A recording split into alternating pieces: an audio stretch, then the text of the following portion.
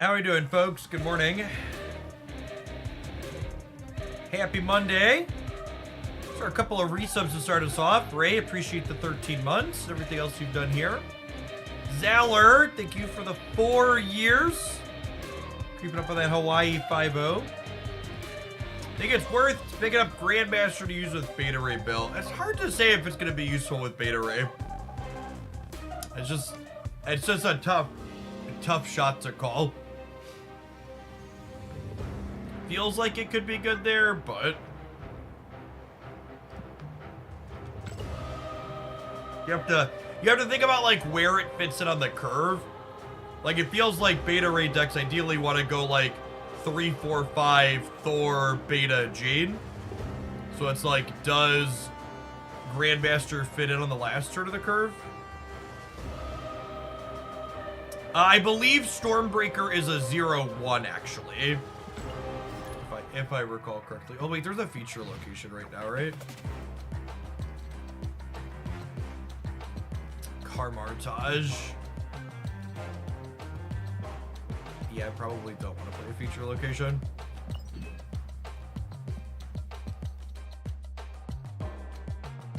So the core problem with the feature location system, in my opinion, is that the goal of the feature location is to create centralized, is to create a shift in the meta. The issue is that it generally encourages everyone to shift in the same direction. So like, I think the idea of creating a temporary different metagame is novel, but when the temporary different metagame you're creating is a bunch of mirror matches, I think the system just isn't good.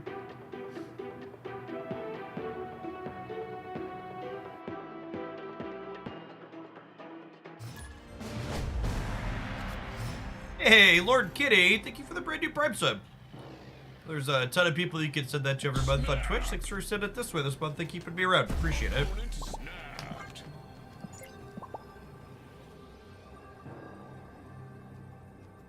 How do you change or fix the feature location system? I don't know. It's not really my job, right?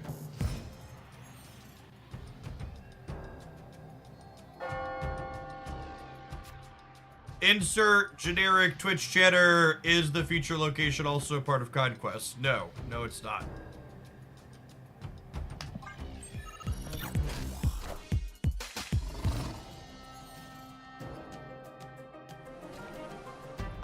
I think the how would you fix it is such a silly question that gets asked all the time, because it's like if you go in, you don't go into the doctor when you're sick and someone doesn't say, oh you think you're sick, well how are you gonna fix it? You think you have a problem? It's like, no, I expect the people whose job it is to understand how to fix me. Or like, my plumbing is broken. How are you gonna fix it? I don't know. I'm gonna ask the fucking plumber, because they're good at their job, hopefully, and know what to do. I am reborn. Reno Jenkins, thanks for the 14 months. Welcome back. BJ Roth with the 66-month resubscription. I appreciate that. Welcome back. I'll play Miss Jones in the middle. And we'll play Vision here, and then we'll Doctor Doom middle on the last turn.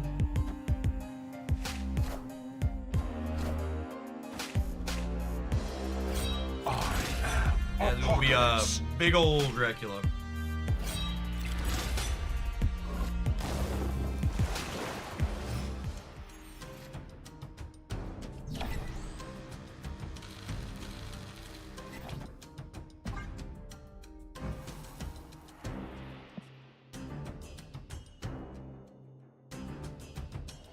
Thorborg. Yeah, having multiple feature locations at the same time could maybe do it. That's something I would want to try at least. I think the goal of the feature location system is a noble goal. I look at what the intention of the feature location system is, and I'm like, yeah, that makes sense. That's a reasonable thing to want to try and do. That's just what it currently does is not super great. I assume we win whichever side the apocalypse doesn't end up on here. I am reborn.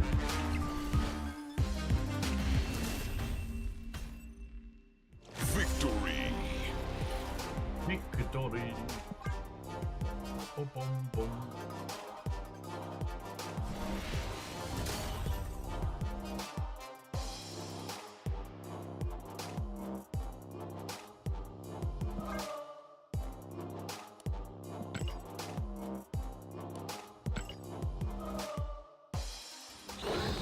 Morning, Ducky.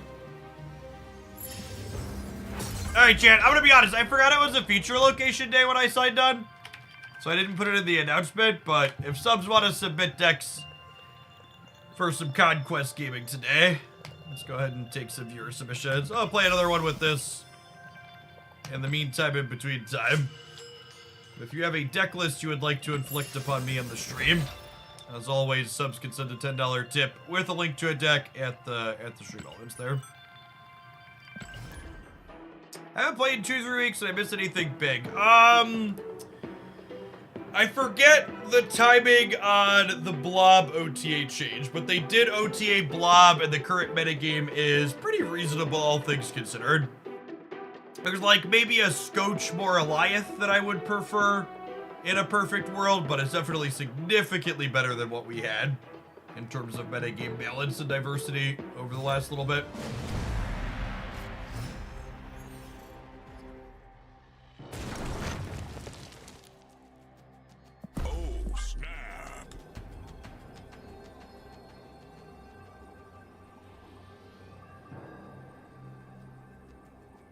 Can someone help me understand the difference in snap points and season rank post-infinite? So snap points are the thing that impact your seasonal rank. So your seasonal rank is your ranking relative to your snap points compared to everybody else's snap points on the ladder. Globally. And when you win games and win cubes, your snap points go up. And when you lose games or lose cubes, your stat points go down. And then your ranking is a comparison of how many stat points you have versus how many stat points other people have.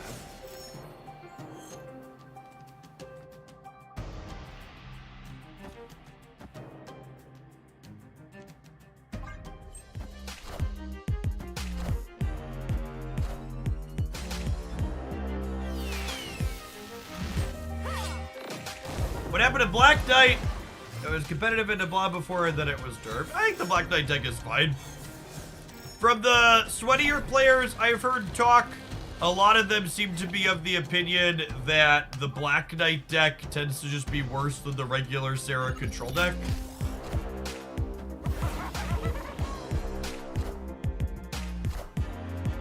Hobgoblin Hella. Are they Galactus deck?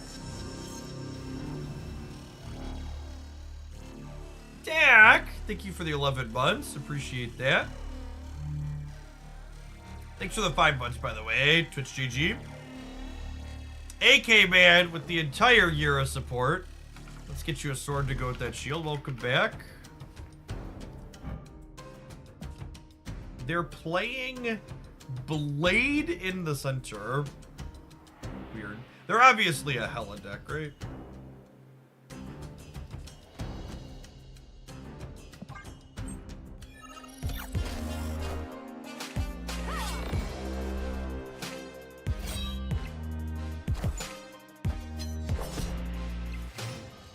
Hey, Dells. Welcome back. Thanks for keeping me around. We're probably dead here, huh?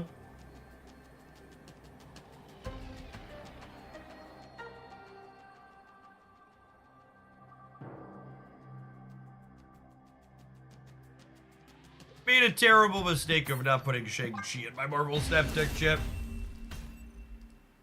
Escaped.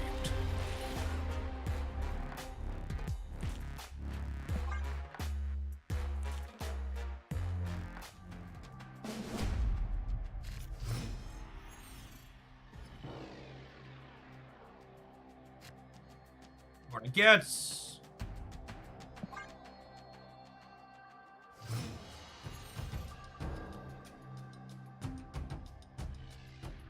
Captain Marvel should go back to a 4-5, right? I think making Captain Marvel a 4-5 would be a positive change for her.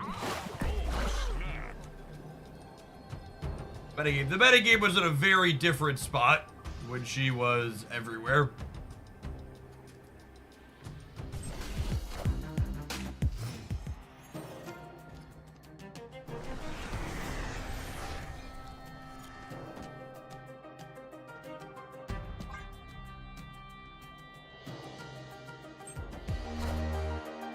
A stellar location for the opponent.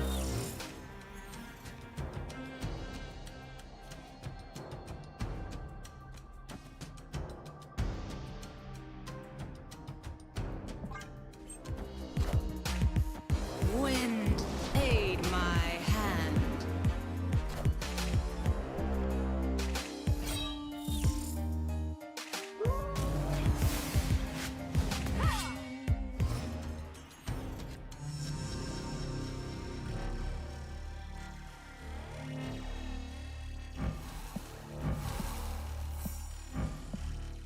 I think we've hit this critical mass point in the format, Lucas, where Marvel Snap is just all about playing big numbers, and honestly, I don't think I can fault people putting things like Shang-Chi in literally every deck anymore. I wouldn't be surprised if your best discard and destroy decks just are playing Shang-Chi these days.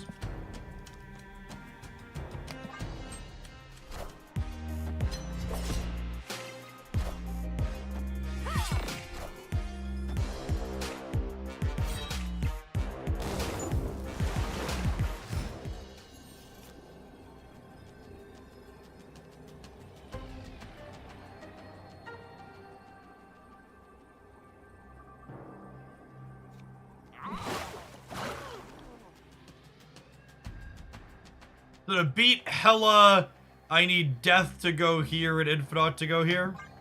Sure. Doom rules all. Minions to me. No, it's backwards, Hela. I needed it the other way, bud. She must have, it's early. She probably heard me wrong.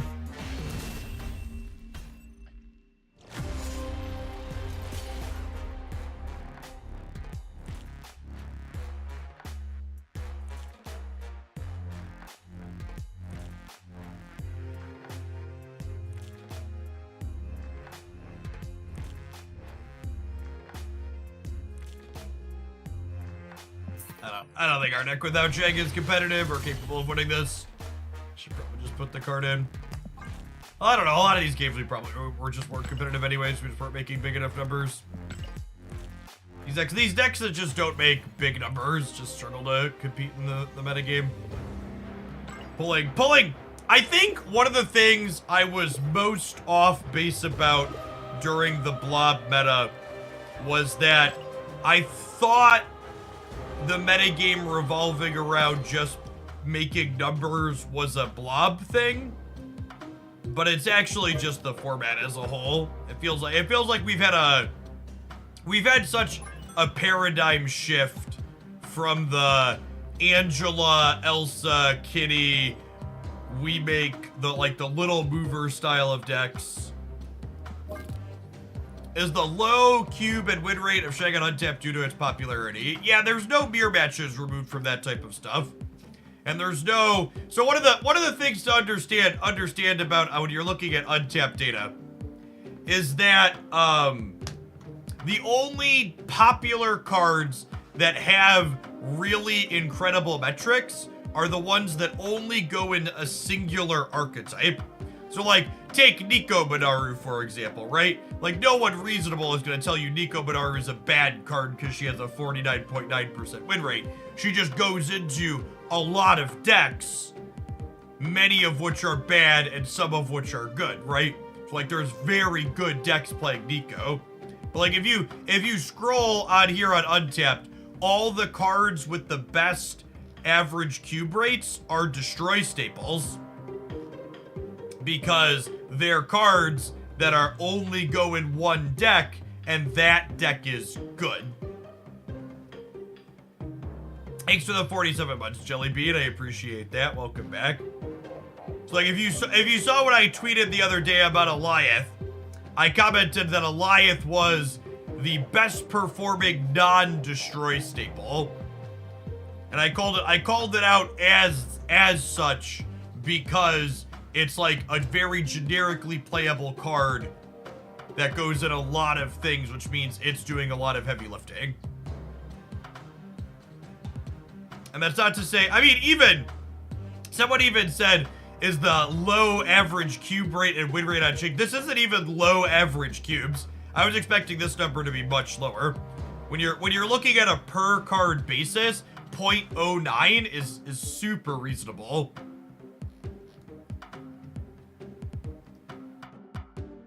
.09 is one of the stronger cards when you look at all of the data and keep it relative. Nothing in here when you look at cards across everything is super high.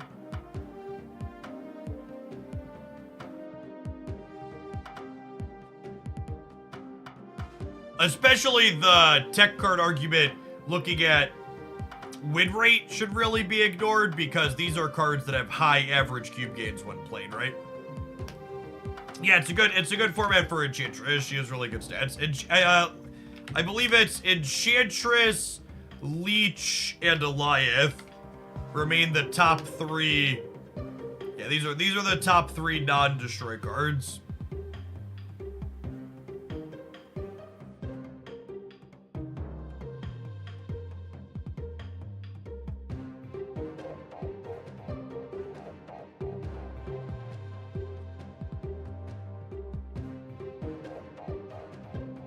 Where's he at? He's not that much lower than Shang. A lot less popular though. I would expect Rogue to be a lot lower than Enchantress. Yeah, her.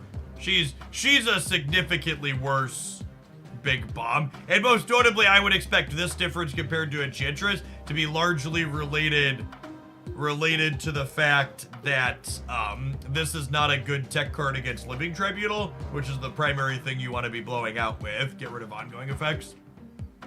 William Wilson, thank you for the 14 months. I appreciate that. Welcome back. 47 months of great card games and decks. Thanks for the 47 months, Jelly Bean. Appreciate you hanging out for almost 4 years.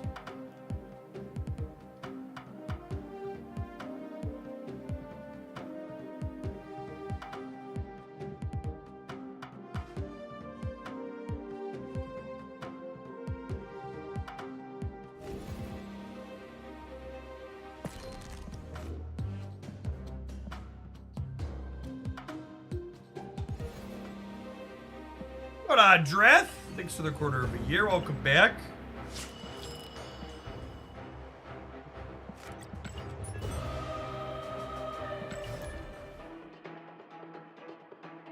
Looking at Twitch categories yesterday, and apparently there's a Dragon Ball Z TCG. Yeah, their digital client just went into like closed beta, something or other. Had like a temporary on weekend.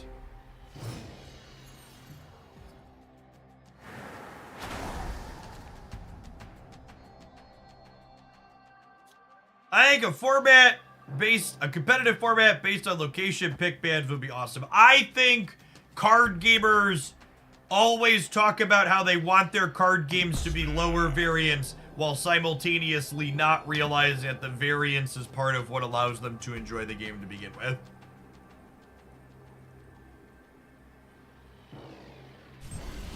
Pick banning locations is very silly. Location variance is an important and key part of Marvel Snap.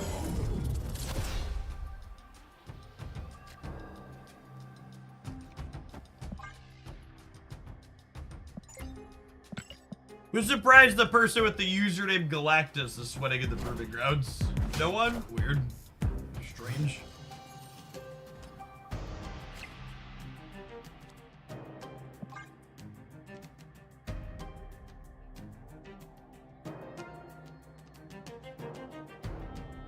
Opponent snapped.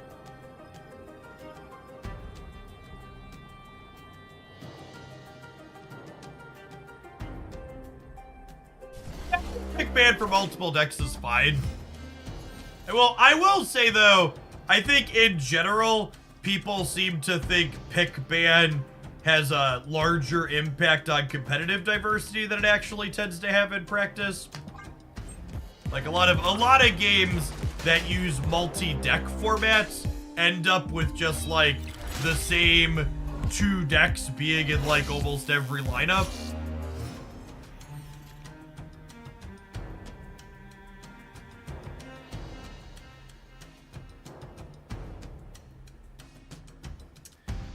If I play out Morbius Mystique, I end up with 2 8-power things here next turn. Whereas if I play out MODOK, I end up with MODOK plus this, which is more.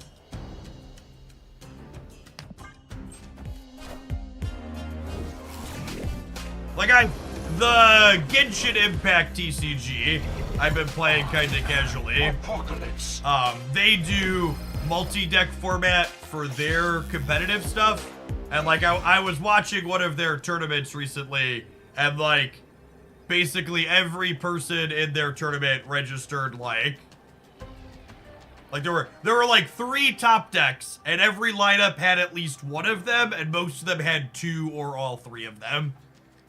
So I feel like the multi-deck is often a little bit of a crutch for just like not having better balance. Looks like we're dead here. Great! Thanks for the deck submission. Appreciate it. What you got for me?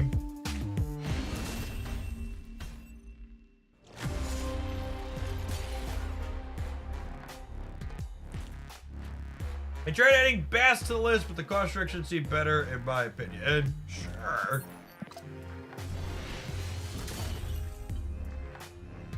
Do enjoy some cost reduction going burr on occasion. Almost Colleen to 30-30. Alright, gamers, before we get Ray's deck submission here, we're gonna go ahead and take our first ad break of the morning. Thanks everybody for hanging out. We'll see you in 120 seconds with some more Marvel Snap gameplay. Yeah, I think the discard collector deck is good fun.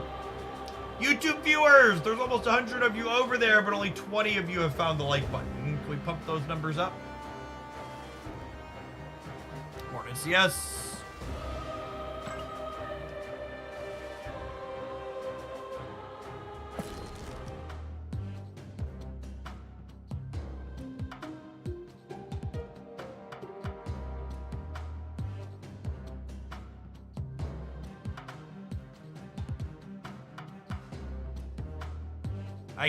I don't know what that is, Grunchnick. I don't know that I can really give you an opinion on something.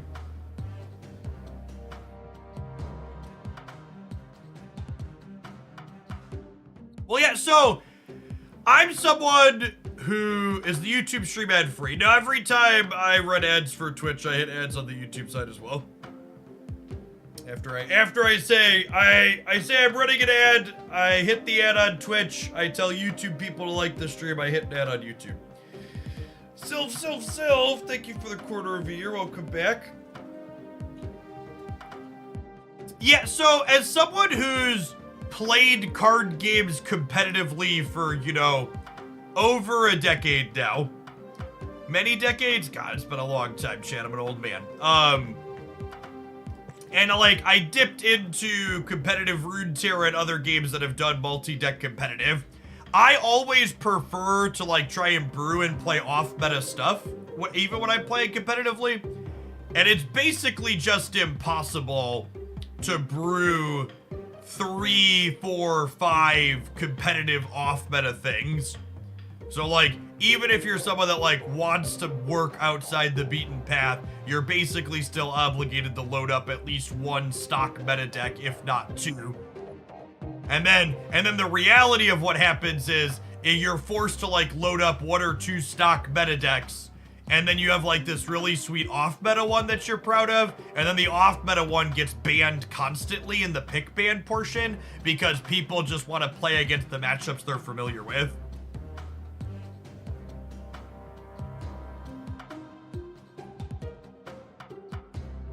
If you check out my Jeff Hoagland YouTube channel, I have a Scar werewolf deck that I really like. From last week or the week before, it says this is my favorite weekend mission deck.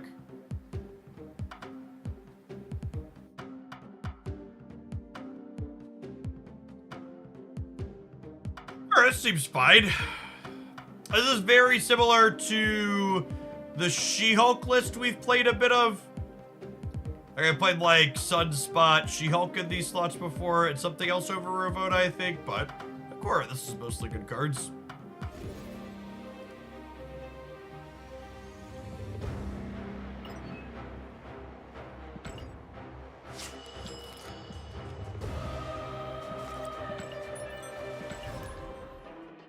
That's true. If you have Grandmaster, Shuri Grandmaster is a perfect weekend mission deck.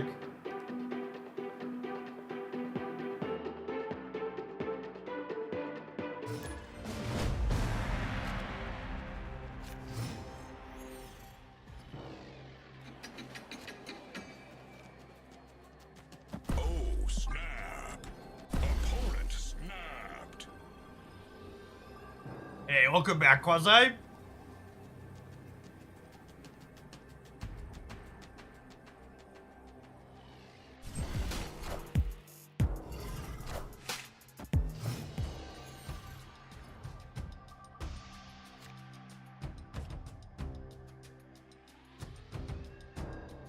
Is Grandmaster worth picking up for just Shuri Grandmaster? I don't. If you're on limited resources, I would probably recommend against getting Grandmaster.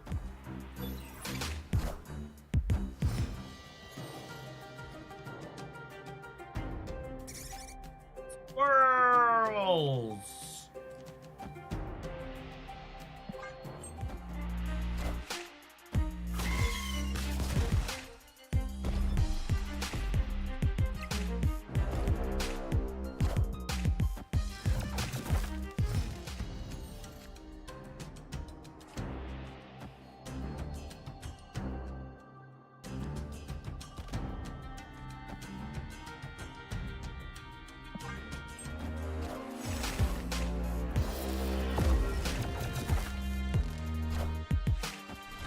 I will say, I find it really interesting / amusing that they, oh, I forgot Grand Central was gonna move. I should have played Korg here.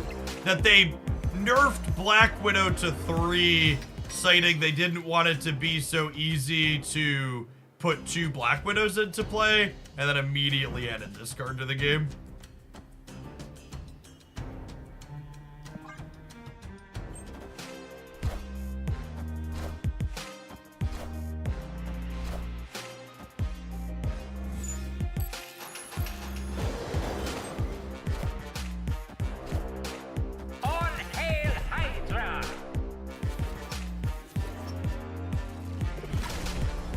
We've died, chat.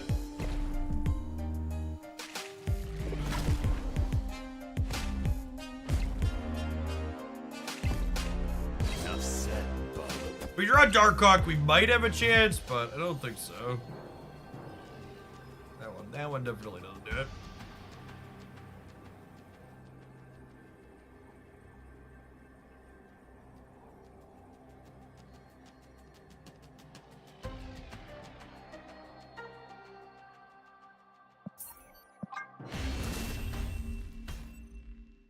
Escaped.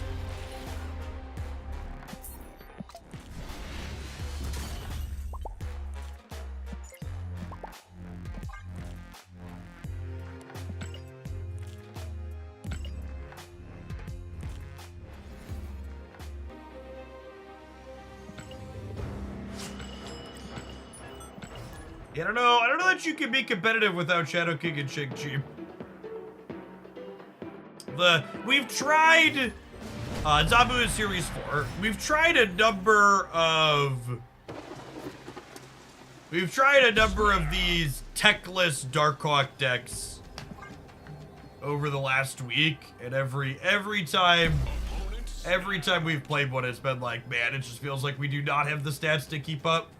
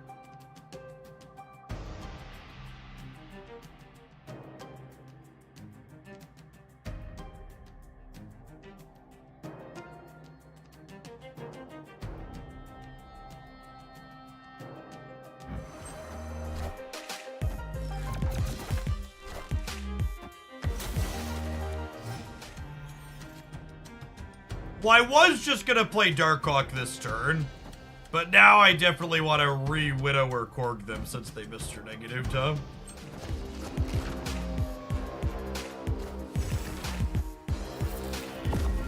Unlucky.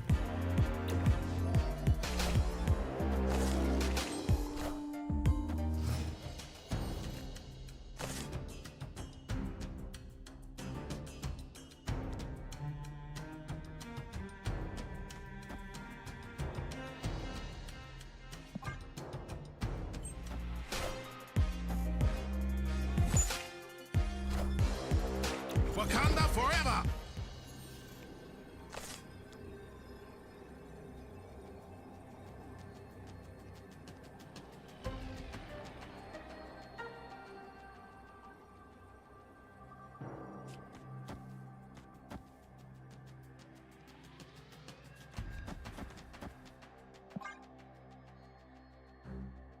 Oh, this is beating Zola in theory.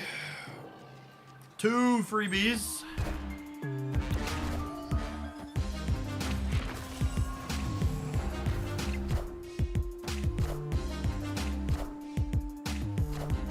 I believe when they are in a group, multiple Galactus are referred to as a murder of Galactus.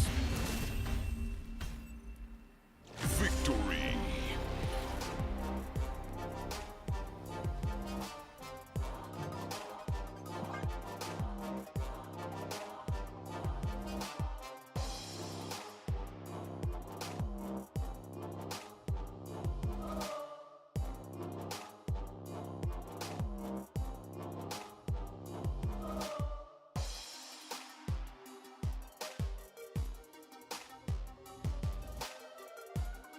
A depression of Galactus. Are there actually... Is there a group of something in real life that's referred to as a depression for the group? That would be a new one. A new one to my knowledge.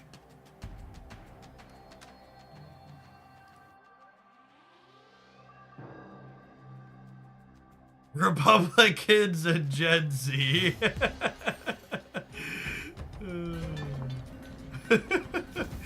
Oh, poor Gen Z chat.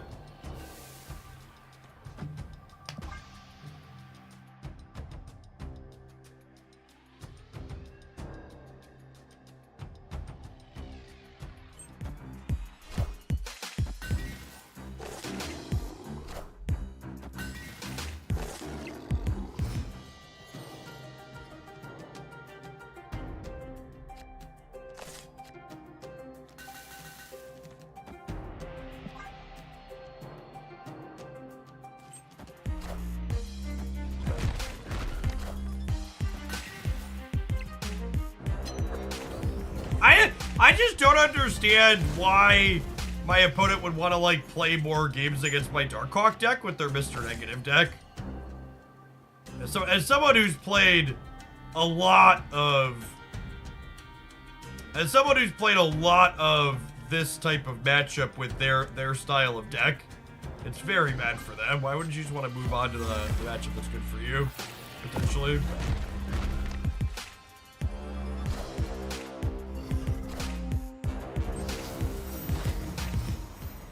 Does Jade draw if they have Widow's Bite? I think so.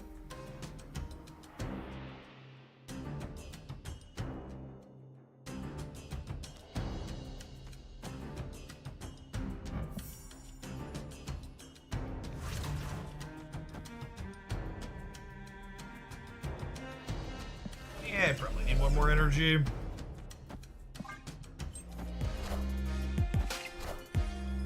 I am Iron Man.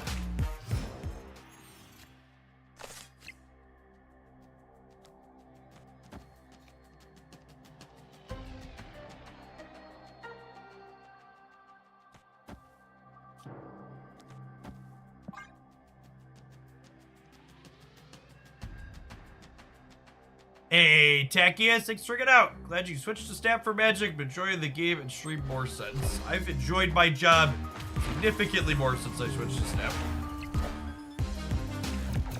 Positive change for me, for sure. Oh no, they're gonna draw a negative card. Oh wait. Oh wait.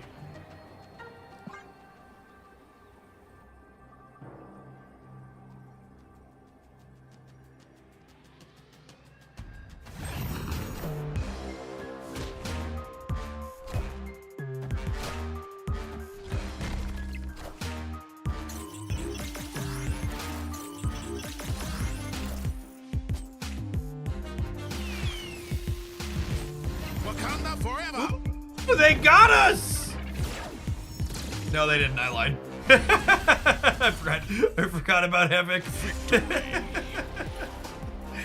I was excited for them for half a second.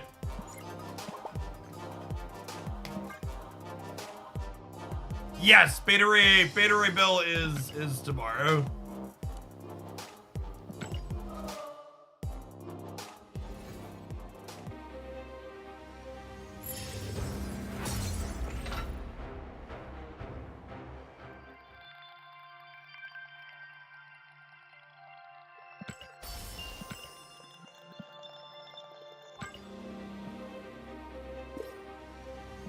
Havoc gets so few game wins, let him have it. Havoc's a good boy, Chip. He works hard for what he's got.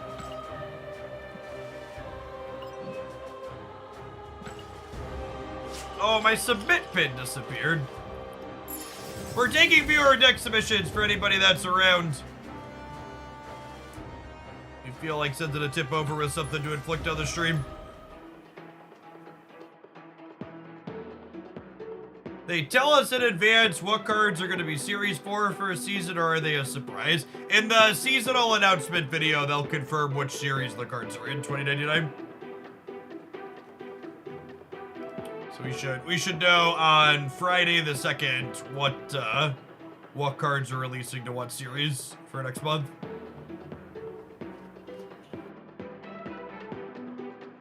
Yeah, I like Havoc too. I hope they take a little bit of a risk on Havoc and like bump him up to +5 or something. That would be sweet. Opponent snapped.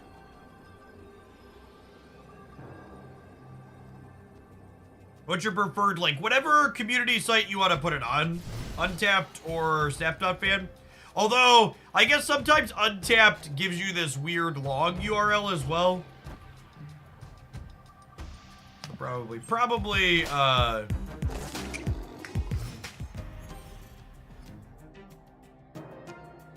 Snap.fan. Yikes.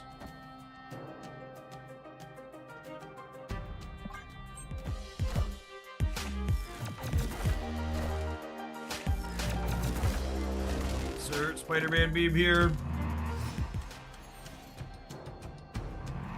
Okay, do I utilize their bite to let us get Miss Marvel into the center now? I think so. Wonder how long it'll take for the next series drop. They said a few times a year. So I would imagine every 3 to 4 months.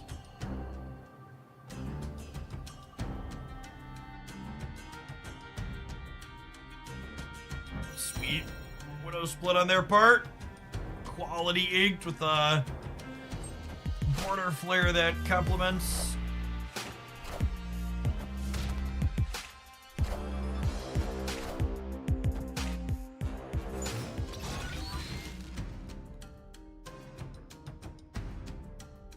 Oh, yikes. If they hit a Nihilus here, they win the center.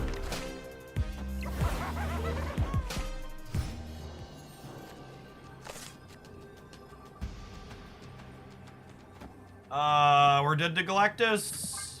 Sounds about right.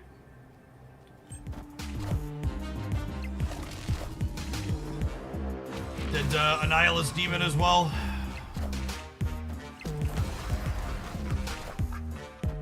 There's two Widow's Bites here. 2 1s as well.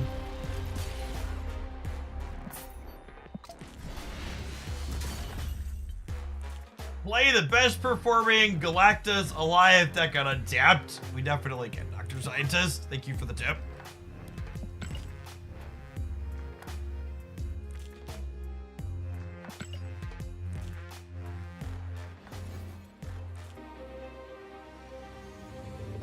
Hey, Big Deal Blake. Thanks for the brand new primer. Good morning, good morning.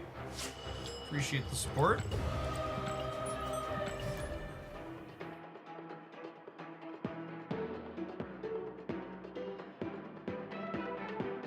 I'd like to dedicate my most recent infinite ticket to my opponent's Legion brain. What's going on, Kale? Oh, snap. Opponent snapped.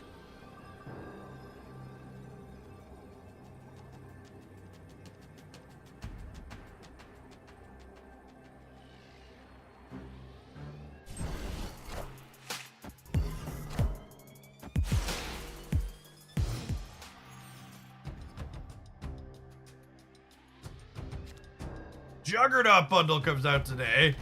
My poor wallet. But we'll see. It was originally data mined to have collector's tokens.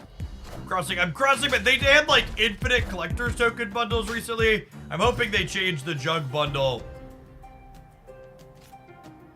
I'm hoping they change the jug bundle to be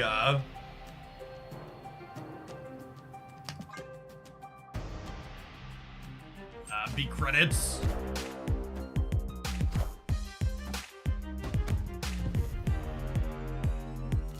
Time's up. Thumbs up.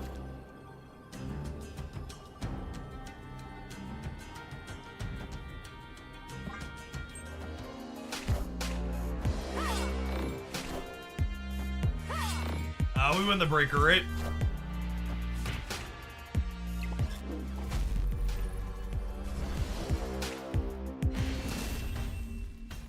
How do we turn on dishonest drops? Exclamation point dishonest drops in chat.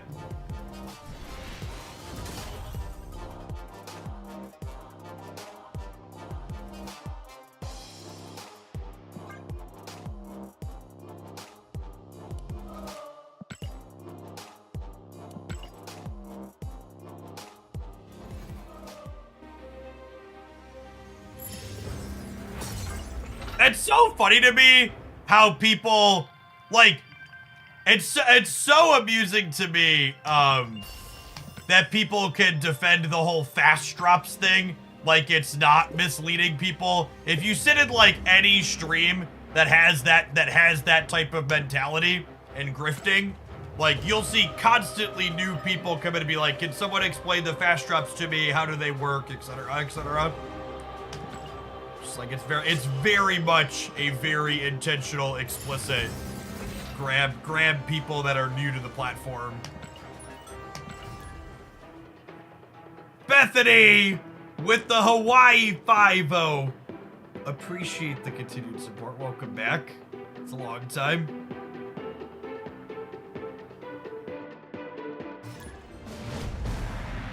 Does anyone actually try and explain anything?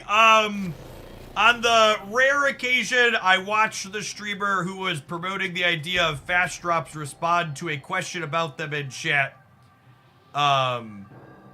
he simply smirked and then proceeded to lie by omission about what was going on.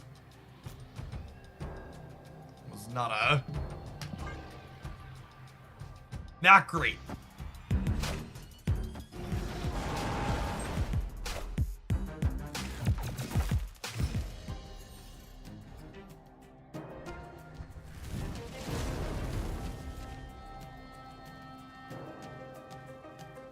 Well, without a shag, old Bobo might have us dead.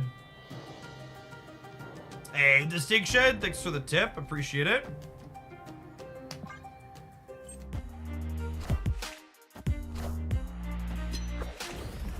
There will definitely be a turn 7.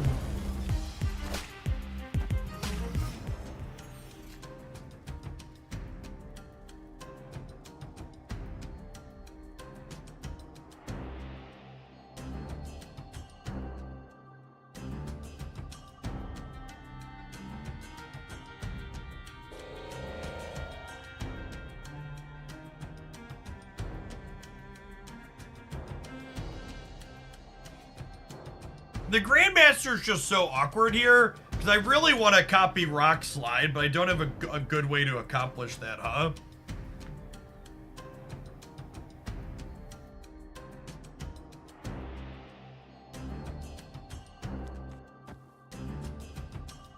So I guess I'll just do this. I want to be resource efficient.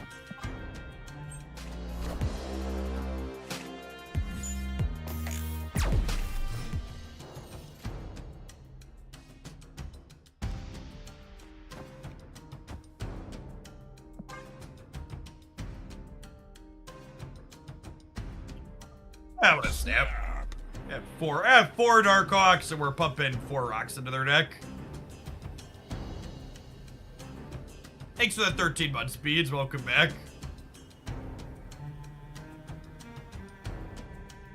Why would you want fast drops to streamer? That's less time people would be in your stream. Well, the idea is that a lot of people are coming to Twitch with the explicit intention of just getting drops and then leaving the platform as quickly as possible.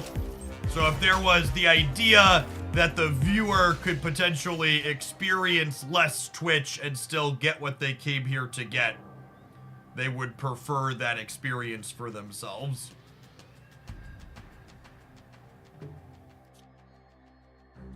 It's the TLDR.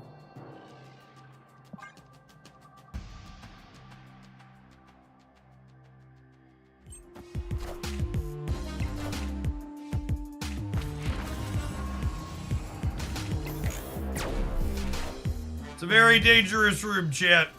It's a very dangerous room.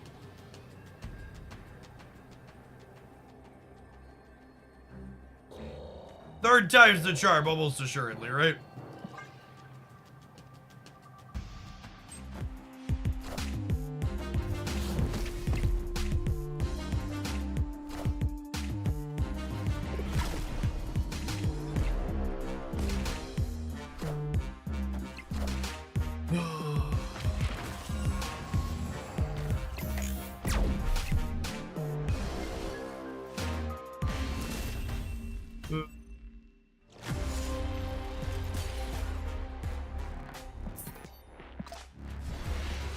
I don't think you can play Marvel Snap without Shang-Chi in your deck. I think we are just in a... I'm gonna put Shang-Chi in every deck that gets sent to me without Shang-Chi today, I would wager. We are in an 11 card format, and I don't know. I think we're just an 11 card game. I don't know without like redesigning Shang and like a fundamental design shift that they can put the genie back in the bottle.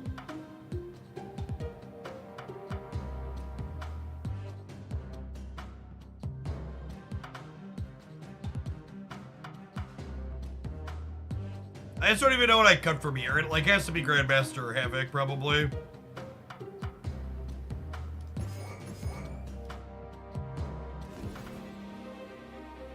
Is Shang the new Chavez? No, I think there were good arguments to be made that there were people playing Chavez when they shouldn't have been playing Chavez when Chavez existed. I don't know if those. I don't think those arguments really exist anymore for Shang-Chi.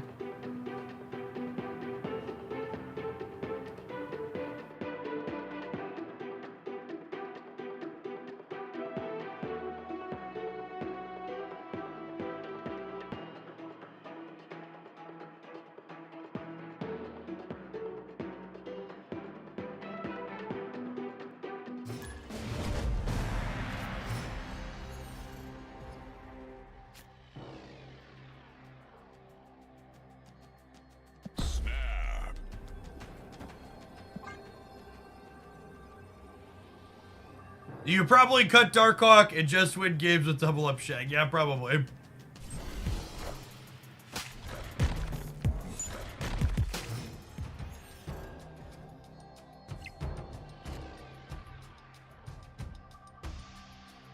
I'd like to see Shang as a 5-0 so we can have more Cerebro Zero decks. Truly a gamer of culture.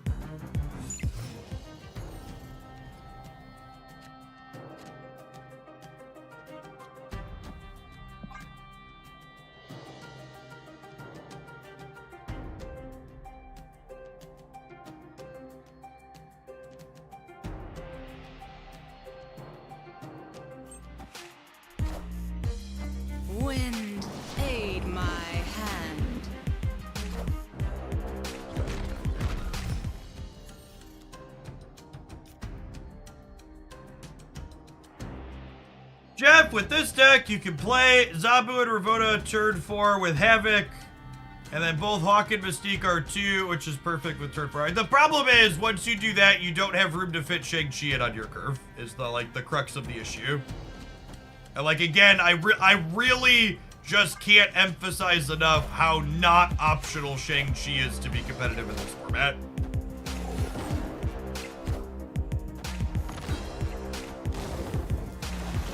As someone who spent a lot of time trying to play a lot of different off-meta decks, I wish that wasn't the case, but it's very much the case. Just like how much more helpless I feel with the average deck not playing Shang versus playing Shang.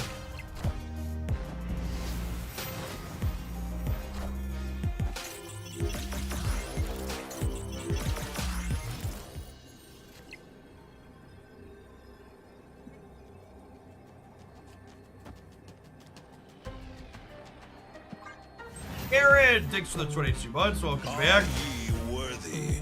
Copy. I think we've just like Darkhawk was a menace for so long, and it felt like maybe Blob was part of the reason he got pushed out. But honestly, it just feels like he's been power crept. Just everything's going over the top of him. It's just so hard to make him be a meaningful number.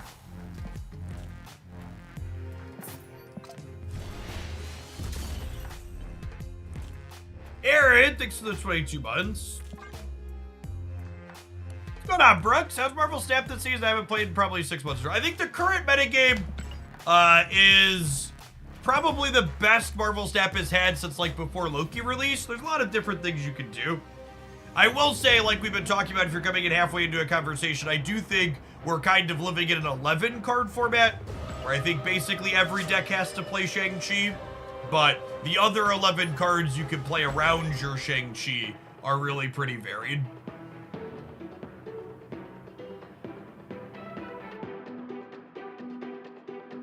Cookie Monster, thank you for the entire year of support. Let's get you a sword to go with that shield. Welcome back.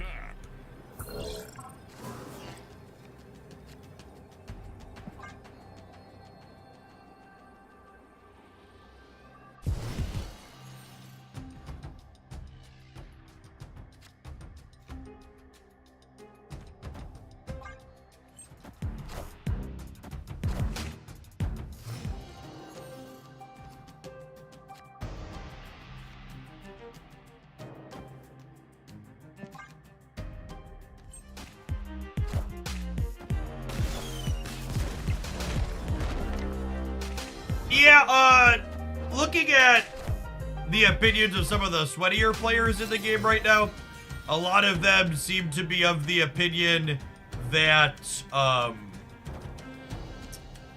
the Sarah Tech deck is probably the best deck in the current format. I think that's probably a good take.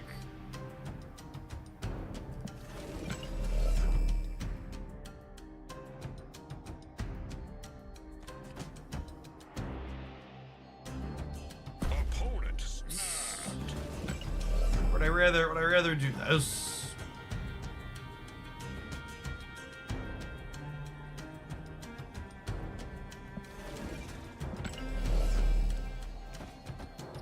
This.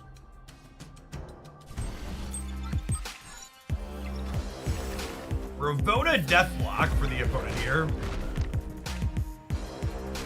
Interesting combination of cards. Hey, the King, thanks for the 10 months. Welcome back.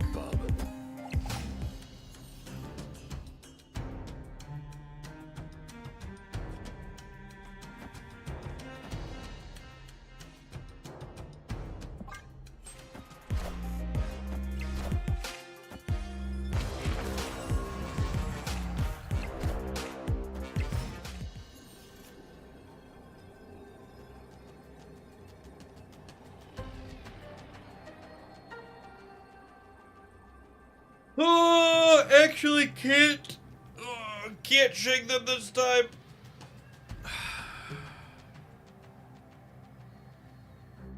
But we're also beating our Nimzola here, right? So it doesn't matter.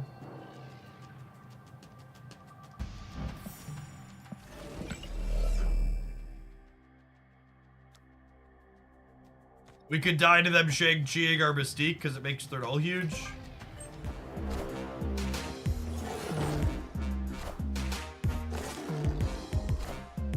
Cut off one head, two more shall take its place.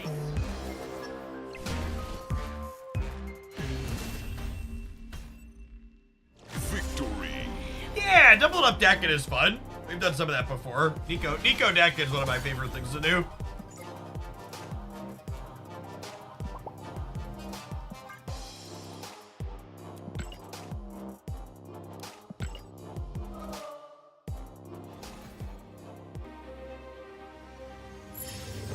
Does a destroy deck with Dakin use a destroy deck with Dracula use run? I don't think so.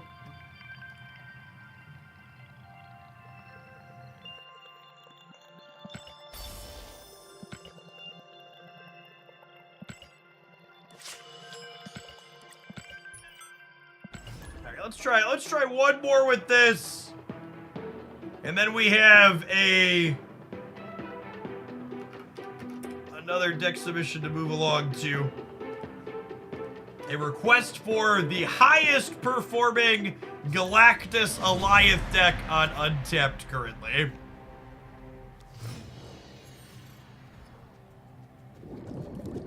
Opponent snap. Oh, snap.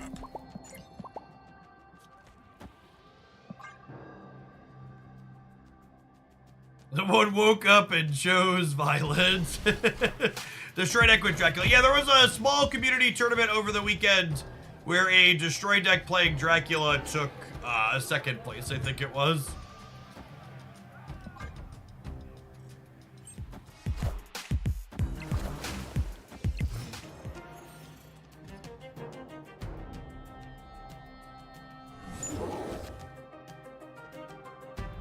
Don't you think it got out of here? I wouldn't do it.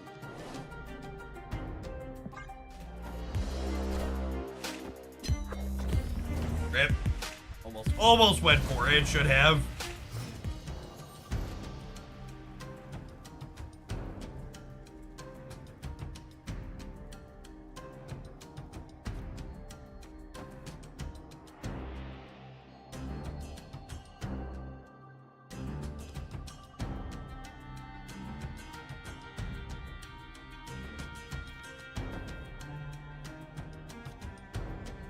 I don't know.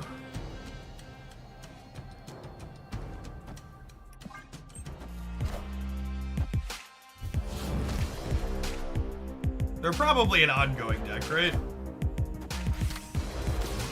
Yep.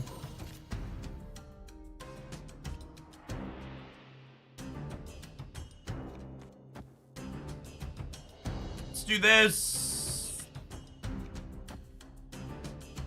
Let's do this, and then next turn I can Darkhawk plus Black Widow.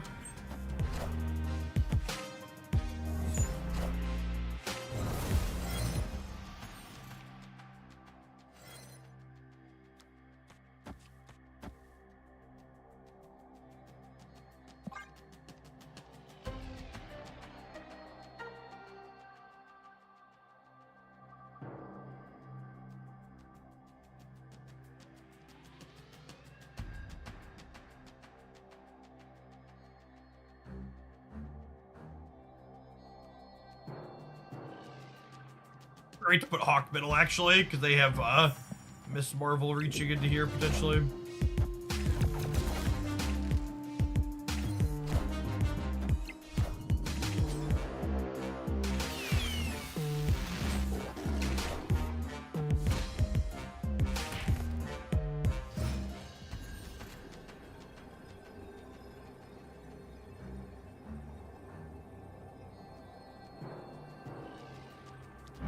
So I could play 2 Darkhawks and put them all up to 10. I could also just play 2 Miss Marvels. So this is 24 points. This is 23, 27 points.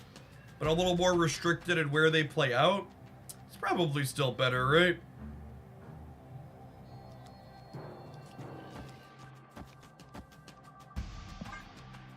I go either way on this.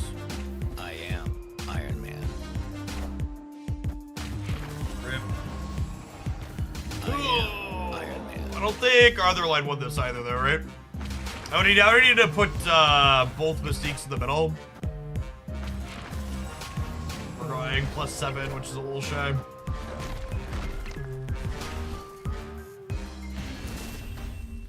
What's my favorite archetype? I really like bounce. I like decks that have sequencing decisions. Ones where you play out multiple cards on turns. I like decks that don't just play one card on turns 4, 5, and 6. When you have more than one card to play out on the final few turns of the game, it gives you lots of decision trees that are fun to optimize and solve, in my opinion.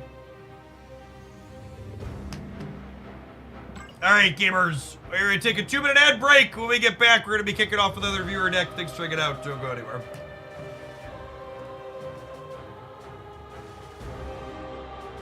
Blades Runner. Thanks for the 10 months. Welcome back.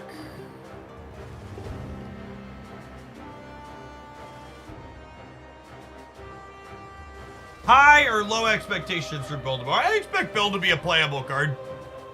After playing with Grandmaster a bit, I am expecting Beta Ray Build to probably be the best card this month, but I also think it's kind of a low bar.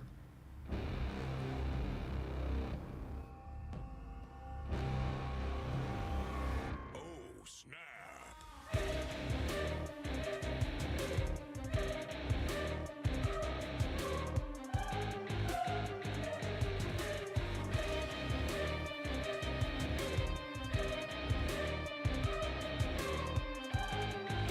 Looking at the difference between these two, this one's playing Ravona, this one's playing Shang-Chi.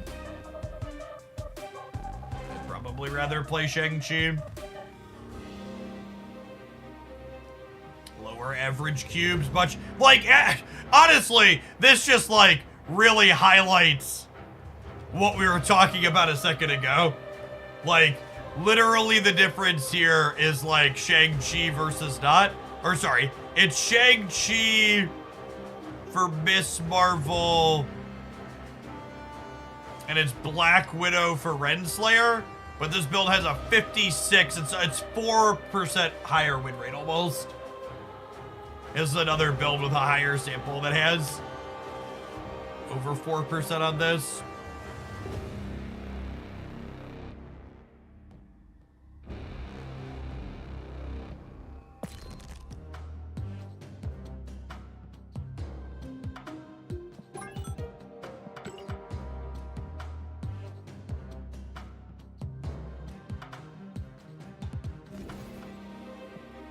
Yes, Widow Celine turn 4 is very strong.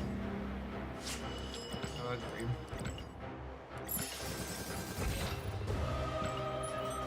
Oh, I think it's time to... I think we're getting sweaty with the Galactus deck, chat. It's time to get a little sweaty in real life. Break the bike chair out. Hey, Hosser, thanks for the 13 months. Appreciate the baker's dozen.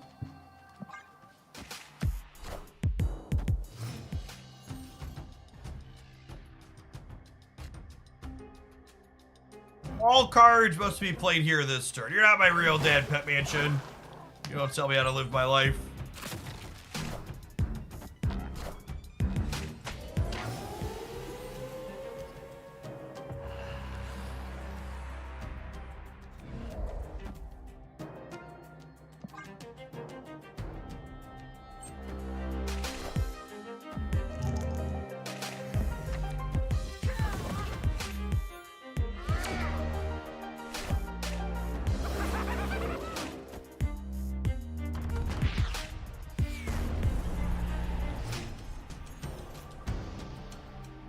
Opponent snapped.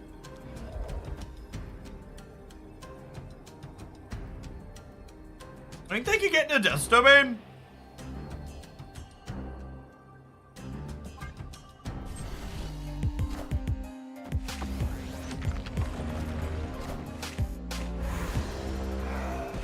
Good snap.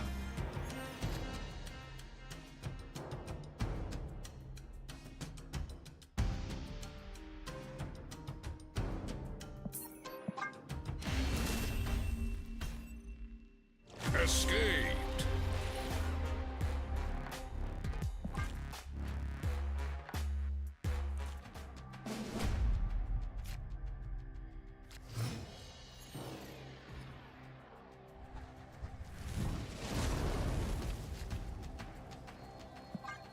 I don't know. Learning they have Quake as a tech card for 1 extra cube seems fine.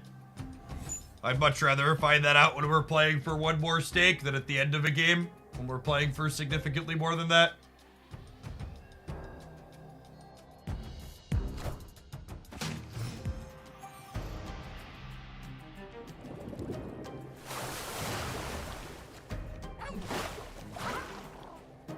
Classic Tempo Max gamers.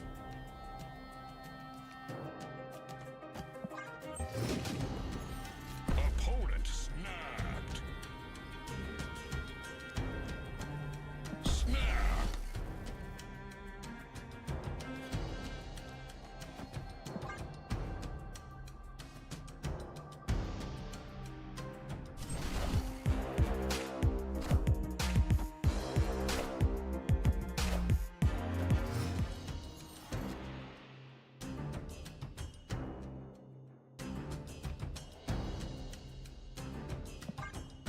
So they were snapping because they were Cosmoing my Goblin.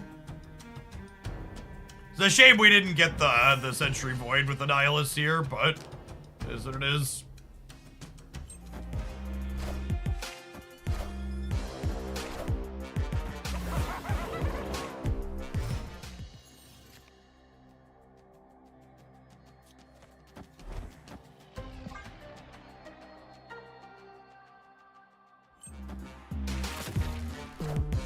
That's true. They cannot shag our Sentry, which is nice.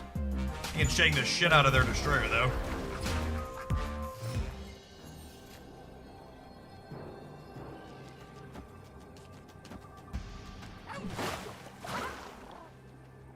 So they need to put 8 power here while also putting 7 power here. Just like can't do it ever. It's like, that's just why this card's absurd, chat, right? Like people play into it for 8 cubes all the time. All the time. Victory. If you don't have Shang-Chi in your Marvel Snap deck, I think you're misbuilt by 1 card right now. Snap. High stakes round start now, buddy, to 2. Opponent snapped. I agree that the metagame is 11 card metagames, regardless of what the required card is, are always a little bit sad. I don't know. It's hard for me to be too upset with the current format coming off of what we had for a long time. Should I be running Shag in my Kairia Lockjaw deck? Yeah, probably.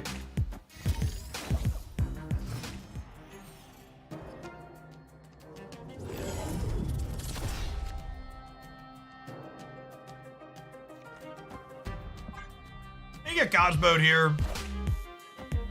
It's fine, we'll just draw, what's his name?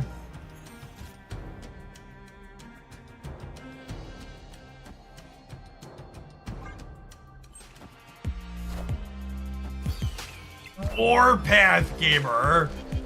What a Chad. Rip. Alright, we dead, fam? I think we're dead. 3 more shots. Escaped. How much Galactus have you played where there's this many inked cards? I mean, these other cards see play lots of other places.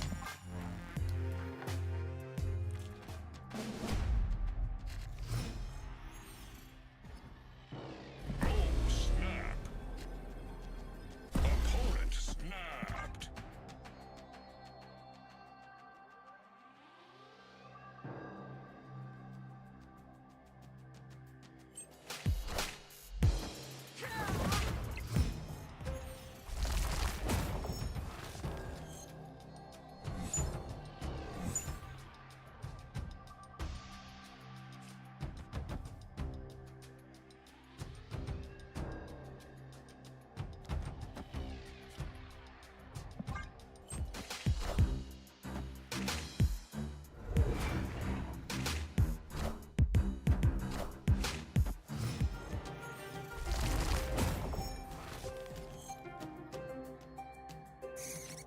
Oh, come on.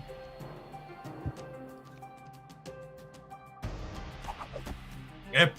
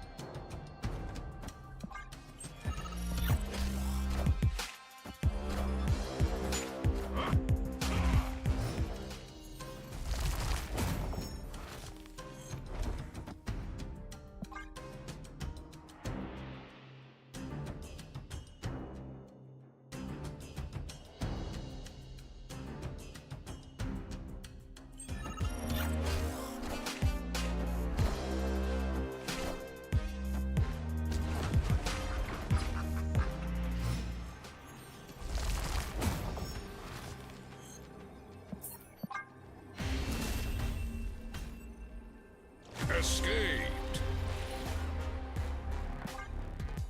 Locations, locations, locations.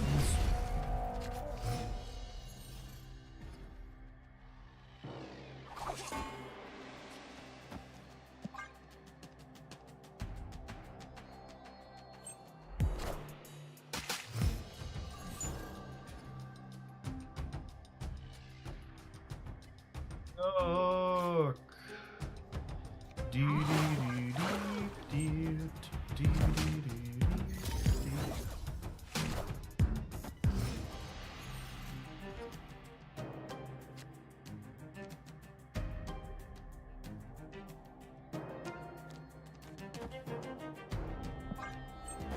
Get Cosmo here.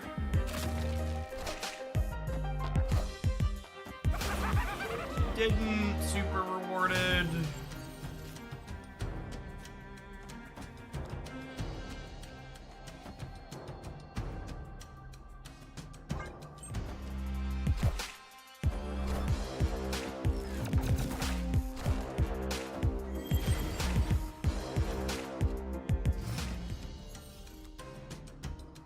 I want to put Annihilus here, so that way he doesn't get Cosmoed by mistake, so we can always move him center later.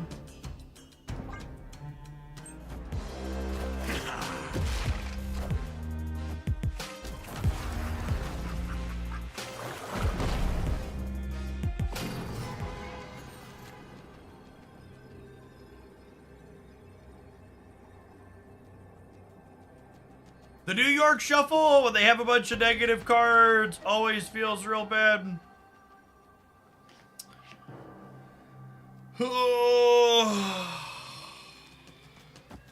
I'll just do this and call it a day, I think.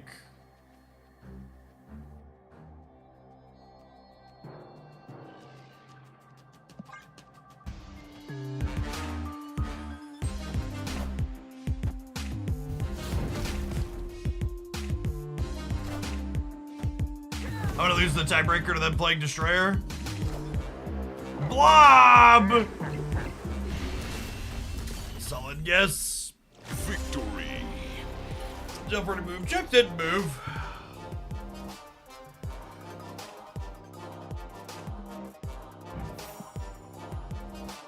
The man, the myth, the legend, the Shang-Chi.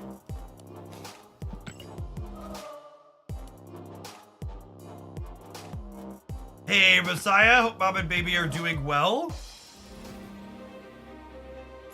Everything goes smoothly for you all. Have you found a way to treat a lion's brain? Could you share it with the world? LOL. Just gotta resist.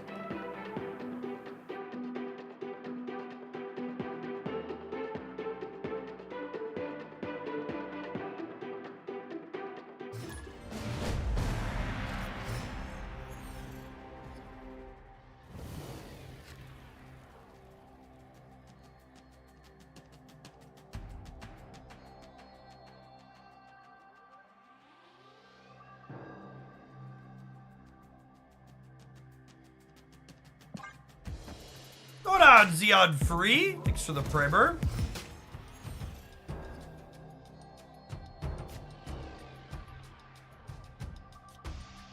Spotlight caches were an incredible boon for the economy. They actually made it so easy and cheap for players to get new cards in Snap. They decided to increase the release cycle slightly, giving us one more card per month. The Spotlight cache system is also really good for catching back up, because you just need to wait and see for a week where you're missing all 3 cards, and then you rip them and you get a new card with every one, which is very good.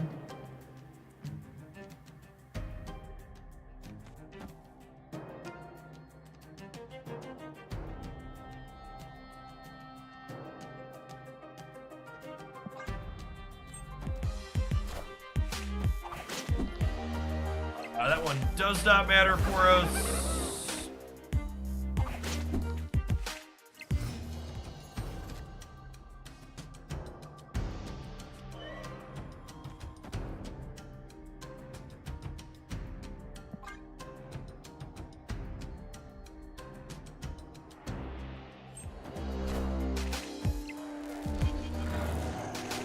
We're hoping for Silk to not end left, Sag.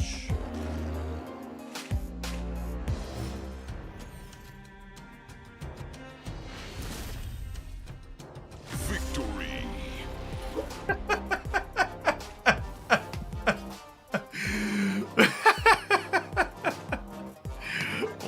What a Marvel Snap story. Don't get to use my Shang-Chi time to bail. I mean, I'm not saying that they were wrong to leave. I'm just saying that it's funny in a depressing kind of way.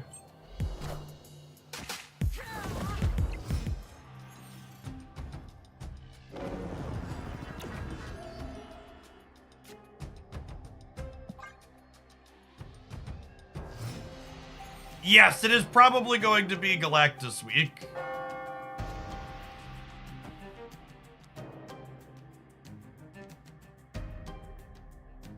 Oh, snap.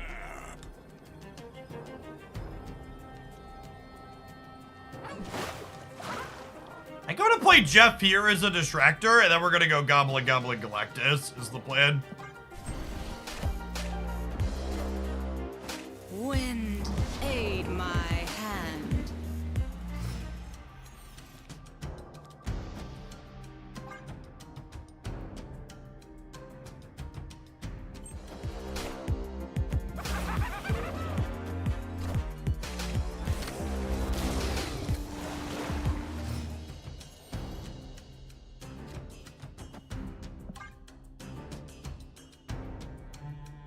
Why is it Galactus week? Because Galactus will be in tomorrow's Spotlight Cache.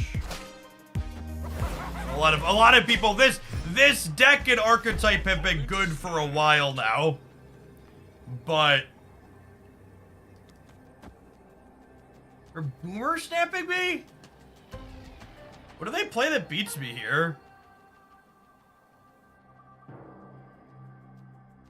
Oh, fuck it. Carnage? They have like Carnage? Or something crazy? They're gonna Odin me. Please Odin me. I deserve that. They can have their own Annihilus. Their own Annihilus is the most reasonable thing that anybody has said. Nah, they're just not thinking about Neil, chat.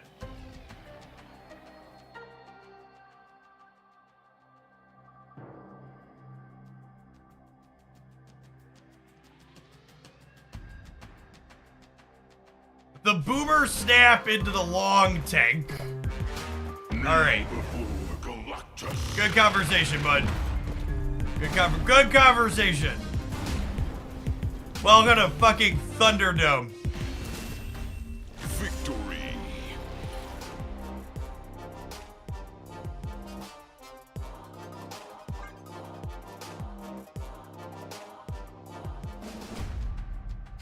Absolutely titillating Marvel Snap gameplay.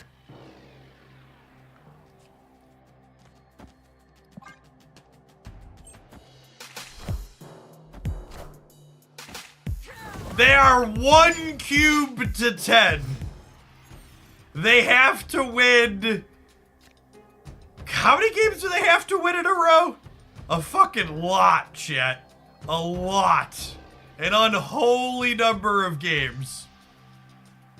Skinny has to win 6 games in a row. 1 low stakes, 2 low stakes, 4 high stakes. Nah, it's silver at least, but like still, come on, what are we doing with ourselves?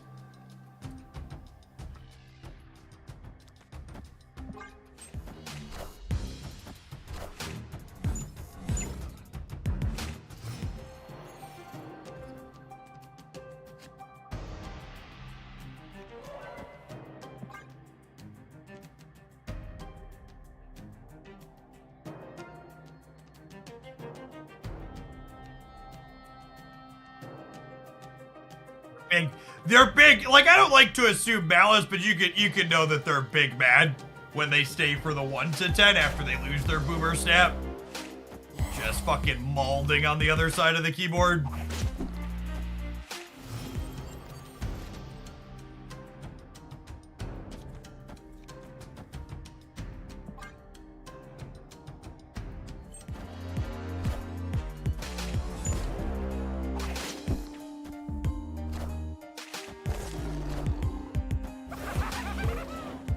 Carefully sequenced here, so that way Demon would be last to make sure Silk doesn't end up on the right.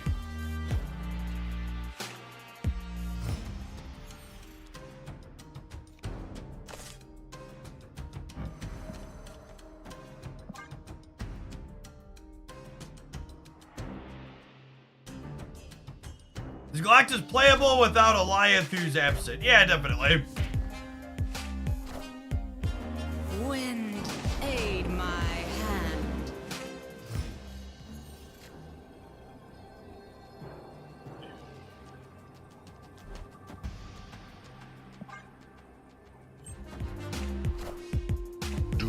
That one doesn't do it, bud. Thanks for playing.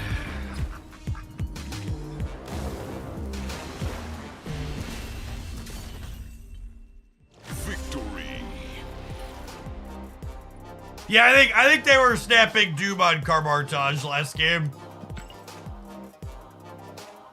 Poor Skinny. We actually have enough Galactus boosters to go for an ink split, huh? I must have rolled him on the 155s a bunch.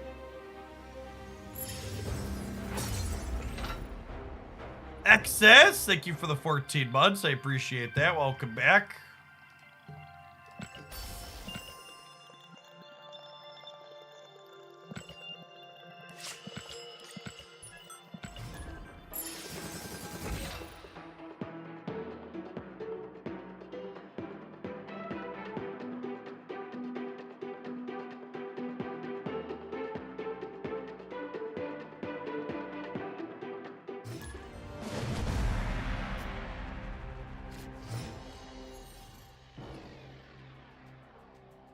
Yeah, this card's a meta staple, Messiah.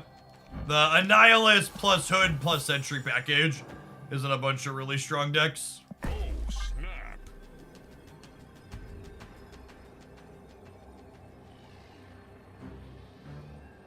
Jeff, we know you secretly spam Galactus in your bed. That's true.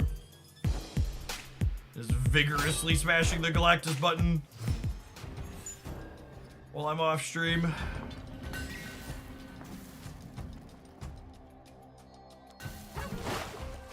Chat, I miss curving Hood into Viper. I miss curving Hood into Viper.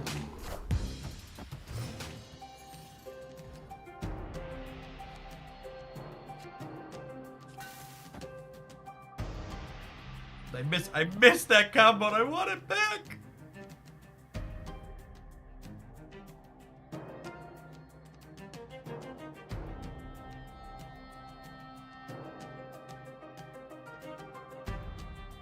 Will we play Bass Bounce later today? Maybe. We're taking viewer submissions now, so we might do that for the whole stream. We'll see. I think we're probably back to normal-ish hours today. The extra juice from drops has mostly fallen off at this point. Probably only streaming till 3 or 4.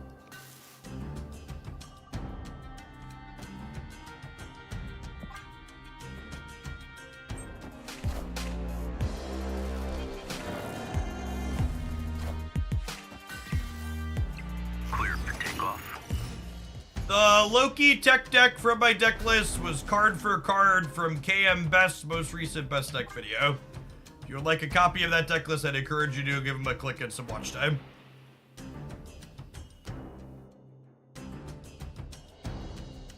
I mean, that's literally just this deck, Benjamin. No, yeah, it's literally just this one.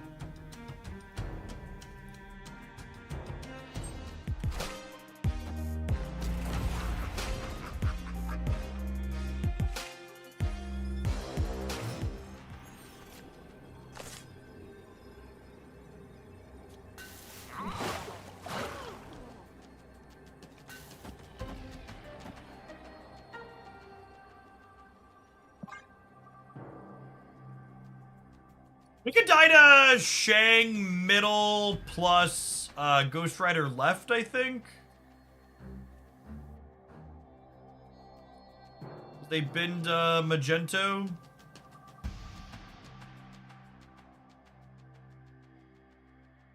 I would say this Alioth card's probably the biggest, most obnoxious thing in the format at the moment. Just like being ready for that and Shang-Chi. They kind of go into every deck.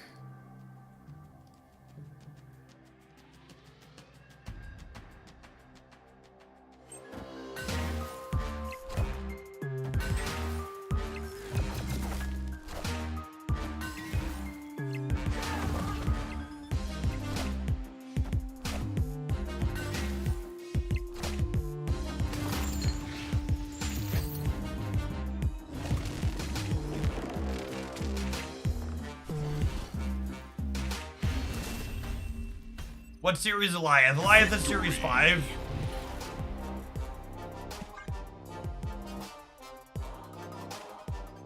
Does that mean Alioth is worth 6k tokens? Nothing is worth 6k tokens, chat.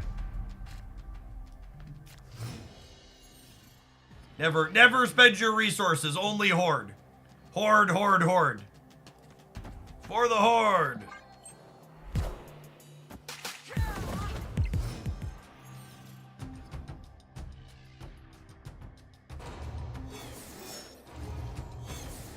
Gotta hold all the tokens, exactly. Snap.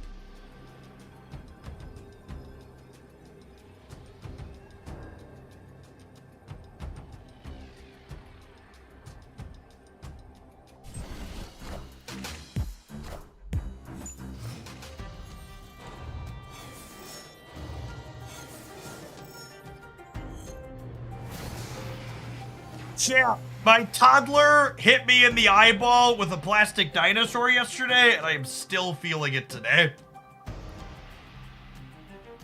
Would not. 0 out of 10. Would not recommend.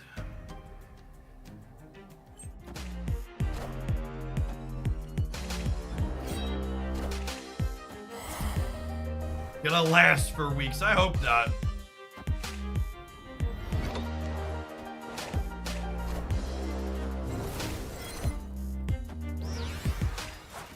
Little bit of an expansion diff, eh?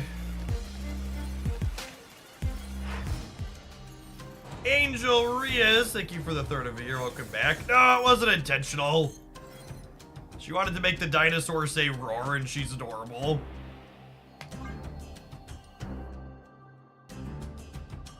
You're saying you're still dinosaur. Someone give that gamer an award.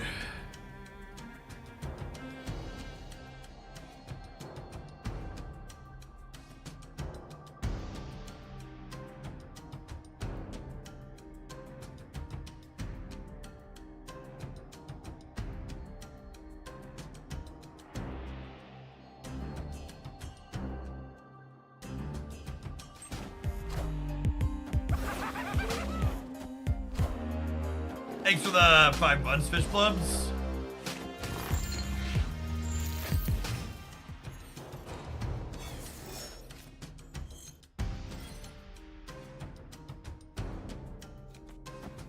Listen, chat.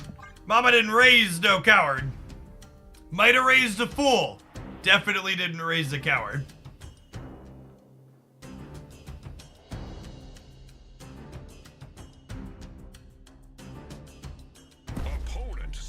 Oh my god, we're totally being ghosted. Yeah. Take your cues, bud. Enjoy. Woo! Maybe not. Maybe not. Let's go!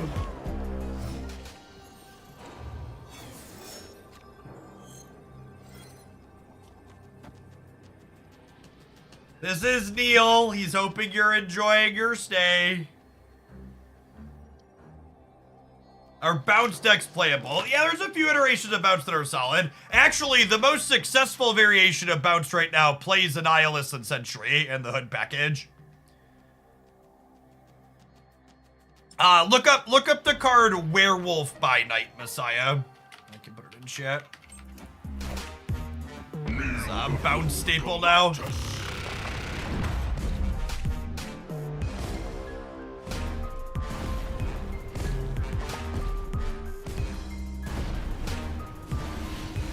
It's me. I'm the problem. It's me. At tea time. Everybody agrees.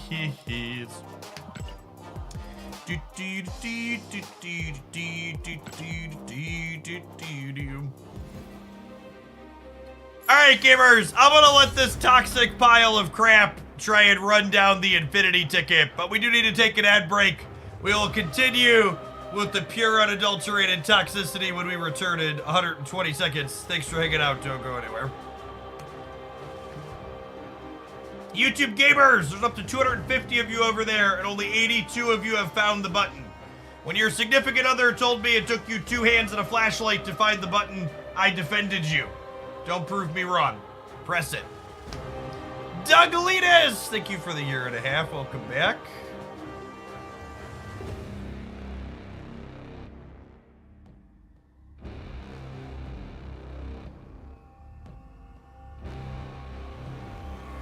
Getting a little sweaty, gamers. Time to take the sweater off so we can keep peddling.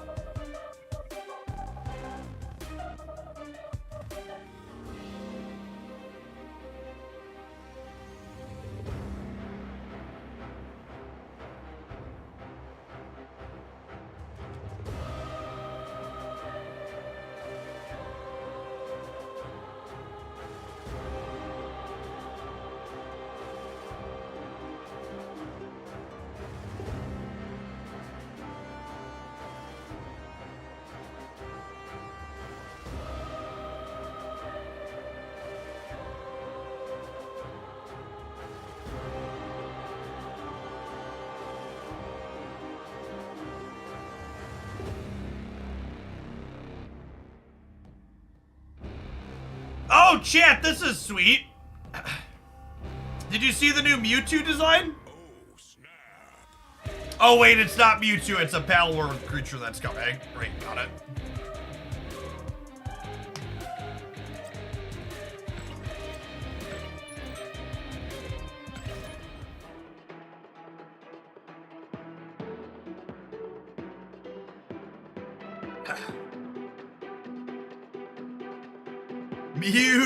We'll call it Mew 3.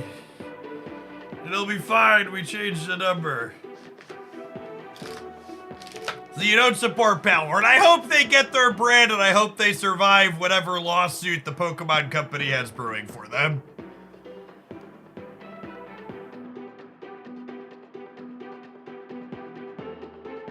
Like, I think the dev story behind Palworld is hilarious.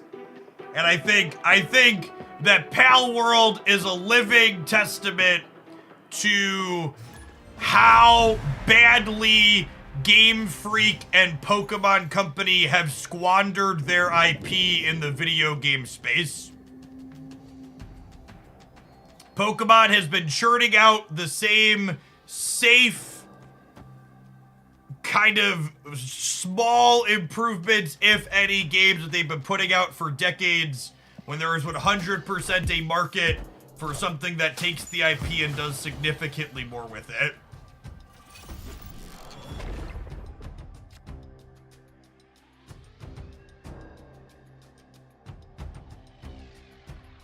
Tactical Rangers, thank you for the 5 months. Appreciate that. Welcome back.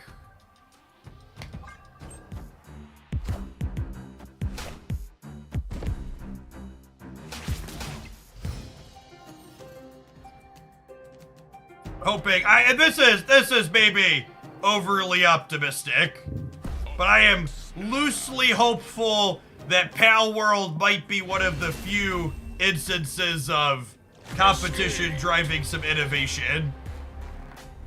Well, remains to be seen though if it gets handled with innovation or lawyers.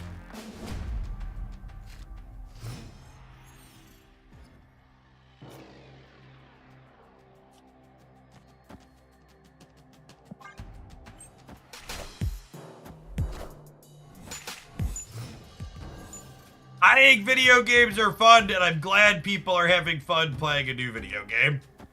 It's largely my take on Pal World.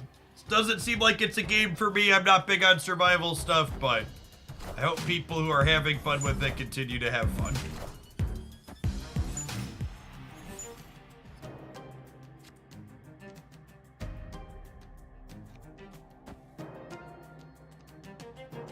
Opponent snapped.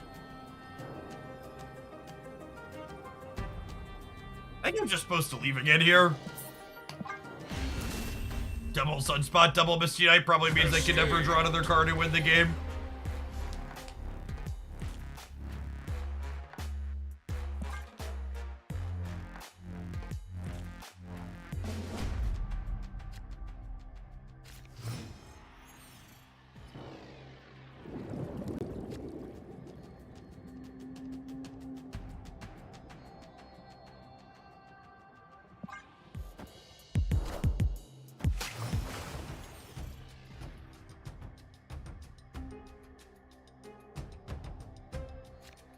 You know what new game I am loosely interested in playing, though? I've been following the Suicide Squad Kill the Justice League stuff on Twitters. That one looks pretty good. I've always wanted to try. I've never gotten into the looter shooter genre, but it seems like the type of game I would enjoy. So I'm definitely looking forward to checking that out at some point.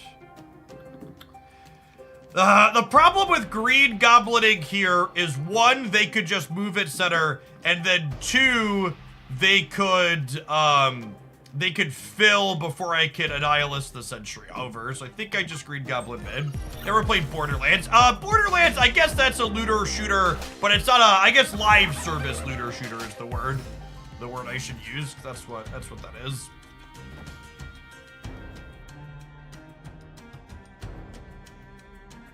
Well, now I want to go Black Widow Celine.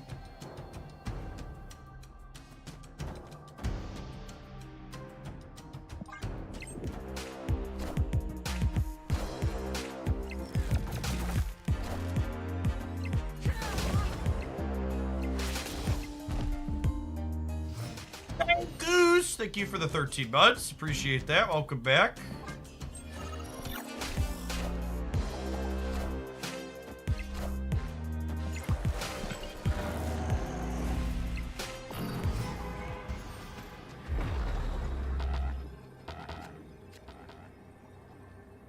That was not the Viper I wanted for Christmas, chat.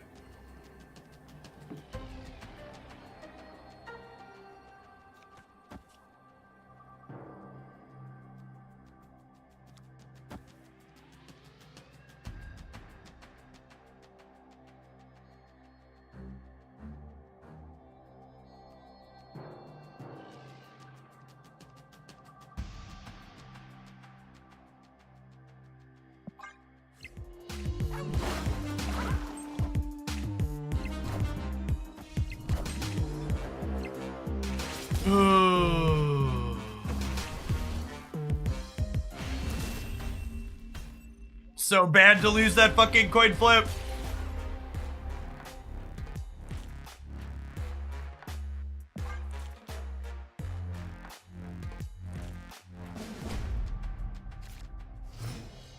Then emoting Jagoff.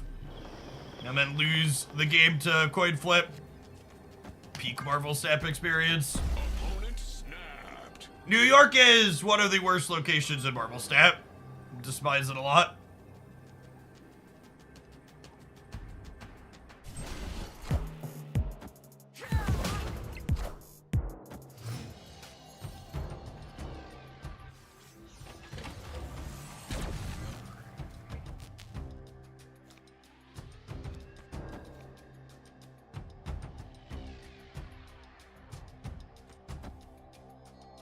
Oh, I don't have priority. We lost the flip. Sedge.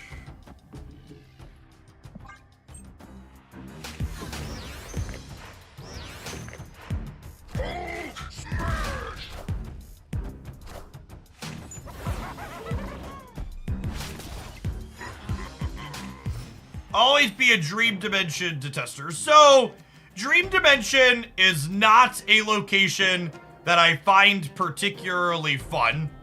However, it is a location that tends to give me a lot of player agency in the outcome of my games. The reason why I dislike New York is that a significant number of New York games do not come down to whether or not I made good decisions. They come down to how did a coin flip work out on the last turn for me.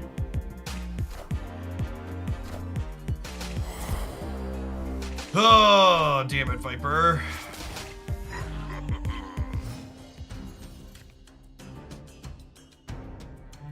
Okay, we gotta Shang this turn because of Leech.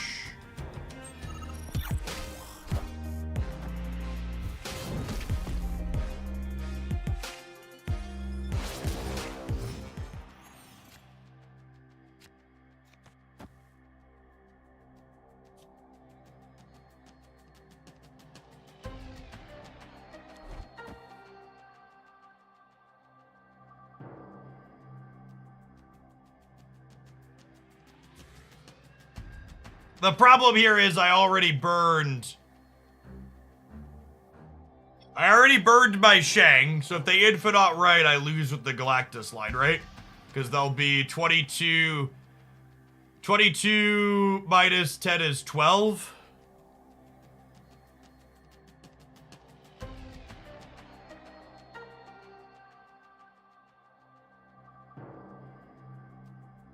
I think they play around the Galactus. I think I want to save the Annihilus for the last turn.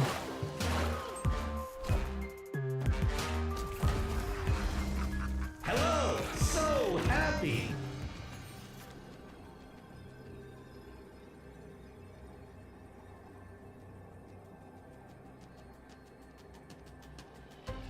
Okay, and what's the biggest thing they put into play here?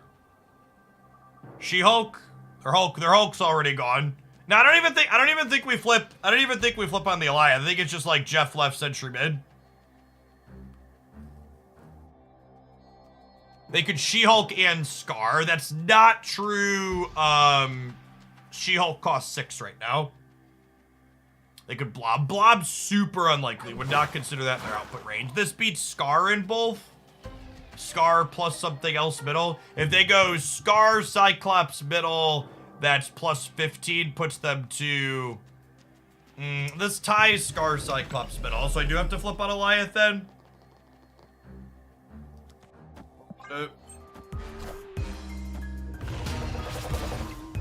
What a boring card. Victory. What a boring card.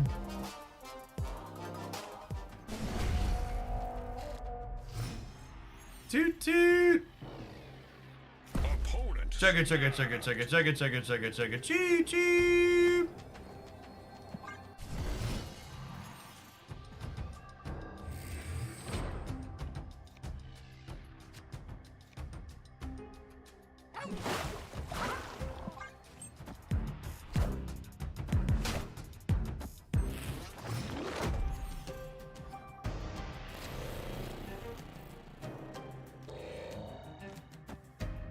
I'll play Green Goblin this turn, so if we peel Celine next turn, we can go Widow Celine.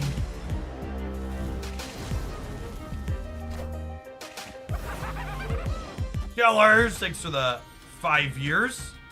Welcome back, I appreciate that. Remember, the vault does reopen on 7, so we're not just locked out of this.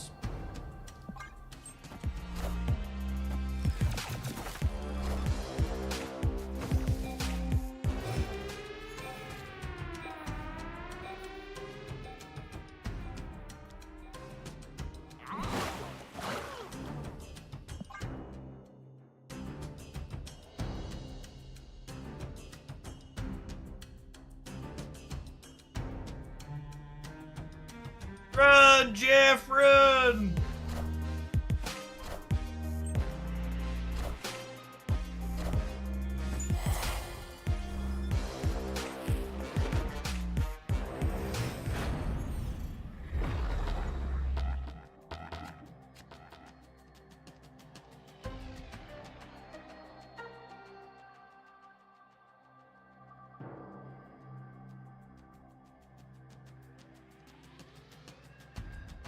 Well, they could pass this turn, Jet.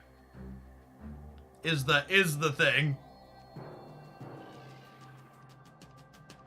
So let's assume they get +4 over here. Annihilus here is enough to win the game, assuming they get +4 over here, right? I go up to 11, and then I go down to 7. They can't move anything here.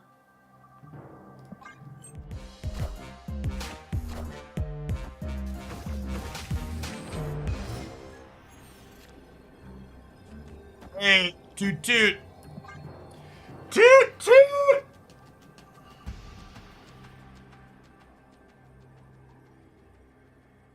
Just fucking battle cruiser toxic Marvel Snap. Leech versus Goliath.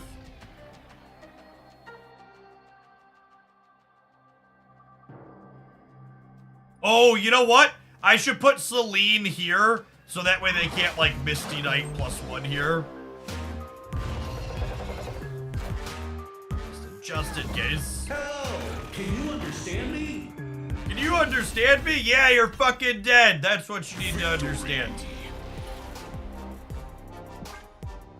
Hop in my box. You got 2 shots at the last one here.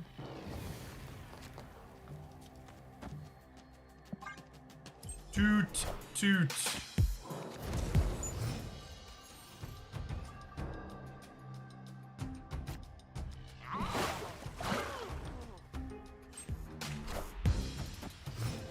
Hey, thanks for the Baker's Dozen High Voltage. Appreciate you re-upping that primer here.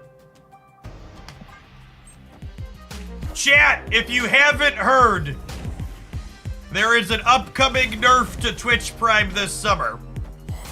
So if you want to get the most out of your Bezo bucks, make sure you're spending them every month between now and June. The OTA nerf is coming. I might just go Goblin into Hobgoblin Center, honestly.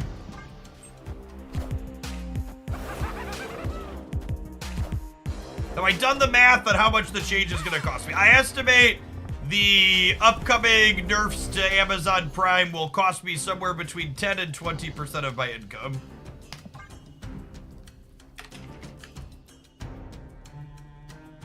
They will be changing how much Prime pays out based on how much the person is paying for Prime that has it.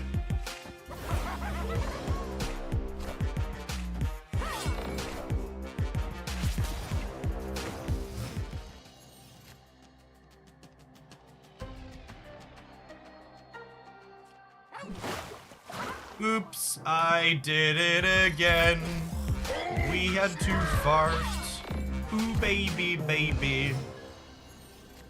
They got us, chat? See, I thought they had us, baby. There's a Shanger. The Major Tool, thank you for the 10 gifted subs. That's super generous of you. Good morning, good morning.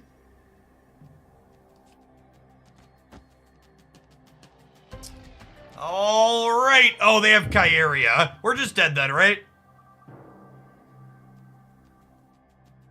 Think we're dead. They have priority. I guess there's worlds where this wins the game. Or is actually this is probably more likely, right? Because they're probably putting 2 into here.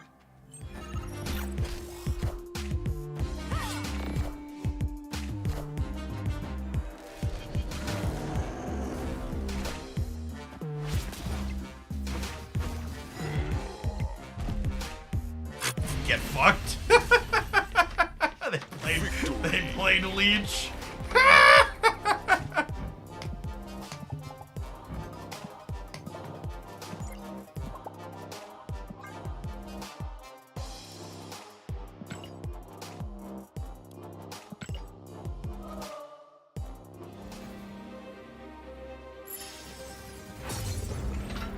Listen, for those of you that are just joining us, they emoted us earlier when they leeched us, so I'm just returning their energy in kind.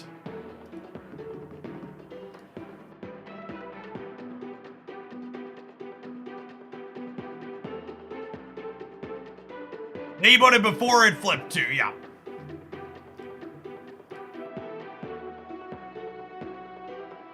They didn't play Leech when they have 1 on the Sunspot Soak. Yes, by a lot. Brick Slab Steak, thank you for the 7 months. Appreciate that. Welcome back.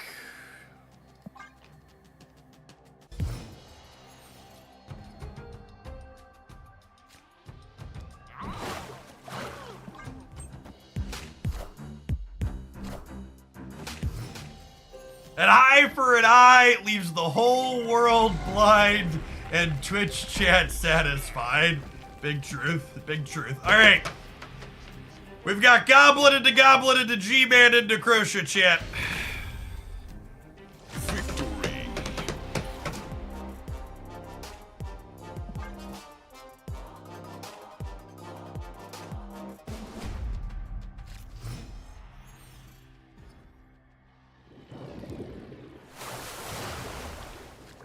Man, chat, remember when we could snap Hood into Viper because you could curve them out?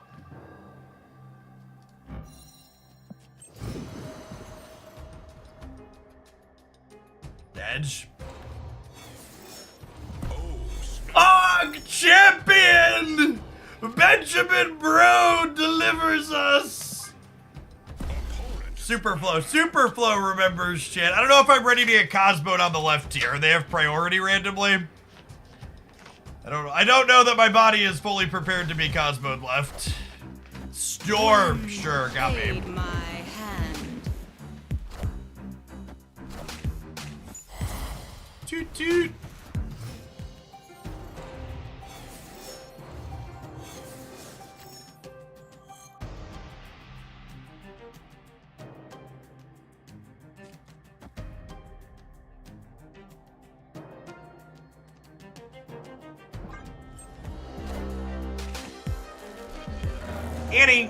Annie, are you okay? Are you okay? Are you okay, Annie?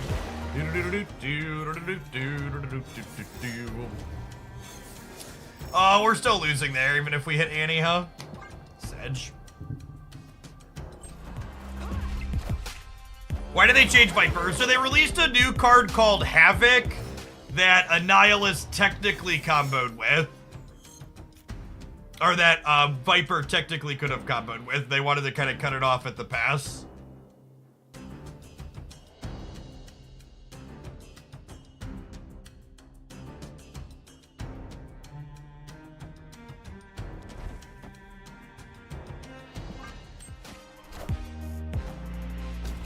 Oh, I might not have priority for... No, I do, okay.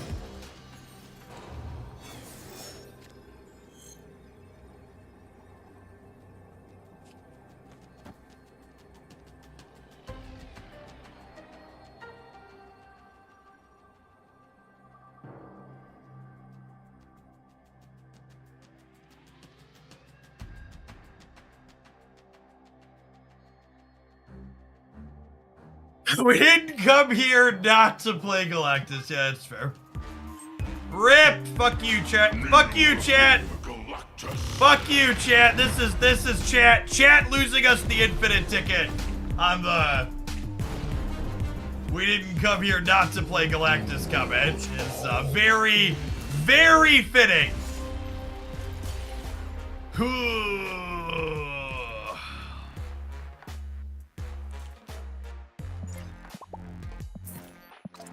Outplayed by chat.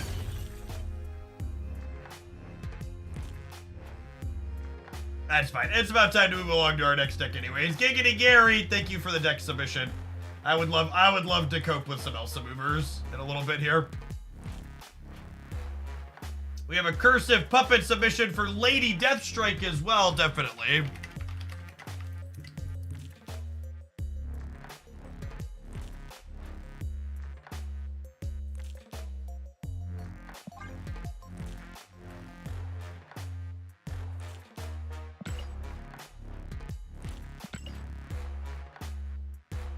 That is a competitive advantage.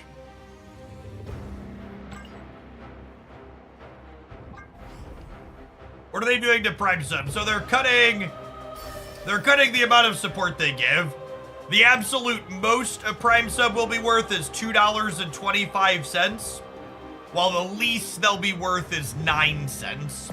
And how much they're worth will depend on the country that the viewer is from and how much they paid for it in that country. And for reference, all Prime Subs, regardless of where they come from, currently give $2.50 USD. So even the most valuable one still cuts it by 25 cents. Does it still remove ads? Prime hasn't removed ads on Twitch as a platform for a very long time. I mean, does it still remove ads on whatever channel you're watching when you sub? That depends on the streamer. I don't intend to start making sub C ads, no.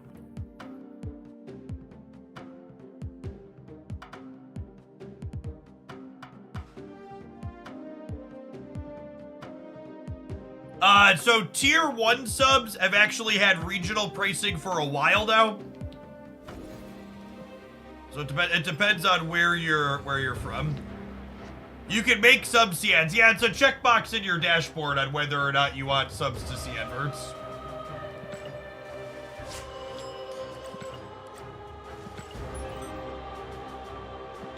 Will I show more ads to make up the difference? Nah, I'm pretty happy at the 3 minutes per hour that we do. I feel like doing 3 minutes of ads per hour isn't really disruptive to my flow of content with the rhythm that we've gotten into. I think doing more than that would probably start becoming disruptive.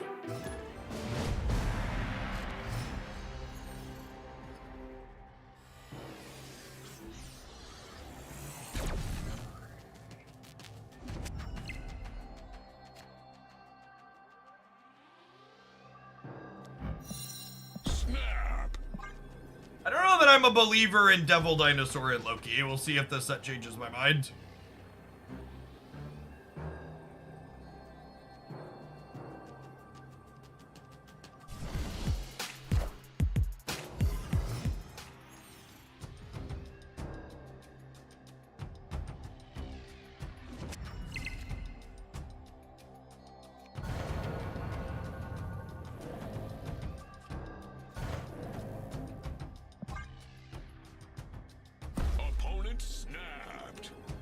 I feel like any streamer who would turn on ads for subs would lose a lot of subs and fans. Maybe.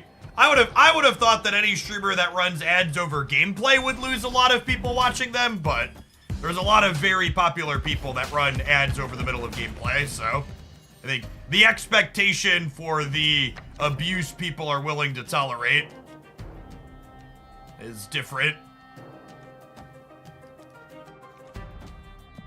The threshold the average population will tolerate compared to me personally is very different. Groby, thank you for the almost 3 years. Appreciate that. Welcome back. There's Cerebro 3. Yes, most likely. It's the most common Luke Cage deck. So I probably don't want to Loki them. Or do I? I definitely want to get rid of Limbo.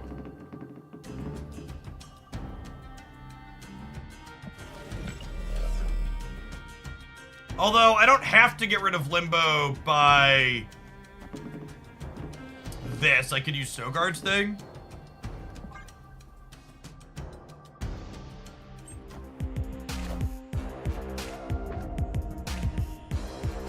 I'm excited for Bill. Yeah, I think there's a good chance Bill ends up being the best card released this month.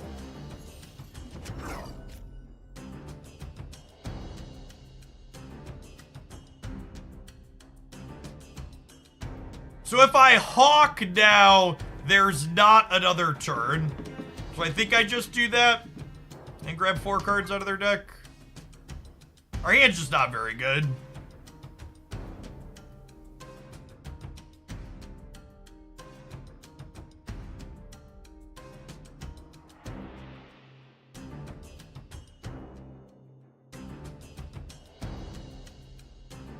Is an Enchantress incredible tech against them? How do I actually put points on the board, though?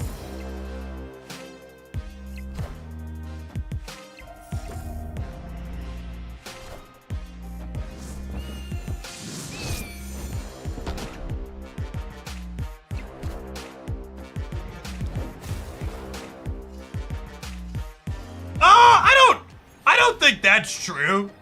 So I want a chance that I think you're the only streamer that actually makes sure there's no ads over gameplay. I watch Dexter and Bings and Alex Kosia are probably 3 of my most watched people, and they all are very good at managing their adverts and making it be a pleasant experience for viewers.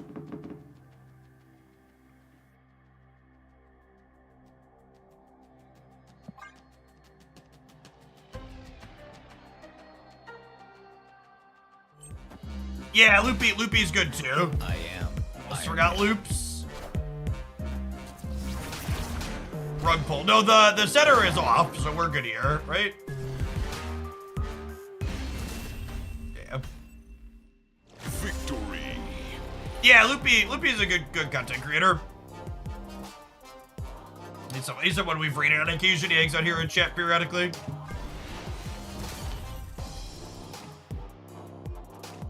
We need to play more Loki because the Justina variant needs an inked. I agree.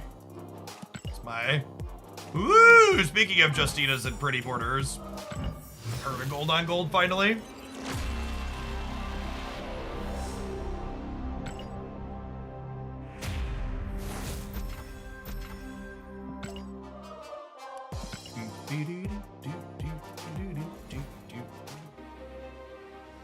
Yeah, Dexter's bit of splitting a card every time an ad break happens is pretty good.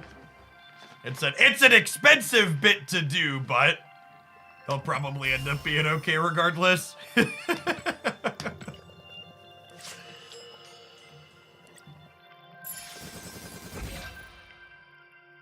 It's Coach. I just shouldn't say Alex's last name. It's Alex C.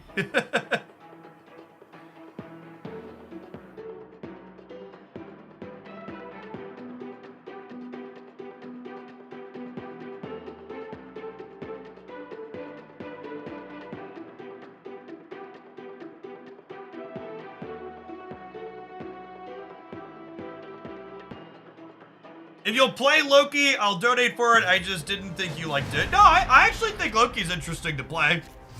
We just usually don't play stock tier 1 decks here. This was a stock tier 1 deck for a long time. Loki's actually exactly the style of deck I typically enjoy. It's a deck that plays out multiple cards in the last couple turns of the game and often offers you interesting sequencing decisions and permutations.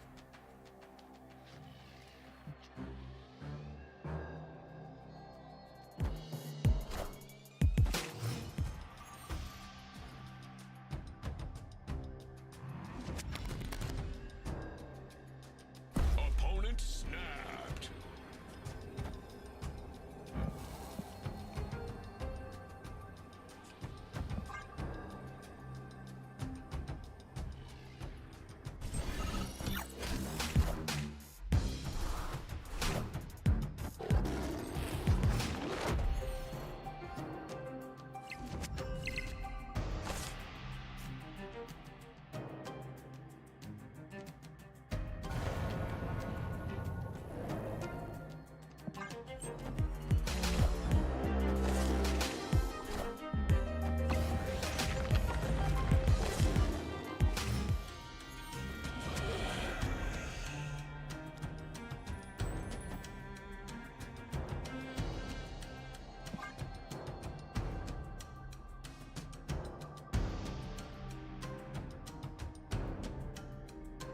I hate to take their Zabu away, but I kind of feel like I'm lacking actual stats here. Like, I don't know how we actually win the game at the moment. Wind, aid my I think Storm's actually good for us here, because it means I can play Dino on the right. And, not worry about getting it shinged, which is nice.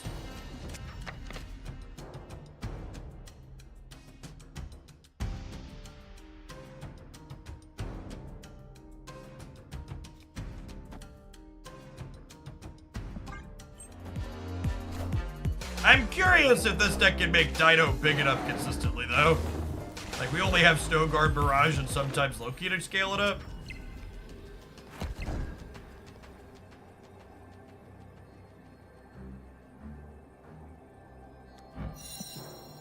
So they are going to 16, 18 here. I think we just have to leave. Yeah, and the opponent's Goliath lockdown for sure. I just can't win the right, and I don't have any stats for these other 2 paths.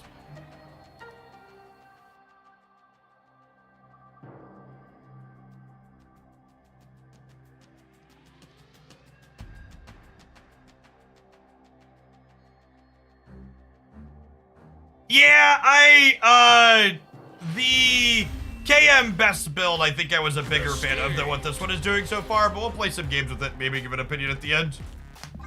We played KM best Loki list the other day, and I liked it a lot.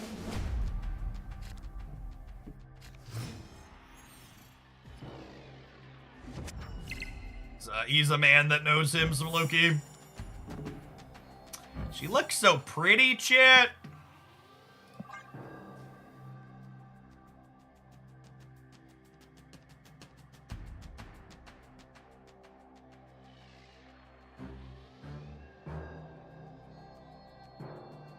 Oh yeah, this list is playing Rogue and Enchantress. I didn't think about that until someone shouted it in chat. Do I still have for deck submissions? I have 2 more after this, and it's 10 o'clock. Yeah, I can take a couple more. Plan to stream till at least 3 or 4 o'clock.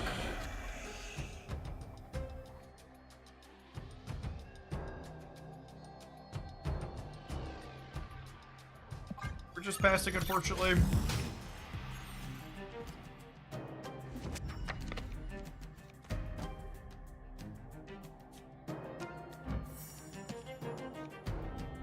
This has text in this matchup. I think I'm actually just gonna play a 3-4 out. The biggest buff to Snowguard is that she gets to see her variant. Now that's true, you know. wind, aid my hand.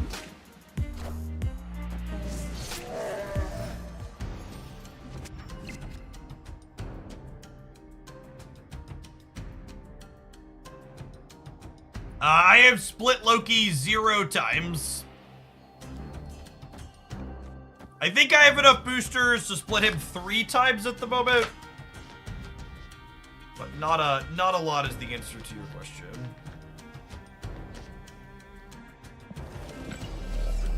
And I just don't know. I don't know how I win from here, right? Like, my deck just doesn't have any numbers.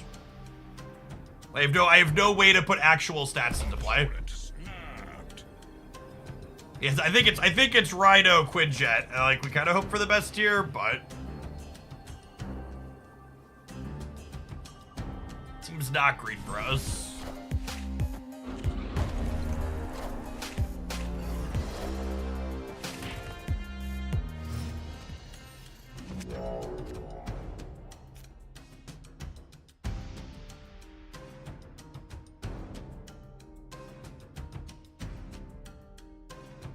I remember you telling a story about a guy who went to Cam's stream because he couldn't handle your leftism, and the chat told him he was in for rough spot. Yeah, Cam's probably further left than I am.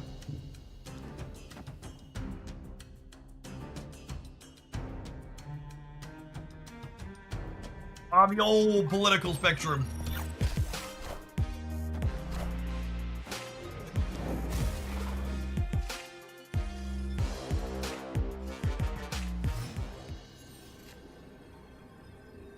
Like, I have a bunch of cards here. But I kind of Play KM Best Loki deck again. We'll do Harkono. Thank you for that. I don't have any numbers to actually win the game, right? And they have Goliath.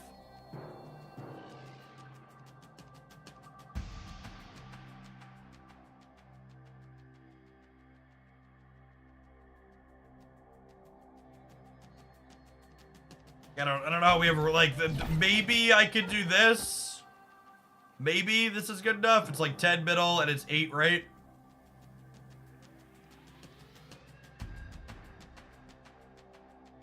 Cardinal, thank you for the brand new Prime. Appreciate it.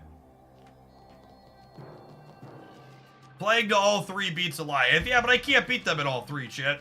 0% chance I win 2 out of 3 if I played all 3. Escaped.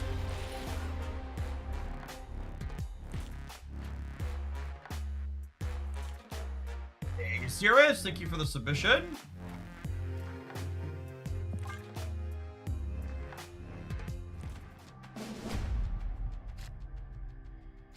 Drop Nebula to win left. It was literally to Crochet on the left, chat. Come on, gamers. Come on, gamers! Holy.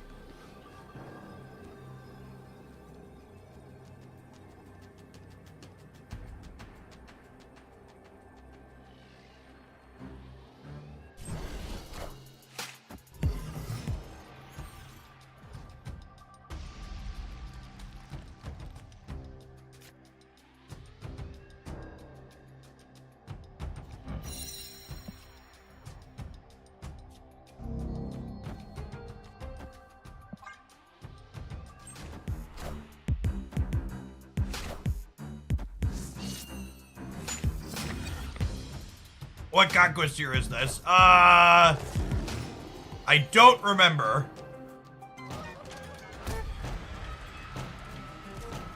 I feel like I really need a visual somewhere on the screen reminding me of what tier of conquest I'm in, because I can just never remember.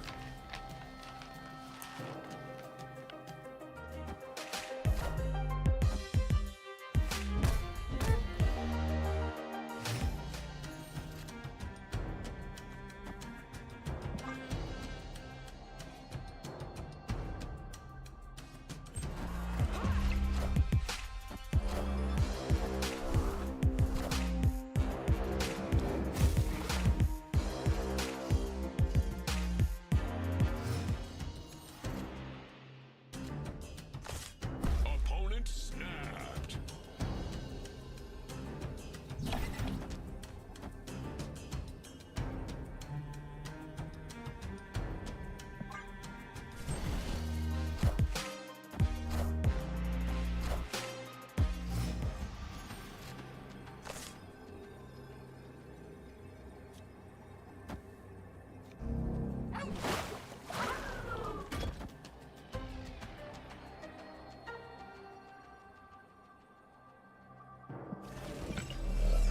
I need to leave Vision here so we beat Goliath on the left.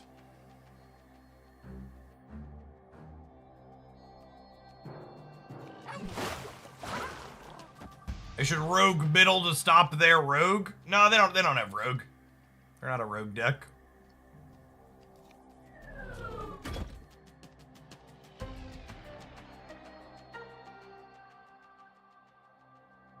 Stop their Marvels. That means I just can't play these two. I think I'd rather play these two.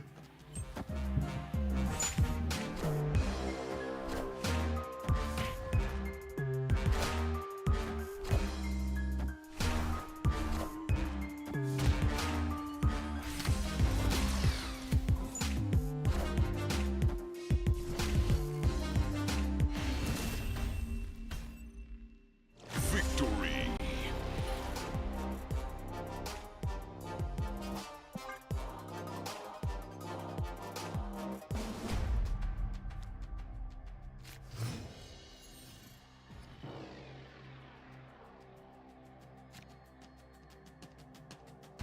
They have anything shaggable in their deck? No, probably not. I just played it because I wanted numbers in the middle. The Shang also costs 2, whereas Rogue costs 3, chat.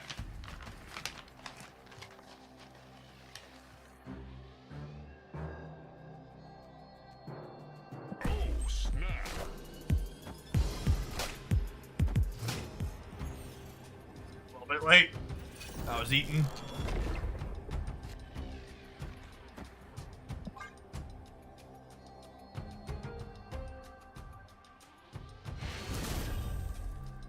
Victory.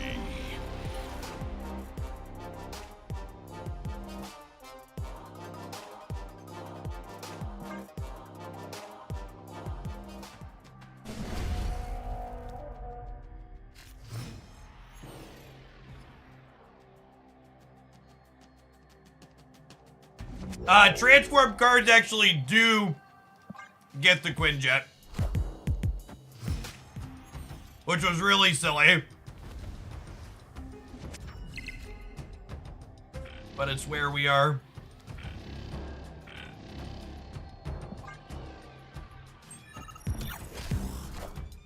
It's probably snap an ornament shit, huh?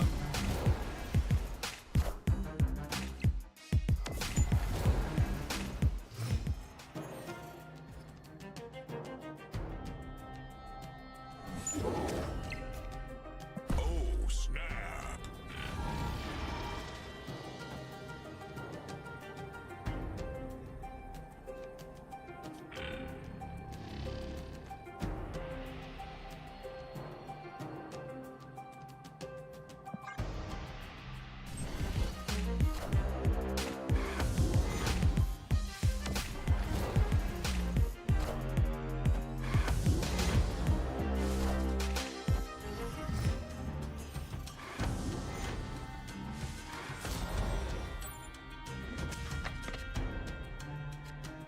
Professor X incoming. A lot of the opponent's decks don't play Professor X anymore.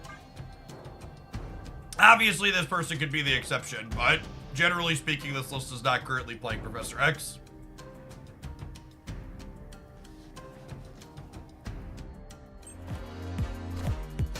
Duels all.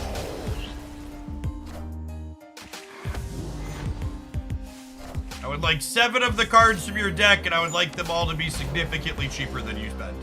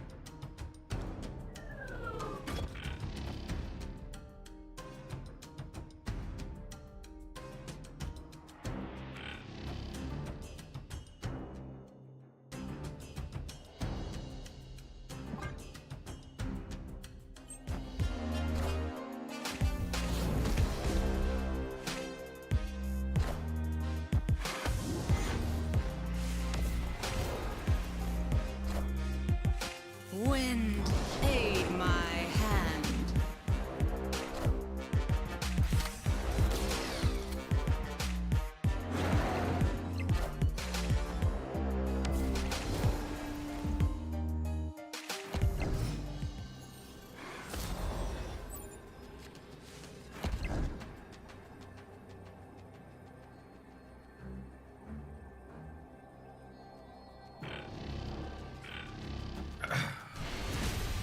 Yep. Victory.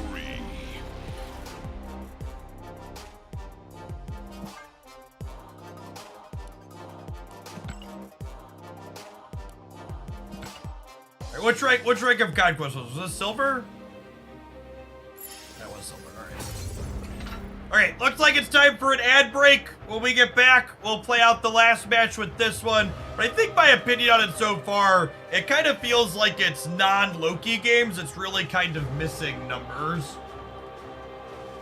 I think I am not currently a fan compared to the other Loki builds I've played recently. We'll play one more to get a larger sample in a second. Hear me.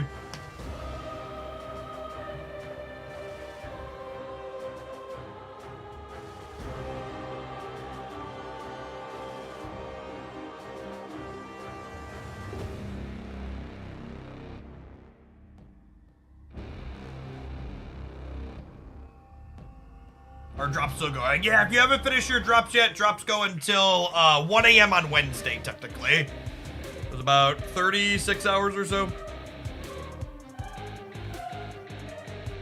40 hours or so. A little bit, yeah.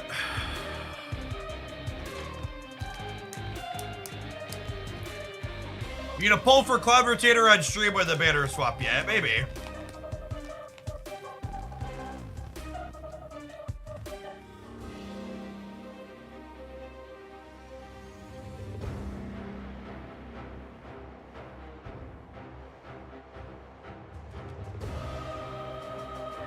I feel like pulling Genshin loot boxes on stream would scare away potential people as I talk about how much money I'm lighting on fire. We're gonna wail a bit for Cloud Rotator if I have to.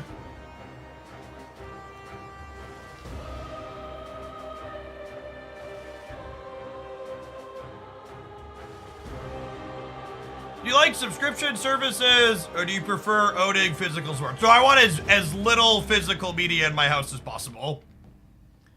Fully embrace the media and content as a service. I would like to stream everything. I do not miss having to maintain terabytes of hard drives where I rip things to them for backups. How much a month do you spend on Genshin? So Genshin has a 6-week battle pass that's $10, and they have a $5 monthly thing. So every 3 months I spend 10 and 10 is 20, and then 15. I spend $35 per 3 months. So like, no, 45 per 3. Math is hard. No, that's 35 per 3, right? 10 and 10 and then 15? Yeah, math. About $10 a month for that. And then how much I spend past that depends on which characters I want. I usually don't go too crazy too frequently, but they're releasing a new support healer for my favorite DPS in the game, so I plan to pick her up and her signature weapon.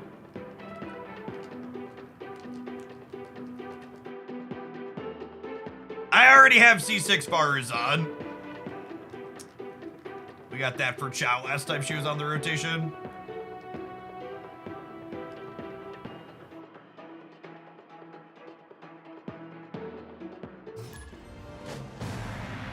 How does her healing work? She just heals the entire team, scaling off of her attack, and then she has some other smaller heals after that.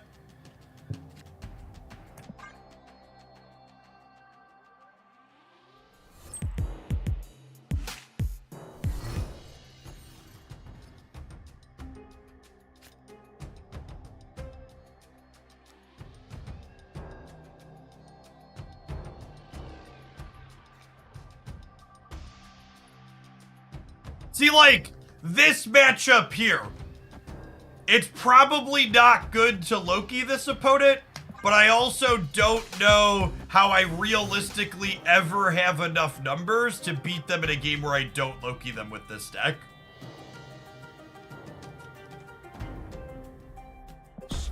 When I get to Loki them on turn 4, maybe we can just beat them with their own deck and it'll be fine. Amps and Chance, thank you for the almost 2 years. Welcome back, appreciate it.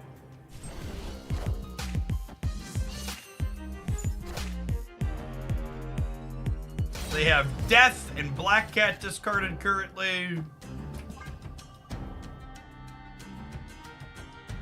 I need 6 of their cards to be able to win the game for me here.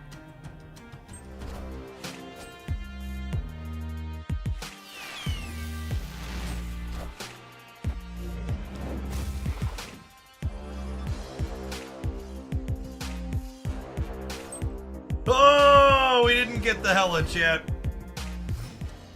We didn't get the Hella. Opponent snapped. Yeah.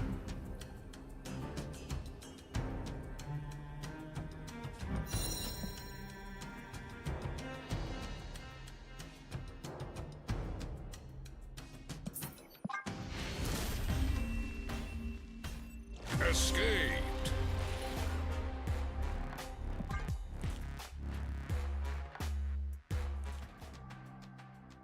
I plan healthy amounts of Loki, and this matchup is almost unwinnable. Yeah, I think even with a better built Loki deck, we're probably still behind. Snap. I was gonna snap early again, and we'll hope to roll a good hand.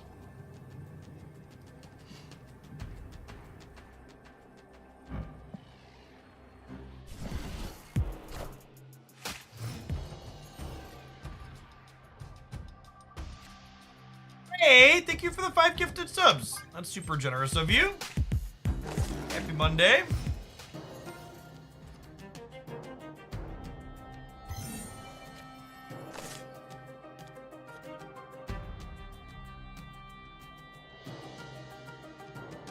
And this card just doesn't have text to this matchup, most likely. And I also don't have many cards in this build other than Snow Guard that give me extra cards in my hand for Loki. Guess we'll pass, hoping to draw Snow Guard next turn.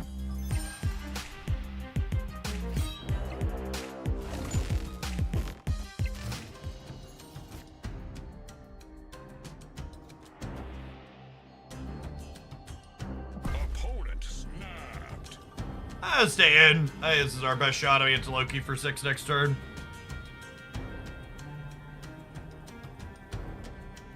Do you feel like untethering Loki from the collector was a mistake by second dinner? No. I think that's a very good balance change that they made.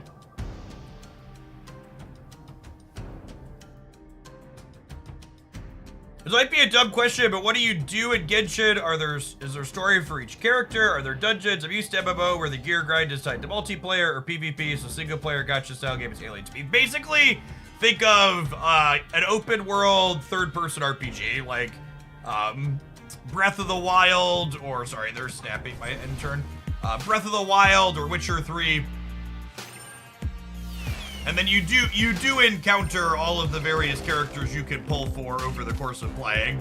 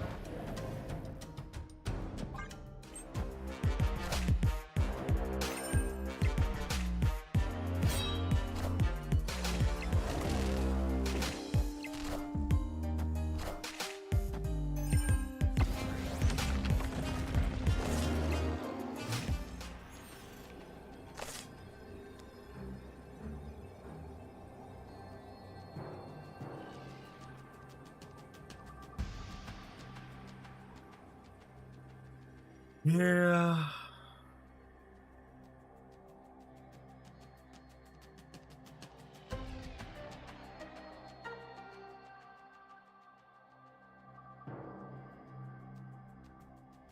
Yeah, it's a shame. Maybe I should have.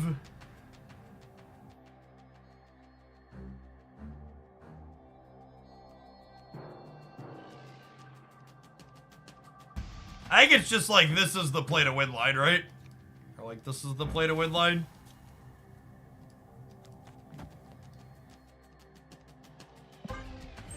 It's not great for us, though. Minions to me.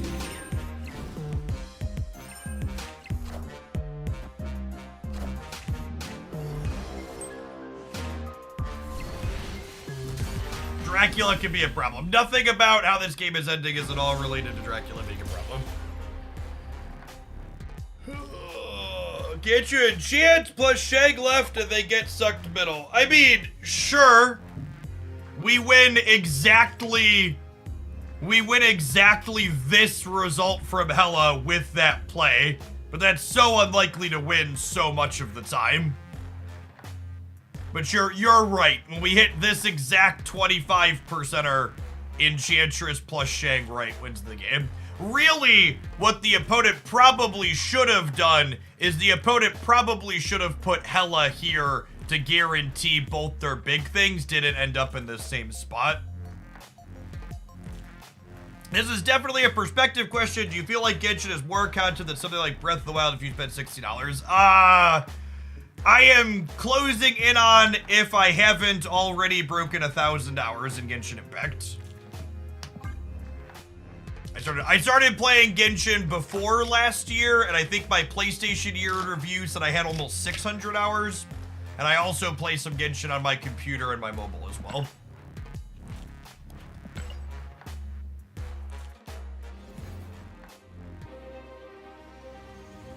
Hello Right probably loses the middle for them, though.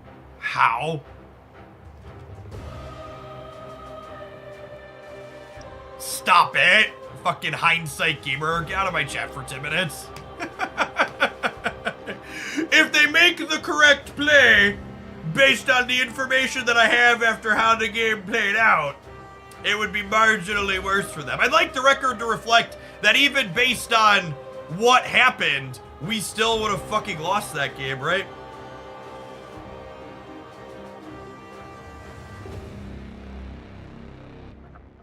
I guess if they do it the other way, we win. So we lost our Shang coin flip. I don't know. I don't care. It's just an uninteresting game either way.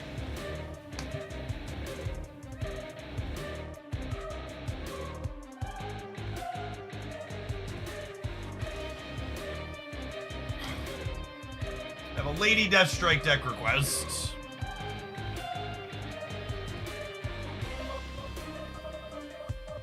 Yeah, hopefully when the Switch 2 comes out, Genshin will be on the Switch 2. I assume Genshin isn't on the Switch 1 because the Switch 1 is a potato. They can't run it.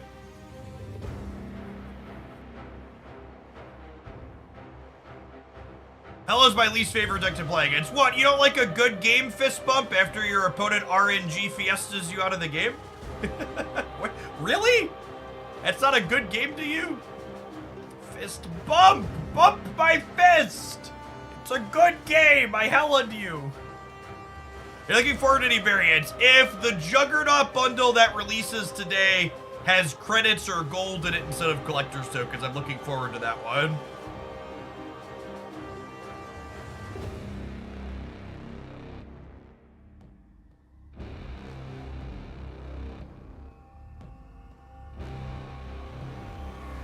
Anything spicy with Lady Deathstrike lurking?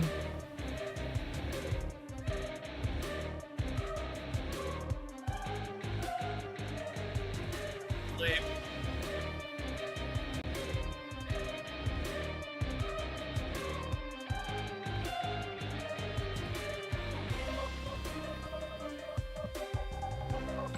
Alright, to the person that submitted the Lady Deathstrike deck, playing the stock Destroy deck with Lady Deathstrike is the most competitive thing you could do with the card. However, Okoye, Forge, Nakia, Lady Deathstrike, Black Panther bullshit sounds way more amusing, so we're gonna try some games with this.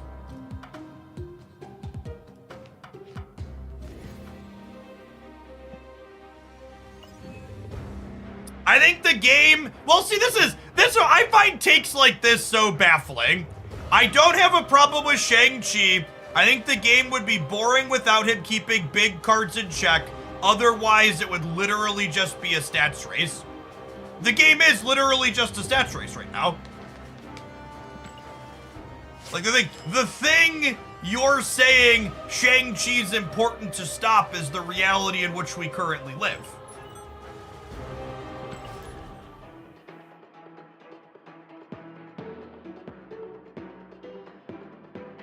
It's like, this card has to be here or else we end up doing this. It's like, no, we're already there. He's a Band-Aid. Oh, snap. For what it's worth, I don't really dislike Shang-Chi from a core design perspective. I simply think when every deck starts with a certain card and you're in an 11 card format, it's just not super interesting. So I don't really take issue with Shang-Chi as a card so much as the entire format being defined by, okay, all my decks are one less card now. It's just like not particularly compelling gameplay.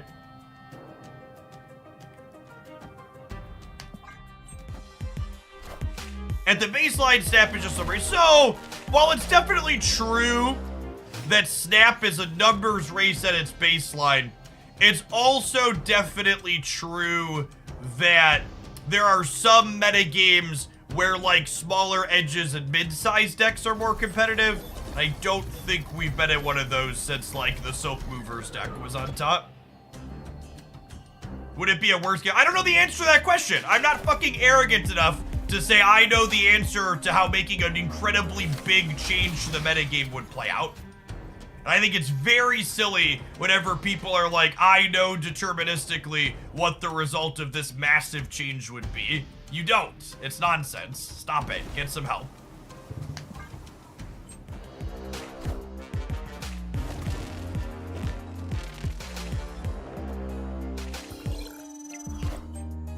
Wakanda forever!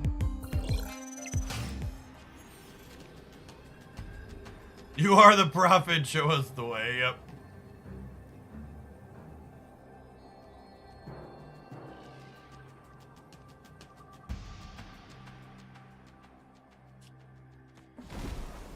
Hamahat! Thank you for the almost 4 years, I appreciate that. Welcome back.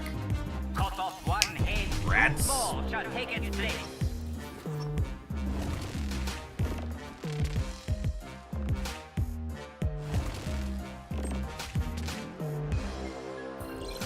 Should have played Shang-Chi, chat. Played Shang-Chi. I wasn't expecting Zola out of the Sandman Ramp deck, but I guess I should.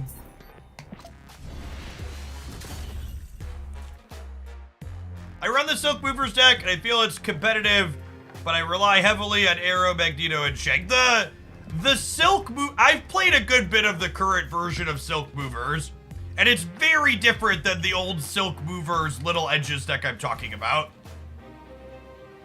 So, the current iteration of the Silk Movers deck and their ability to win games is basically just a testament to Magneto and Shang-Chi being incredibly powerful bombs on the last turn, in my opinion. The rest of what the deck is doing is like pretty mediocre and middling, but those two cards are powerful enough that they can like pick games up and carry them on their back. Opponent snap. Oh, snap. We'll try a couple with this, then maybe we'll play the Destroy build to show a good Lady Deathstrike deck. This one's almost assuredly a dumpster fire.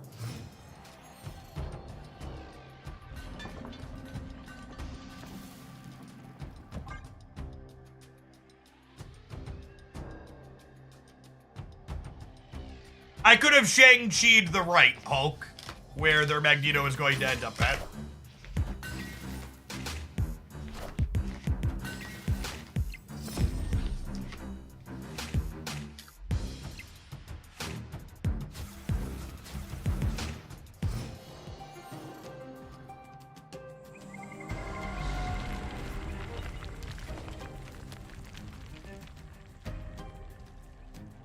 Surprisingly, Kingpin and Kraven pull their weight. Play the deck without Shang-Chi and you let me know what your win rate looks like.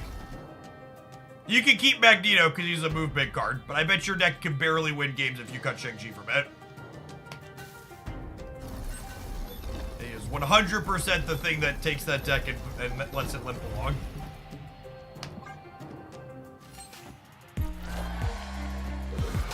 This is a Spotlight Lady Deathstrike, yeah.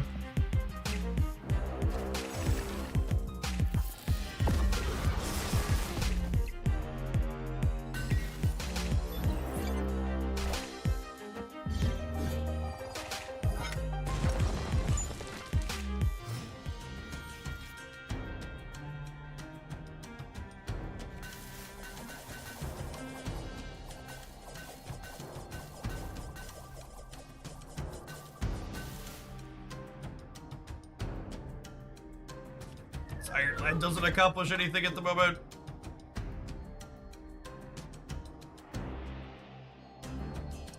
Yeah, we do build around submissions lunch.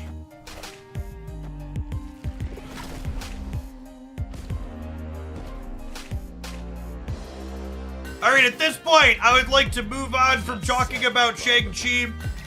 I think it's one of those endless balance type discussions that doesn't go anywhere meaningful or useful.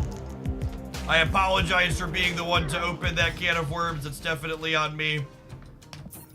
But I would like to no longer talk about it on stream. Escaped.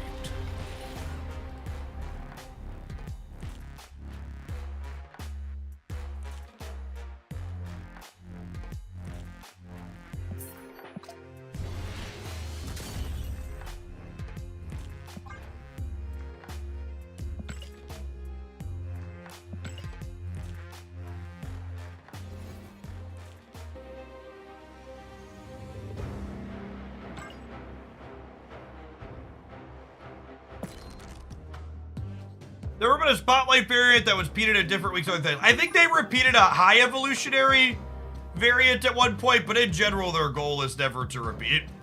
When they had repeats, it was because they were having issues with their art pipeline. Bruce Gadoo, thank you for the 14 months. Welcome back. Good morning. Good morning. The next 26 hours without Bill are gonna take very long. I've been waiting for forever. He should be a sweet one. Chase some hammers around the board. Crunchy! I did get your deck, thank you. Appreciate the poke. Go ahead and close up submissions for now. We have 4 more after this that could tentatively get us through the end of the stream.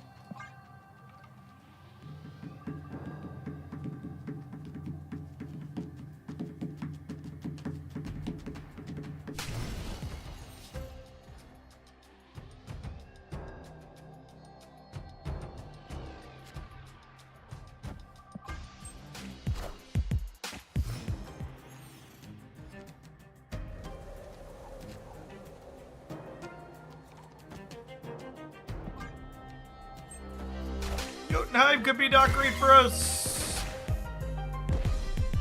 Enough said, Bob. Sometimes lucky.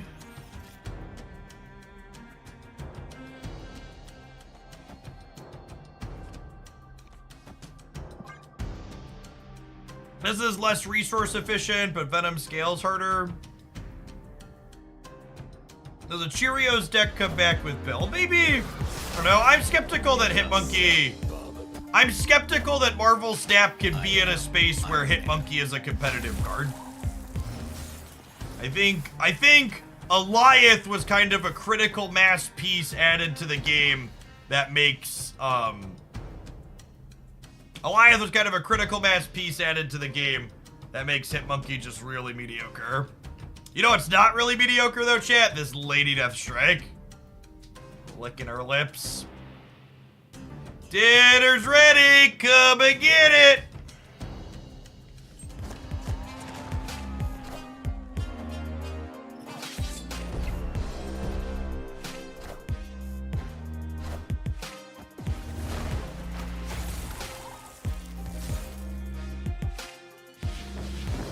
Okay, so they're the Living Tribunal Ramp deck then?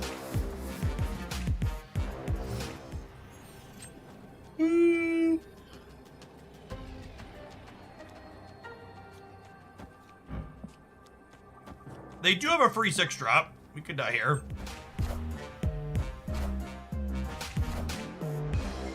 Such is my judgment.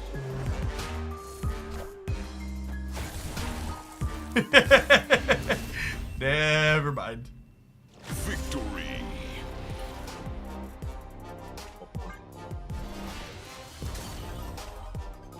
Yeah, they needed that 6-drop to do some heavy lifting it was not capable of.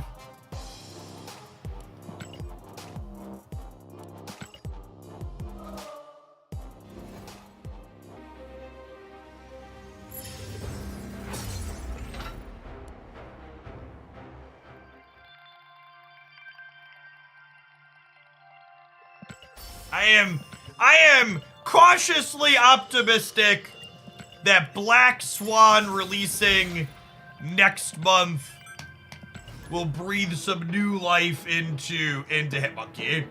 I think if any card can put Hitmonkey back into the rotation competitively, it's Black Swan.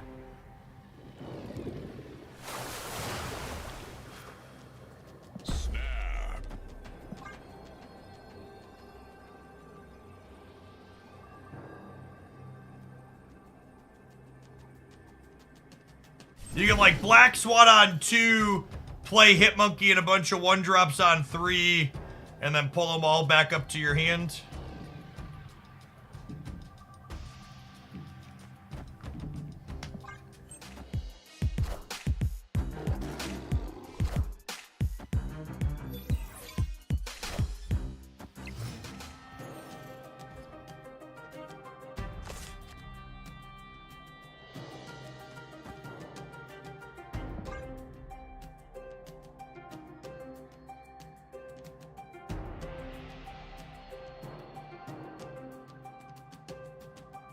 Worried Grandmaster is going to be insane with Black Swat, Hit Monkey, and I feel like I need to pull for it. He could very well end up being insane there, yeah. So one of those tough ones. Grandmaster is very much a card that even though he's not broken today, that could definitely change, you know, a week from now, 2 weeks from now, etc.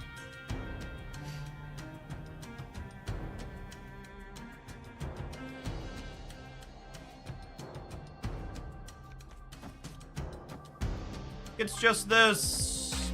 It's close though. Omega Red.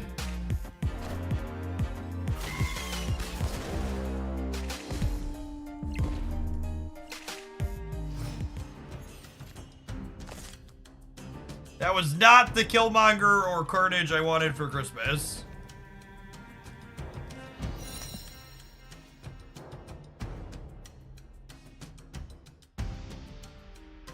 I really wanted to be able to kill both of these to be able to play Null plus Deadpool on the last turn.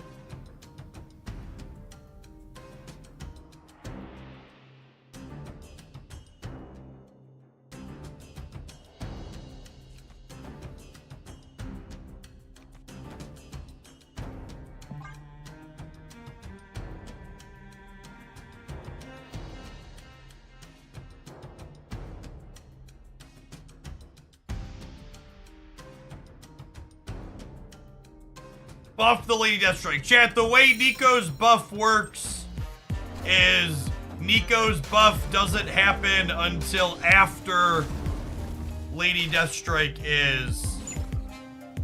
had her trigger. Alright, Killmonger, please. Killmonger, please. I will settle for Carnage. Mr. Jolly sees you! Sure, dropping off that primer. Appreciate the support. That's unintuitive. Yeah, Nico Binaru's timing window is different than Forge's. Forge buffs while the card's still face down. Got him. Okay, so we can no longer contest the middle. But that's fine.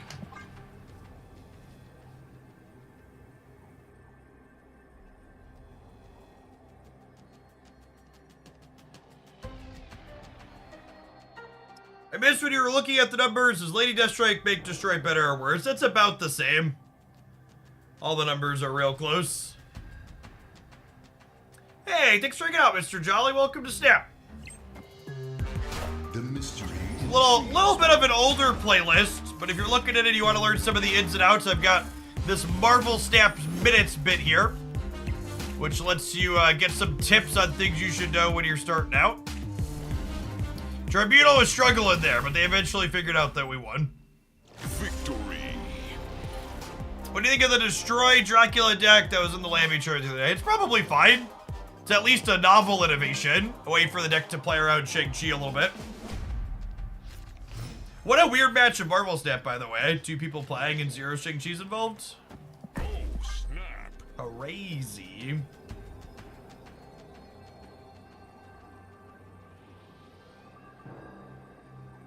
We're hoping to draw any of our 1-drops here so we can go X-23 into Wolverine into 1-drop Carnage.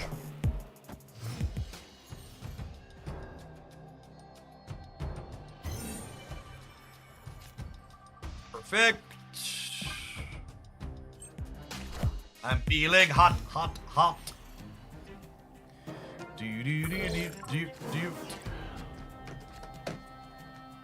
That's important that we do this turn. Because the opponent is a Cosmo deck, so we want to get these eaten on the left before the dog can come down.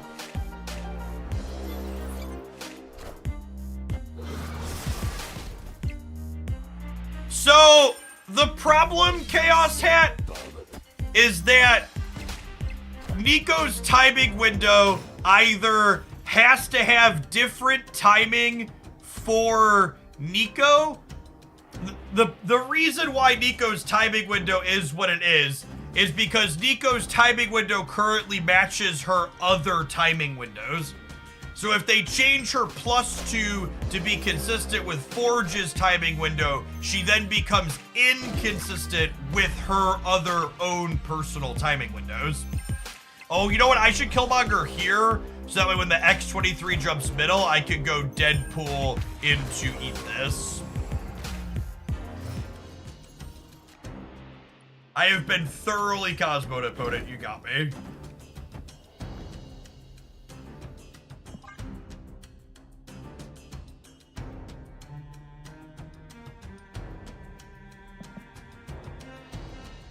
Larry's making sure our odd reveals don't work, but they're not putting power on the board here, so.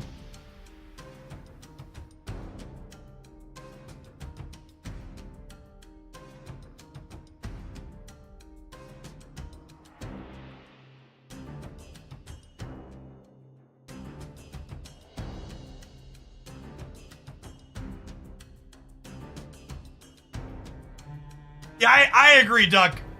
Changing Nico to Forge's timing window would be a buff to the card, and I don't think she needs a buff.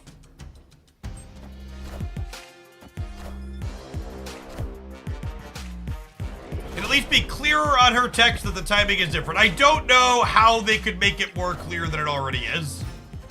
What would you like it to say? What would let your brain understand that it works different? So I think it's pretty clear from what we have that is different. It says after you play the card.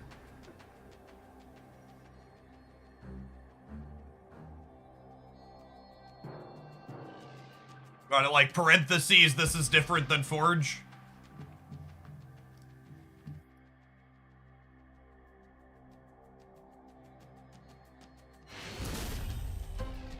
Victory. Lane Death Strikes felt clunky.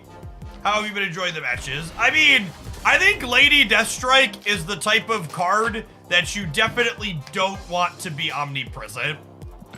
I've seen people talk about, well, what if they like buffer to 5 power or whatever? And I think this card sees some fringe amount of play in decks like this, and she's probably not a card that you want to be defining the metagame.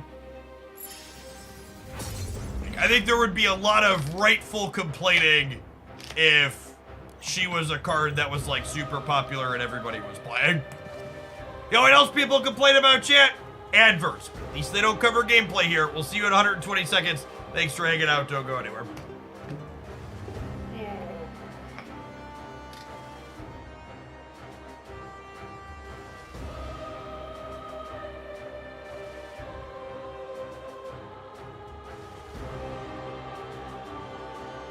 Stand up and stretch the legs out.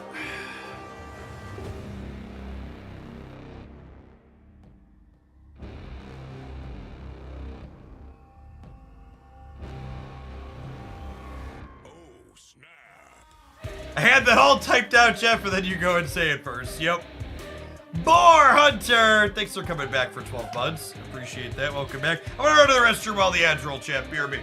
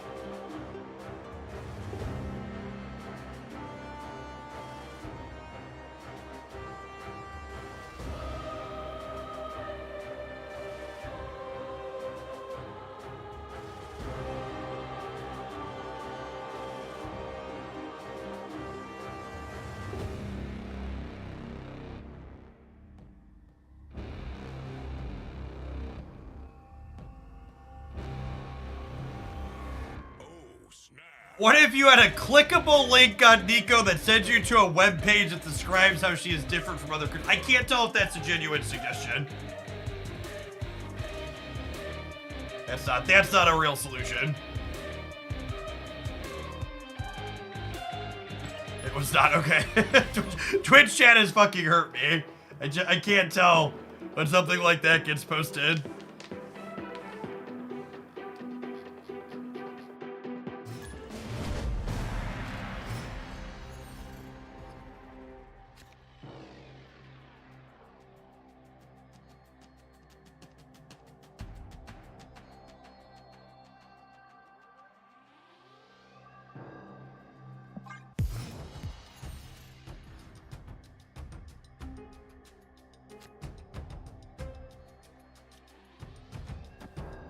Snap. Well, snap on the Deadpool draw. I'm gonna play these out to the left, because while Carnage won't benefit from Deadpool being bigger, it makes Null larger down the line.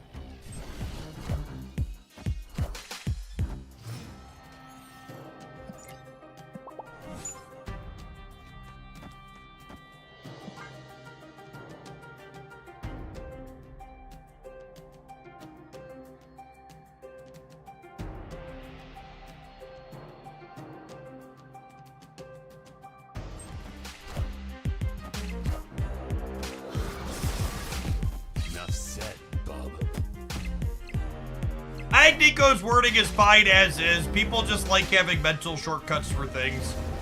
And she's a card that punishes you for taking a mental shortcut. Which is fine to be annoyed with, but I also don't think she needs any changes.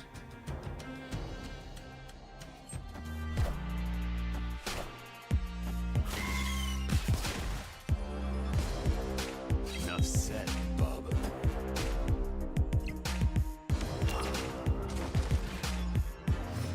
She's not a mirror.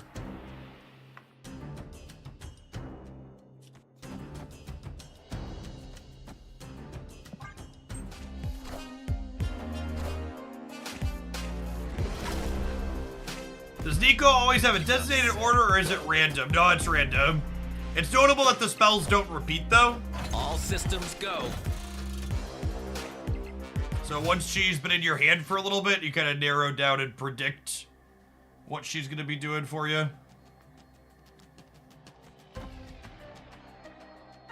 On the off chance I draw... What's it called next turn? I kind of want to play Death out this turn, I think. If we draw Null.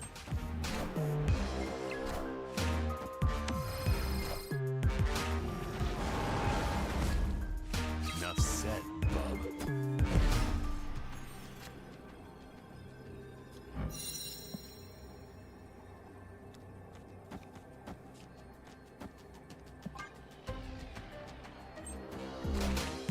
They have Taskmaster. This thing could be a Killmonger deck too, I suppose. Oh, they have Null. Yeah, that makes sense. That tracks.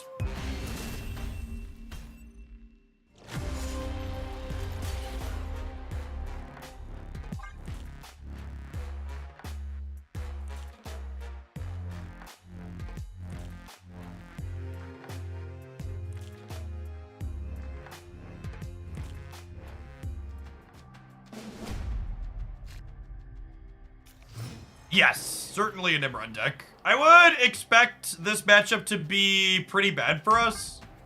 They're a Nimrod Arnim Zola deck, I would assume. They probably go over the top of what we do relatively consistently.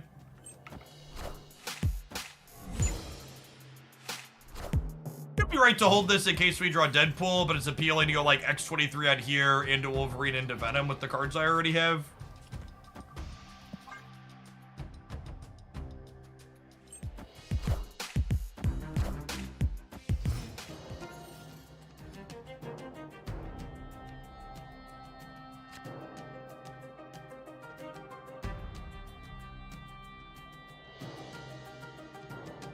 I don't know that I'm willing to play that game, chat.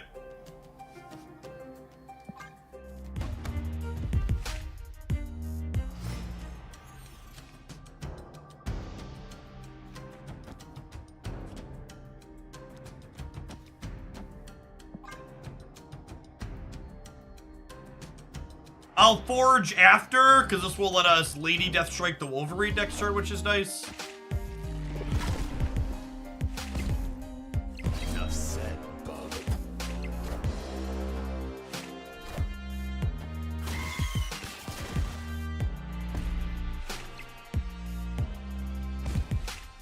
Enough said, bub.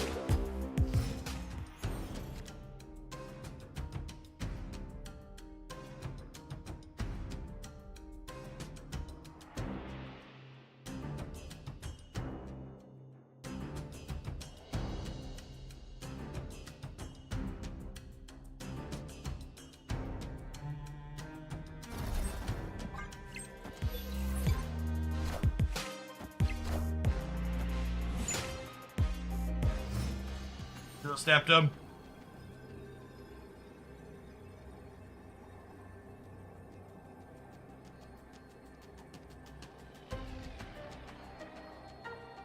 Opponent snapped. Oh, they're just gonna destroy her and then we die, right?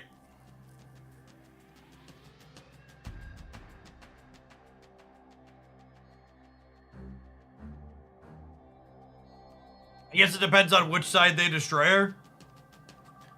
I think because we're a 50-50 potentially into where they destroy her, I'm supposed to stay here. I think I'm going to snap them back because I think this matchup is bad for us. And when a matchup is bad for me, I want to take more risks.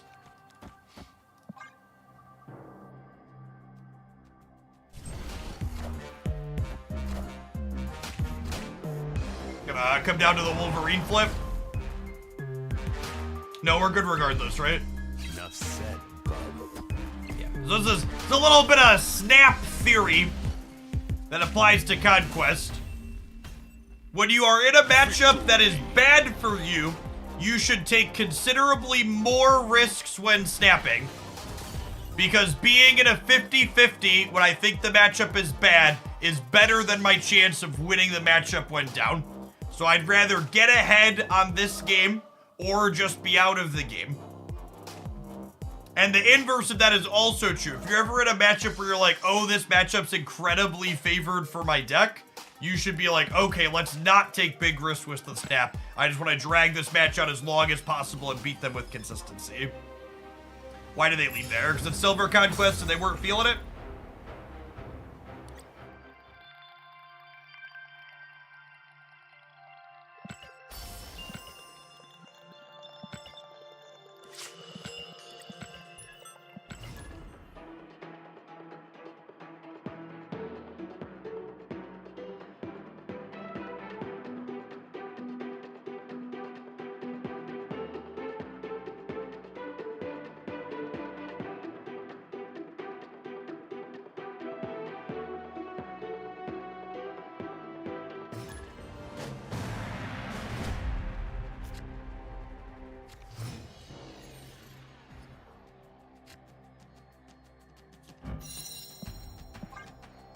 Oh, snap.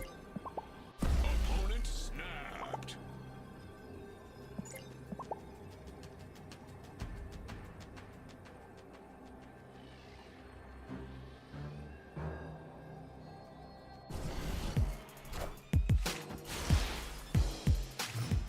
Dano scheming.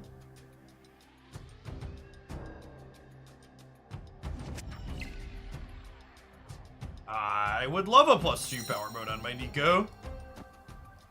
Thank you for asking.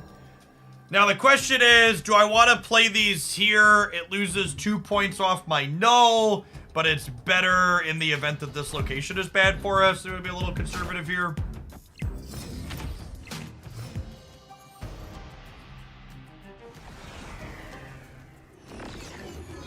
This flipped up like Crimson Cosmos or something silly. I'd have been real sad.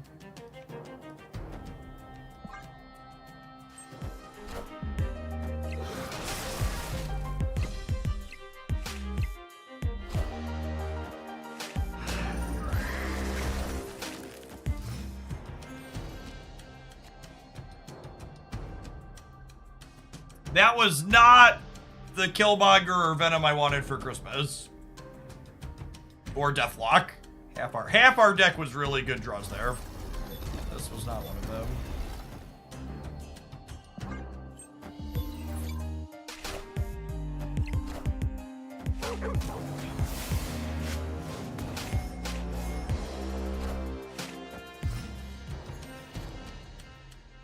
That'll do, pig. That'll do. Oh.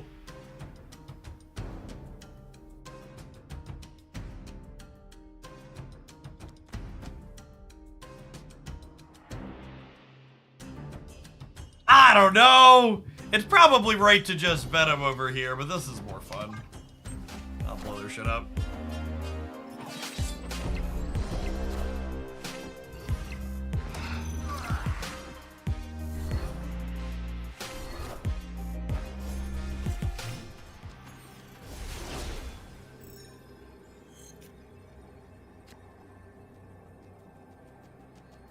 I think this has a solid chance to win the game, right? Just play for all three here.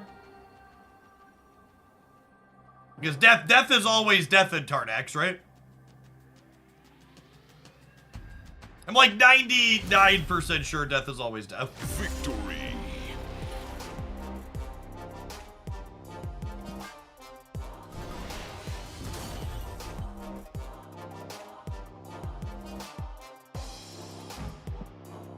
Latter-day Saints there, really pulling one out for us. Making sure their lockjaw lane gets put in the ground.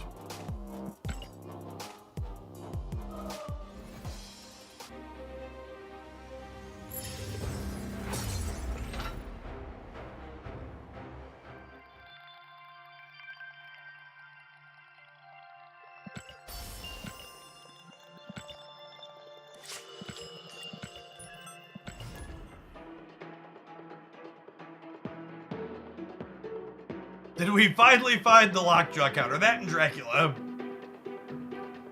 Coming for him.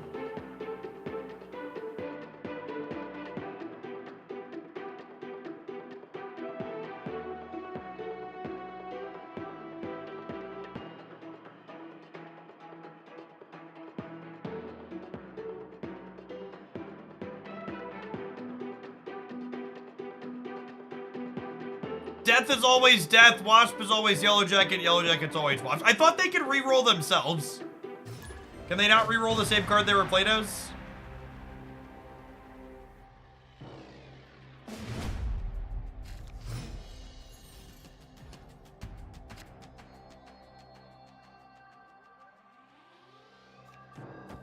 Oh, snap. They can, yeah, that's what I thought.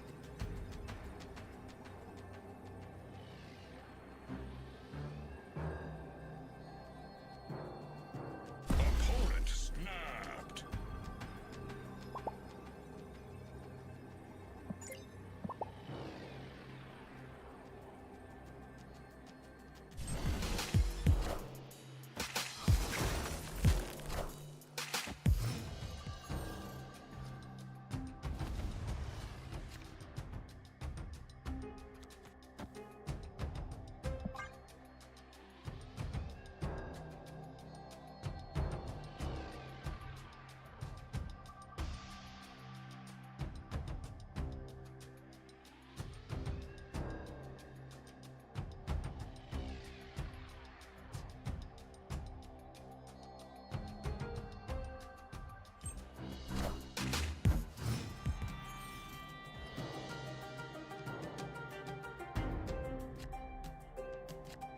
Oh, that's actually great, huh? Perfect. Lovely. Nailed it.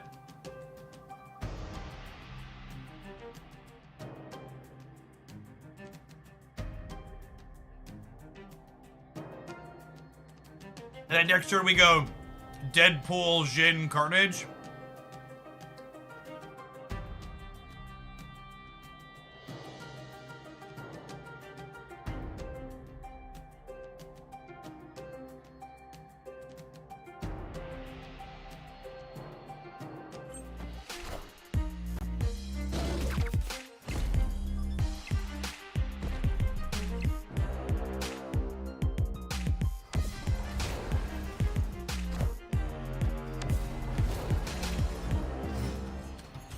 Will not cheat on energy. Nope, nope, certainly won't.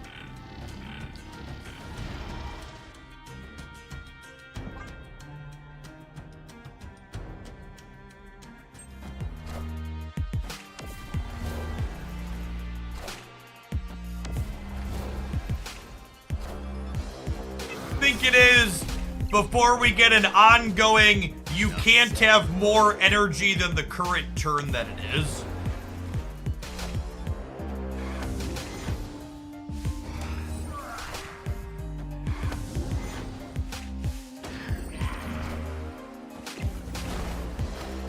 I feel like that one's gotta be a when, not an if, right? Our Jins are a little confused.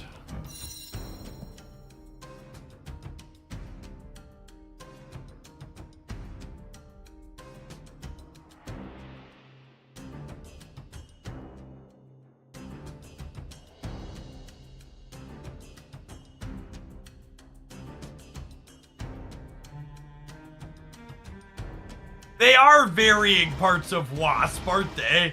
That's funny. Oh, the last one is Yellow Jacket, isn't it? Yeah, this is Wasp, this is Yellow Jacket. Without the character art on it. That's funny.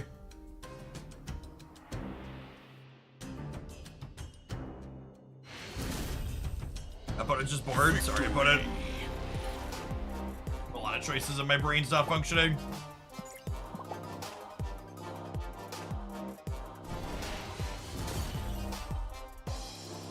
I feel like it could be Ouroboros' ability. Sure, that's a good shout for a character. Solid top-down design.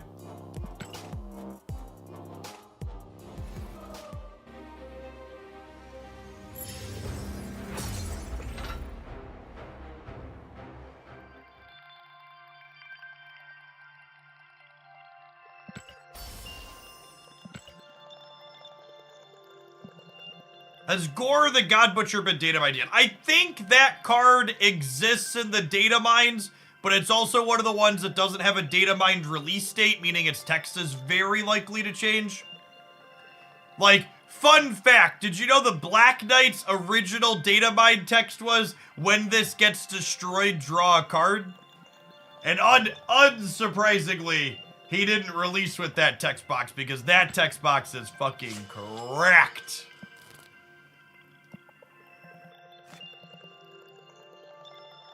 Gore's the one that says destroy all 6-drops wherever they're at. Yeah, I'd be surprised if they released that card.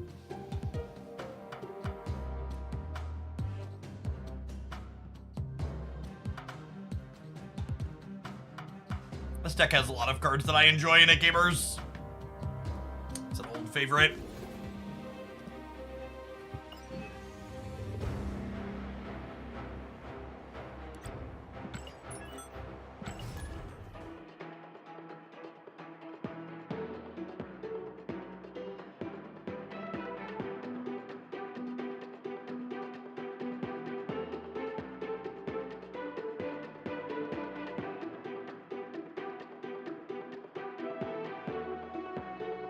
Hey, thanks for the tip of the submission, Cursed Puppet.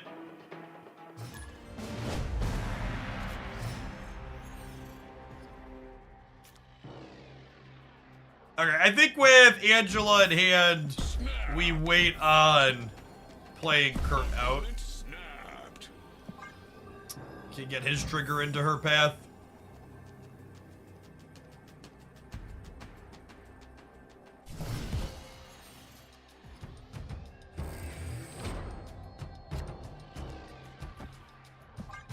Probably just Angela into Gene Curve here, honestly.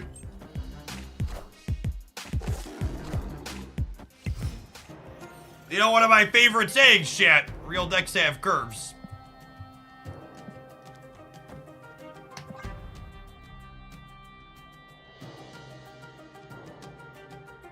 I'd love to draw an Elsa here, so we can go Elsa into Jeff the Babyland Shark left. Get that filled up and start distributing bonuses from her.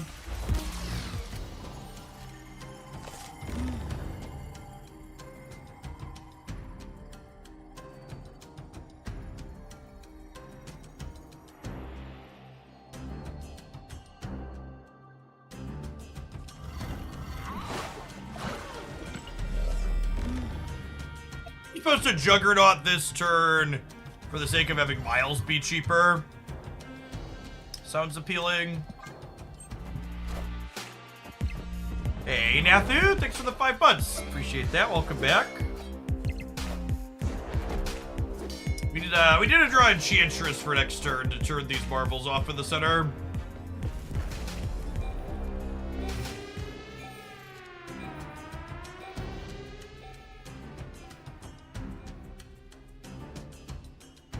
Steggy boy, oh Steggy boy, the cards we are moving.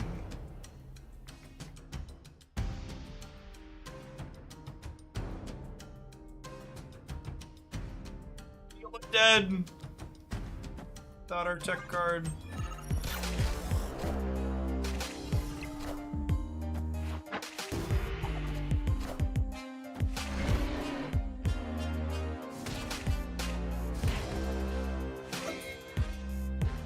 Oh, I guess that leaves them at the same here in the center, huh?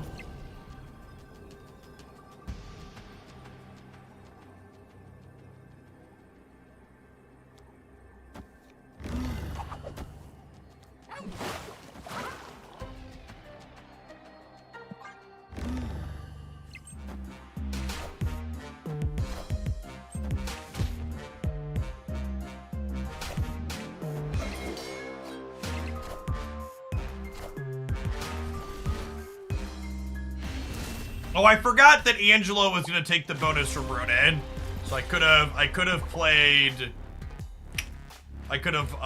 Jeff here and played Miles right, but we still lose that by a little bit. Yeah, we needed the Enchantress on 5.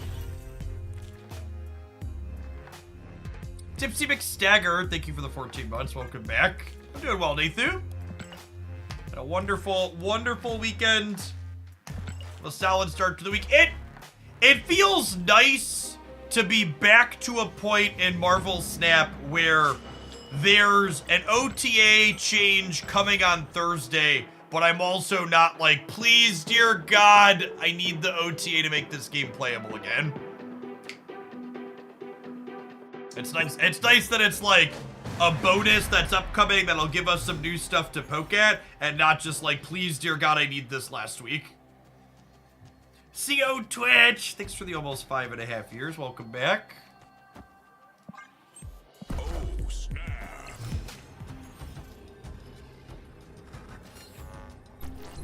Any cards you're hoping get buffed to the OTA? I hope they go a little crazy in the upcoming patch or OTA and put Luke and Elsa to 3 cost back to global effects.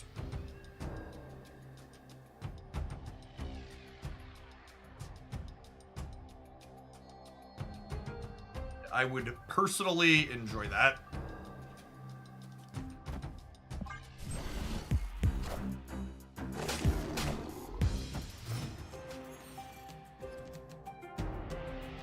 Maybe I should have played Nightcrawler last turn. For energy. Buff Captain Marvel. I would love it if Captain Marvel got her point back. I think that would be fine. I was gonna play Jean this turn, but now we drew Angela, so sign me up.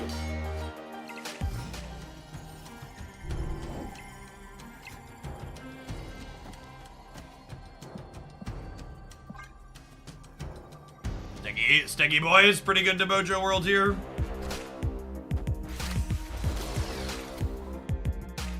Dr. Doom's a little problematic.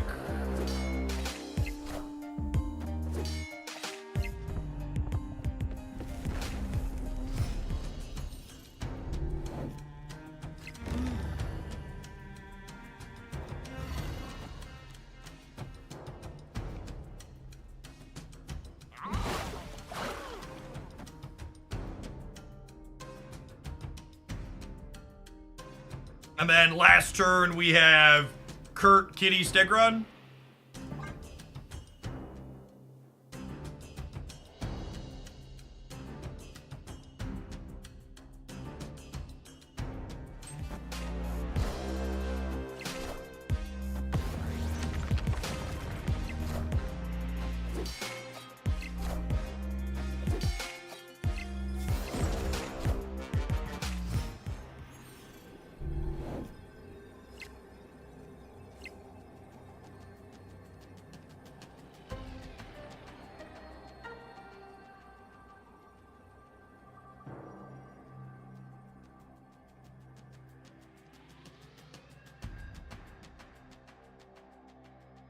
Do we expect them to play Doctor Doom or 2 cards?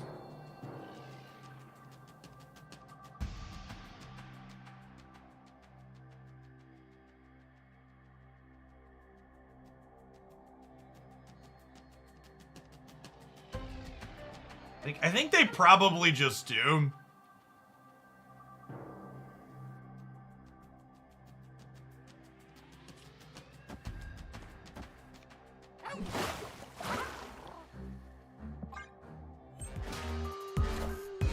Doom rules all.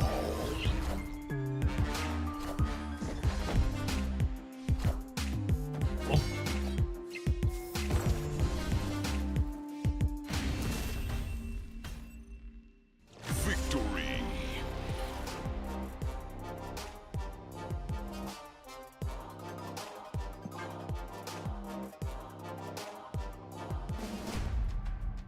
You see the Elsa? The Elsa we have is gold finished, but she's green particle effects.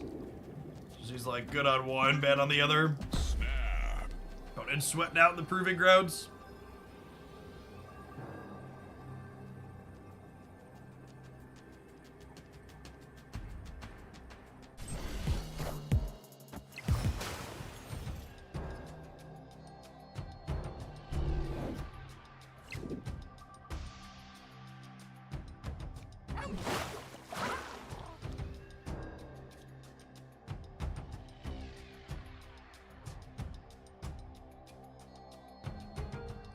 Let's do this because it's resource efficient.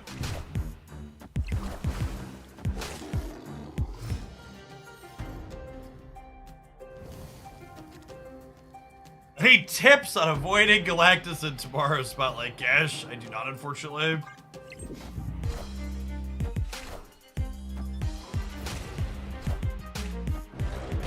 Ah, yes! Deleting 2 cards out of my deck in your Darkhawk deck. Tell me more, tell me more. Do do do do do do do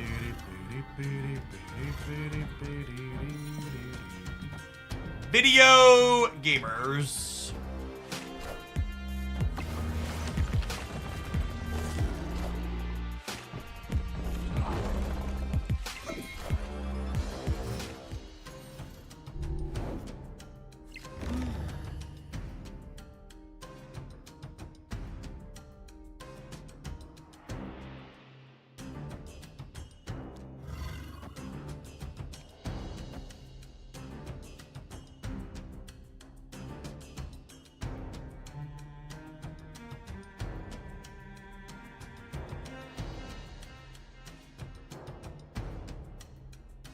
And I think we're moving Jeff. So that way Miles is 1 next turn. We want to save Enchantress for Hawk, maybe? I guess I could do this to gain a little bit more info, and this lets me keep. You know what I could do also? +1 on here, I could just do this, right? See, let's do this. Yeah, I like the idea of saving Enchantress. You have certainly rogued my Jean Grey. Yep.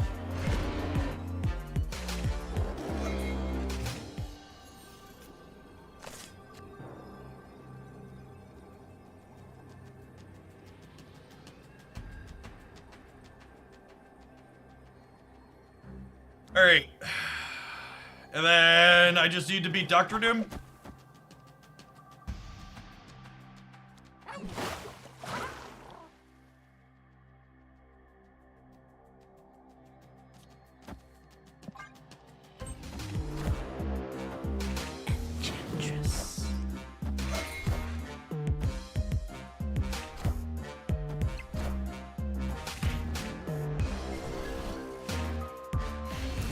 They're all 4-power Darkhawk because they double Hotel Inferno'd me.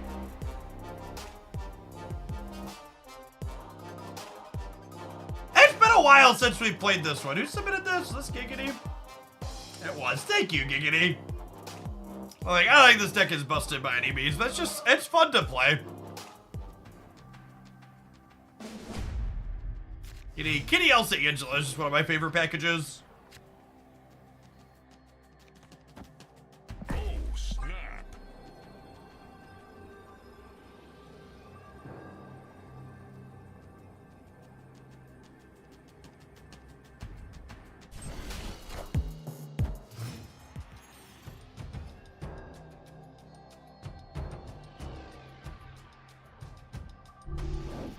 Sinister London's not super good for us.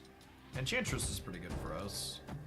I think I'm gonna prioritize just making Kitty bigger to eventually play her on London.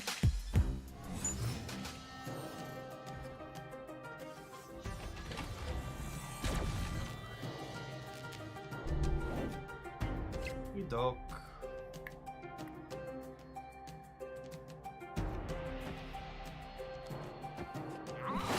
I think I want to play Jean off of London to make their plays there a little bit more difficult. I don't know that our hand is strong enough to be able to play through not drawing more spells.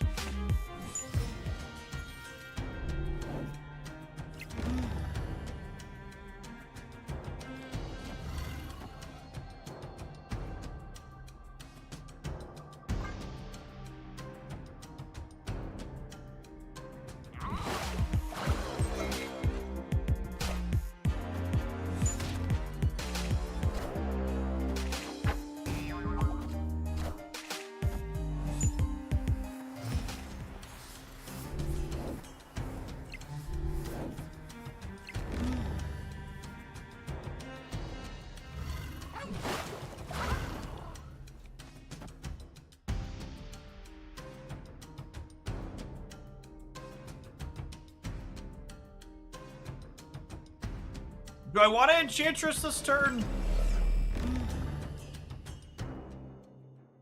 I probably throw priority going into the next turn, right?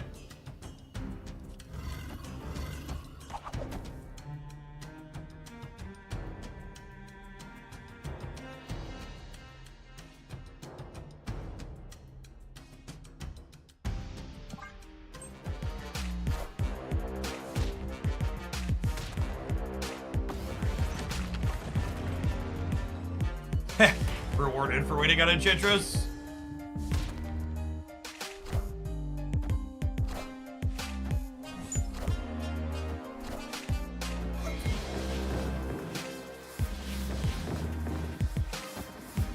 Mostly just didn't impact us.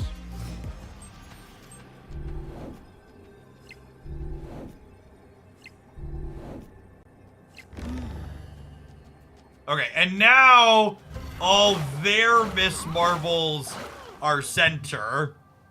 How many stats do they have over here? Or sorry, they're off center, I mean. This is 8. Lad is also Miss Marvel.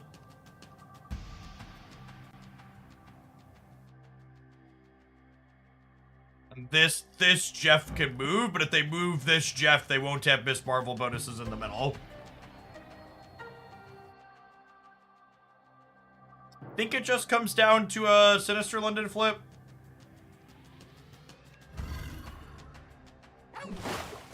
Or does this win every time?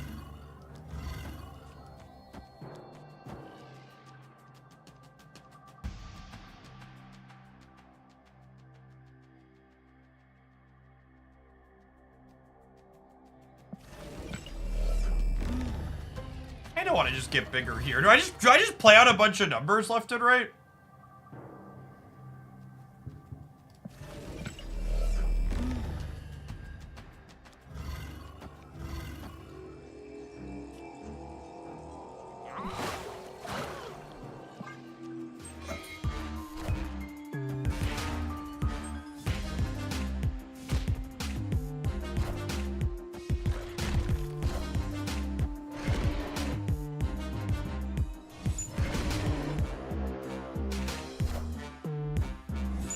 That's fine, we still win. Victory. Where's my 4/7 Stegron at? Second dinner. He was so beautiful for just a minute. So beautiful for a quick minute. Then they ripped him away from us.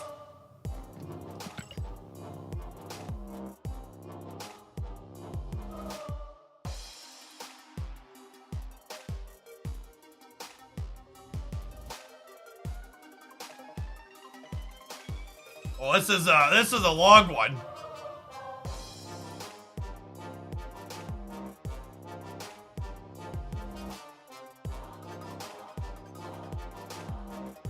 Let's take a look at this. What are the designer's thoughts on Shang-Chi? He is, by quite a large margin, the most popular card in the game and counters almost every deck that isn't Zoo or mid-range. I'd argue decks that I would define as mid-range are generally playing Darkhawk and often get countered by Shang-Chi as well. His ability destroys an opposing card's a massive power swing of at least 13 power for 4 energy, if not more. And the competition in the space for countering high-power things like Valkyrie and Shadow King, but their abilities are more pigeonholed / less versatile. All that being said, I wonder if there are any plans to shake things up in the power counter space with balance changes or new cards, or if this is seen a necessary evil or cursed problem. Shang-Chi being in every 3 games feels grating, so I was curious. This is a pretty good articulation of a lot of my thoughts and feelings on that. I don't know who asked that question, but...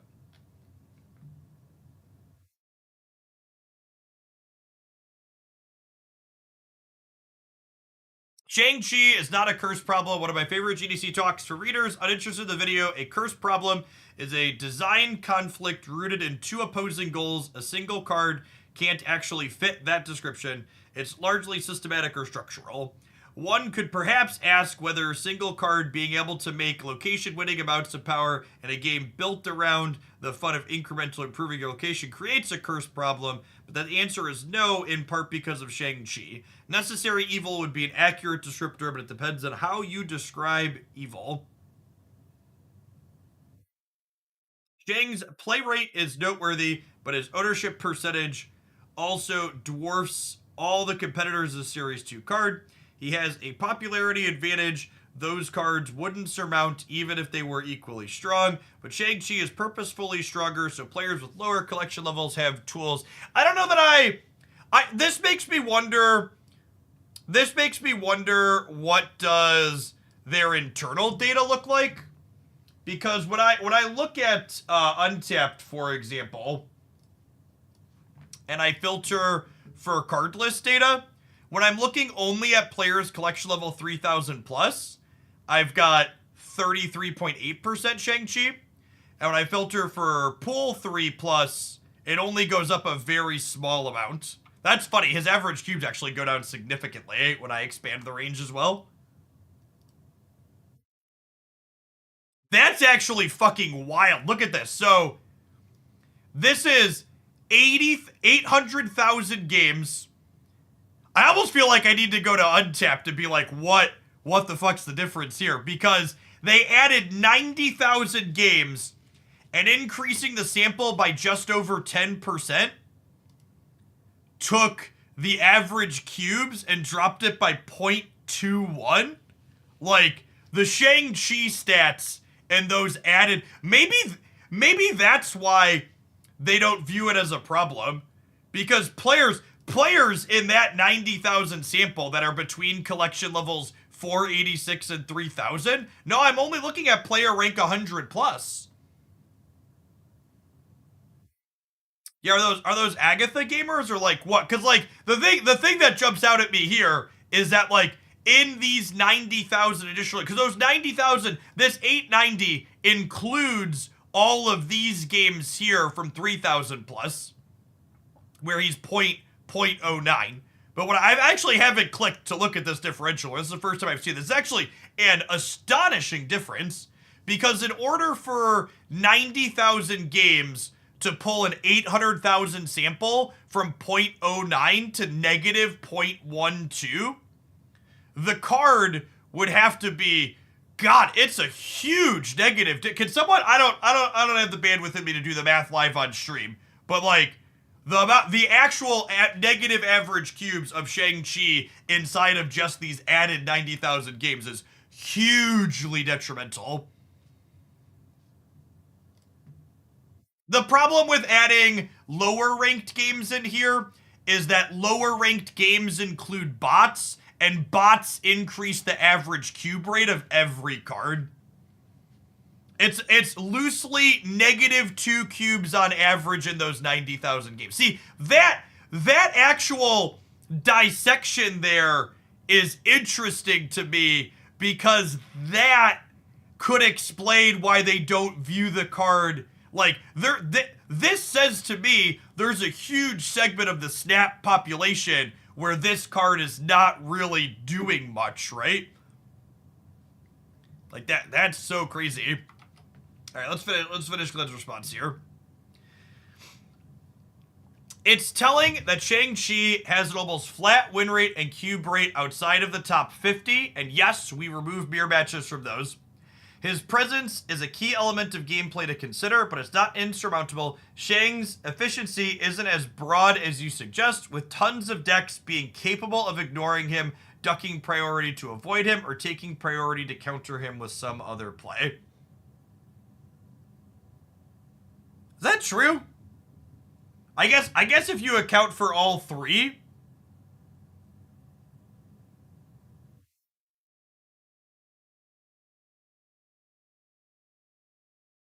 Oh, that's good speculation, Northrin.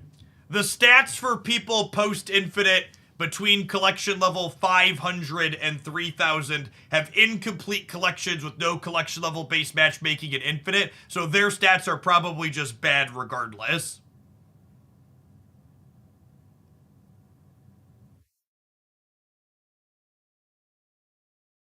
Yeah, I agree, Burgle. I don't know. I kind of think the initial question that was posed is kind of a good one, though. Like, the initial question that was asked is basically, do you want to diversify what Shang-Chi does, right? It's not saying they don't need something like him, but it's asking, like, hey, should this not be that broad of an answer, right? Is basically what I would read that to mean. Because it's not like Shadow King's a bad card. It's just like more narrow and specific than what Shang-Chi is. Yeah, interesting. Well thought out question and interesting response from Glenn either way. Yeah, and actually, honestly, Burgle, something that I've come around to too, I think a lot of the potential problem with Shang isn't even just on Shang, so much as the fact that Shang-Chi costing 4 means that he realistically costs 2 or 3 in a lot of the games that he's played because of Sarah and Zabu. And as is the case, yeah, I think Zabu's the actual criminal. I agree. I think as is the case that we've seen in many TCGs over the years, the actual offender is the cost reducer, right? It's not the card that's being cost reduced. All right, gamers, it's time for an ad break. I'll see you in 120 seconds. We're going to play some more of this Elsa Movers deck when we get back. Thanks for hanging out. Don't go anywhere.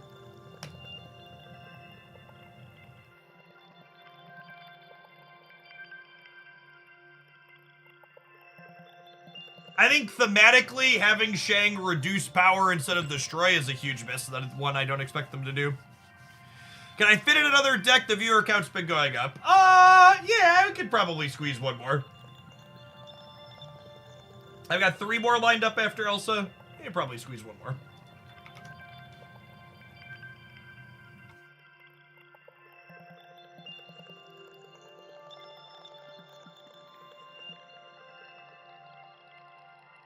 Adam.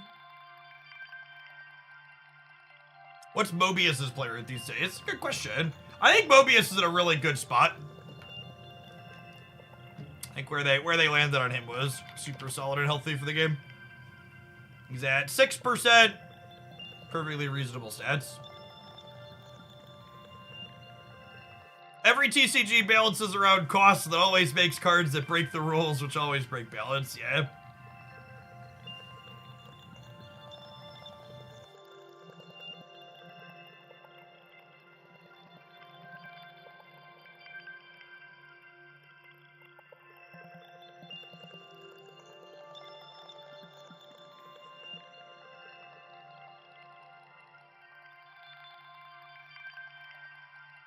Hopefully we get some justice for Elsa on either Thursday or Tuesday. Remember, we're coming up on the set of rapid changes, I like to call it, where we have an OTA on Thursday into immediately a patch on Tuesday. So we're gonna get some pretty meaningful churn here as we get some things dragged up and down and around and adjusted. I would love to see 3-2 Global Elsa though. Or 3-3 Global Elsa. 3-3 Global Elsa is probably fine. Yeah, that's true too. We get patch on the 6th and then a new season with 2 new cards. It's actually just a huge amount of stuff.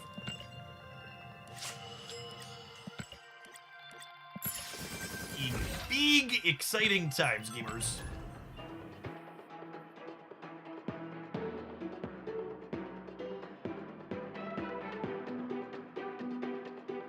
I think even when the metagame is healthy, they should still be OTAing things probably up and down.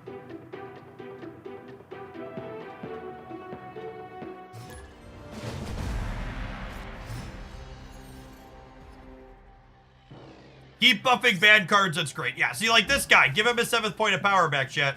He didn't deserve to have it taken away. He's a good boy who deserves good things in life, like a 7th point of power. Marvel Snap needs more 4/7s, okay?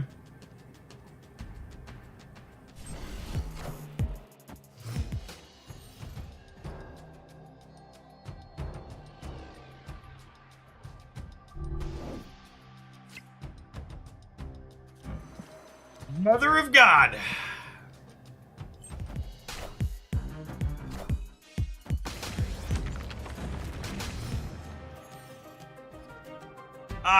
Oh, that's fine. I don't need to draw another spell to win this game. I like how their username is Pixelog. It's actually just priceless.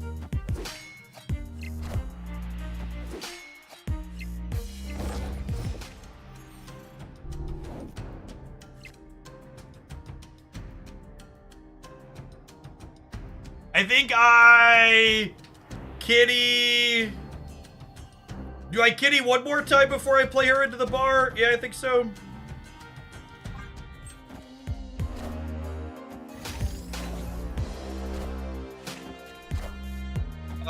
Thanks, bud.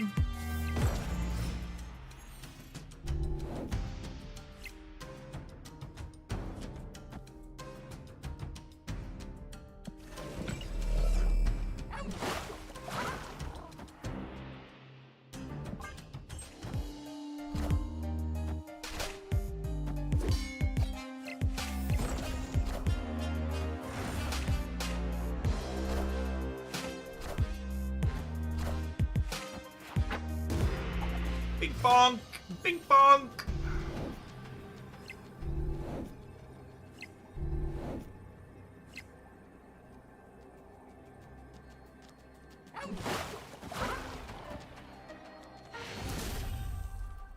Victory. All right, so we gotta be careful with the ham in this matchup. Unless we're playing it out to fill an Elsa path, they're gonna key Angela trigger. We probably don't want to ham the Gladiator Maximus Destroyer deck.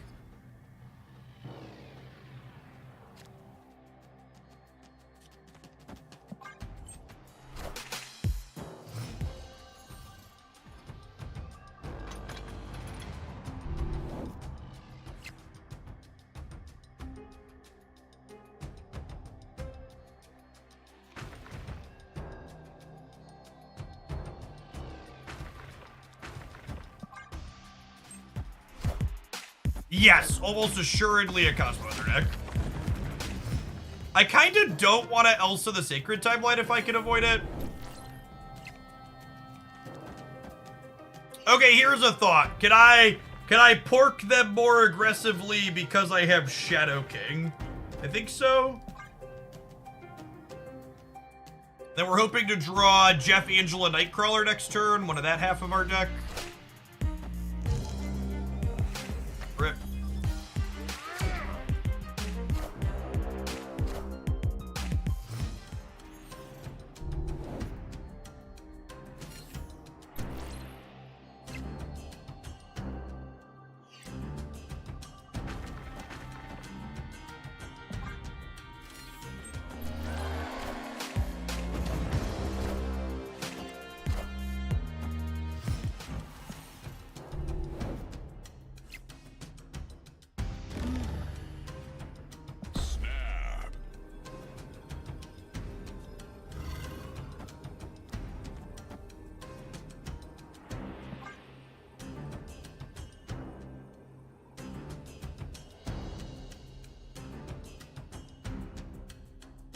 Our honest drops fast or slow? Slowest drops on Twitch. Also the fastest.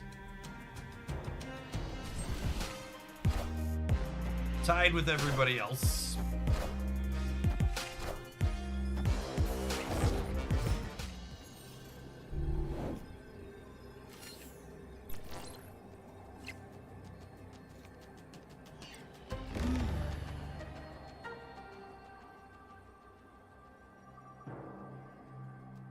Opponent snapped.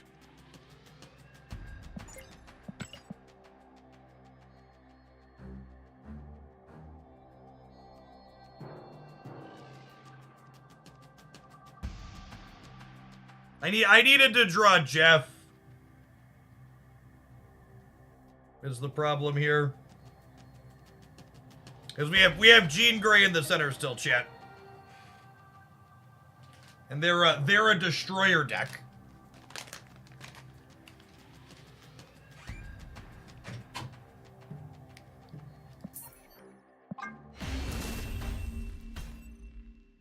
Escaped.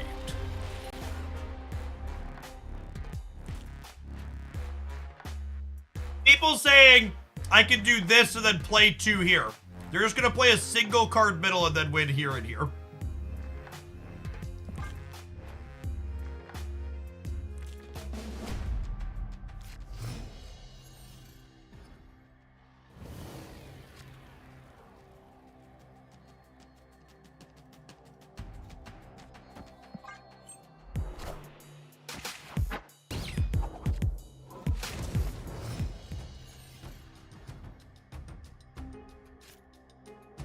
Yeah, Cosmo definitely lost this game. It was a very good Cosmo for them.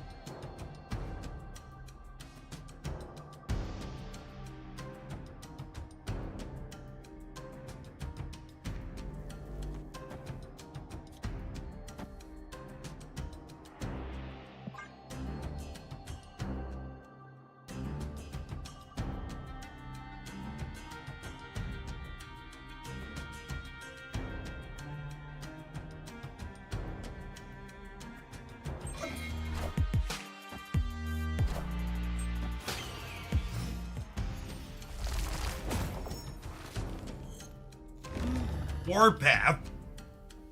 There's a name I haven't heard in a long time.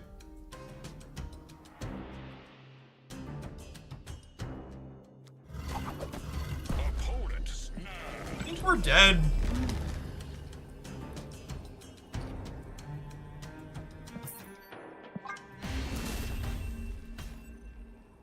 Escaped. Yeah, it's probably a safe assumption that they have Scar. Yes, Cosmo is very good against us. We need like our Kitty Angela opener to have a shot here, I think.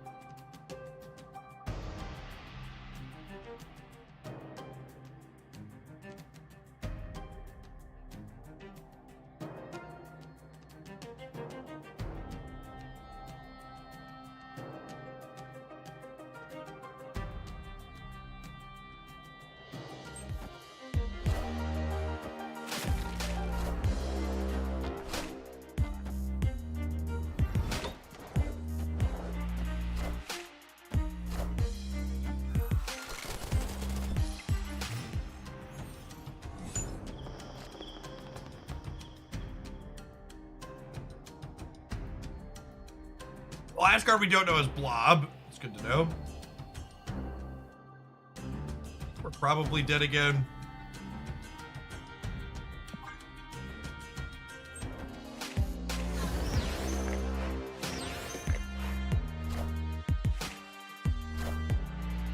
Miles or Kitty here, maybe let's just stay in it.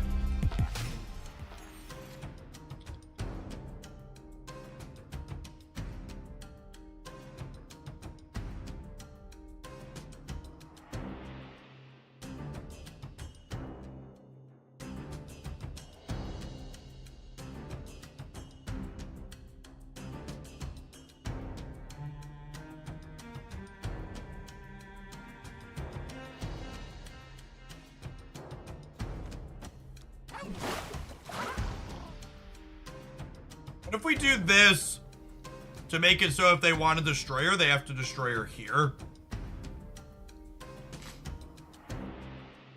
I think I want a Gene to get down control over where their big destroyer has to go, their pig.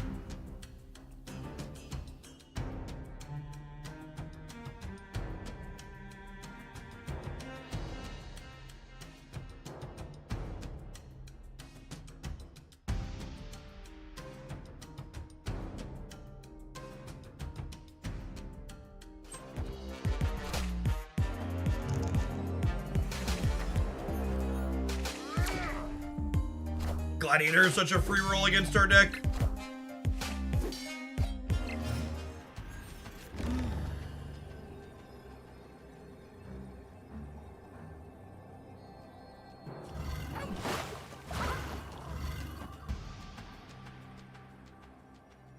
I feel like there's a solid chance this wins the game.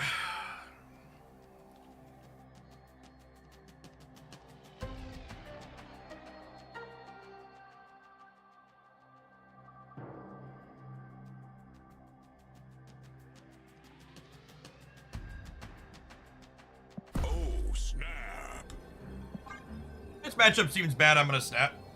Chris, thank you for the 59 months. Welcome back.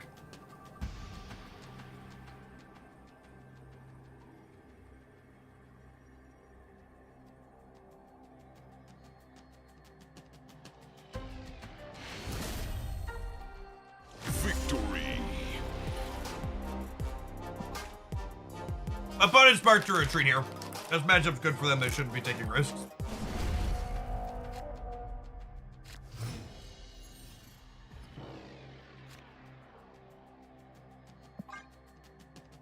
Opponent snapped.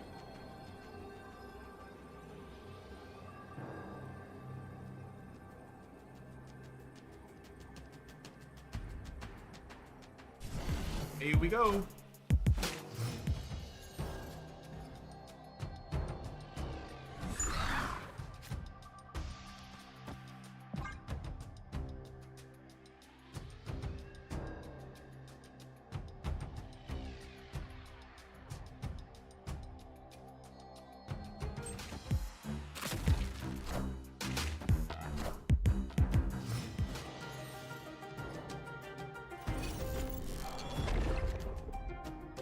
Who do the Raptors mess up more here? I think them.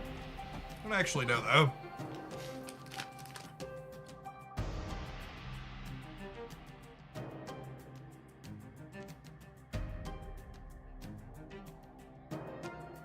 These mess with their Atuma and Warpath.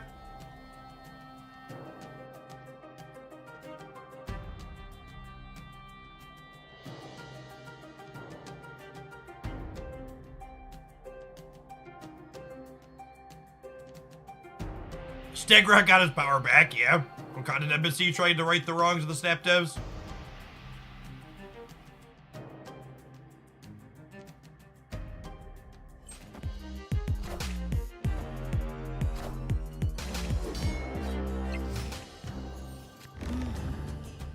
Using up Cosmo is really good for us here, I think. And then Steggy Boy enables Miles. We got a shot here.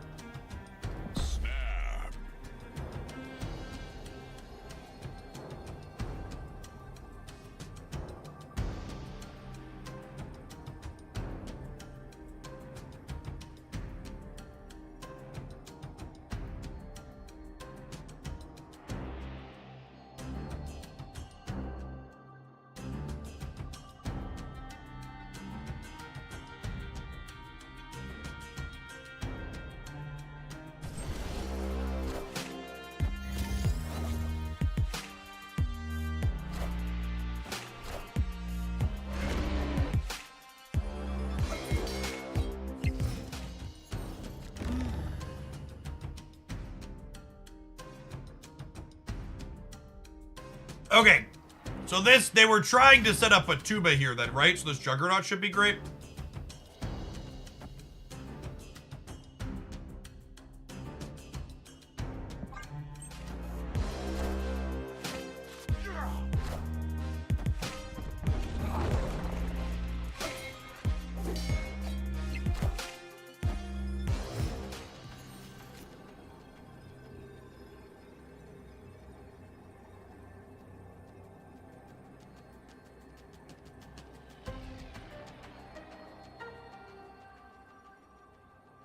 Unfortunately, we're dead to Blob, huh?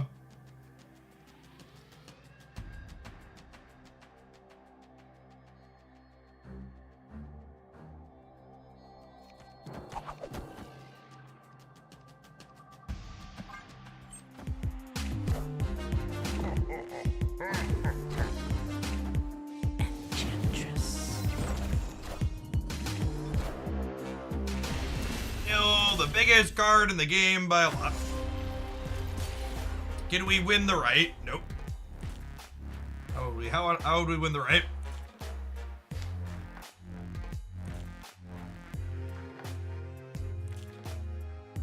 And that's unfortunately the story of our deck is sometimes when you really get kitty going early, you can kind of keep up with what these decks are doing, but they've taken so much power away from this package. It's tough to keep up with the format when you're not getting good Shadow Kings or Enchantresses. Sometimes you can bat people around that it can feel good, but really, it's sad how much they've gutted this package.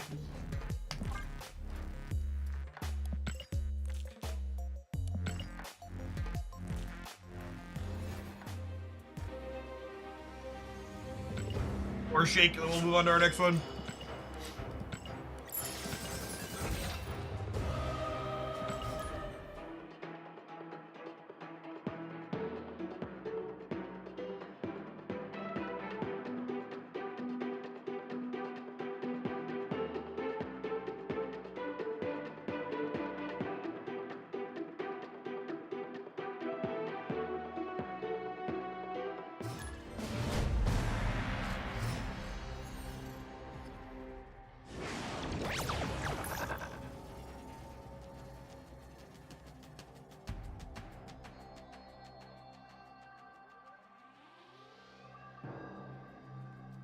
Opponent snapped. Oh,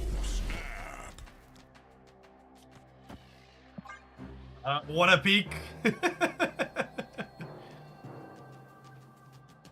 Yeah, honestly, I'm not even sure that like OG Elsa is a problematic card at the moment, right?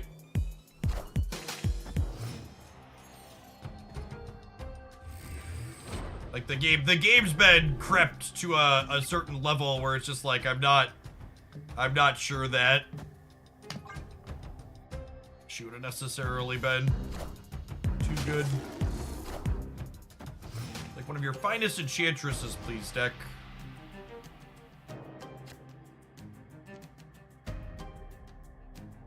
I don't think they're gonna give us OG Elsa back. I think that's probably pretty unlikely.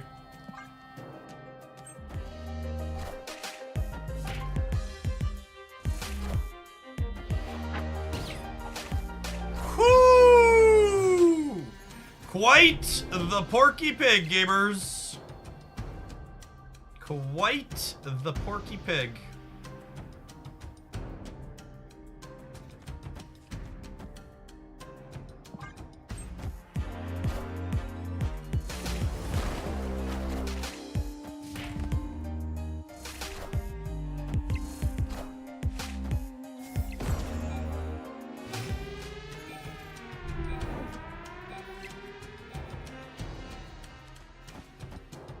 All right. Can we draw an Enchantress? Behold my mighty hand.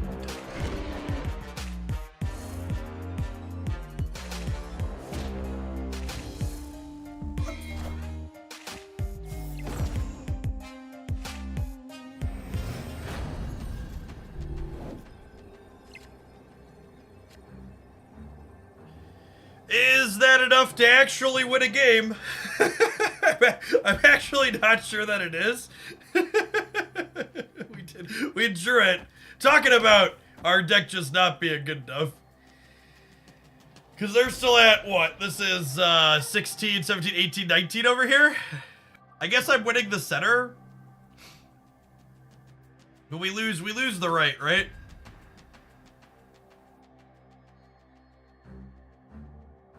Actually just dead. Yeah, it's time to move on from this one.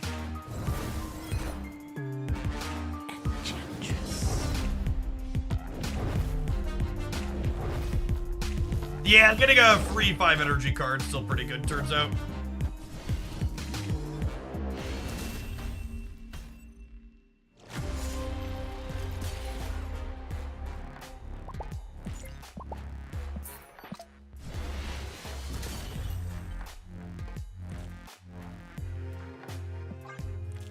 Right, we have a request to play a good deck, gamers. It's happening occasionally.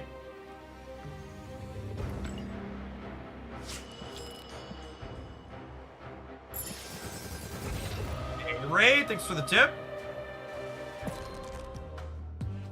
Let's play some Loki tech cards.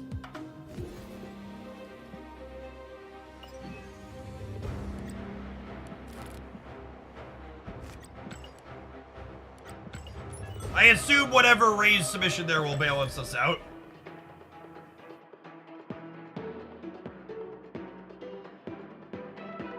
Ray sent in another Kitty Pride deck. As we will. Live from the Daily Bugle. Wow, that Artem Zola avatar is creepy. Queue up with Loki, immediately queue into Hela. Yup. Yup. Now the good news here is I get to have a 7-card Loki on turn 3. So I think we're gonna stay and we're probably gonna snap them back.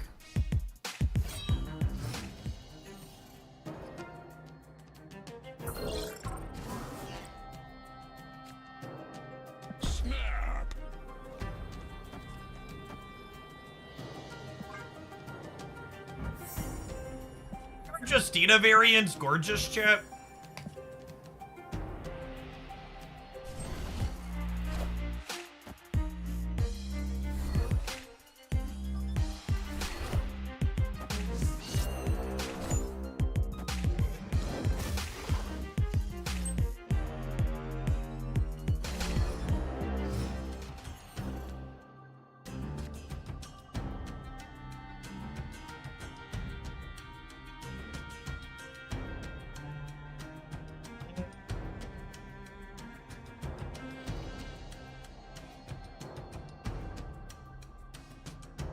Do you think this deck is significantly worse without the Miss Marvel? Miss Marvel is responsible for a lot of your non-Loki game wins.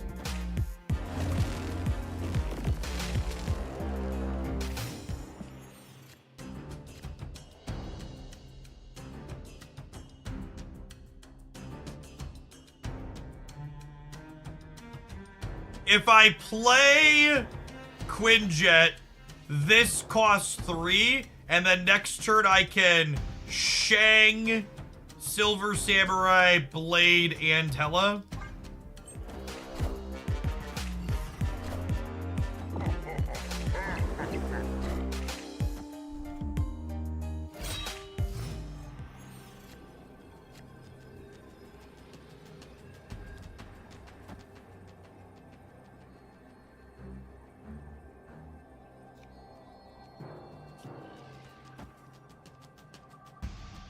Oh, I can't Samurai. That's fine, though. I already stepped back, chat. We're playing free.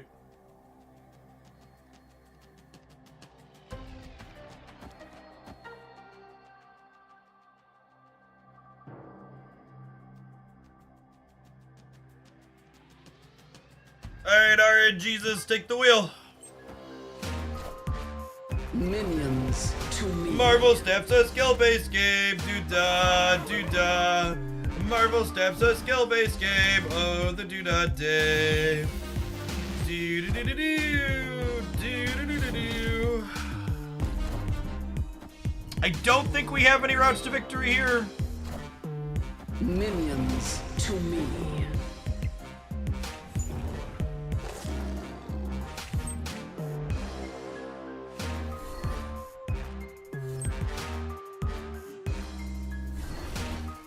Alright, no more Loki inside of gold.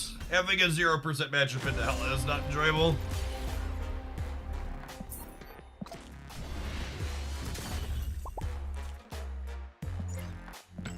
What a good game! Fist bump. The best game of Marvel Snap has been generated for all to see.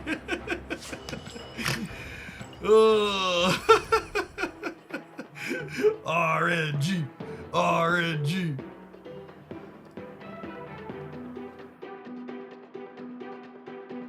Do you think those players say good game when they pull the lever on a slot machine and it just eats their coin? Think they give it a fist bump?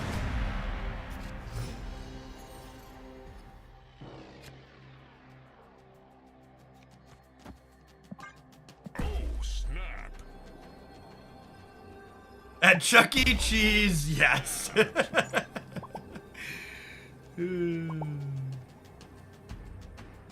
Oh, is Mogwai doing some more Snap? Good to see him around again. He was snapping a little bit yesterday too.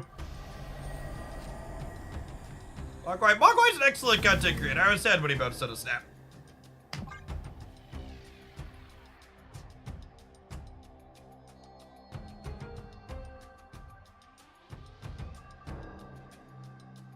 Not too surprised. I wouldn't be surprised if we see a couple other Runeterra people poke back in since the Death Knell announcement of that game.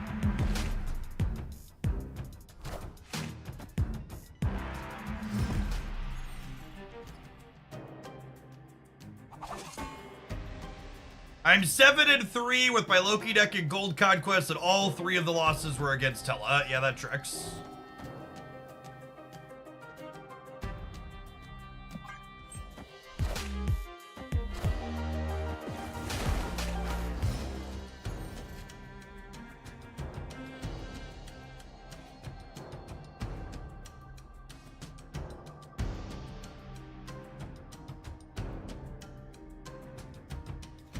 This is the play chat wants me to make, right?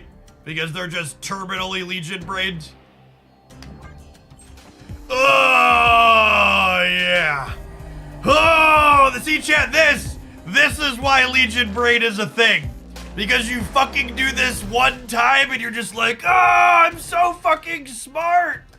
Worship me. Endorphins.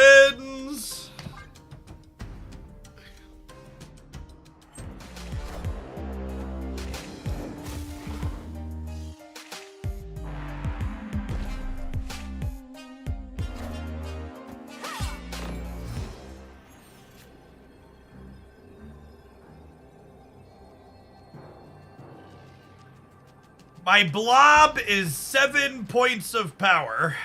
Don't make fun of him, Chad. He's a grower, not a shower.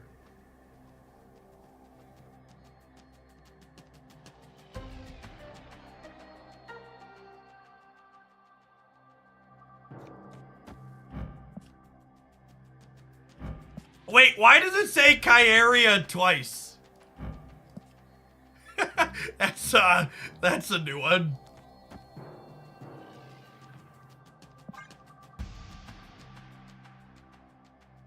Legion broke everything. We don't show the dangers of Legion brain for nothing, chat. It's a very dangerous place to be. Victory.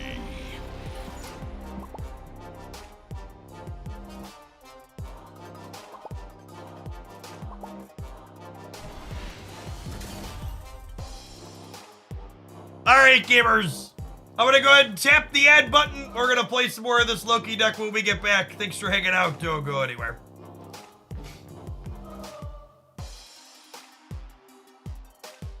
YouTube gamers, there's almost 250 of you, but only 144 of you have found the like button on today's live stream. Can we get that up? Can we break 200? Would be great. Press the button.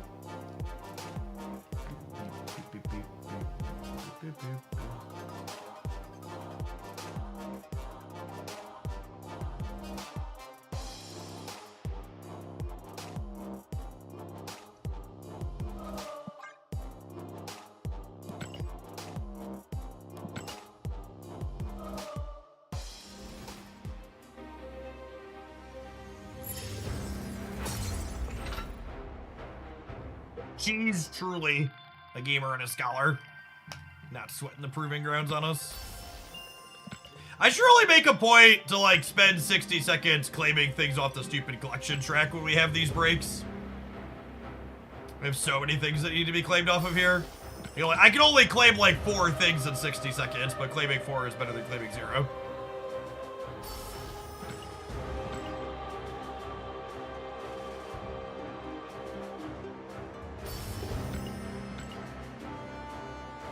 Think a lot of claim all but one day. I think it's gotta be on their radar. This is a extra negative experience for people who spend money on the game.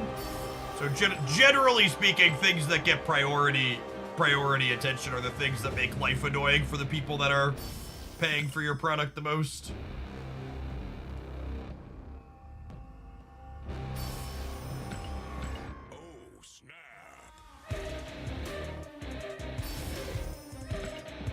Beep, beep, beep, beep, beep, beep, beep. It's also high visibility if it's likely to affect streamers. Yep. The fact that this is so cumbersome is on display in many streams. I already have a good Orca, but hey, at least it's not a pixel.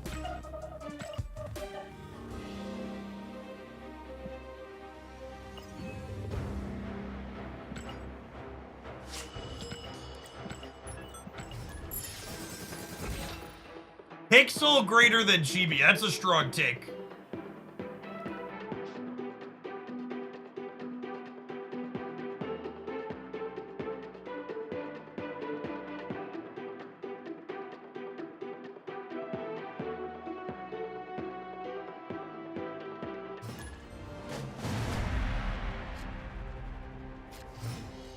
Is the Fantasy Juggernaut bundle dropping yet? I believe the data mine said it was coming today. But also data mine subject to change, all that jazz, typical asterisks and such.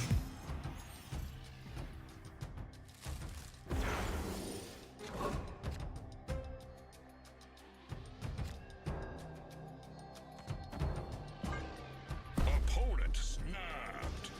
Oh, snap.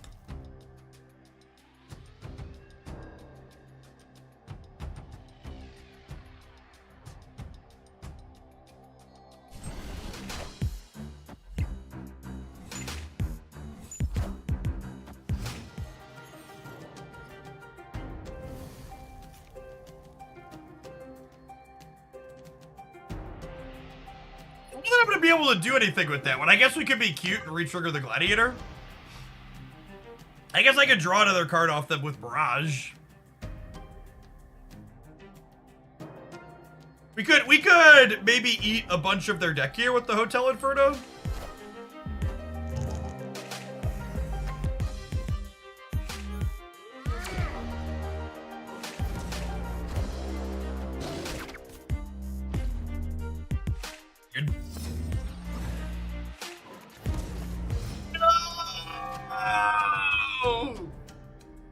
Oh, the perfect draw. The perfect draw was right there.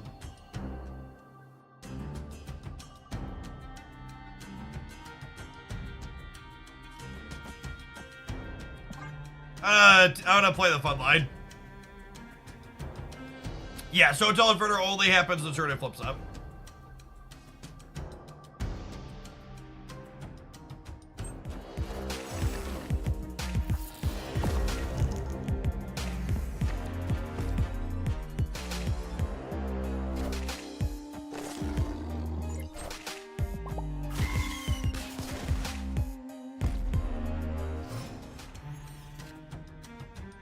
I believe we have died.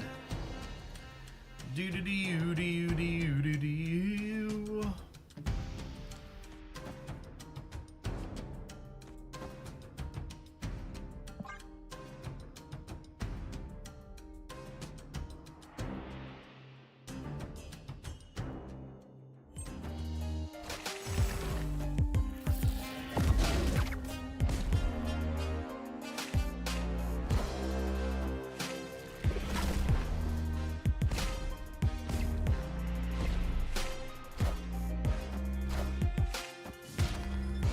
All right, Mr. Shangerson. Oh, unlucky. Literal last card in the deck. We beat Null though. This beats Null.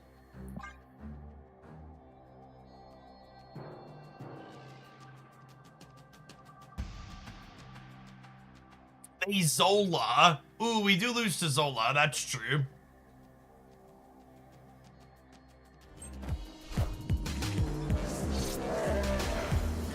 I don't think that bodes well for us. It's death free. Death, never heard of her.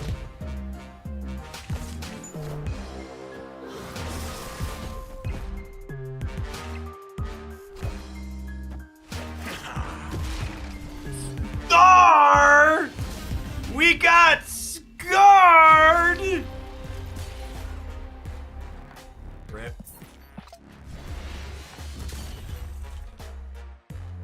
Any more tech cards? You need to get a Shadow King in here, gamers. Stat. You've been weekend mission. The Destroy deck with Scar actually has pretty good stats. Oh, that's probably a testament to you could replace a card in the Destroy deck with a random card and still win a lot.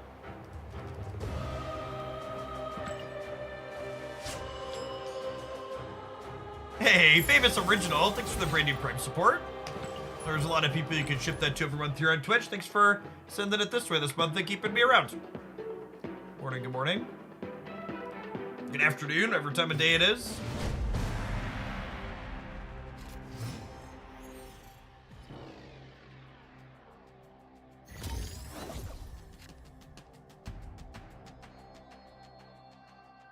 In Cam's latest list, he took out Vision and Rogue for Shadow King and Enchantress.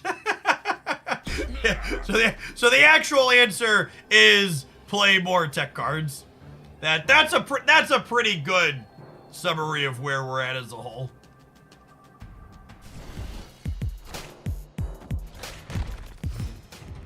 Unironically, play more tech cards is the answer.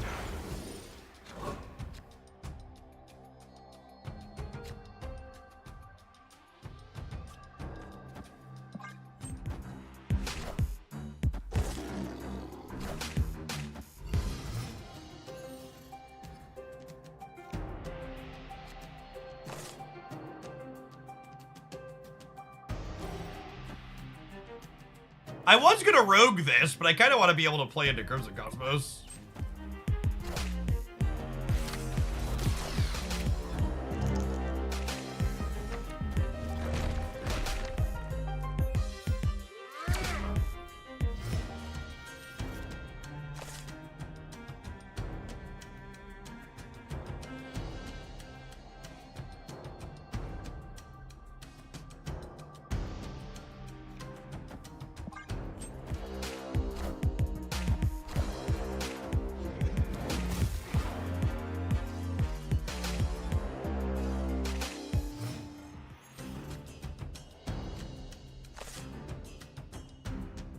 Good old Rock. Nothing beats Rock. Is Legioning Crimson Cosmos here insane? Probably not. Opponent snapped.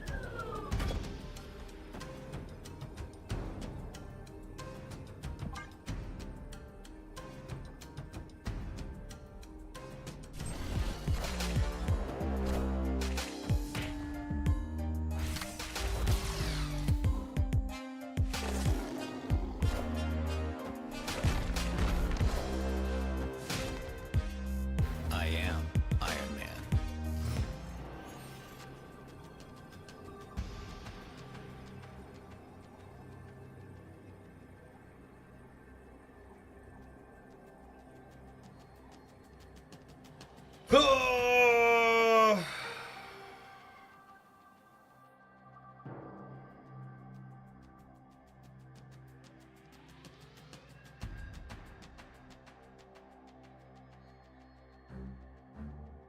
Yeah, Grimes, I think that's needless complexity that they almost assuredly wouldn't do.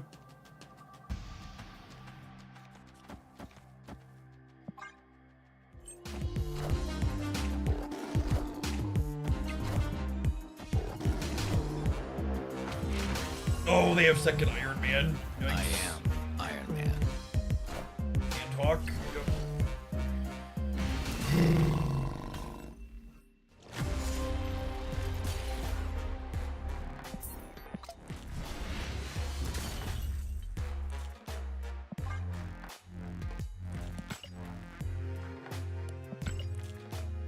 Alright, let's make the easy, obvious swap to playing more tech cards.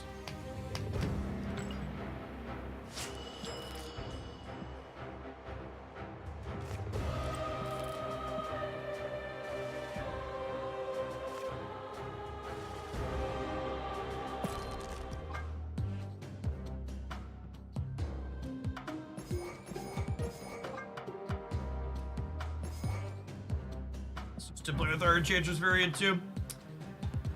We're approaching enough Loki boosters. I need 75 more.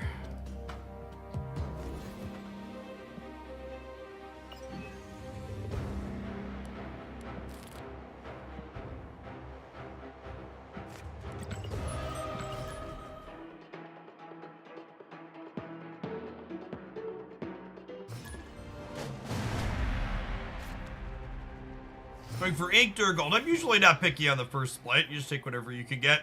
Especially when it's on a card you just don't have a lot of boosters for.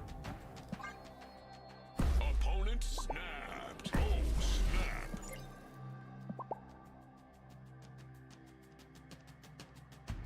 You need to open all the track items for the hidden Loki boosters. We did pick that up off the track today.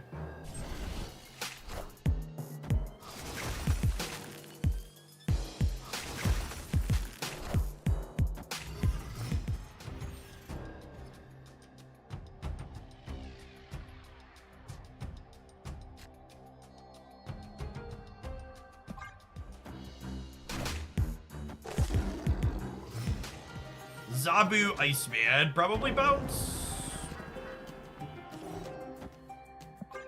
I would like to murder 2 of the cards out of your deck, opponent.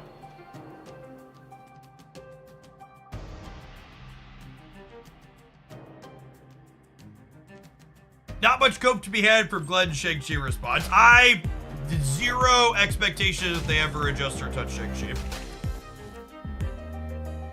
You're welcome. I do what I can.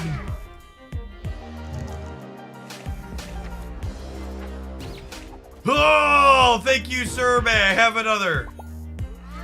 Okay, that's actually funny. The second ham getting reduced by another cost is hilarious.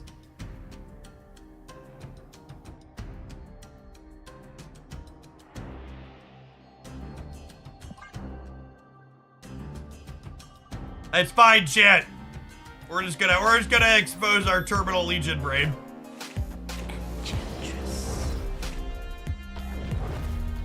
There's only one obvious thing to be done about all of this.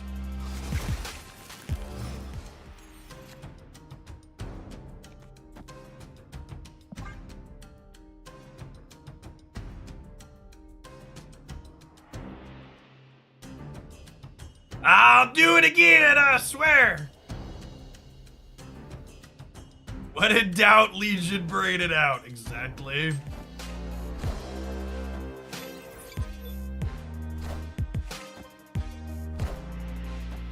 Wow!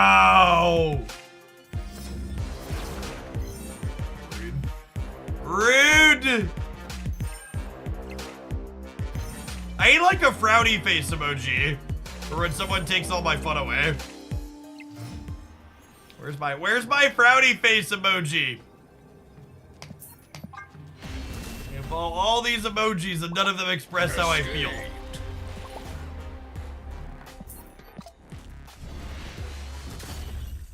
The last time we played this deck, it felt pretty okay.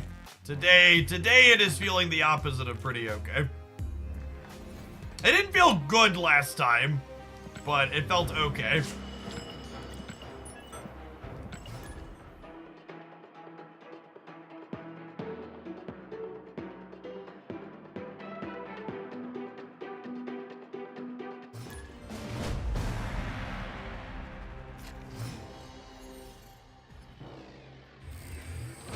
Opponent snapped.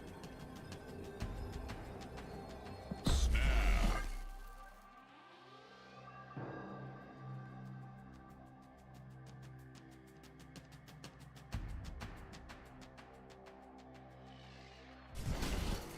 Earthworm Jim.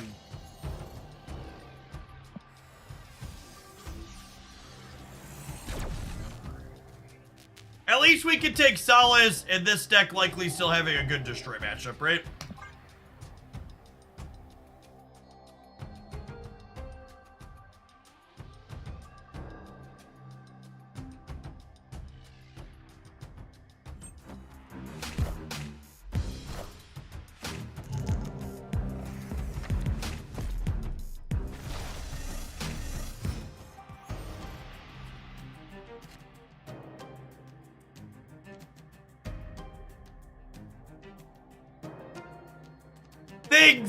Things to take solace in, chat. Our destroy matchup's really good. Cope.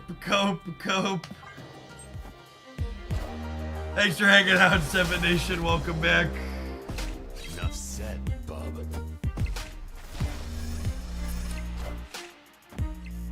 Sometimes lucky rubber ducky. Golly. Well, actually, the Electro's bad for us because it means they're a destroyer deck. Actually, the Electro's really bad for us because it means they're a destroyer deck. Can we win the game? I have no idea, chat. I assume the answer is no based on all the other games that we've played, but we'll slog a few more in here and see how it goes.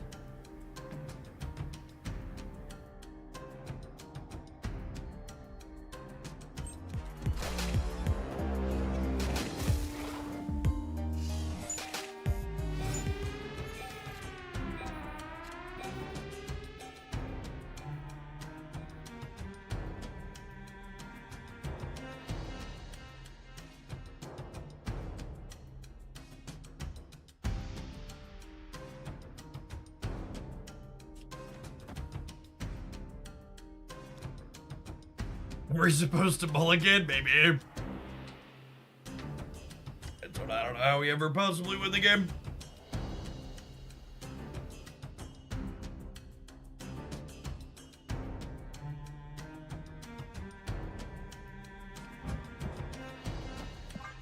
Hello. Cut off one head, two more shall take its place. Running for this left gladiator to pull destroyer out of their deck.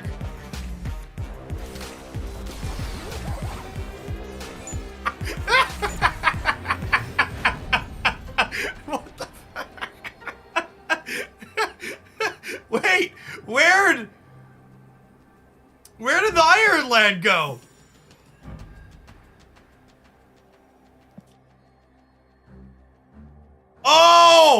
Oh, this gladiator pulled Venom after the destroyer cleared the center.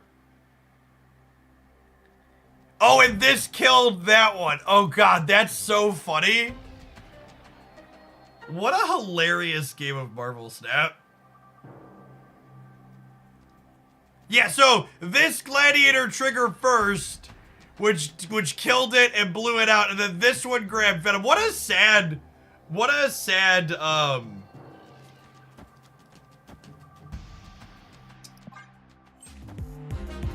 fast forward. Cut off one head, two more shall take its place.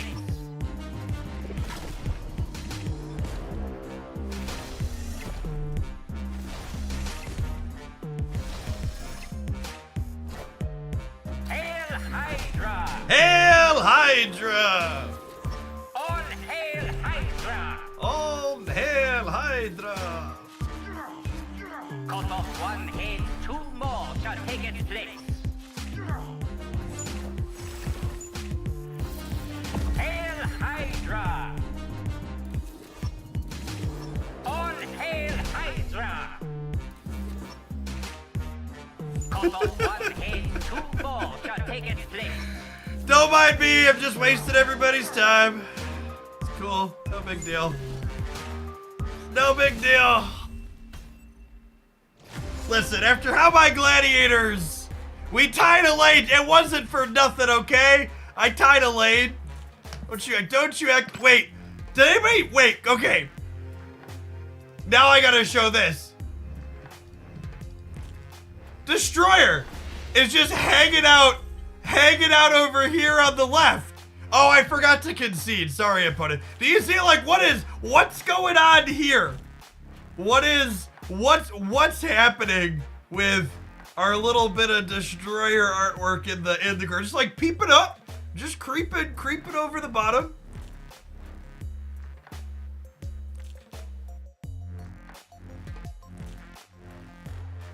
He's in the exile zone.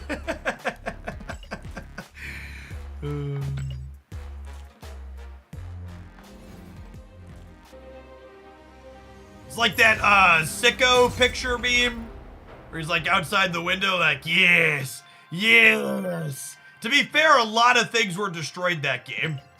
So it would make sense that the destroyer was looking from the outside like a sicko.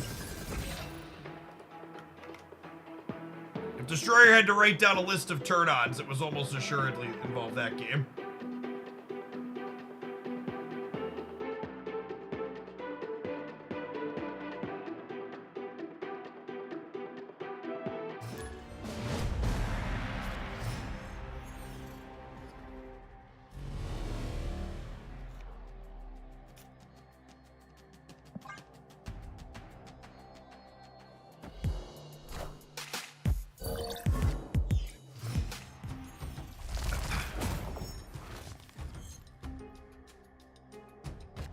Oh man, I haven't played like a Loki mirror since like the week this card released.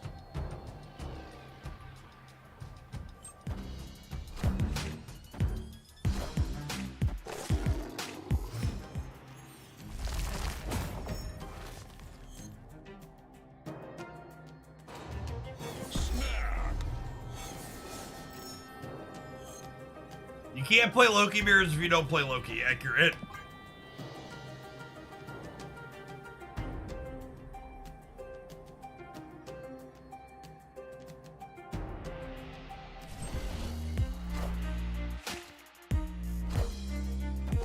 What a Pog champion tempo max, chat.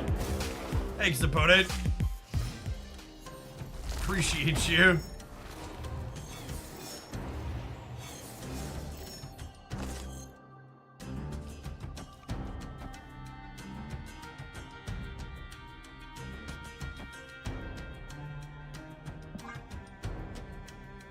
I'm gonna decline to play my Maximus on curve, because it seems like a bad play.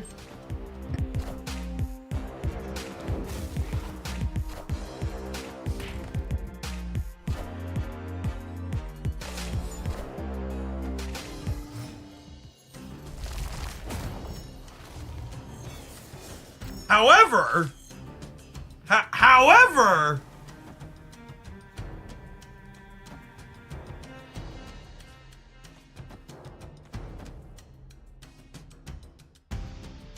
Mr. Sandman, slowing them down. Do. The Mr. Sandman is slowing them down now. Do. Mr. Sandman. Oh, you know what? I should probably put Zabu middle to hedge Miss Marvel against an opposing rogue.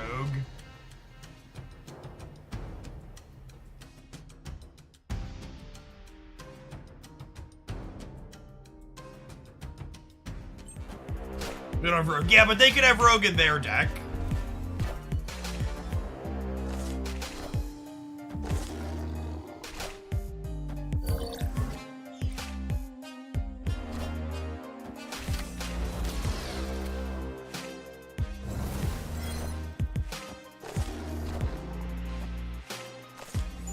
Oh no! They copied one of my cards! Nice, Sarah nerd.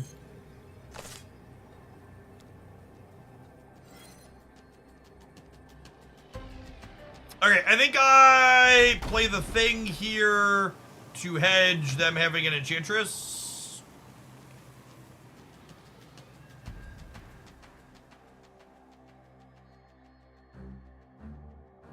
RNG. RNG. Sandy is Sandy Grip. Why does Agent Coulson say created by Snowguard?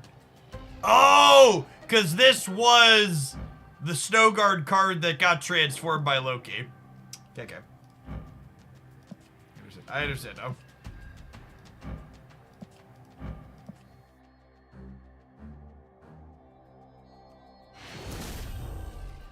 Am I going to split Loki? I don't invest my credits splitting cards until I have the ability to split for inked or gold. And I don't have enough boosters to split Loki to try for inked. Oh, snap. Oh, snap.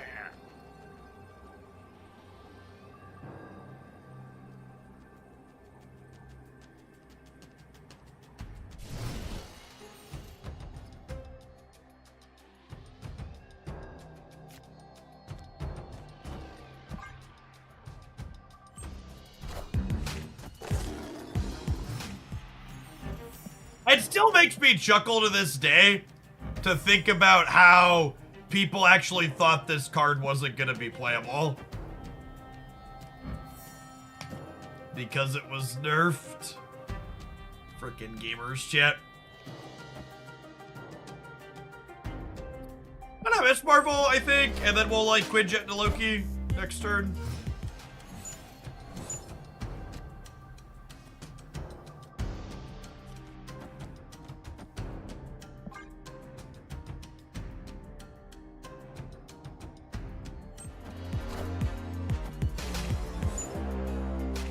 Nerfed, they cut its ability in half, yep.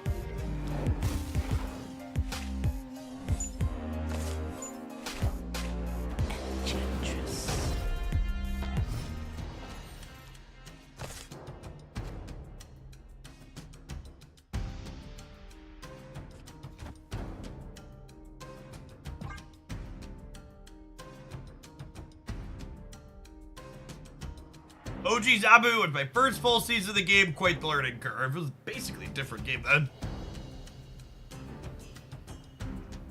A lot was going on. I don't think I want a tempo max here.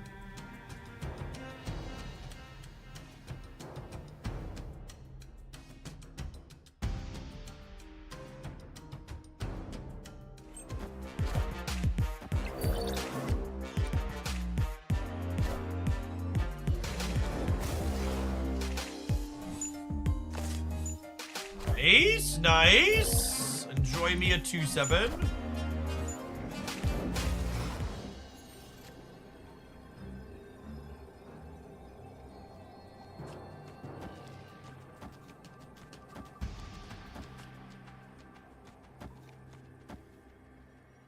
All right, Noodles.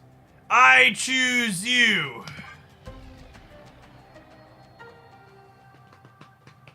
Noodles, wall, noodles. Who's gonna stick?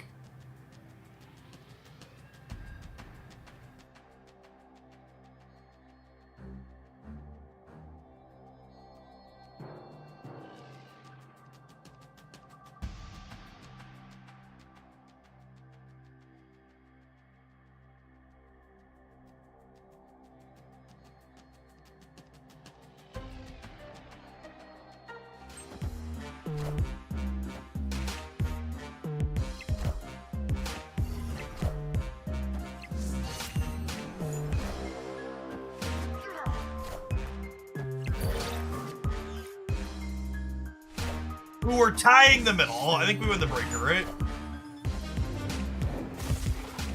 Or we just win. We win the left outright, right? Yeah, we win the left outright.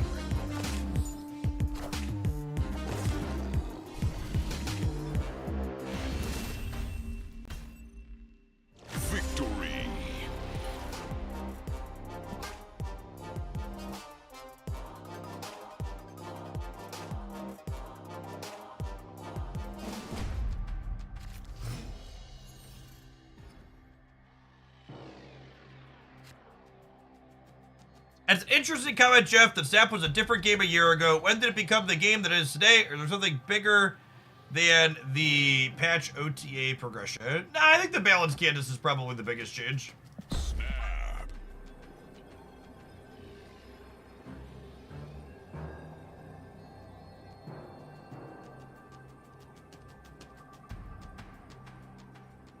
Jeff's beginning his villain arc, played Galactus, and now we're playing Sandman. Yeah.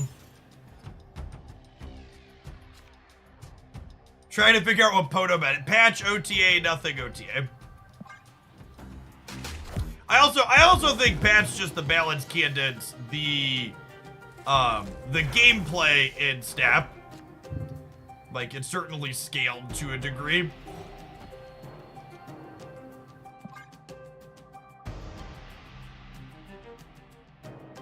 We have an OTA on Thursday and a patch on a week from tomorrow.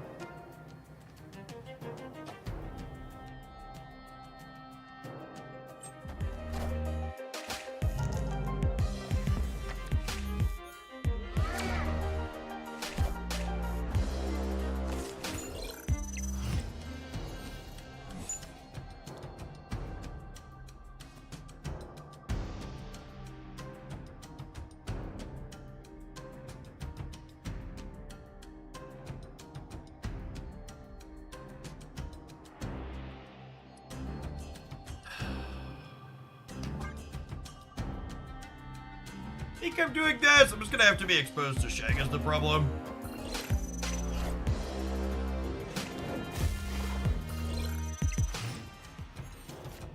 You know, we want to try and grab priority for a bird play. That's an interesting thought. Yeah, maybe.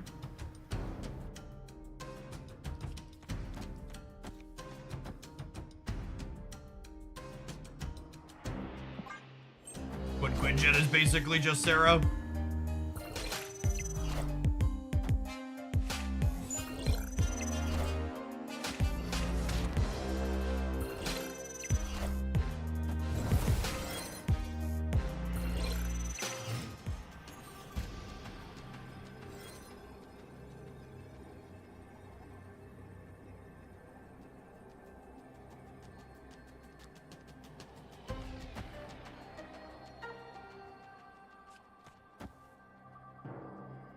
And then I'm actually supposed to play Mirage here, so that way, if they Shang me, I keep my things on the side, right? Do we lad for Shang? No, I think I want a Mirage here to make sure I keep my Marvel bonuses on both sides.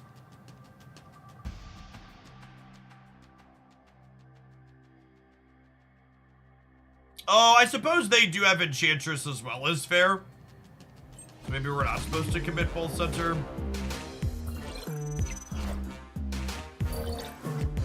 Or if I'm committing both center, I'm supposed to play the Iron Lad, so that way... Maybe I can't play around both Shang and Enchantress.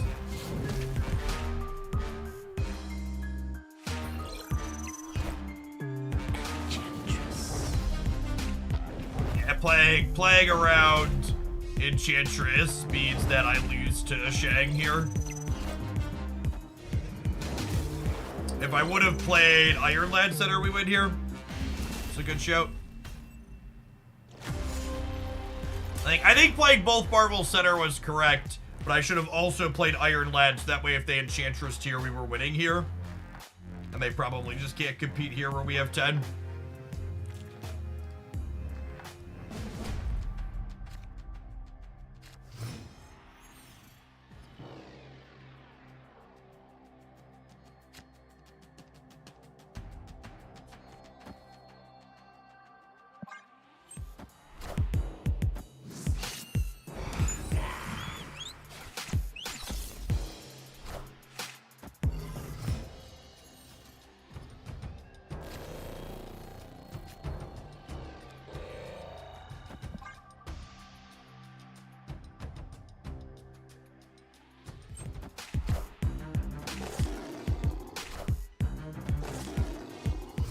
Was it scaredy cat shit?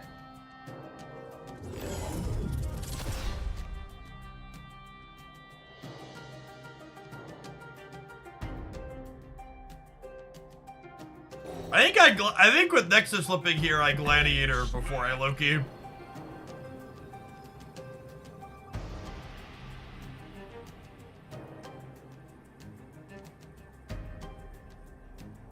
I like the little analysis you do after some games. Like, if I did this, I would have won. A lot of people just say, I got unlucky, they had Shanghai and Enchantress. I mean, to be fair, some amount of the time when we finish a game, the answer is, I got unlucky. There's nothing you could do, but if your goal is to improve as a Marvel Snap player, you definitely can't write off every loss as unlucky.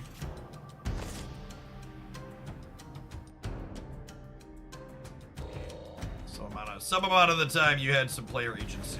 I probably don't need the cost reduction from this. I'm just gonna Loki and get the extra card. Oh, but I can. So, I mean, card games definitely attract one of the, let's call them features about card games is that if you want to find a reason for why you lost a game other than I made a mistake, you could always find one. Their hand only had 3 cards when they got Loki.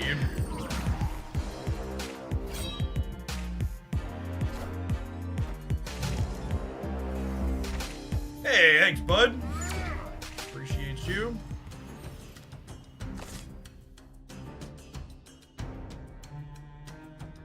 Must resist terminal Legion Brain.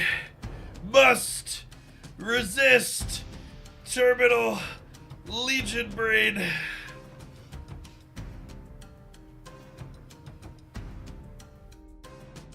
So, for people that aren't familiar with Triple Nexus, the Nexus that's all the way left counts the most. And they have a lot more power there than we do, but I'm also going to add more numbers than they do. This is the fun play. It's silver. I'm going to make the fun play, chat. I'm going to make the fun play. I get to go Miss Marvel, Maximus, Agent Coulson here next turn.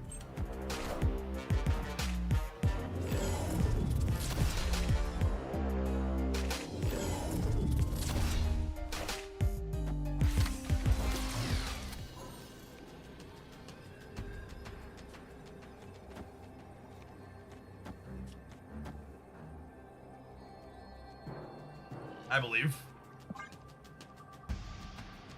Doing the math myself, not even once.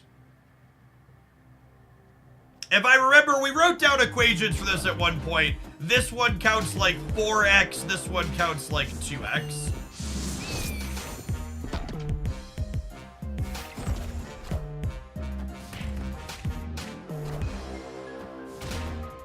And I'm winning on the left, so we should be good to go here. Give Marvel Snap a minute. Alright, cool. Victory. For people wondering why I played Agent Coulson instead of Shadow King, literacy is the answer.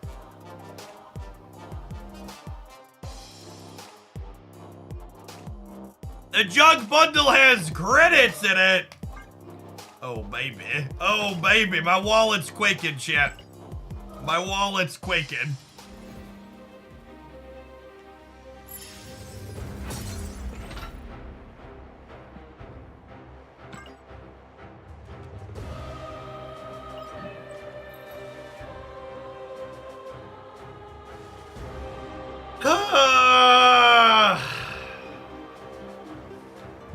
Is that enough credits that I can justify this? It maybe is. I really don't want collector's tokens.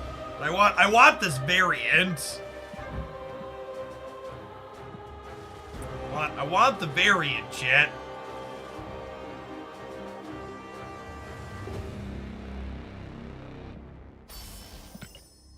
Alright, I'm gonna tap an ad roll button to help pay for this bundle. I'm gonna pull the harpoon out of my side and I'm gonna buy it on mobile. Beer me.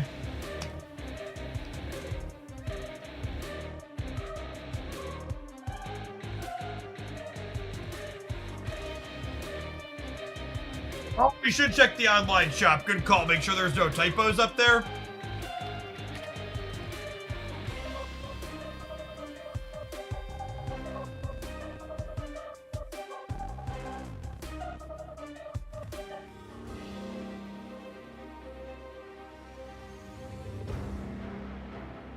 Nope, it's listed correctly on the website. Is the mystery pack any good? It's like fine if you need collector's tokens. I wouldn't call it good though.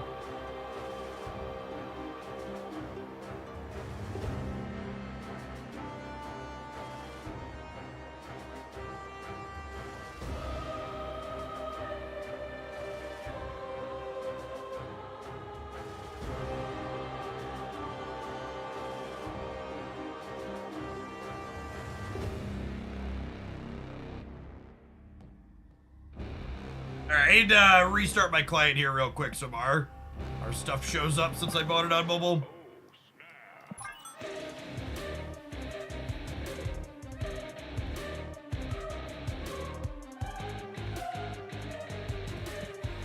Beep, beep, beep, beep. Warlordy, thank you for the over 3 years. Appreciate that. Welcome back.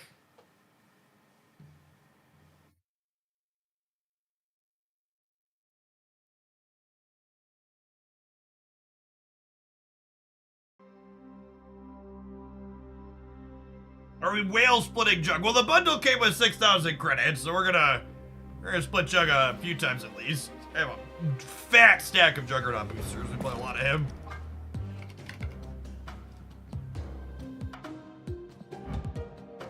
1,800 Juggernaut boosters. 1, 2, 3, 4. Oh, I had 4th split inked on my old one. I'd really like a gold on him. Infinity. 1,800 boosters, you'll get a good split on the first one. Yeah, that's usually how it works. The cards you have plenty of boosters for, you get a good one right away.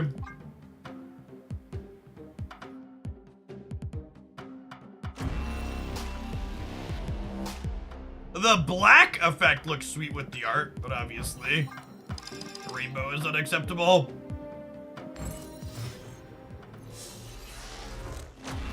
Infinity.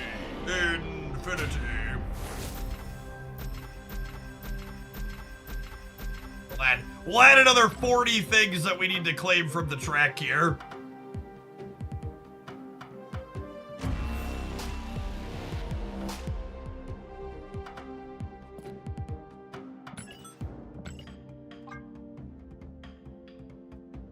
I'd like gold at some point, but inked with white is pretty desirable. This will be one of those ones that we probably go again once we can set the border colors.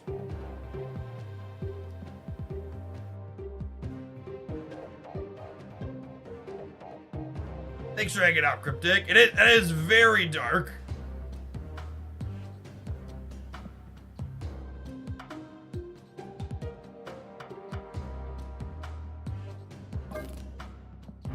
What's the auto jug deck?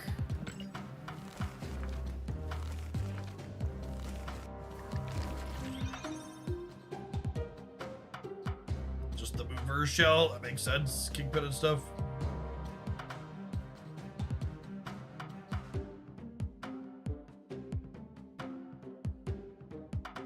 .404 contrast not found. It actually contrasts differently as it like glosses over and you move it, huh? You see the shine effect on it? It like hits different as you move it around. Pete, thank you for the primer. I appreciate that. It's Miles Morales. All right. It's time to slide along to our next viewer pile of cards. Crunchy, are you here?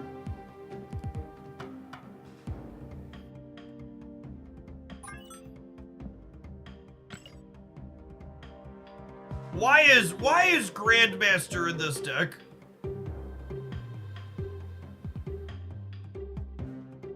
If you are someone who is interested in spending USD on collector's tokens, the Juggernaut bundle is a fine pickup.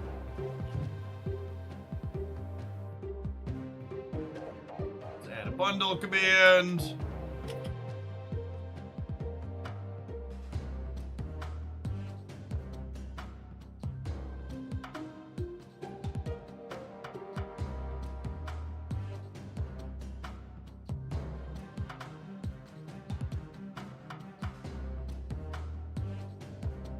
Any advice on the win 3 locations? You just have to play more. It's such a high variance quest. Dr. Doom into Grandmaster Jeff after Electro. I mean, at that point, I'd rather just play Odin, right?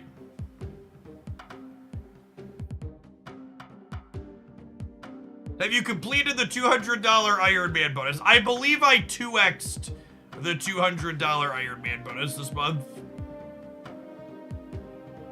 I think with Miss Marvel especially, this deck needs another cheap thing that it can play out proactively. I think Nebula's a good call here.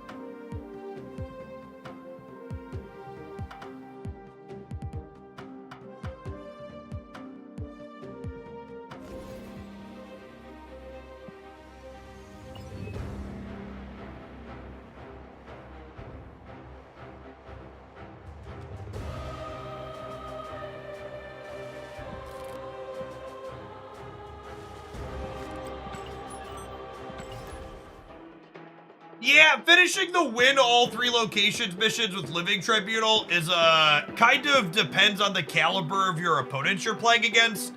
Because, like, good people against Living Tribunal are leaving when they know they're beat by it.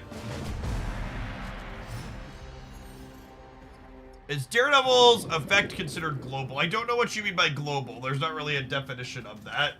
Oh, you mean like, in terms of 2 energy cards shouldn't have global effects? No, obviously not.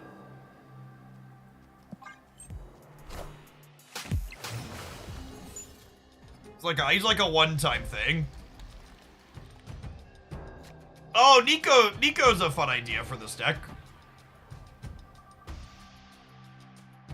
Snap.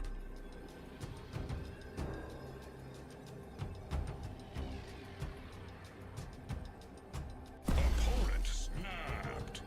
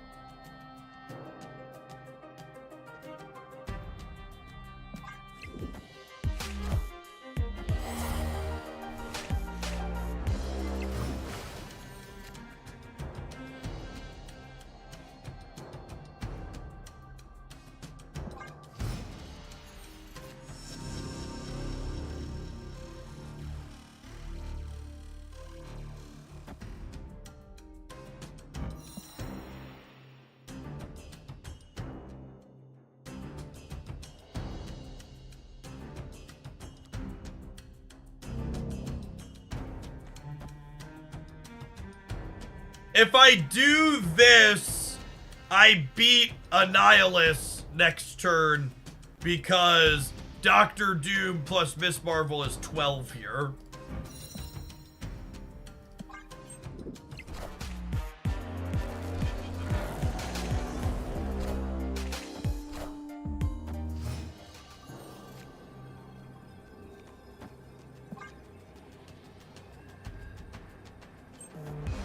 Yeah, they could beat us with Jeff, but I think they're just setting up Annihilus. Then we win the game. Yep. Oh yeah, they can't Jeff and Andy. Good show. Oh. Victory.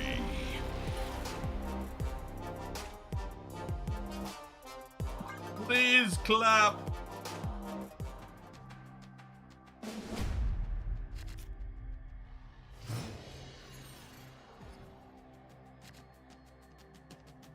Snap. Opponent snapped.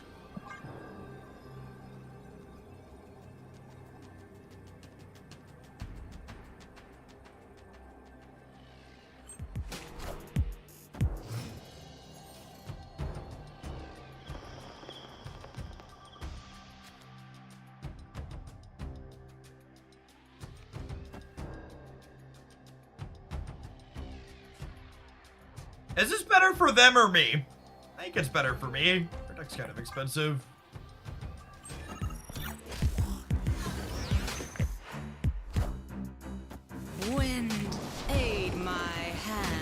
Is Phoenix Force the best multiple man deck? Yes, definitely.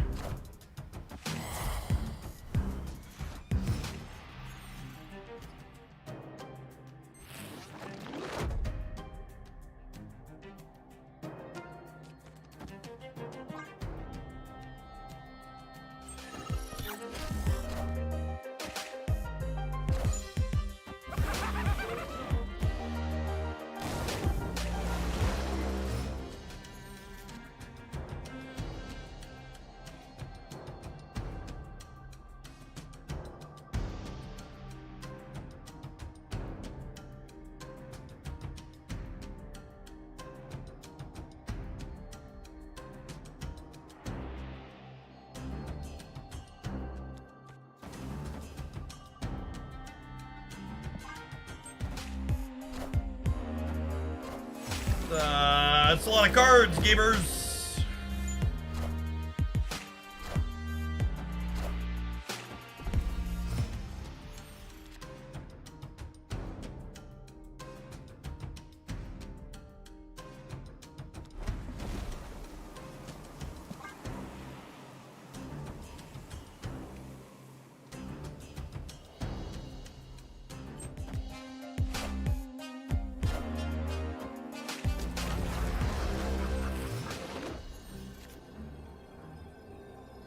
Woo! Buddy old pal. Oh, buddy old Jeffy old pal. Alright, they can only play one card, and we have priority. So if they Annihilus here, we're winning here and here. Nailed it. This game has great animations. I agree. Zap does a really good job of having meaningful animations that add value to the game without getting in the way or slowing things down. Victory. Yes, Jeff works through Sandman. Sandman and Electro, you can play him. Nothing stops the little guy.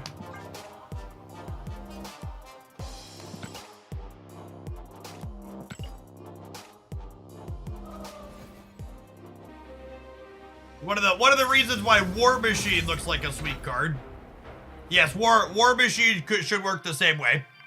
If you go Electro into War Machine, you should be able to play all your cards out the following turn still. Which there could be something to that, maybe.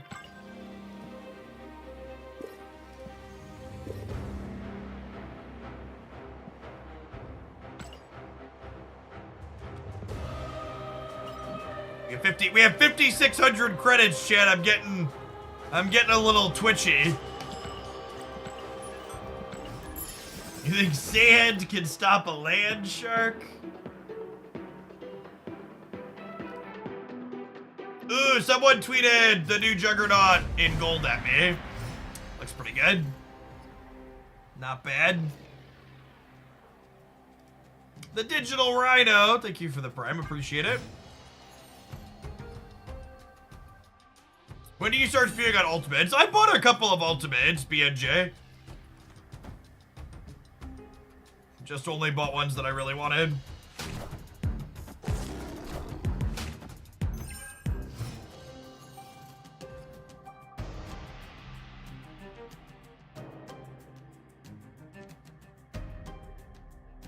The Peach Daredevil is so sick that if it spoke to you, you would get infected. That's a fun way to put it. Is War Machine gonna allow things like Ebony Maw and Infinite to plays without condition? I would assume no. I would basically assume they're not gonna let you play a 4/6 and then play Infinite. I assume he'll only prevent things on the board from preventing you to play it, but that's speculation on my part for sure.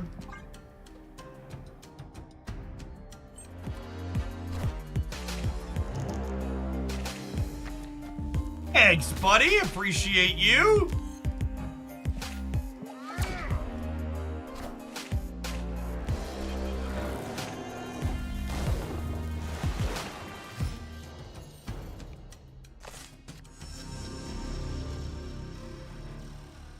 Old buddy, old pal. Oh, and that's perfect. Because now I'll go Hood Sandman, and then we'll go Jeff Annihilus on the last turn.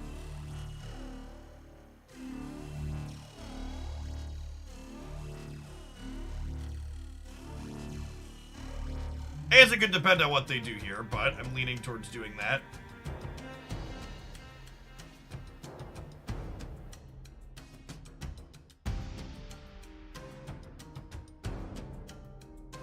Yeah, I think that's the play still.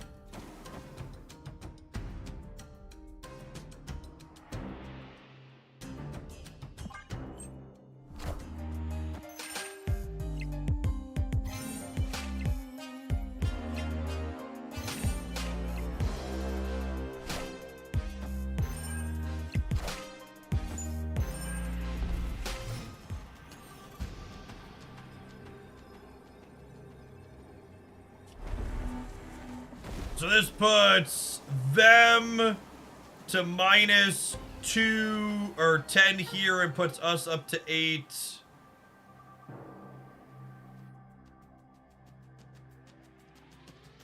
And then this gives me +4, so this puts them 10 to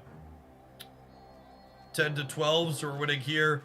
They can play a single card, so if they miss Marvel here, they would be at 15 to R12, and they would be at 17 to R21. Yeah.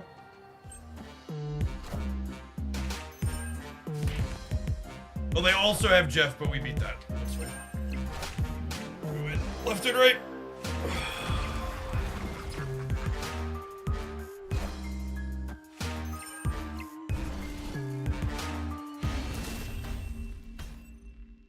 Victory. How do I have 7 energy? Their Gladiator killed my Electro. That champ right there is playing for the home team. Sandman, am I nothing to you? Yeah, the Land Sharks got you covered, buddo. They're coming for you. Opponent is obviously a Sarah deck.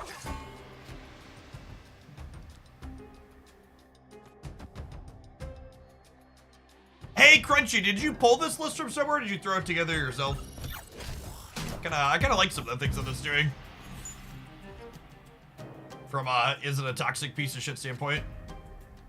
You threw it together? Yeah, cool.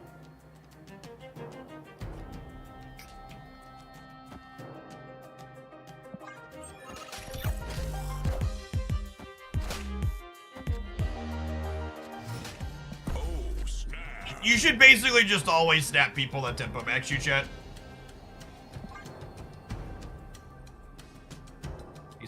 Basically always.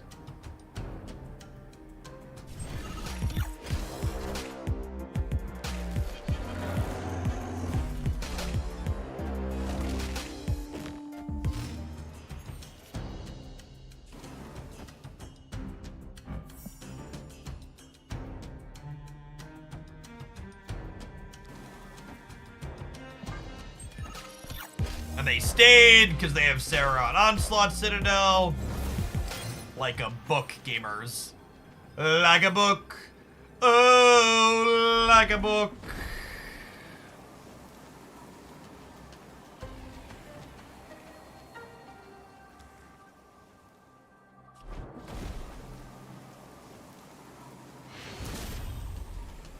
Victory.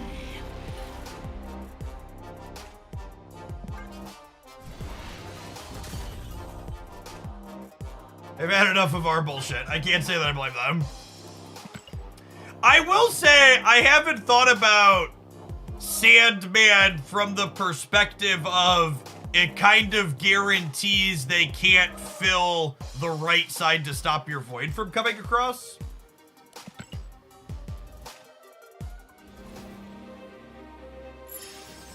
It's access that's interesting that this deck is leveraging.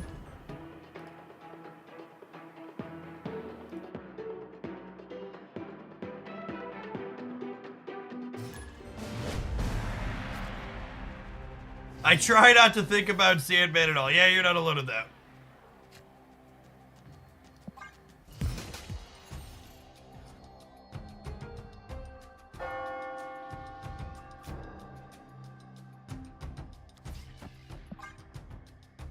Oh, you know what? This is a mistake. I should be playing Nebula here to encourage them to not play to the right. Which is another interesting consideration that I hadn't really thought about. A significant portion of my hand is bad to Sakaar. I'm gonna storm.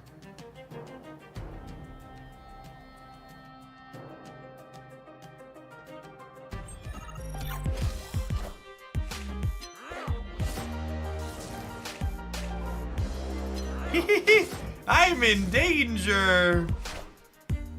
Wind, aid my hand.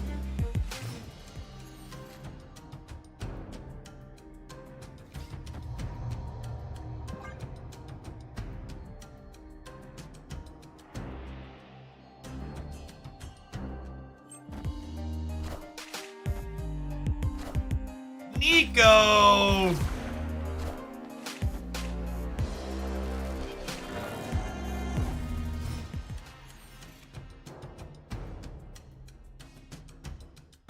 No double voids. No, I think this is my best chance to win the game, or win this location.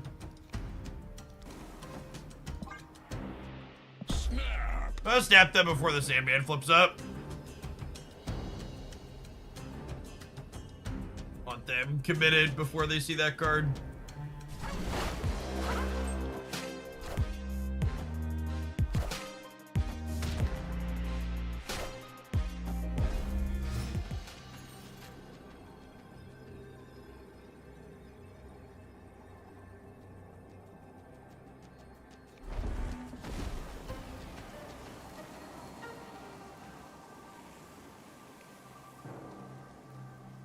If they kill Monger, Opponent snap. these all die.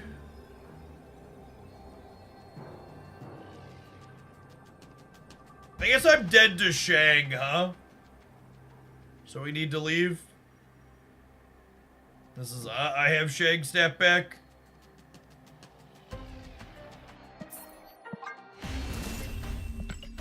Don't pay out people 8 cubers for their Shang shit.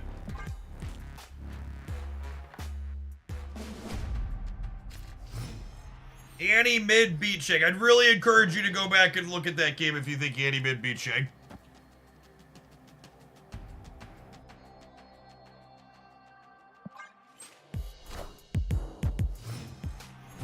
Your Loki deck will be next series after this one.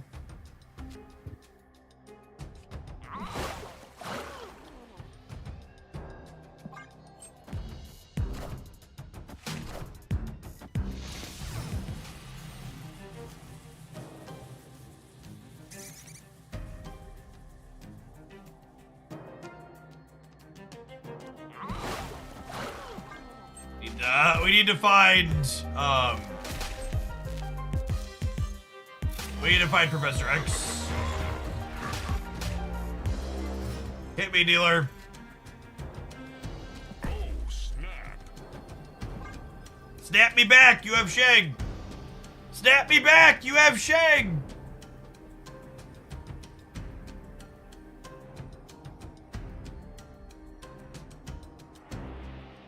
Press the button.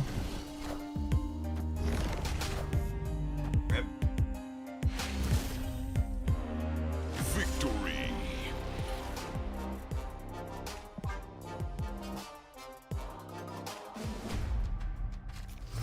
You know, maybe I should have waited. Maybe I should have waited to see if they'd snap me with the Shang. There's a possibility. I probably messed that up.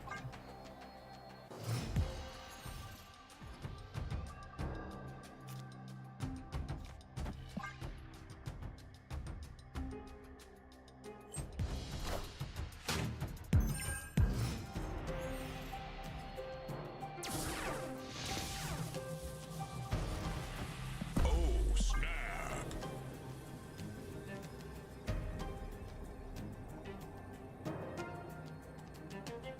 I'll do it again, I swear.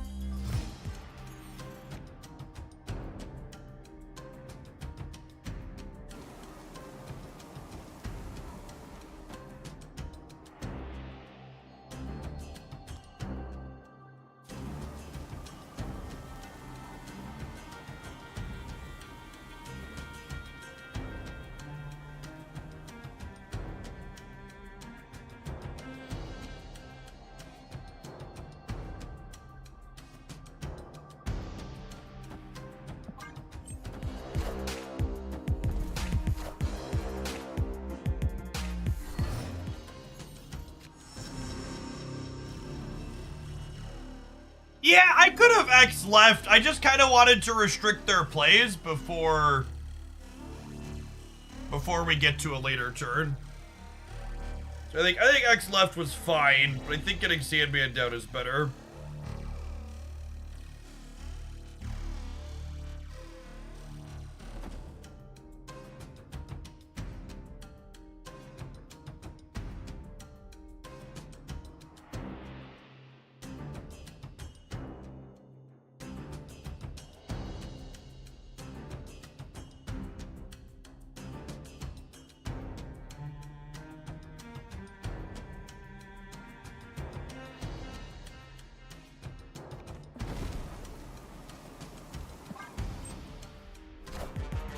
Doom rules all.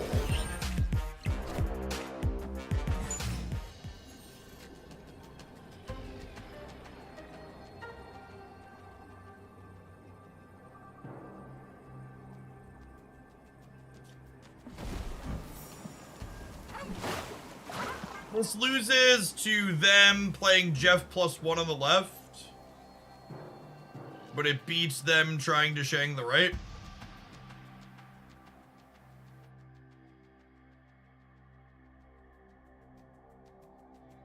It loses to Shang Jeff on the right as well.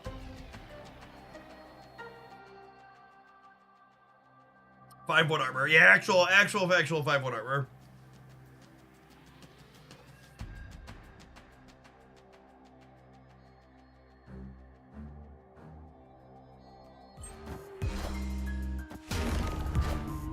Rip.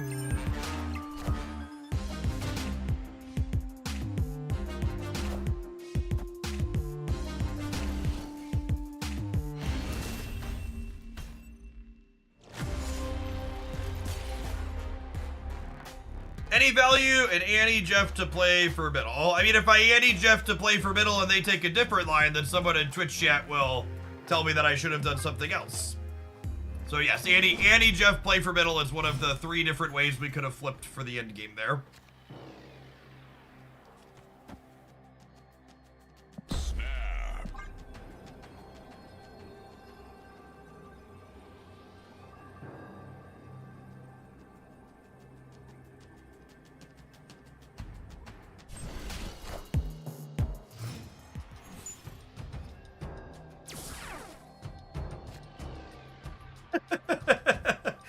You know what they say, chat? Life's a batch and then you die.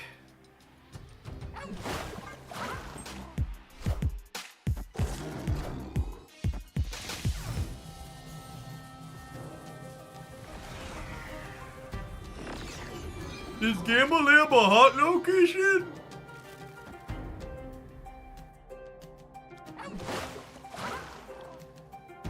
On the Professor Extra, I'm just gonna YOLO this at her. No!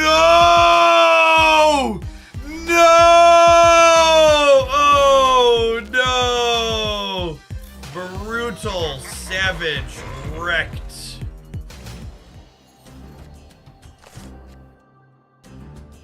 What's batching? Batching is a completely idiotic conspiracy theory that people who are bad at understanding statistics and small sample sizes push in the Marvel Snap community to say that they think it's common for locations to repeat inside of Conquest.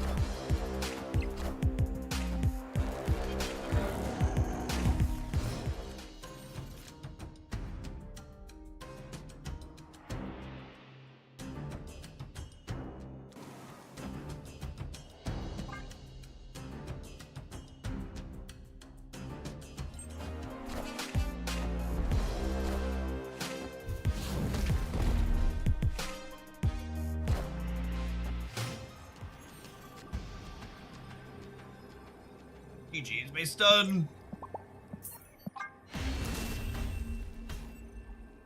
Escaped.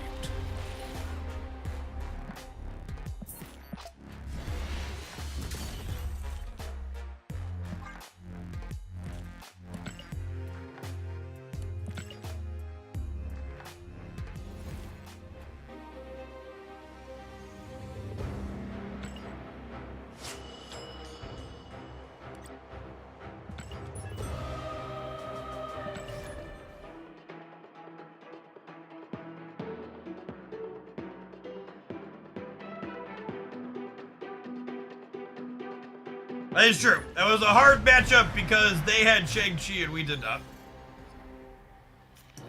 As is generally the case in Marvel Snap as it exists. Snap. Opponent snapped. I like nothing like a 440.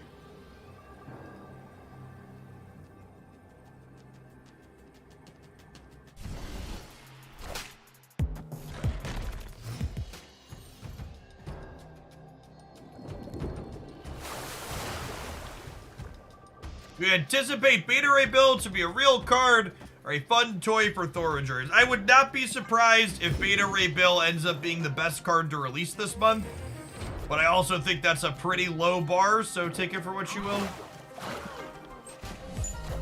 Wow, I was not expecting them to have a fulfill this turn. Rip. Supreme split there. Golly.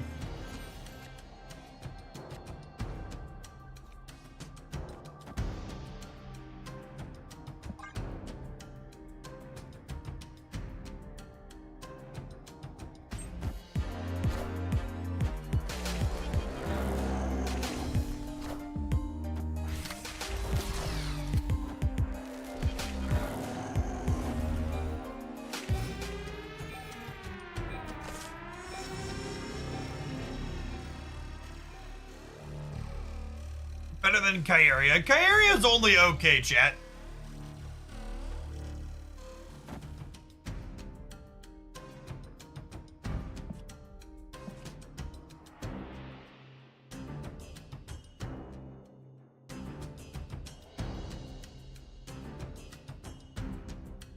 Oh, I think we're just dead.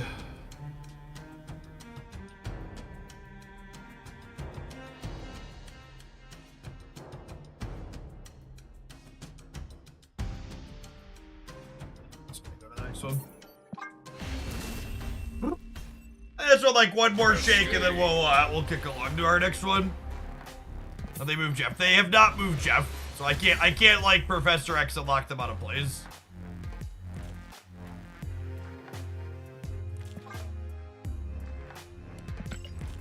Bill doesn't seem better than okay. He is another card that you like jump through a bunch of hoops to make sufficiently large, who then just dies to a Shang-Chi. It's definitely an apt descriptor.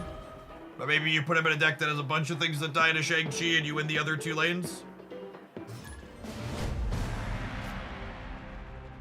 In another 410. I believe the last OTA put him up to a base 4-6, but we'll see when he releases tomorrow.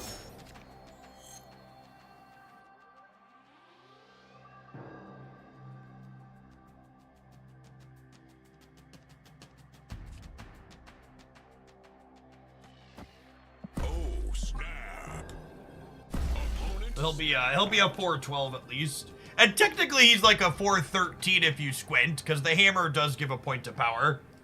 His hammer's an 01 like Wasp.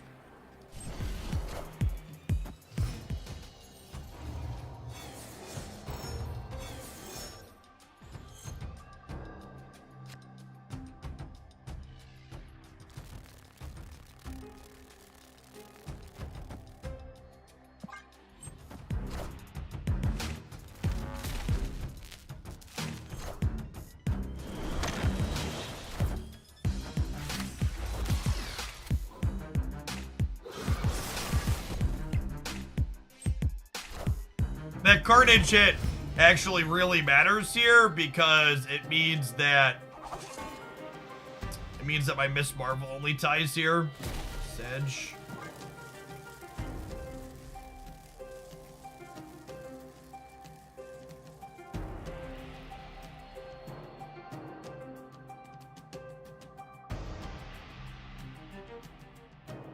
Hopefully they Carnage over here this turn. That way I can send my Ninja and my Void across cleanly.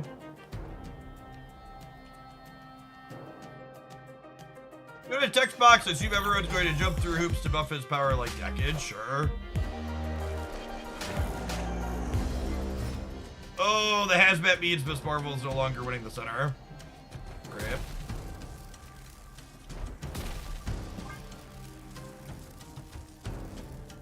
Does Jeff get us over the top? Ooh, Jeff would get us over the top. Good show. They have their own Annie. Yeah, maybe. Probably. I'm also like out of space though, so I kind of have to play my cards.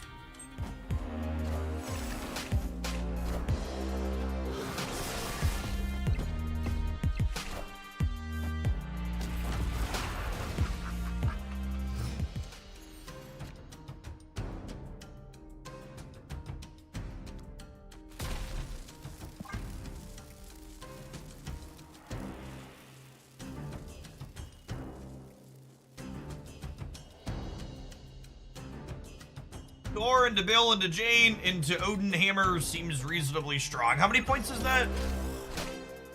That's like,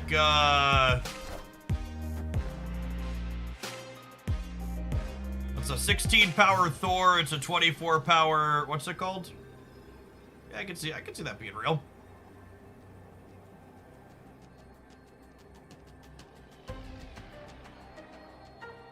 I get 16 between the other things, plus a point from the hammer. It's like 50-50-ish. Oh. You'd also go Wong into hammers on the last turn. Should we Sandman there? Yeah, maybe.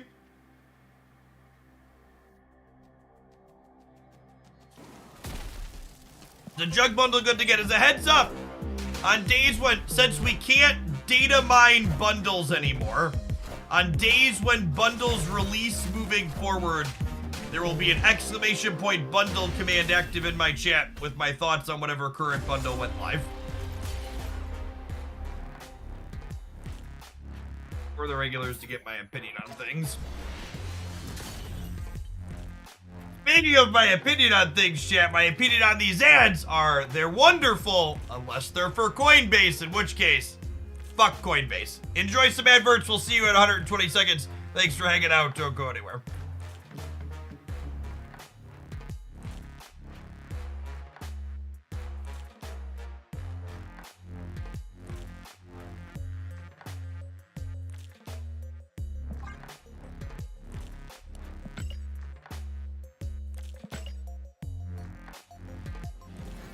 Yeah, we got an ink on the jug as well. His finish is a little wonky.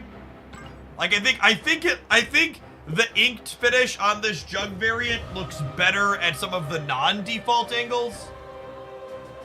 What's Coinbase? Coinbase is a crypto scam platform. Does Twitch not have tools to let people refuse certain ads on stream? No, you don't have any control over which ads roll when you roll.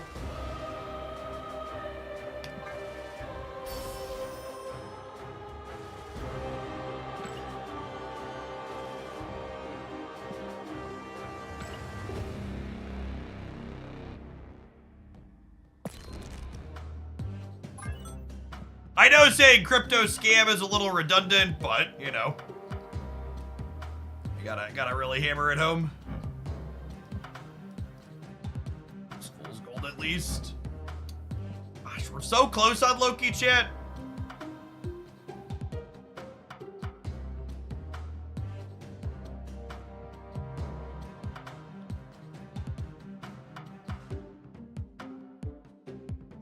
I actually just got inboxed the other day for a sponsorship offer from another crypto-infested card game.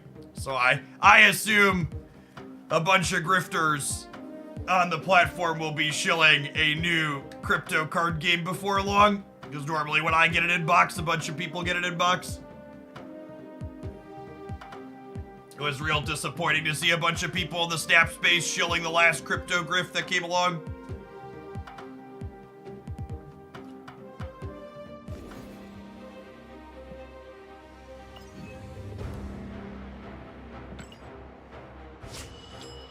From the sounds of it, they didn't offer 7 figures. They did not.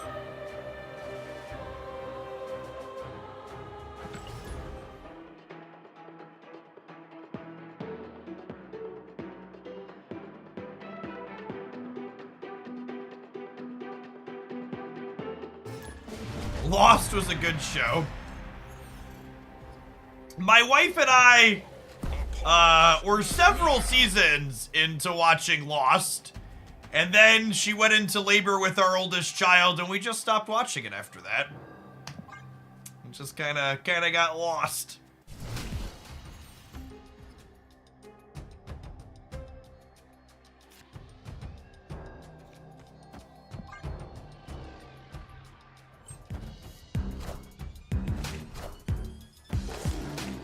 You don't need to pick it back up. That seemed to be the consensus.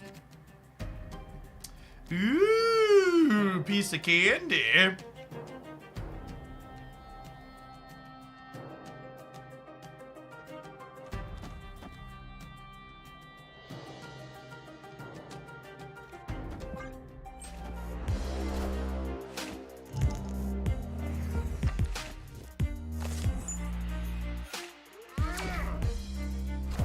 Bud, appreciate you. Guess we missed out on 2 points.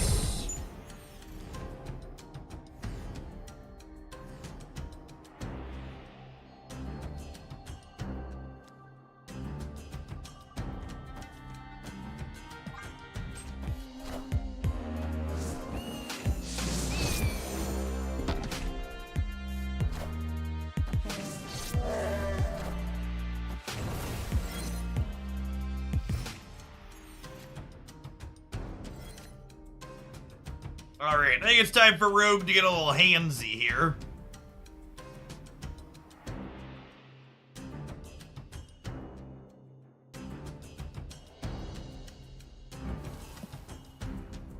A video talking about power creep in the game with potentials, example, and thoughts in it could be a reasonable video essay to think about. The edited content channel's been struggling a little bit. I was thinking about trying to do some other newer types of things on there potentially. The regular deck highlights just aren't getting the metrics they used to by any means.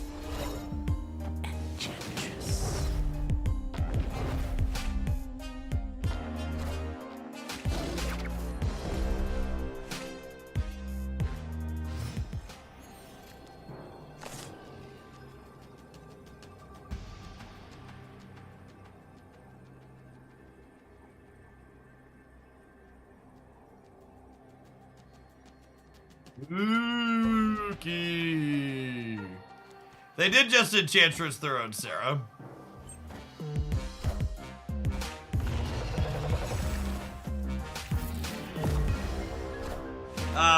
We win. Believe in heroes.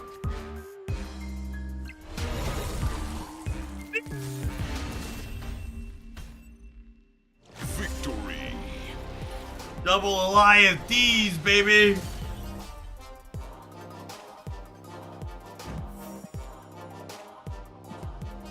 Man, I've seen a bunch of every other Loki list I've looked at. Chat's been cutting this card. This card's still a 2/8. You know that? Still a 2/8. I don't think they were ghosting chat. I think they set up the Enchantress because they knew with Elysium that their last play was going to be Alliath Grandmaster Alliath anyways, so they didn't need the extra reduction. I don't think they were ghosting by any means.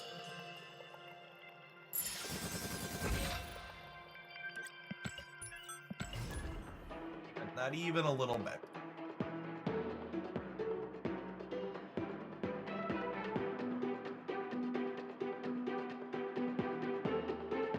I think you were ghosting them. That's true. I had their Twitch stream up the entire time. I think I missed a couple of subs in here. I'm sorry. These were a little bit ago, but I don't remember saying these names. Hope you folks are still hanging out. Pete H. and Digital Rhino, thank you for the brand new primers. And Wolf on You, thank you for the quarter of a year. And if I did say those, and I'm just an old man who's losing his memory, thank you again.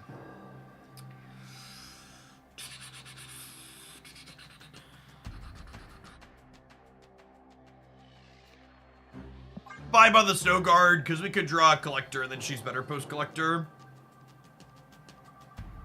Hey, Richie, thanks for the brand new primer. Appreciate it.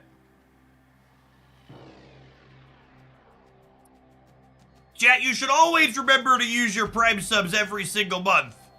but especially for the next few months, make sure you get them in. They've announced an impending OTA nerf to Prime subs. Starting in July, I believe it is. The Prime subs will be worth a good bit less. Depending on where you are and where you're from. Who you are and where you're from. Snap on the collector draw here. Hey, Izzy Pharaoh, thanks for the brand new primer as well.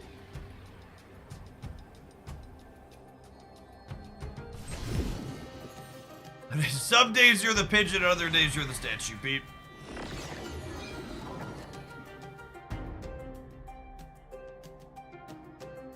It is true that a lot of the Loki tech decks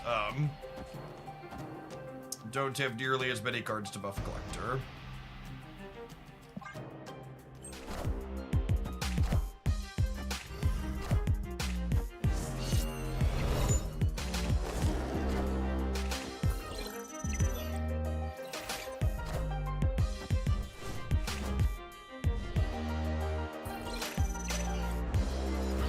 It's crazy to me how much people hate snapping.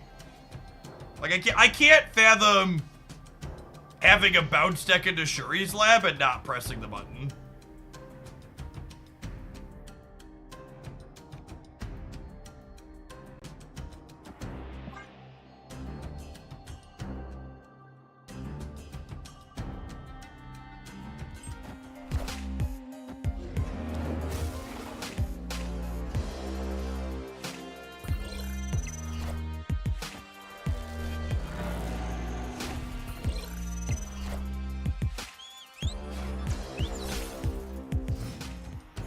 So, Shadow King probably means no Shang-Chi.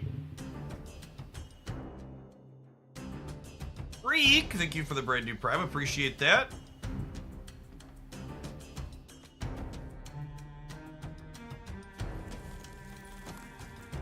The stock lists are running Shadow and Shang. Truly of all the things we live, this is one of them. Oh, I don't want a Falcon because then I lose these, or do I?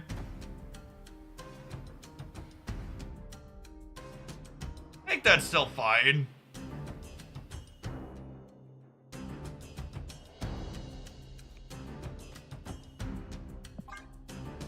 That's still fine, it might not be.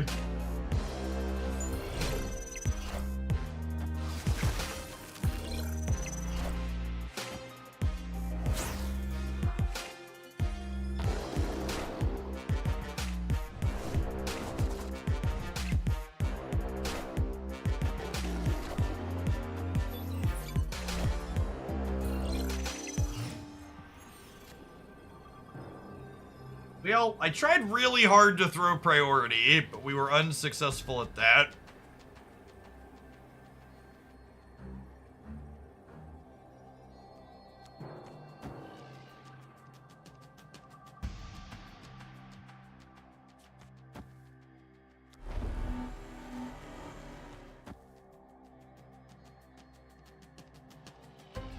This puts me to 9-21, and they're currently at 13. So then I close with these over here. Yeah, this one's the game a lot of the time. Victory.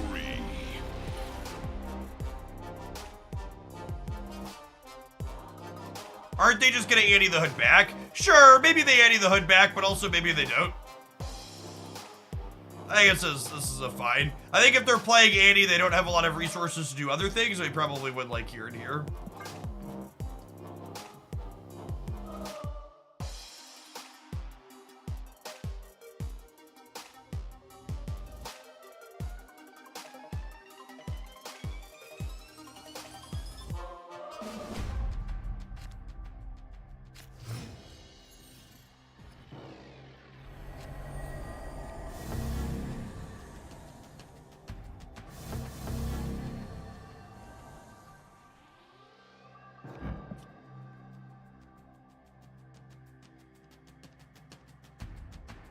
Wait to play Miss Hill till after we collect her.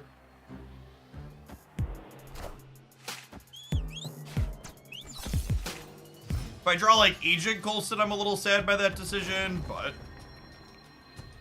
other than that, I think we're happy with it. They're playing Yondu in their mounts deck. Yep. Kinda buzzed. Thanks for hanging out. Appreciate the Prime support. Good afternoon.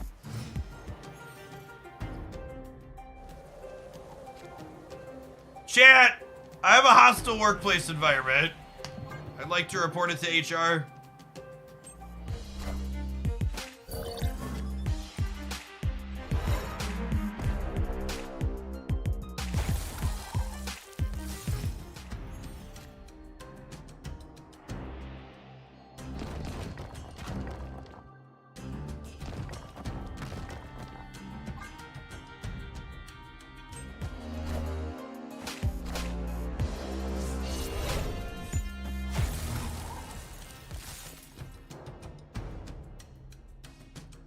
Probably dead here.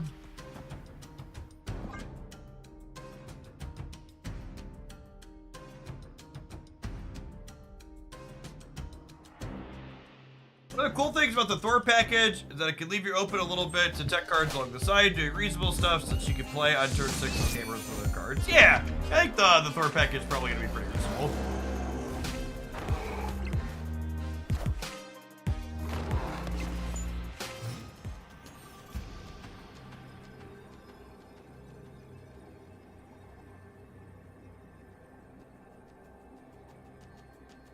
Just no reason to stay here. Escaped. Hangman never loses. I don't know about that one. Iceman tagging the Dino was rough because we couldn't go Dino into Coulson or Dino into Fury. I mean, would have been nice. Hey, Magic Man, thanks for that sweet 16. Welcome back. I do appreciate it.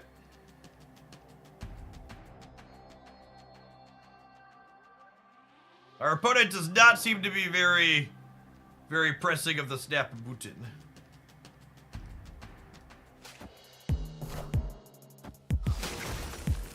Alright, we dodged an Iceman, we can dodge a ball. Ooh. Filling their hand with Snow Guard actually seems okay, right? So it's gonna clog them up. This might be loose, but it makes their bounce cards clunkier, so I'm gonna do it.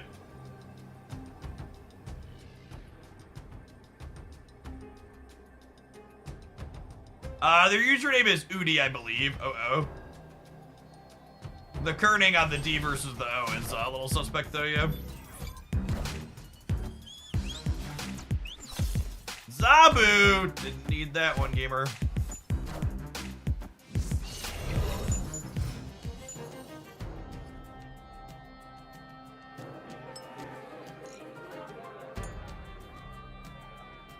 Now, before someone suggests it, the Hawk does not turn off bar with no name at the end of the game.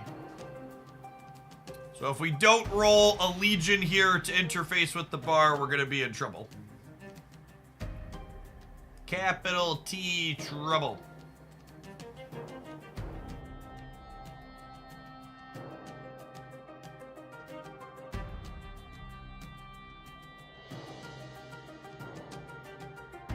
Loki could roll our own hood. Yeah, baby.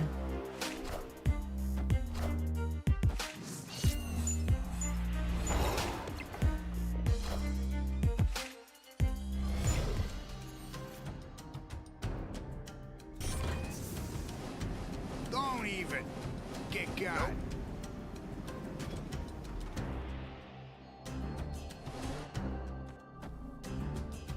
Maria could give me Scarlet Witch.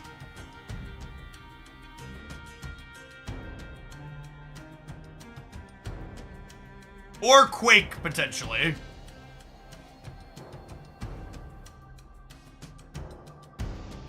I wouldn't do it. Certainly wouldn't.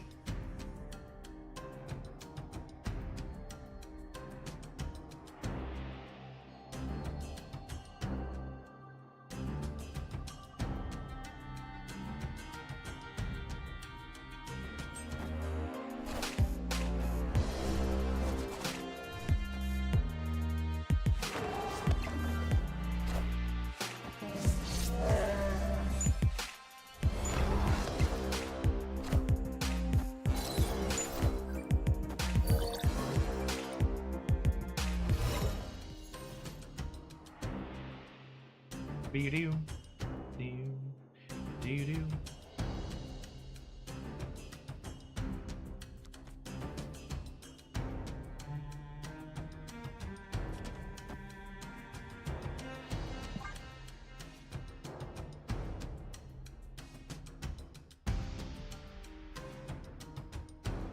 So we saw Shadow King when we Loki'd them last game.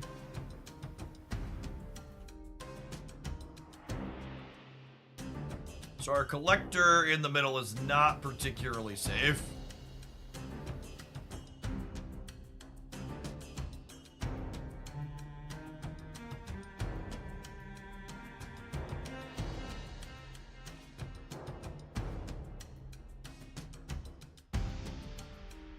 I can see Moon Girl being fine in this deck. I will say that Moon Girl often feels awkward alongside like Agent Coulson.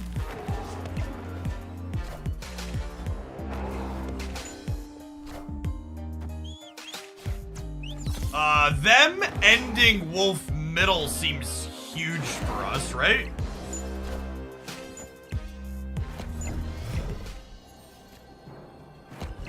Right? Like that seems really good.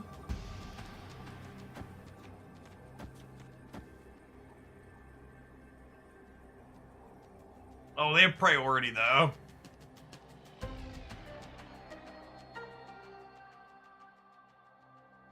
I just fill the left.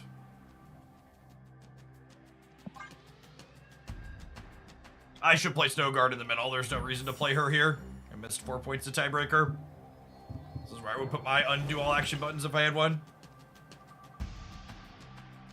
Make Dino one smaller to dodge Shang. Ooh, that's a good thought. I could play the bear out to the center, duck Shang, and then put it back up with the Snow Guard. Yeah, it's actually a clutch line. Yeah, I should play a bear middle to duck a Shang out of them.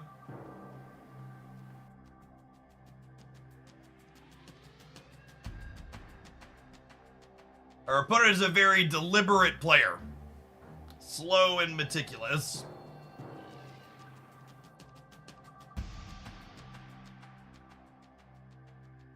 Shang left to get their wolf. There's no guarantee that they move the wolf to the left.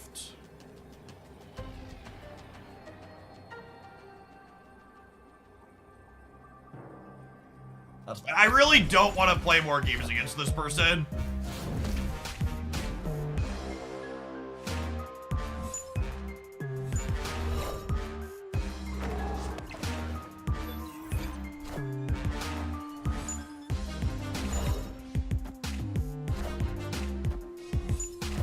Well, of all the, imagine fucking taking for that long. Imagine running down the entire rope, and this is the line you come up with after you boomer snap me. You run the entire rope all the way down, and this is the genius that you occur.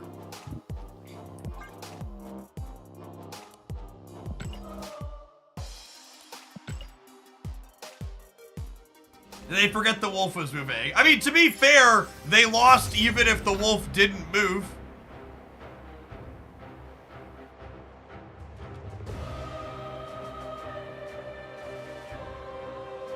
Maybe they thought you were gonna witch bar with Doname. Yeah, maybe. I was stacking points of power there. We could have mind gamed him that way.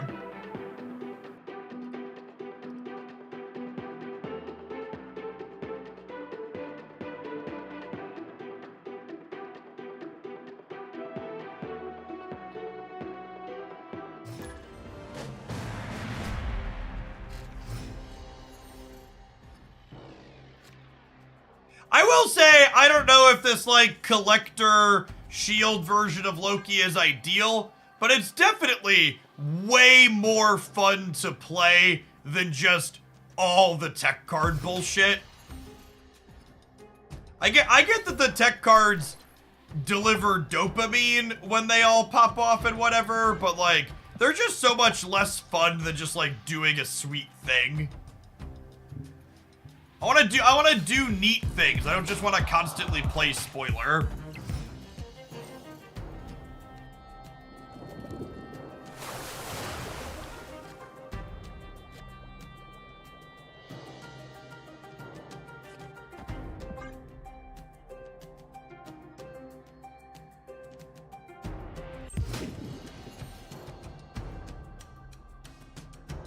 Getting to use my Nick Fury variant especially feels real good. Love him.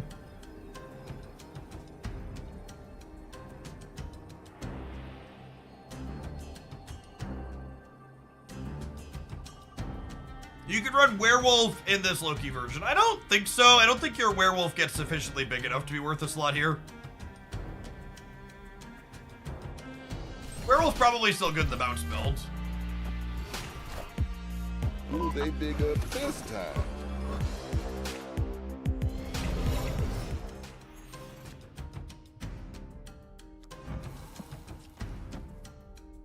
Oh, sad.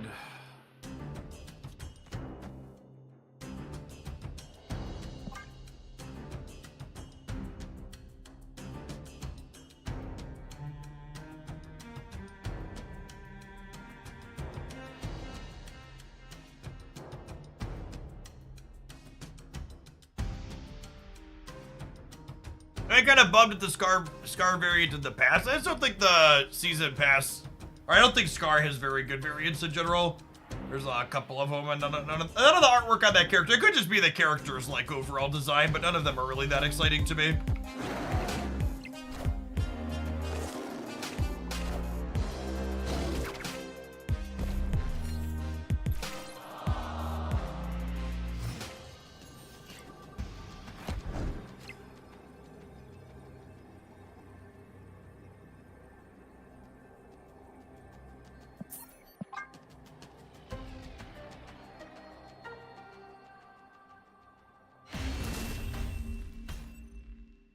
Escaped.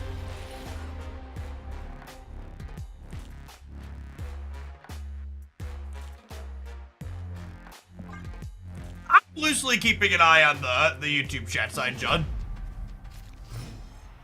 Just don't verbally acknowledge every single message.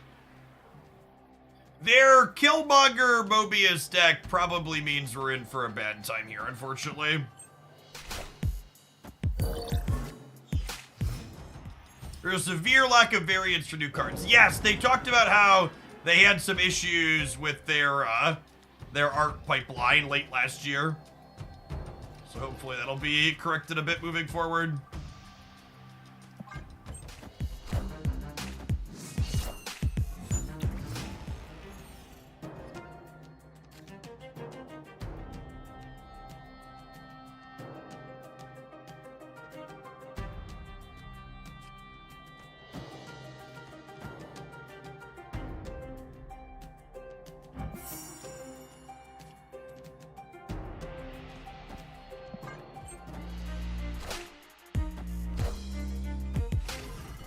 Is anyone gonna get the new Juggernaut bundle? Yes, some people will get the new Juggernaut bundle, and some people won't.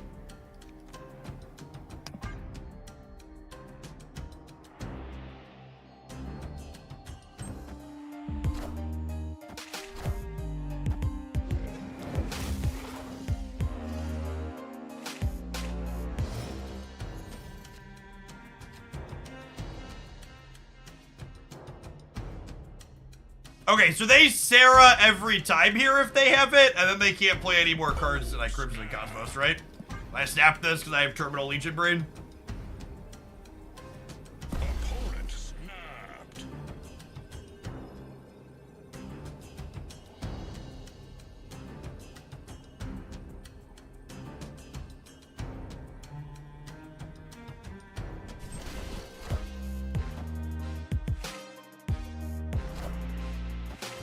There she is! Ain't she a beaut?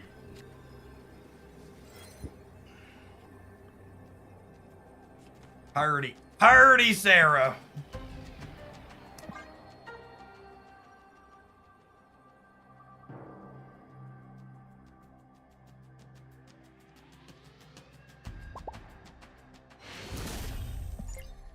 Victory.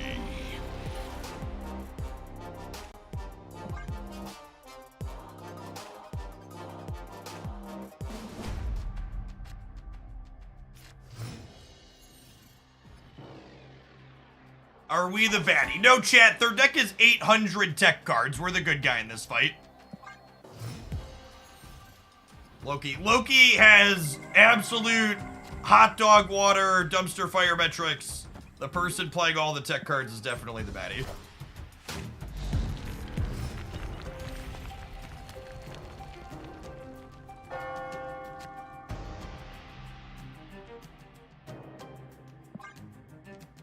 Opponent snapped. Man, kind of sucks. I'm gonna leave.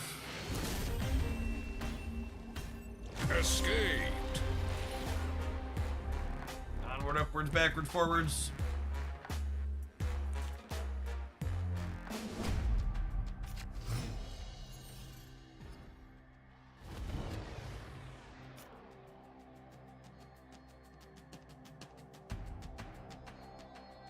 Snap.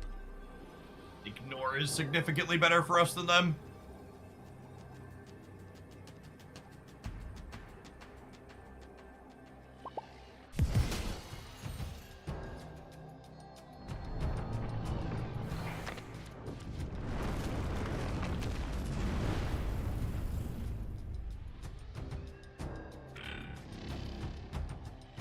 Opponent snapped.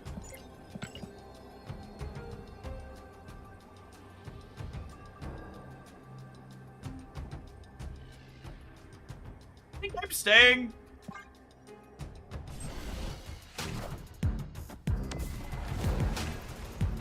Just like snapping because they have a 2/6.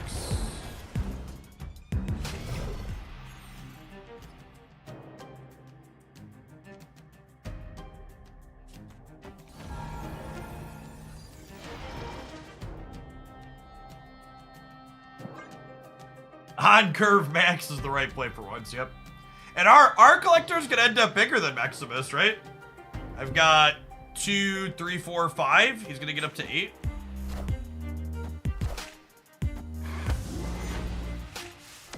Because we just have more resources in this game than they're going to.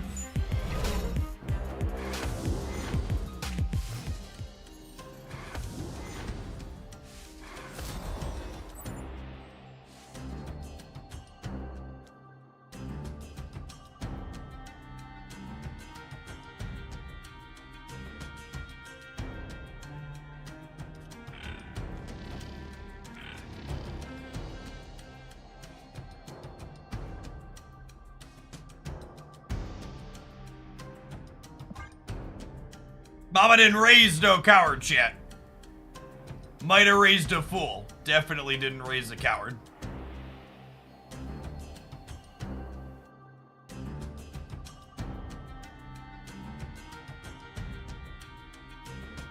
There's no way they want to lock a location on turn 4.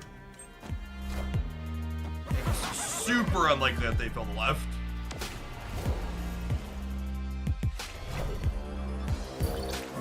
Oh, I guess I was thinking I would get... In my brain, I was getting the Nor and not the 2-drop. But yeah, we totally get the 2-drop and not the Nor, right? So the correct play here would have been to play the Maria Hill off of there, so I had more slots on the left for later.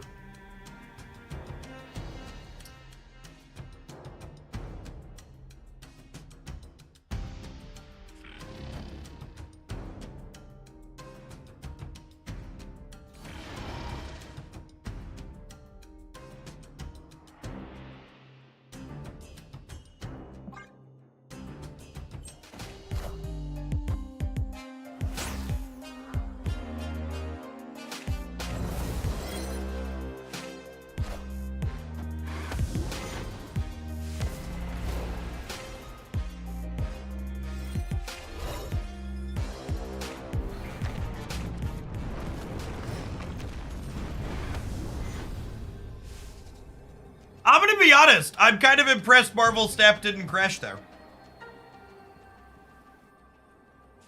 If you would have said, Jeff, we're copying Lamentus twice, is Marvel Snap gonna crash? I'd be like, yeah, probably.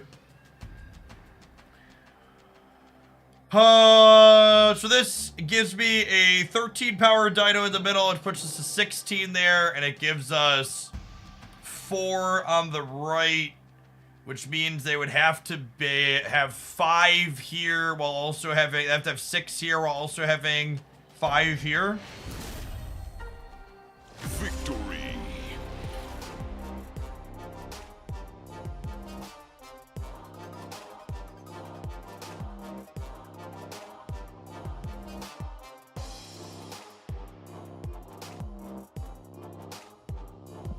Hey, Chaos, you're never at fault for what people are getting mad on your behalf for.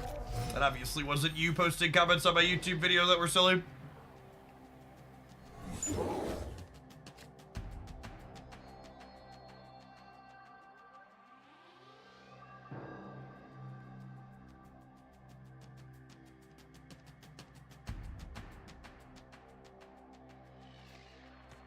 Trying to figure out what the rest of their cards are. Gladiator is very likely one of the. It's not definitely is a strong term because Gladiator could be a Series 5 card they don't have. Shang is one. Rogue or Enchantress is common. They're just like all the tech cards dot deck basically. Would love to play my can't play high card on curve.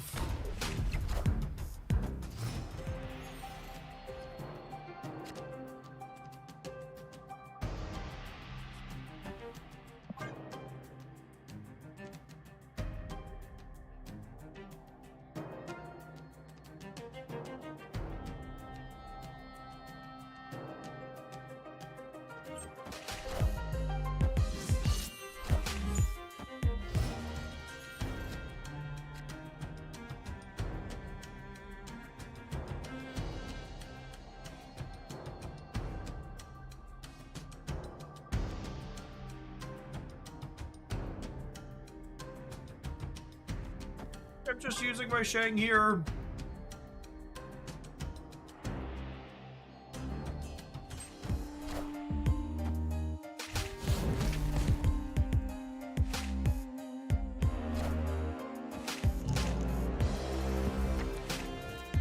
Casual 413, no big deal.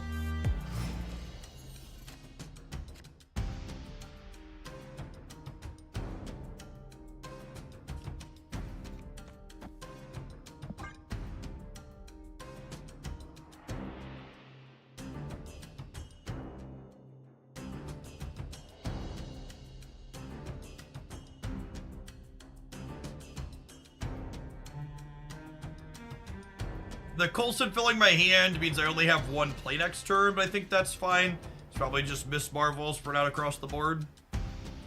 They don't have that many points here. I guess it's a little scary if they like have Sarah here, but the S in Snap stands for Shang. Yeah, I'd buy that for $1. Sounds right.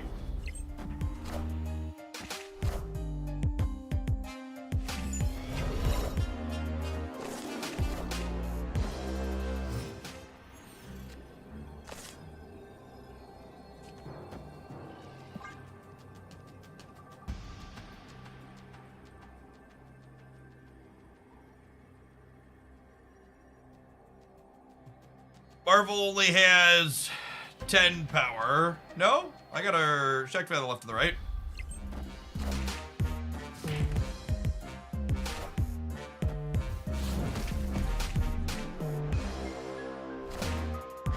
Enchantress.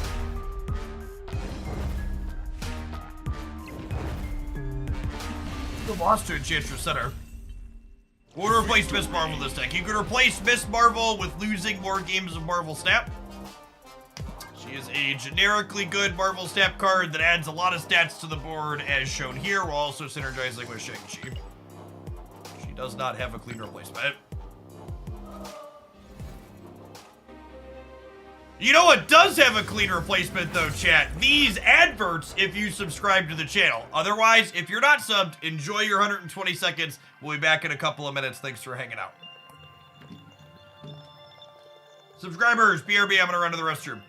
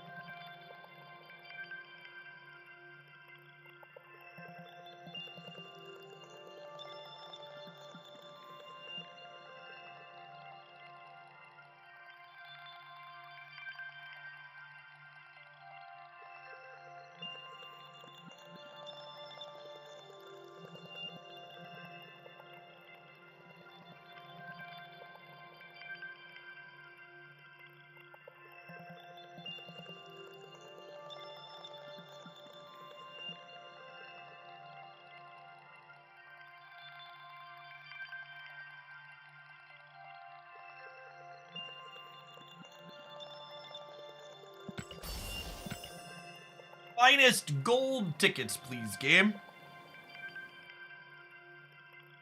Will I ever have a bundle with 50 collector's tokens in it? I'm being driven mad. There was a Team Answers question about someone talking about them having a plan to let people round out their 50 collector's tokens offset. They didn't give any details, but they said they would like to do something for those folks.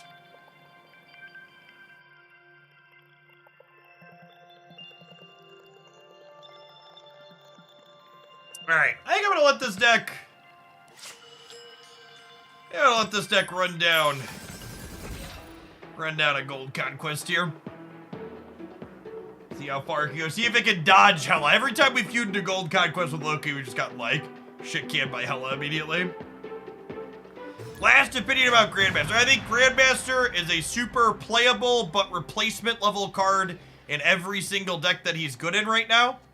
However, I also think Grandmaster is a card that's like one good on reveal away from being busted.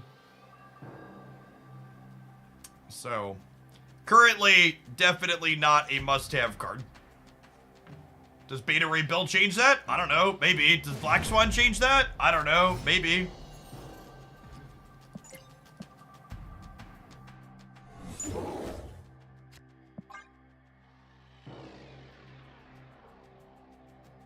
So he's in the flexible and good tier. I think I'd put him in the narrow and fine tier at the moment. I think his applications are a little bit limited, but he's fine.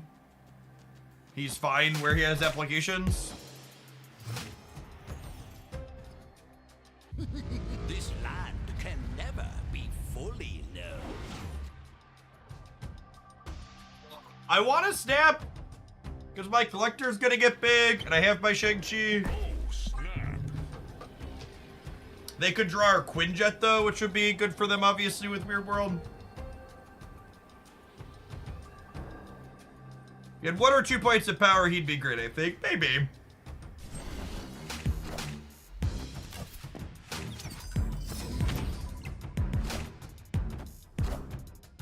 They're bouncing.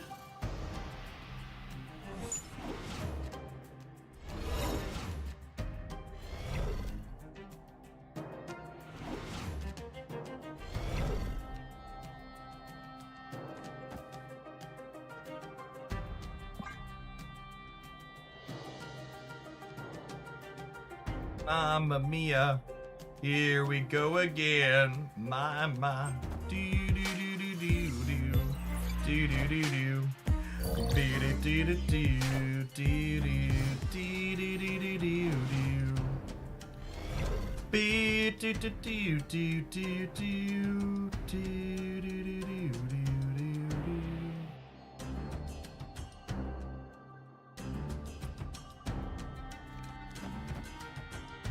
Just this, right?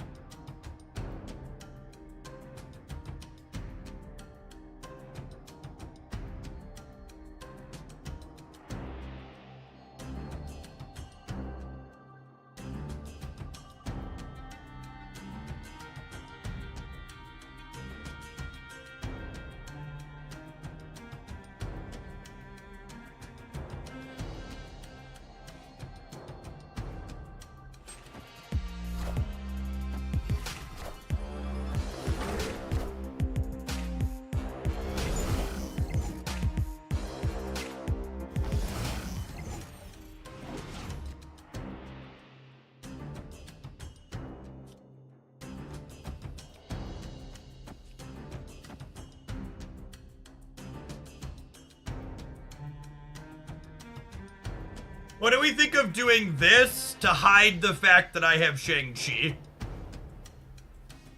And then we close the game out with, like, Shang-Chi here. Maybe I put the real Mysterio in the same path as the Hood. And then we close on, like, Shang, Demon.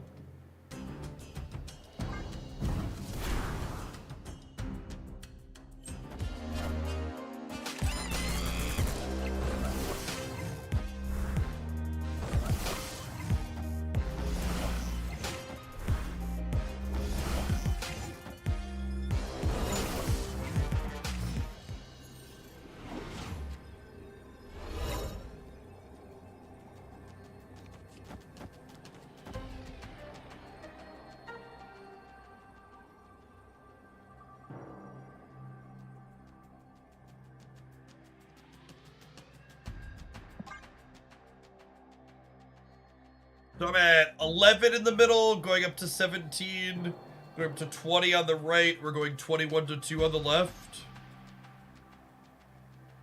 Is keeping bishop under 10 a consideration? I don't think they can, even if they have their own Shang, I don't think they can beat either of our other 2 lanes that they Shang us left.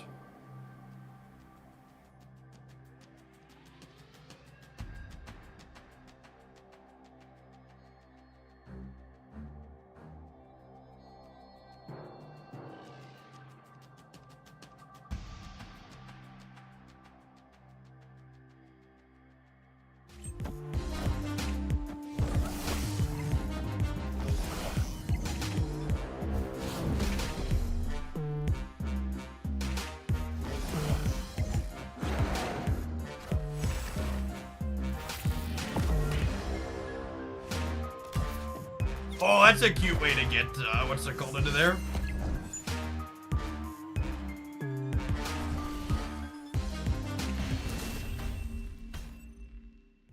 Oh, chat! One of the Hoaglandians shared the dream for this Loki split. The gold with the green crackle is. It's the split I have on my Enchantress. It's phenomenal on cards that are green based. Detective Capybara, thank you for the brand new Prime. Appreciate that for a few minutes ago. And Smog, thank you for the brand new Prime. Good afternoon.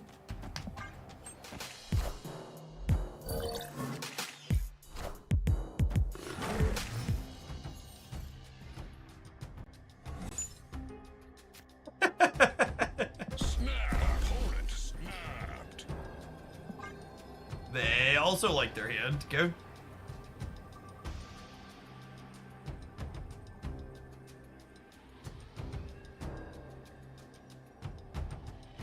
Does that motivate you to get that split? Chat, I understand how the splits and statistics work. I know I'm incredibly unlikely to get that split.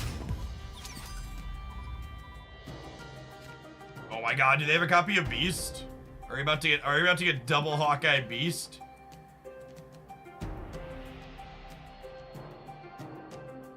But Falcon's pretty good. I understand why they snap. It's a pretty good district extra.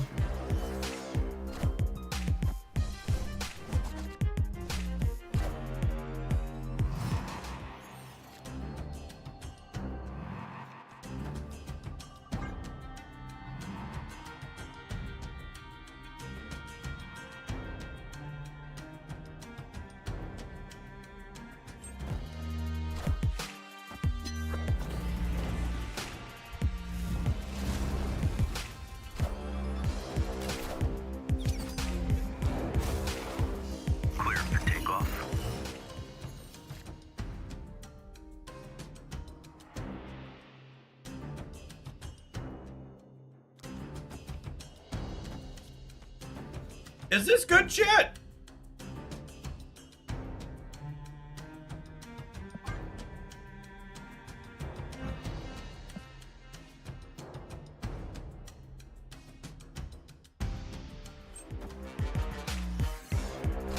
You know, it might be right to forge the Beast and not the best.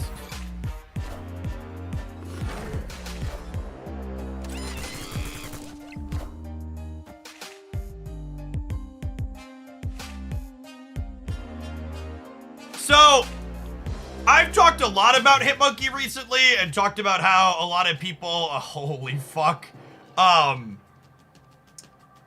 a lot about how, I've talked a lot about how he's kind of clunky into specifically,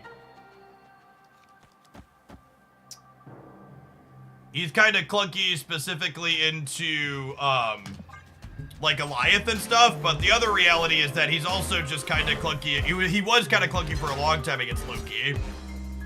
Vanta Zero, thank you for the 2 months of Prime. Appreciate that. Welcome back. Get their little itty bitty baby monkey. All right, the real question here is, can we kill something not Misty Knight? Rip. I am Iron Man. Z, thank you for the gifted sub. Appreciate that.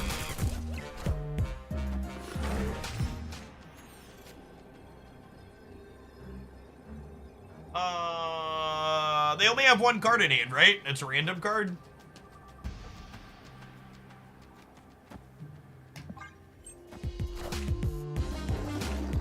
The mystery intrigues me. Yeah. Okay. Like, I don't have the capacity to do the math amount of fan, but I think we're good. Victory. Chev, play the Hepity Ball. It costs one. It does cost one. It is in fact accurate to say that that card costs one.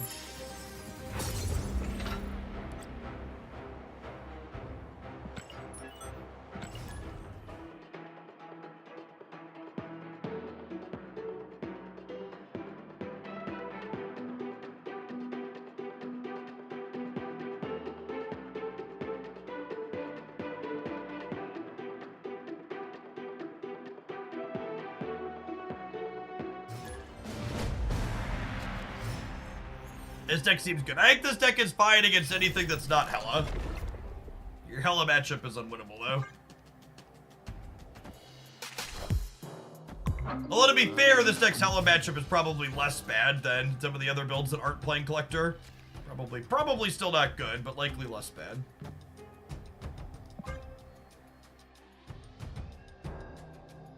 Opponent snapped. Howard! Oh, snap.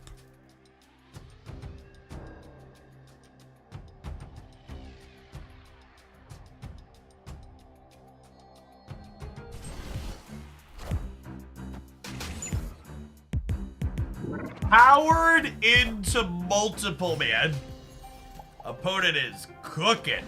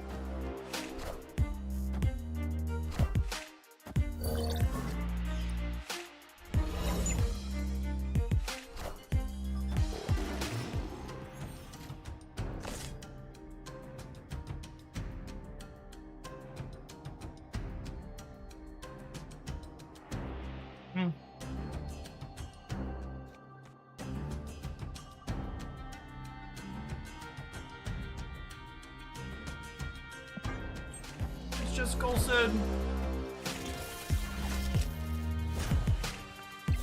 That's scary.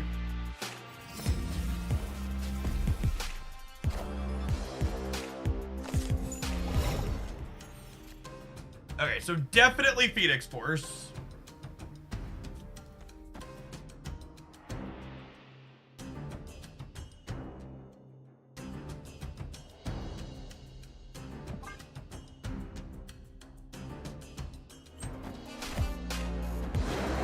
And this is Phoenix plus Ghost Spider.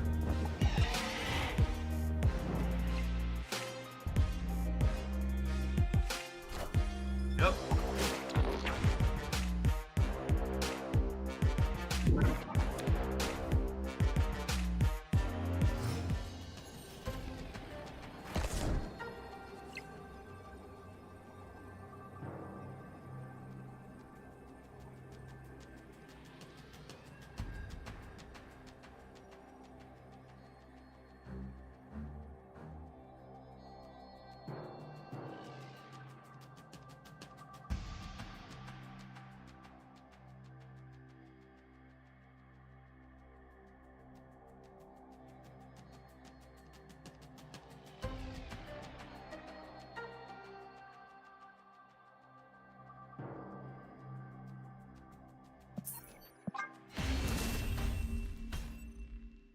Escape. This is why KM best has Shadow King and Shang-Chi in his deck.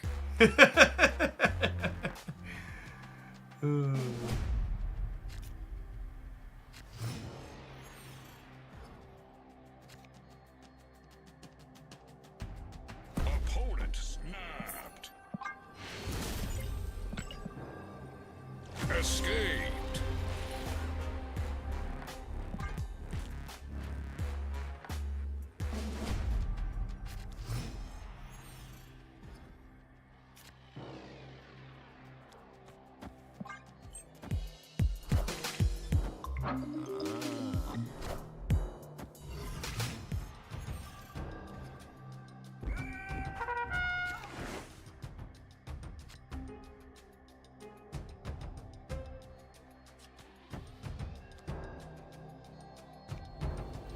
That's weird. Weird visual bug.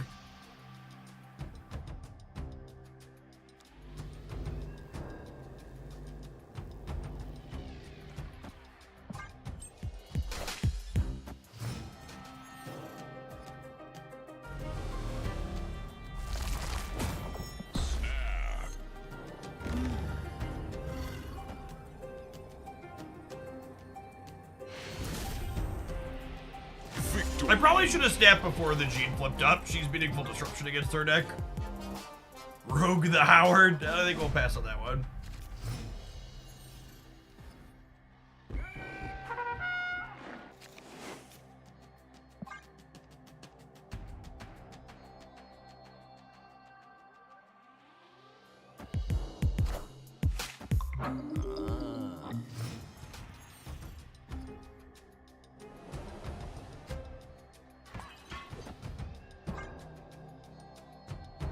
Our deck is good at getting into Luke's bar, but so is theirs.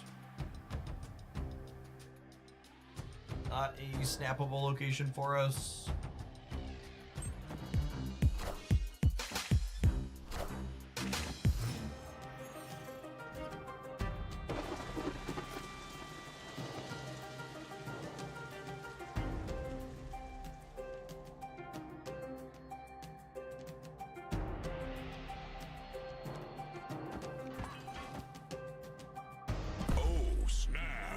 The Nico played out right means that they're not going to be able to cleanly Phoenix Force and get big into the bar, so we'll snap them.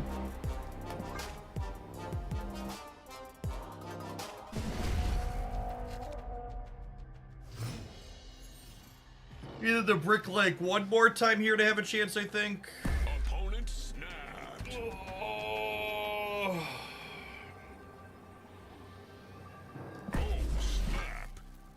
I don't want to play 3 to 8. I think they bleed us out. So let's just play for all 5 and hope to get lucky here.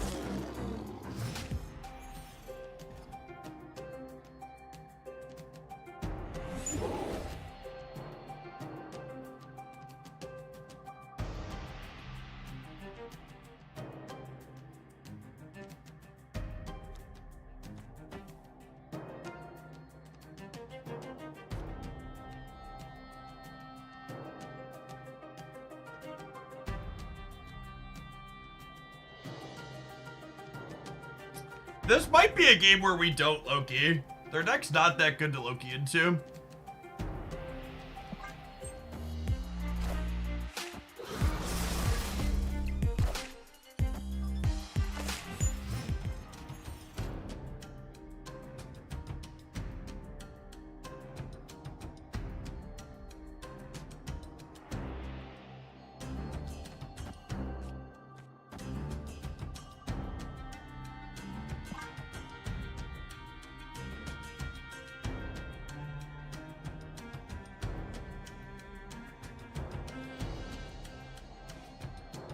Yeah, the Phoenix Force deck was reasonable into Loki even when Loki was supercharged. 4 nerfs ago, the Phoenix Force was good into the Loki deck. I can only assume that dynamic has remained as they've continued to gut this deck. I'm so confused what the long take here was.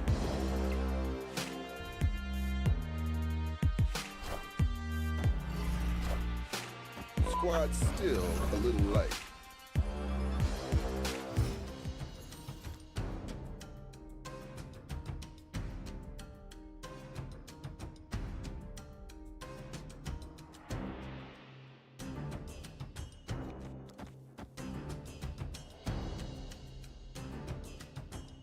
Yeah, I think we just Professor X, right?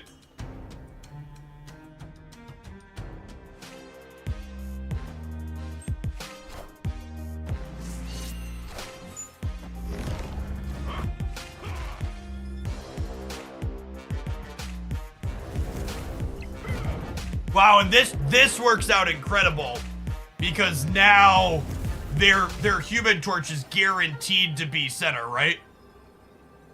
Because even if they try and move it here, it gets hit back.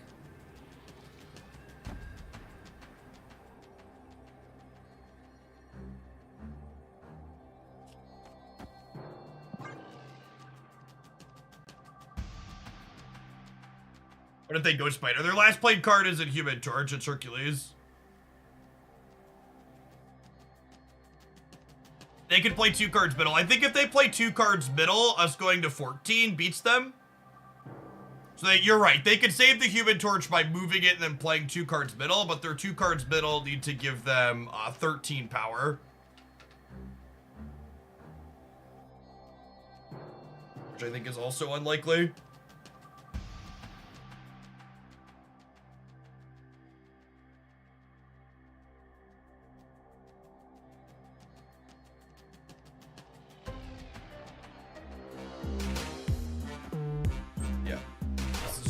Living Tribunal or something. All hail Hydra!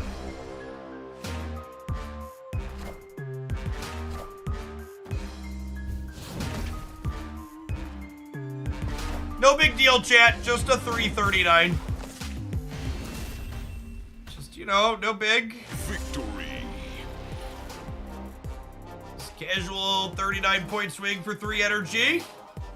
Average Marvel Snap gameplay, really.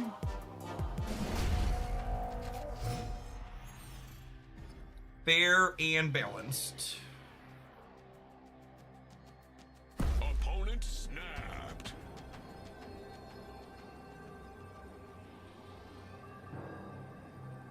If I stay in this game, I have to win the next 2. Whereas if I leave, I can just win 1 good game. So I think it's correct to leave here. Altar of Death favors them. Escape. Okay. Yep, I have Shang, but the rest is not great.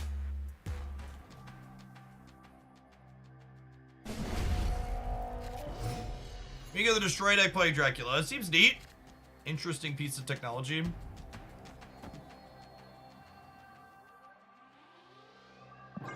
My initial reaction to Elysium is that it's better for them than it is for us, but I have Nick Fury and Quinjet, which maybe makes that not be the case.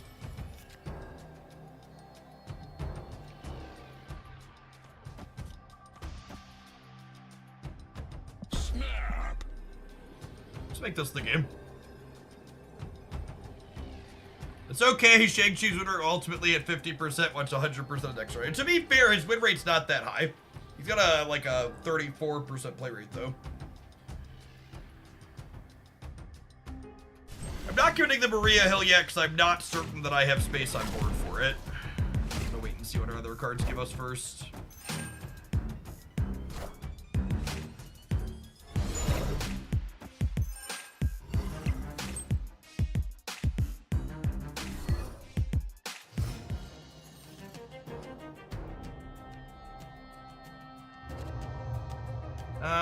Shit.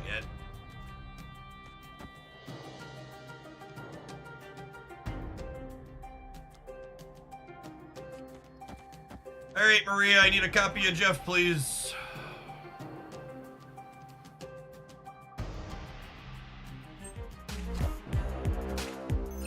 I still believe in heroes.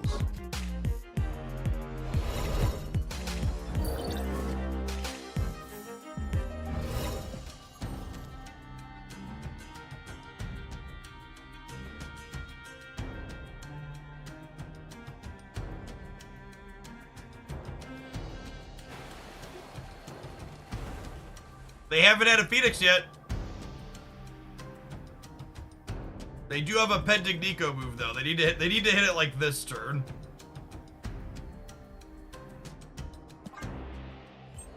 Rip.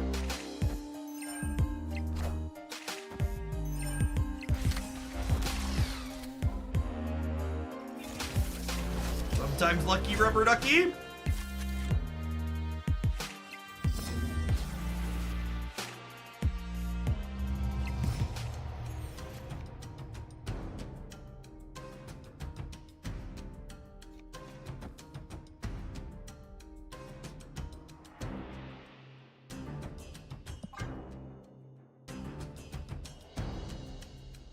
Yeah, their last card is Arnimzula.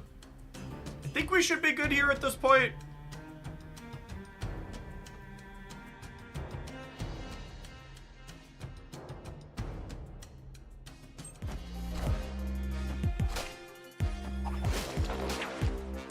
Yep. Yowie!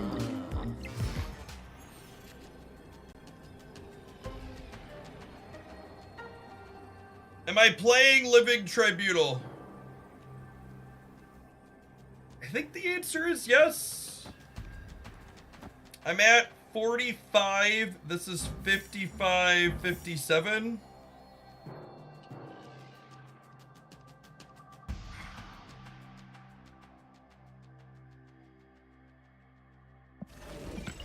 We could Miss Marvel here, Loki here.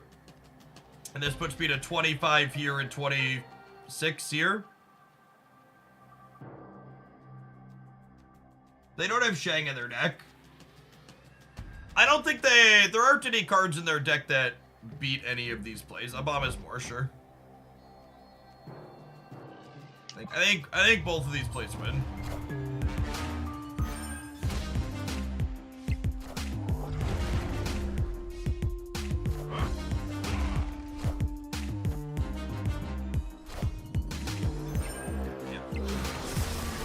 Both winners.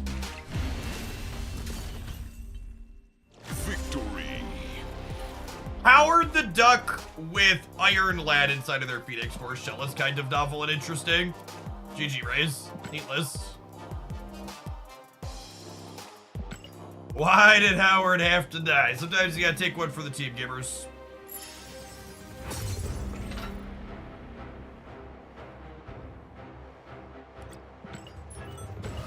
Alright, let's see if we can close out an infinite ticket with this pile of cards, huh?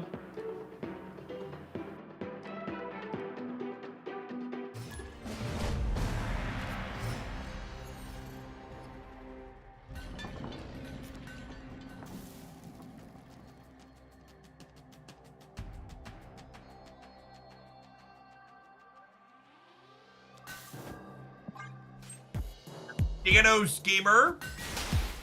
Historically speaking, this matchup is favored for our archetype.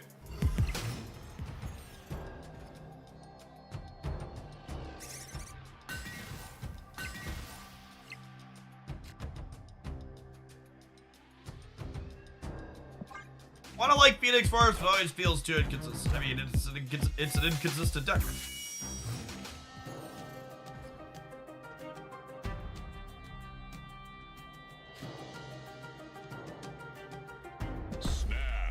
Snap on the Loki drop. Am I playing another viewer deck after this? Yeah, I have one more viewer deck teed up after this one.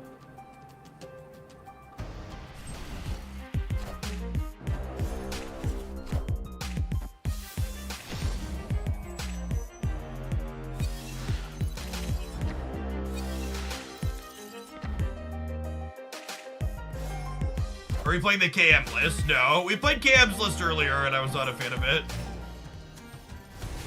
Oh, is the opponent's Killmonger list? I don't think so.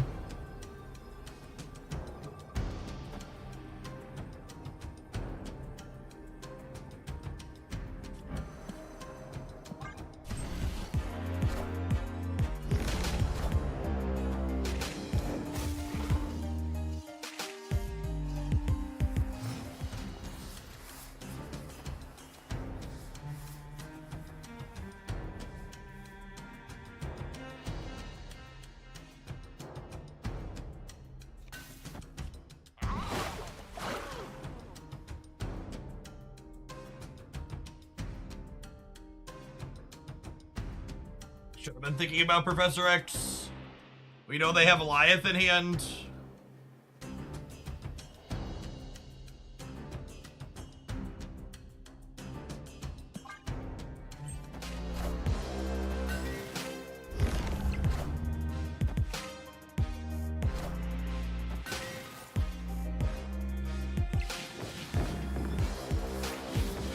Who has priority? Oh my god, they have priority because I got kicked out of Strange Academy. Motherfucker.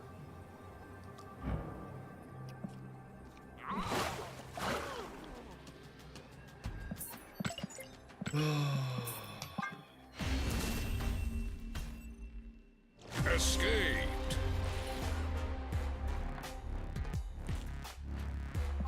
Oh, feels bad, man. That one's 100% on me. When they snapped on 4, I should have played Loki to the right. It was very clearly a Professor X. I just haven't played against this matchup a whole lot lately, and it wasn't on the top of my mind.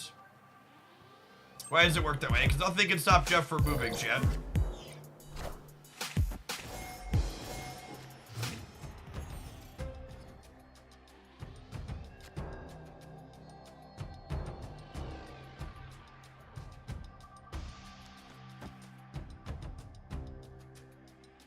Oh, snap. Snap agent into Loki in this matchup.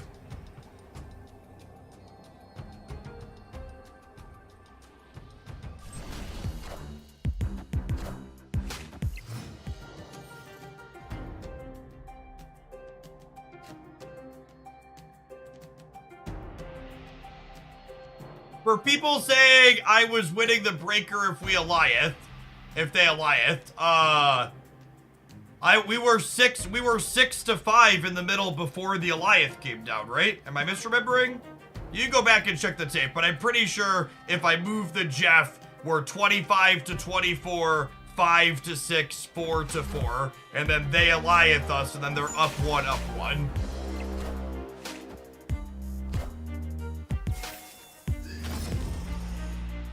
You go back and check the tape and tell me that's not the case. I believe you, but I'm pretty sure that was the case.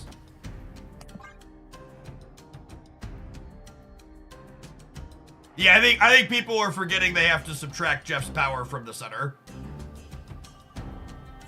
You're double counting the shark, yeah.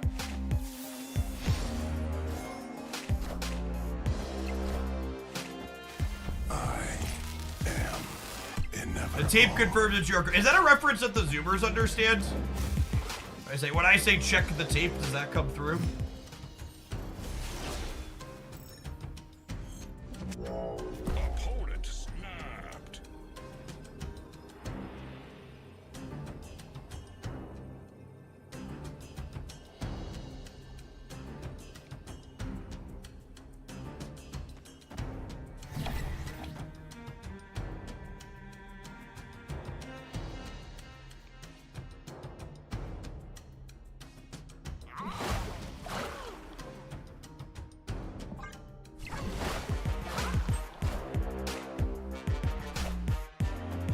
The X-Men. No, they're snapping on playing a big 6-drop into Wakanda because they think it's safe from Shang. Well, guess what, buddy? Have a big old cup of get fucked because you're not safe from Shang.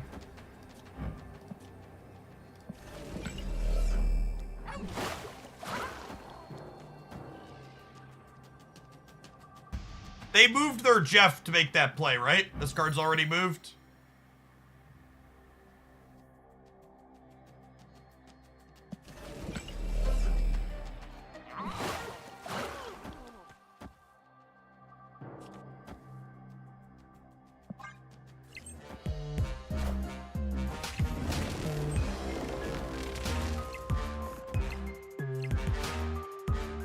Oh my god, I lose the breaker, don't I?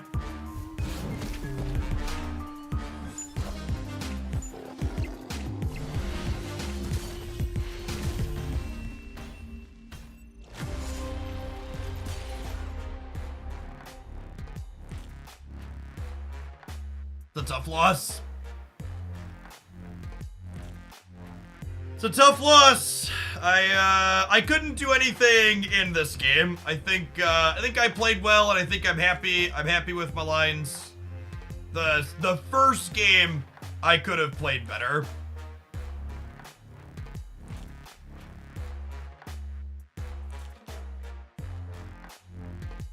The Snow Guard was a 50-50.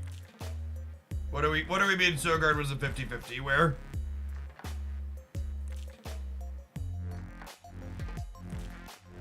Doesn't matter.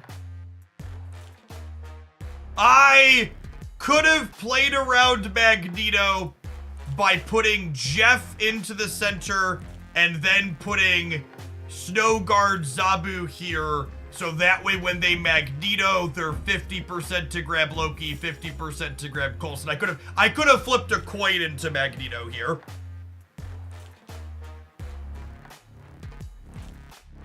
That I could have done.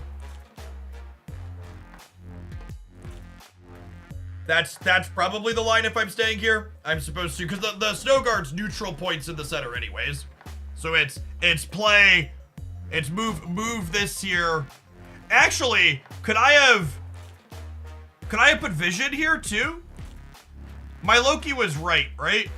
I had 2, 3, 4, 5, 6, 7. No, the Loki only ties here.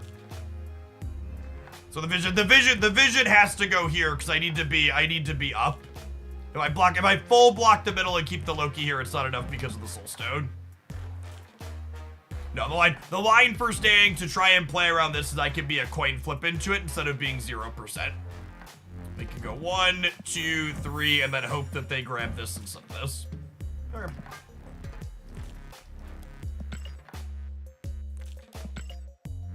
All right, looks like it's time for an ad break. When we get back, we got our last viewer submitted deck of the day. We're gonna be streaming more past that though, so don't go anywhere. Thanks for hanging out. YouTube gamers, 12 likes away from 200 on that live stream. Can you press the button and get us over the hump?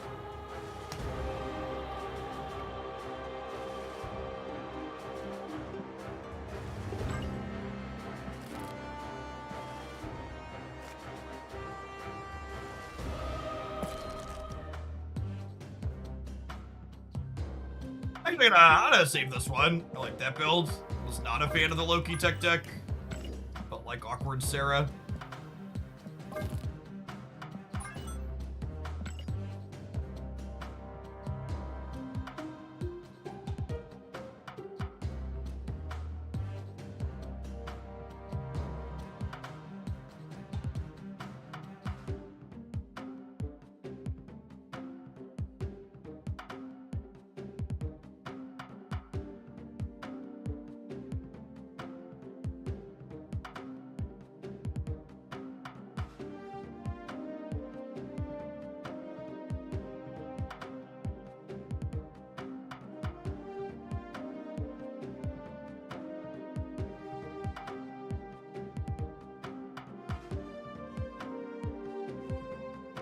Yeah, it seems like a solid list here is. And Owen will probably throw in the rotation again at some point. Alright, we need 70 Silk Boosters to try and roll her again, huh?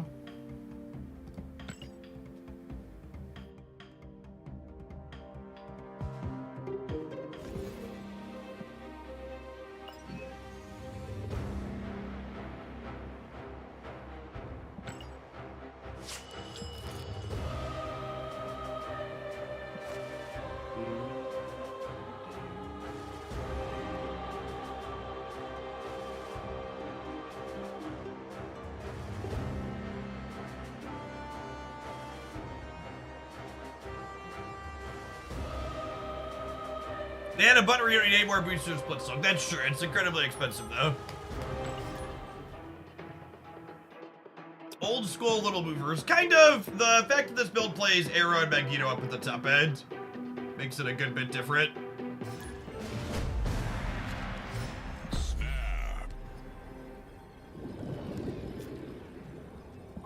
So it loses the little moniker from that older archetype.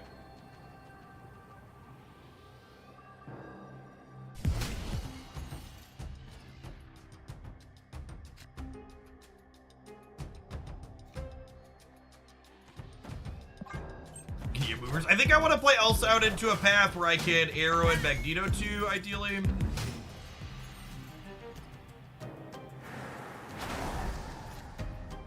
Did I hear right, by the way? Does Elsa trigger on Spider-Man again? Did that get changed in the on-reveal things last time with her, or am I misremembering that?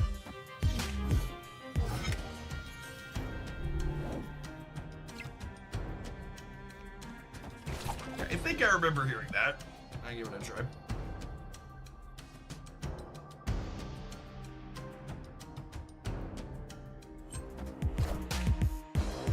Friendly neighborhood Spider-Man here.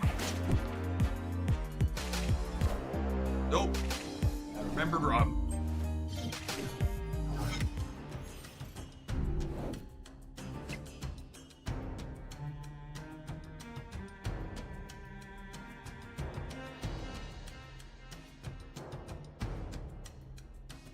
Glenn said she did, but then corrected himself. Okay. So I'm not crazy. That was a thing that was talked about by a second dinner person at some point. Okay. I mean, I am crazy, but I'm also right. In this particular instance, I am correct.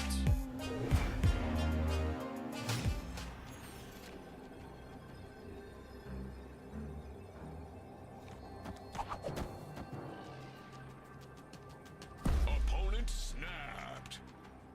Is 14 enough to win here?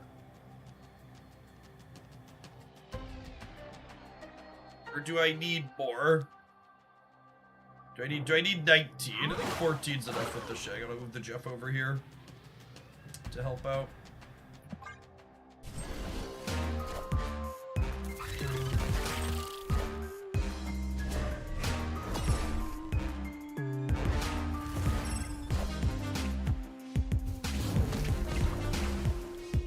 I'm crazy, but also right. Sounds like something you can put on your business card. Are business cards still a thing? It feels like a relic of the past. It's like a pre-smartphone era thing. Where you can't just like put someone's digits directly into your device. Here, have some germs. Yeah, exactly. I don't know why, but I give them out at every conference. QR code tattoos. There's the future right there.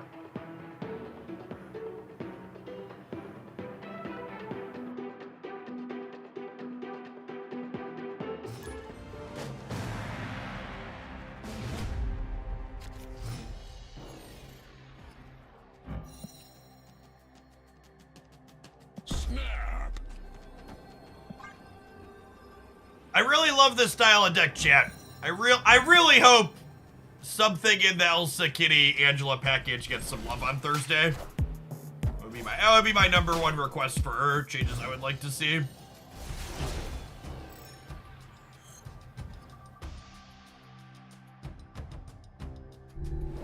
I love these cards, and they are so outclassed at the moment.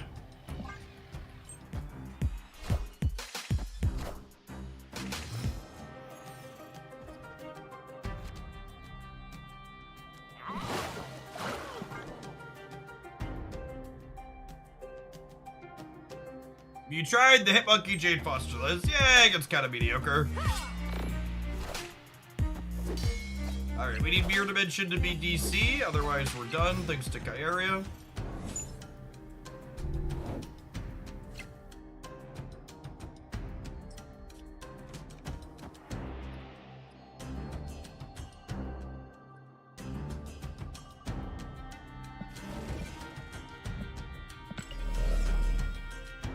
And here's the kind of awkward thing.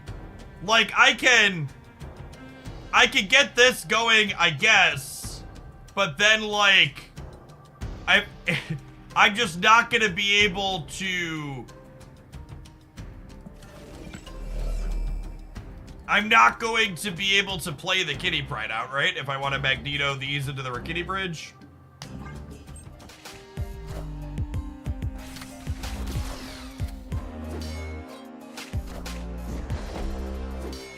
Snap is a better game when the engine cards can keep up with big dumb 6 drops. Yeah. Inclined to agree with that sentiment.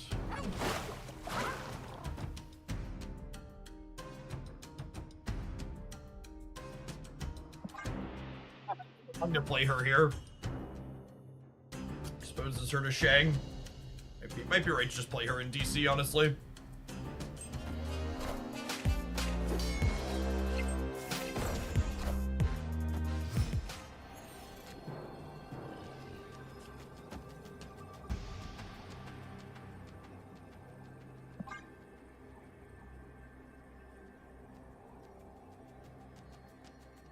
I am gonna be playing for a tiebreaker here, so every point kind of counts.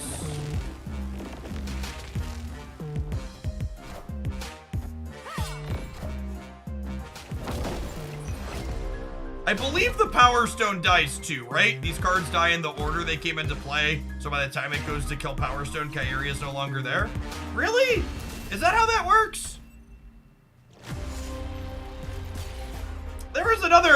That's inconsistent. There was another effect that, was it Destroyer? No, there was some other effect that checked it in order. I forget what it was. I think it was Destroyer. Yeah, Destroyer works differently, where when the Kyria dies, then it doesn't protect the other things after her. I would have moved, Nightcrawler if I would have known that it was going to work that way.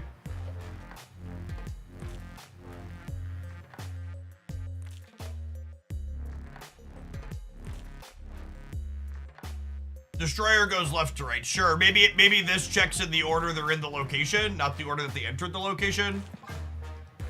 We'd have won that if we'd have moved Nightcrawler over. Yeah, maybe we'll trim Magneto for a different card since, makes Kitty Pryde awkward.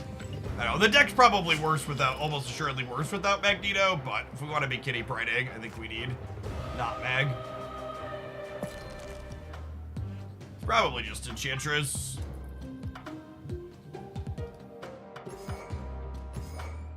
Let's have the Kitty Miles tech card finish.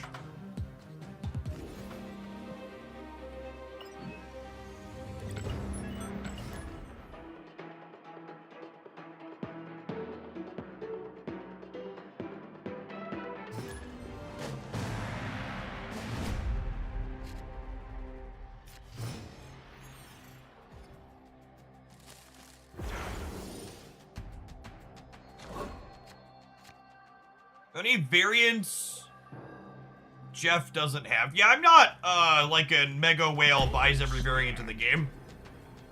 I have like one variant for each card, and I work towards getting one premium split on each card, but I'm not like one of the people that like buys out the shop every day when it comes up.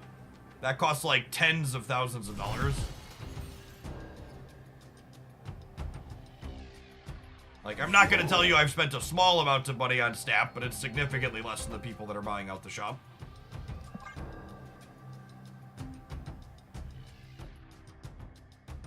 No, you're not. It's pretty tough to be missing variants on cards if you're willing to spend for them because they are guaranteed to appear in your shop when they come up now. That's not random like it used to be. It takes a lot to get Jeff to get an ultimate variant. Yeah, there basically has to be no good base variant for me to be willing to get an ultimate variant for something.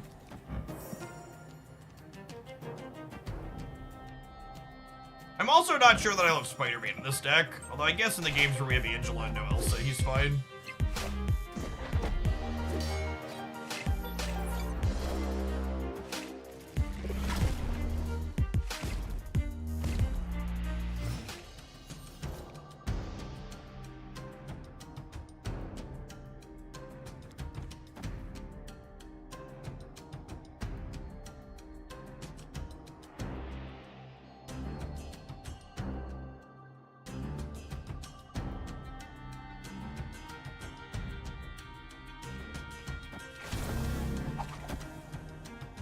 Mark needs to do this.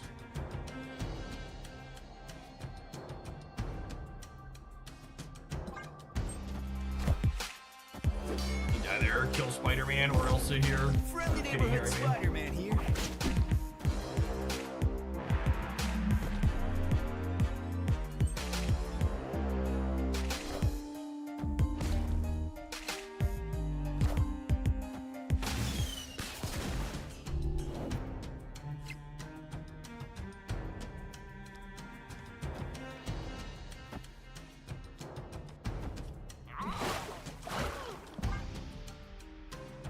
This makes Miles cheaper if we draw him.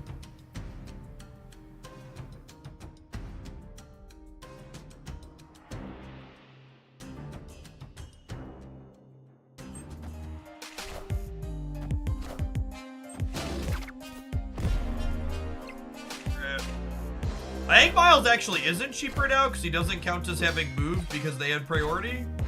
I think that's correct. Find out if we draw him, I guess. Oh, he is still on. Perfect. That's a deal for us. So this gives me +7 over here. Their Deadpool's what? 4?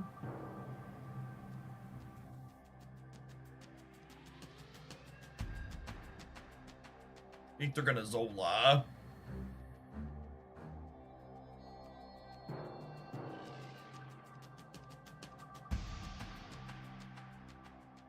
I don't know that I can play around Zola and Deadpool stuff.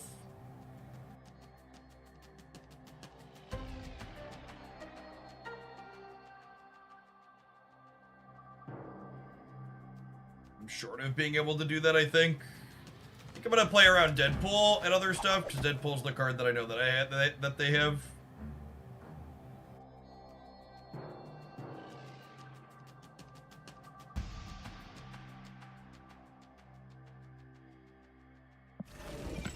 Silk and Kitty Pride left. Does that trigger Elsa and Kitty still? I think you're right. I think it does.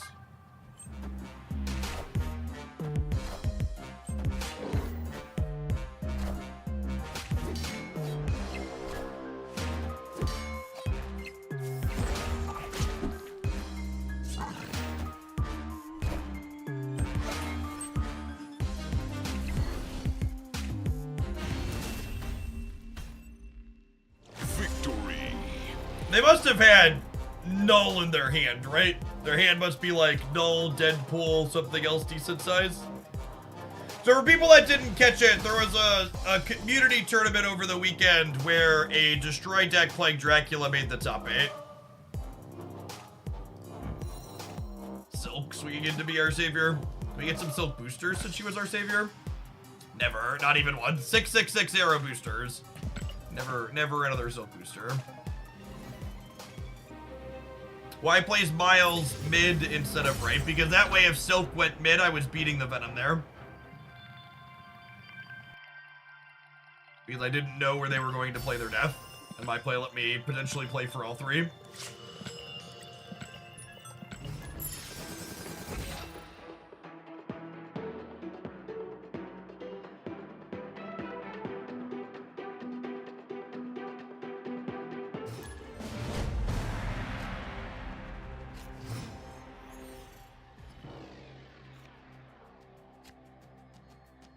Not just top 8, it came in second. Chat, the difference between second and top 8 is like 1 more match win.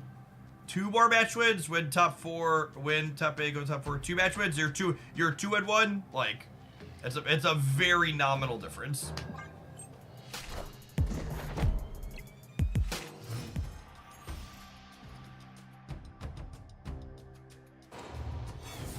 Is it intended that Dracula gets Null's power? No, right?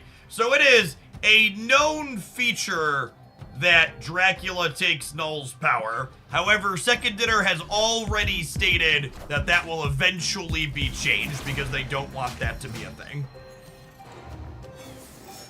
Well, I'm glad I didn't snap the Angela draw because Scarlet Witch makes her quite sad.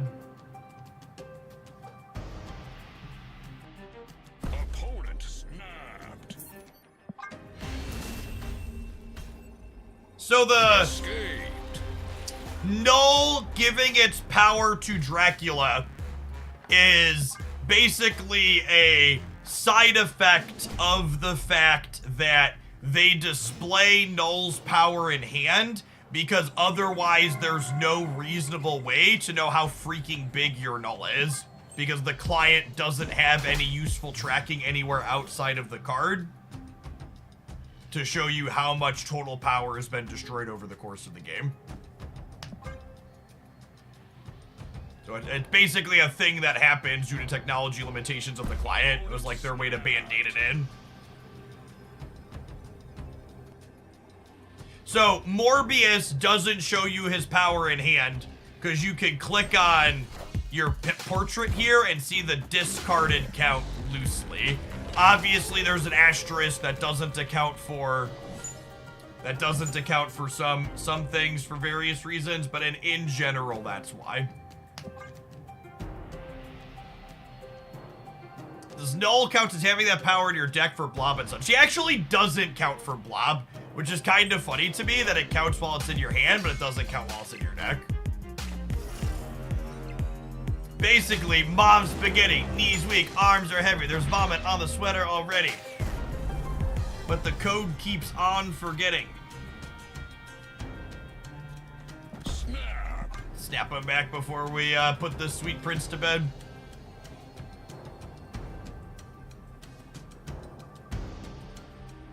Linkman snaps his local man about to be Cosmoed.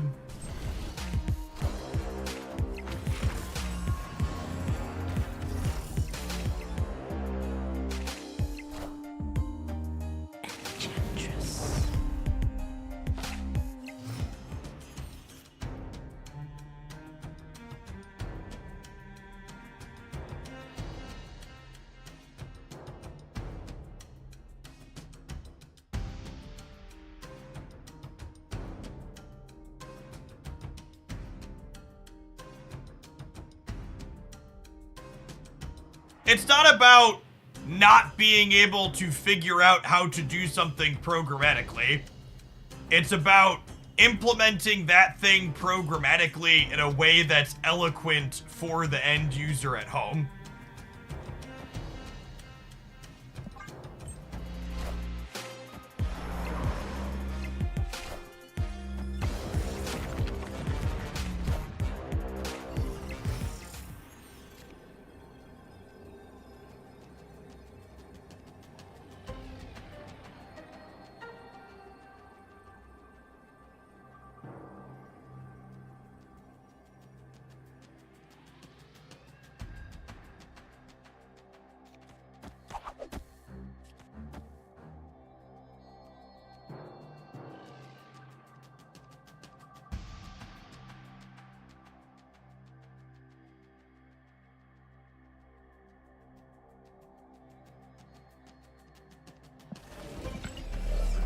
I don't have a way to beat Valkyrie.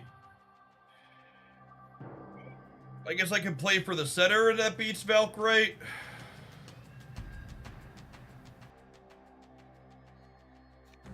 I think it's this. Hope we don't get Valkyrie.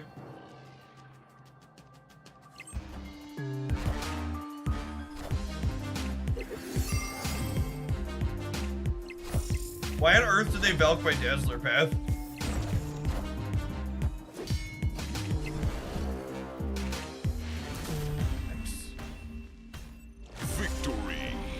If they would have Valked here, they would have been 20 to my 916. They would have been 6-0.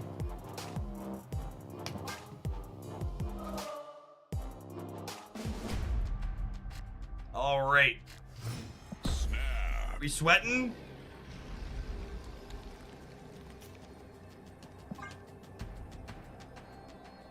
Ready? Would Silk have moved? No, they had priority.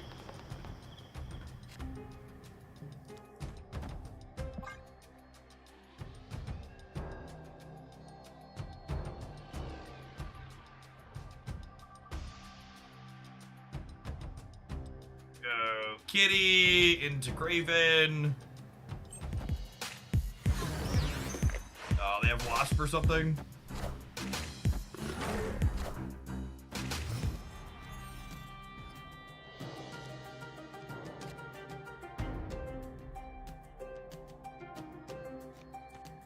So very likely they want to Valk the Abbey.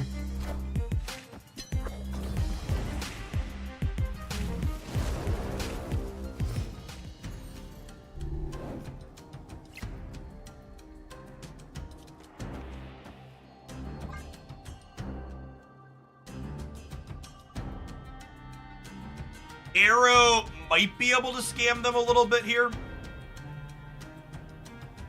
If they like play one more card into the Abbey, we can like arrow the second back in and fill them up before they can Valk there.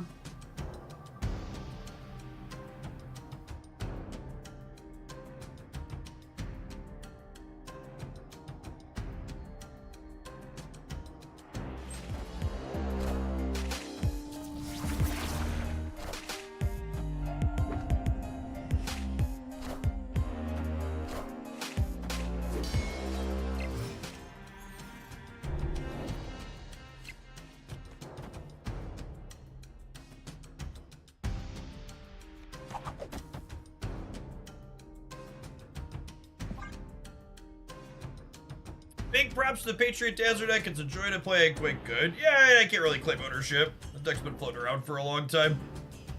I think the first time we played that deck was probably like 6 or 7 months ago. But the Dazzler buff really felt like it put it over to the top. Or do they play Rhino? Nah, not usually. The Cerebro 3 deck has a lot of cards it's trying to play. Usually doesn't have room for cards as bad as Rhino.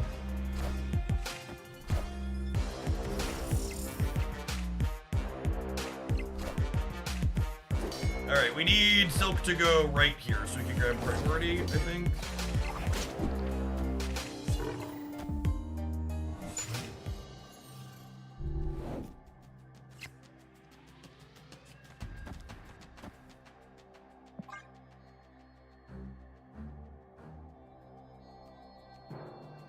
I was a little greedy here, not arrowing last turn, but they'd have to like Valk us on. They'd have to Valk on 6, which seems unlikely unless they're hanging out in ship.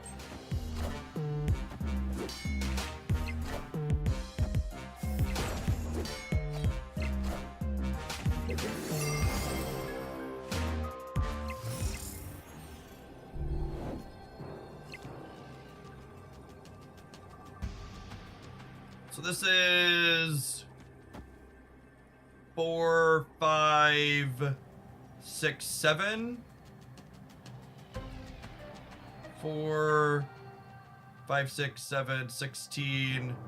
This takes 8 off of them.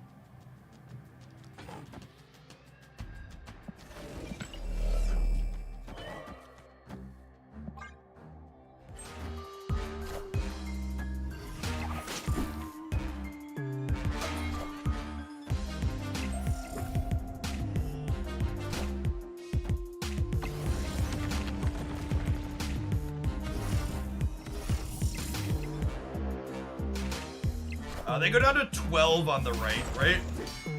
So I think we beat that when the, what's it called, swings right? She's +7 over there.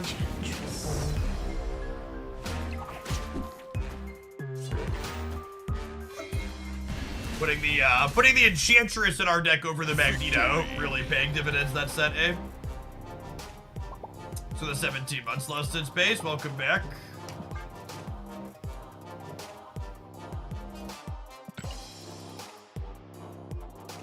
Craven has a 2/6, looking very reasonable there.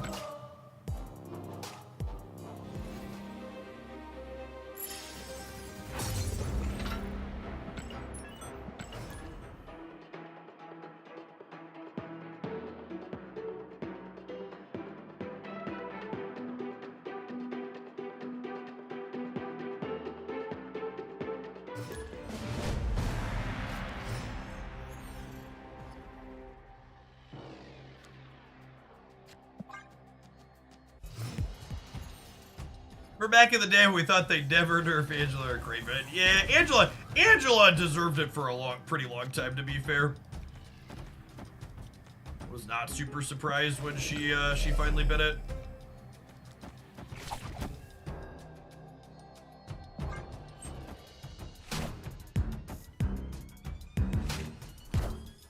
You see this, chat? I feel like this is the game board that Reddit wants to play on a significant amount of the time. You hear them talk about locations and Marble Staff, where they're like, this is what they want. Just 3 fucking runes.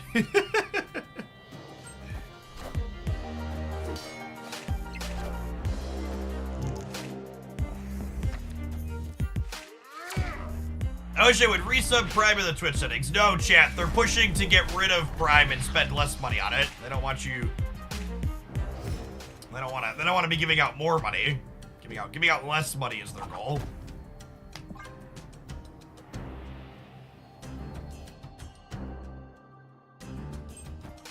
It doesn't auto renew because they want you to have to forcibly come in and use it.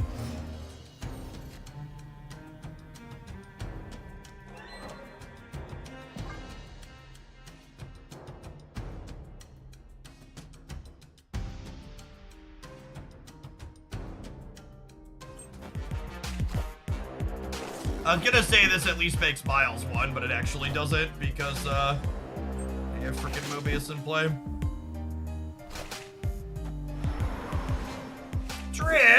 for the brand new Prime support. Speaking of, appreciate that. And G Munition, thank you for the brand new Prime as well.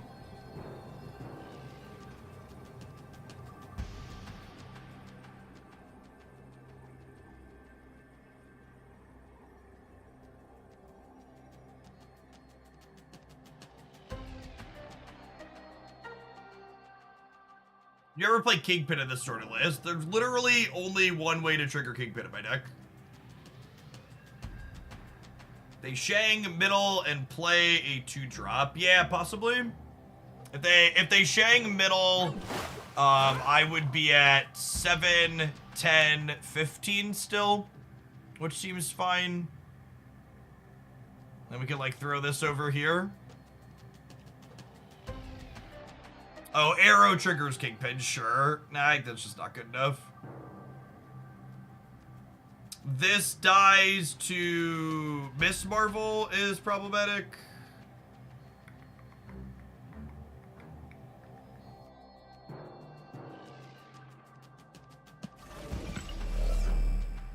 I can't beat Shang and Miss Marvel is the problem. Well, they definitely have Shang.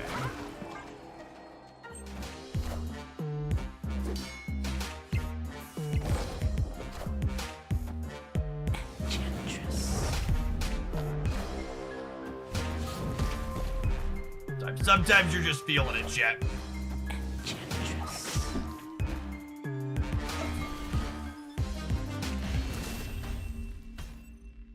Victory.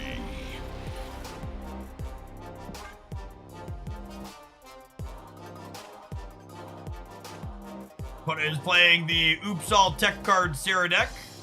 Miles is one again, yep.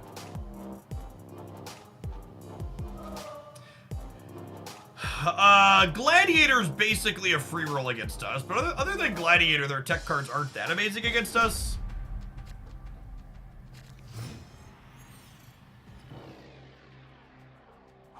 Mobius is actually quite annoying.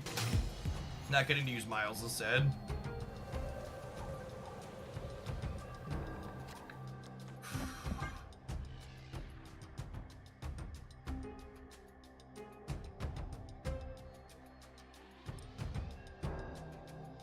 I think the Sarah decks are pretty split on Shadow King versus not, last I checked.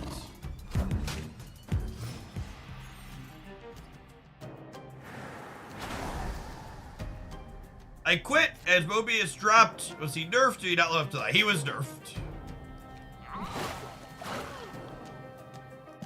He released as a 2-3 and was fairly omnipresent. I think he would have come down a little bit organically on his own, but they definitely nerfed him down to... They over-nerfed him and then put him back, actually.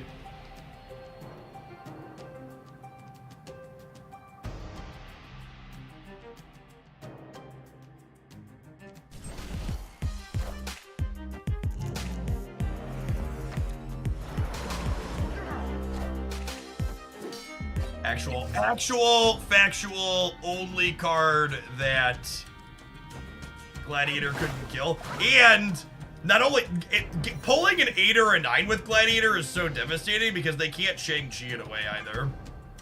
It's just like, yeah, you're stuck with this one, buddy. Enjoy. Was it good for you? It was good for me.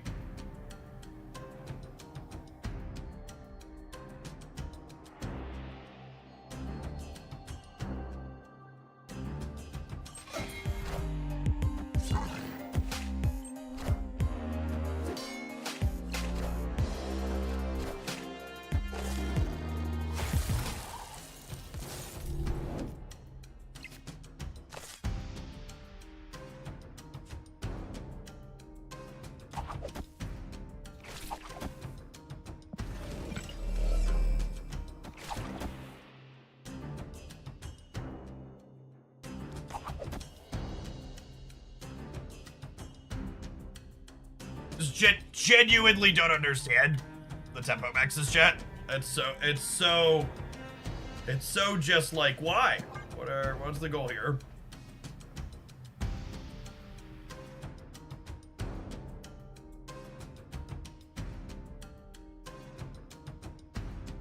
Who submitted this list? This was Ray. Day to take out an old favorite. I like it.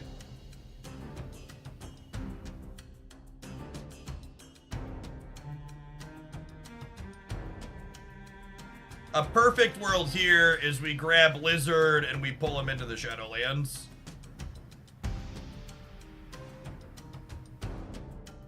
Is an ideal case outcome.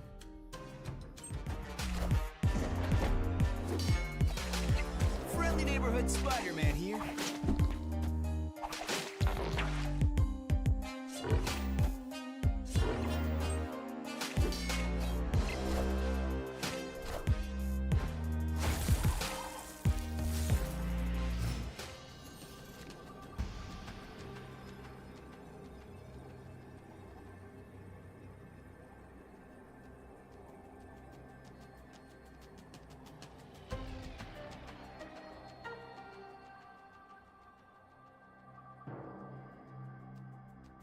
Oh, they're gonna Legion.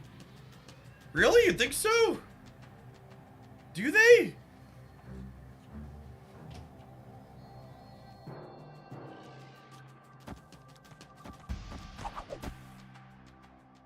I guess.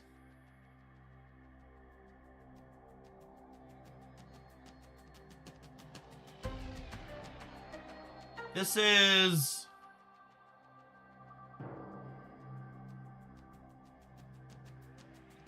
This is how much here? 6, 11, and then they Legion, and then they'd be at 12, and they'd beat me.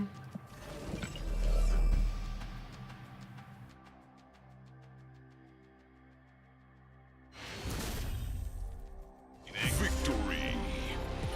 Hey, Dan the Whale, thanks for hanging out, appreciate it.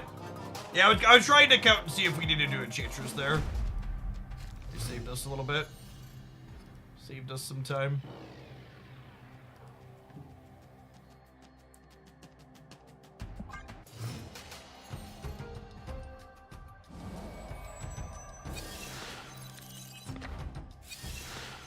They have a copy of Spider-Man. Nice draw. Yes, Legion Braid on Altar of Death is a good call out.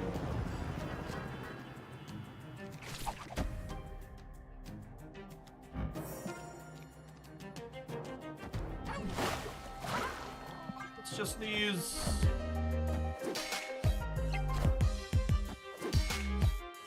Friendly neighborhood Spider-Man here.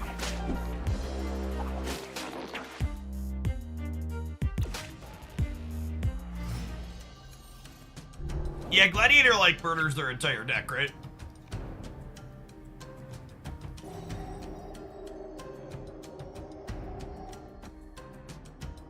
Oh, snap.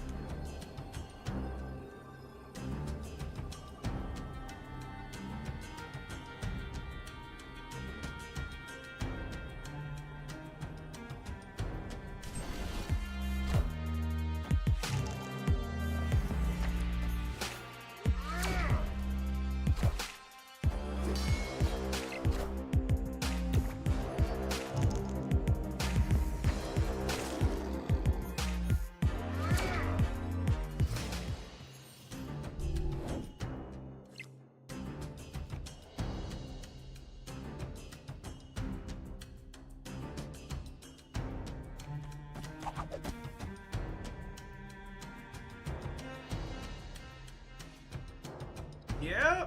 Yeah.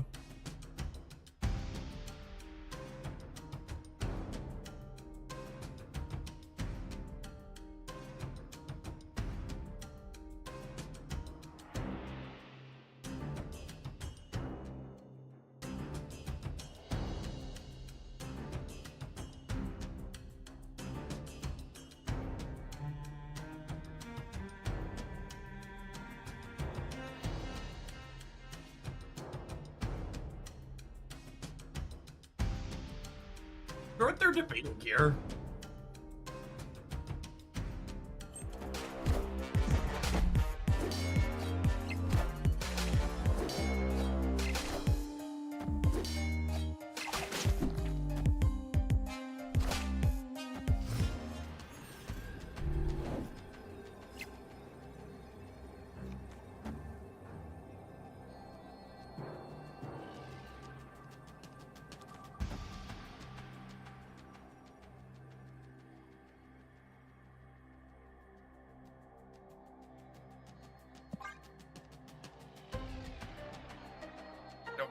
pretty sure they can't put 3 things into Baxter Building, and even if they could, they wouldn't want to, because it would get rid of their Miss Marvel bonus. So I think pulling her in, plus getting the extra here seems good. They'll be at 9, and we're gaining 13 up to 24, so they need 16 to beat us here. I assume this is just going to be a long tank into retreat again.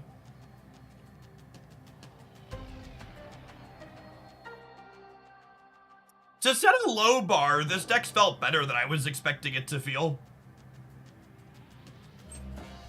Turns out, play enough messed up tech cards, you'll probably be alright.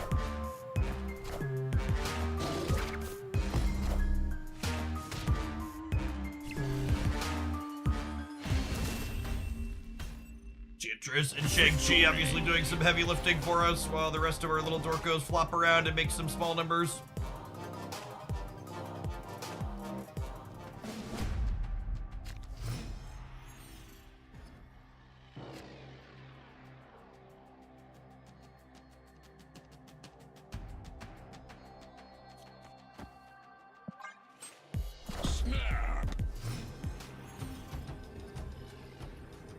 Yeah, confirming Shadow King and Killmonger exist in a game that we're winning is pretty good.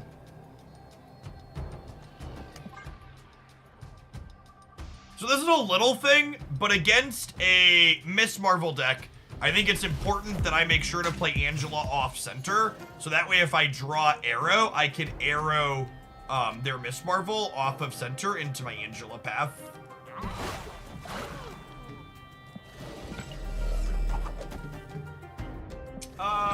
Jeff Kitty's better if we draw Elsa. Let's do that.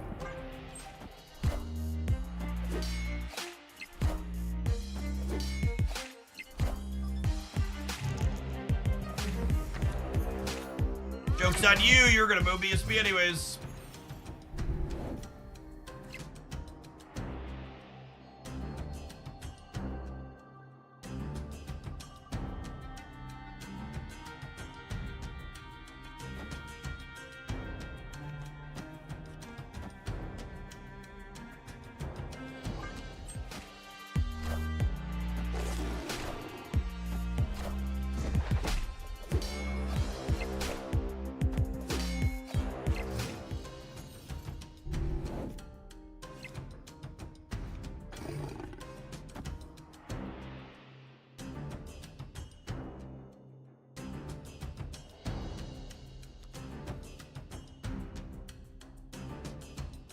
I want to move the Nightcrawler this turn, so that way, it doesn't get Killmonger before I get the Kraven bonus.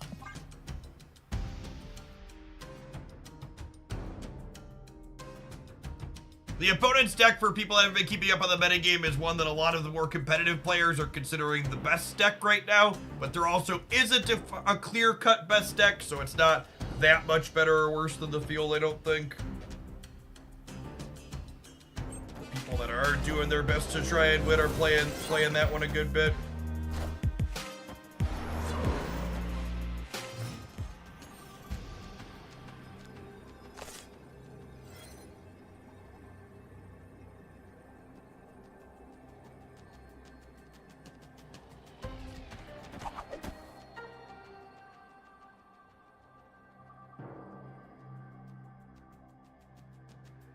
They're all in, so we're definitely staying. I think it's just us.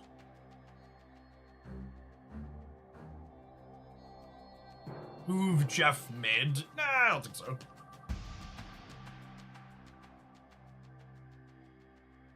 I don't think they're beating +7 on the right, and if they do, no, I think this is fine.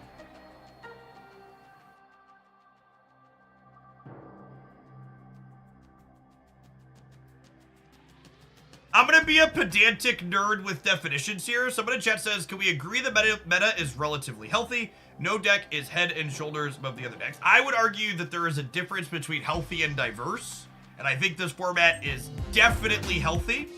Or, sorry, definitely diverse. I think you can be up for debate how healthy it is when almost every deck plays Shang-Chi.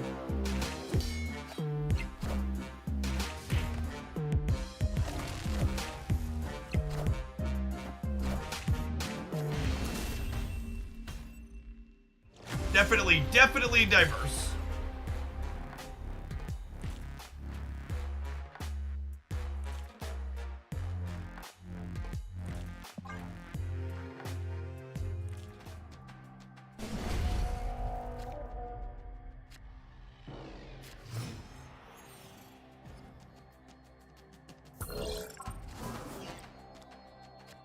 What would you call healthy? I just don't think it's super healthy when I look at every deck that gets sent to me half a dozen times or more per day and go, okay, I need to cut something for Shank for this list.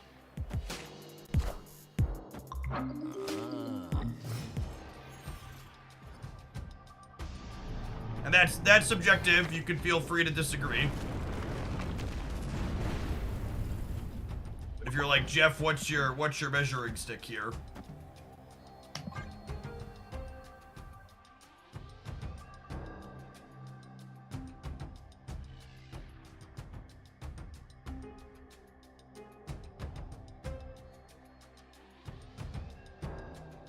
I don't think, like, for what it's worth, I think the current format is good. I think it's the best Snap's been in a long time.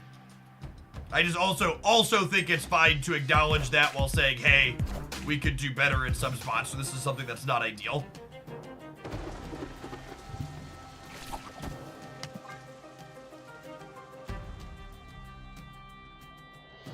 The stats of this deck been good. I would be surprised if this deck was good. Friendly neighborhood Spider-Man here. I think this is a deck that's playing Shang and Enchantress though, so if you like play it really well, you could probably be okay into a lot of stuff.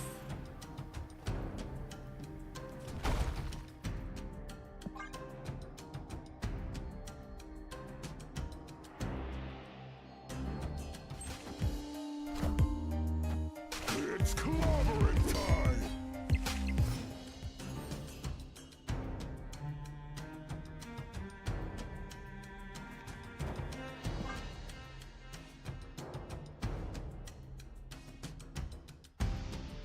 Play a deck with this core a lot. I have a hard time with the other letter. Yeah, I believe that. You're just like, this kind of archetype feels really satisfying to play because there's a lot of little like micro and sequencing choices, but at the end of the day, when push comes to shove, its strength is based around entirely like, can you Shang-Chi people efficiently?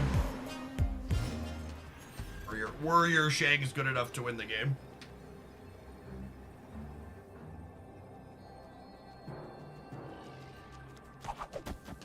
Alright, we're gonna let Silk decide who wins this game, Chip.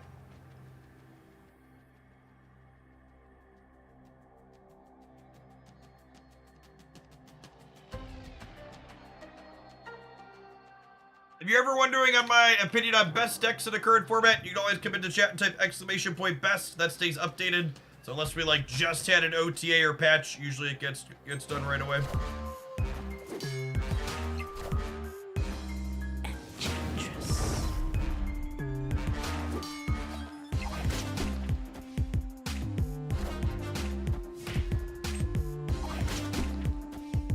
Great.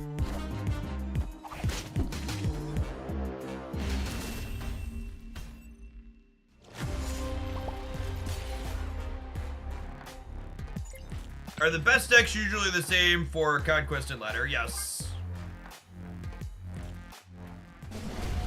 I don't think we've ever really had a point where the best decks really diverge that hard for the two formats. What level of Conquest is this? I think Silver. I don't remember.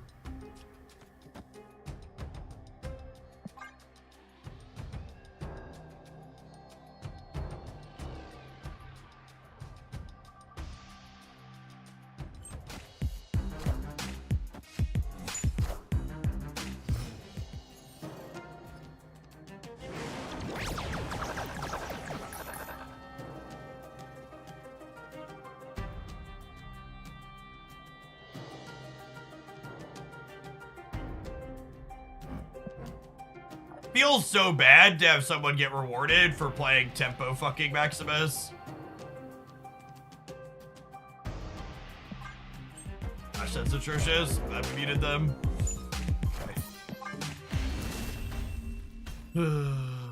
Escaped.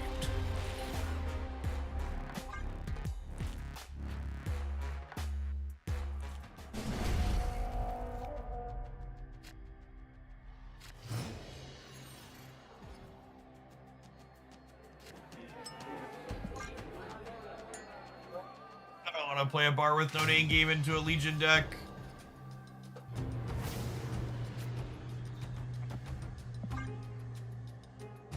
Alright, we want to draw any of our cards that cost any of these top 4. We don't want Silk into a bar game. We want to be able to play Kitty plus another card next turn.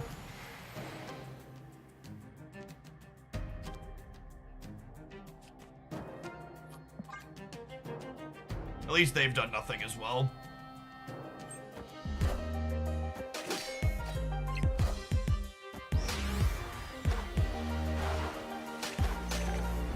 Redrawing Enchantress here is lovely. We can turn that off. How does Cheap Miles work into Tardax? Tardax looks at the cost on the card when you put it in your deck, not the energy cost not the energy that you spent on it. Yeah, I'm aware, AK the Great. It's the very first thing I said when the location flipped up.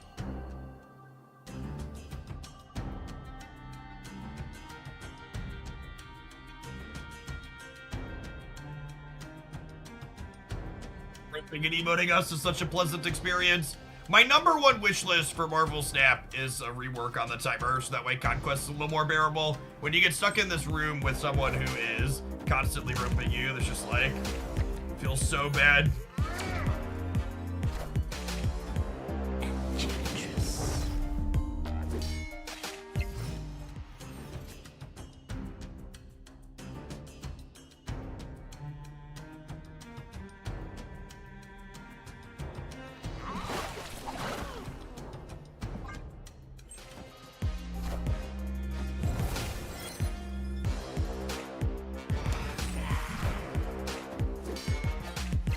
Friendly neighborhood Spider-Man here.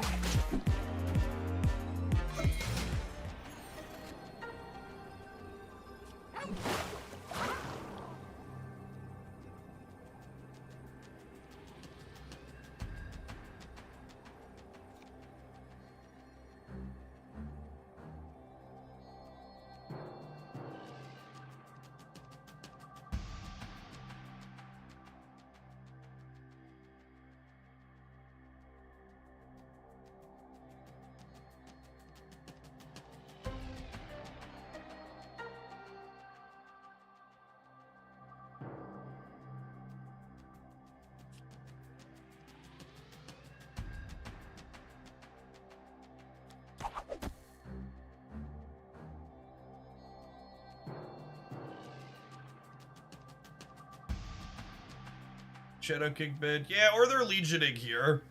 I'm just debating if I want to play around Legion. I think no is the answer.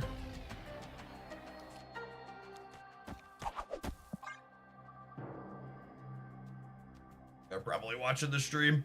The roping and the emoting is usually indicative of that. Just 0%.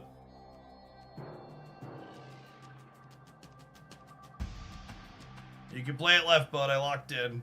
I should have waited and gone to the last minute. Oh.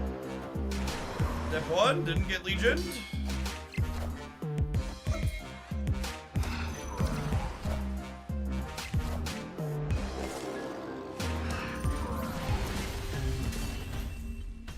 Victory.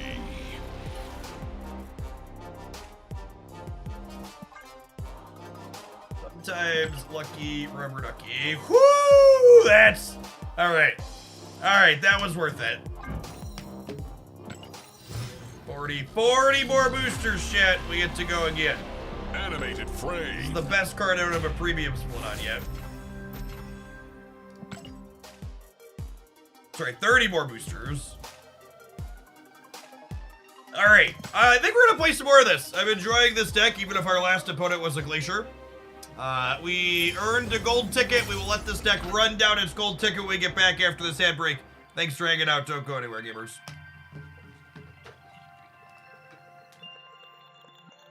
Subs, I'll see you in a minute.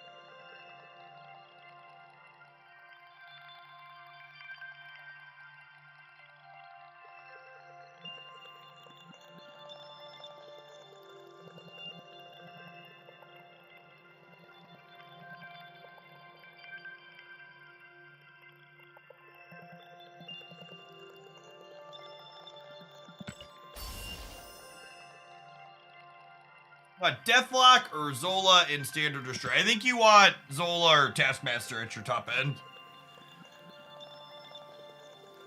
Having one of those two effects is ideal. I did get the new Jug Bundle. Eventually we'll have a Juggernaut deck I really want to play Juggernaut in. Eventually.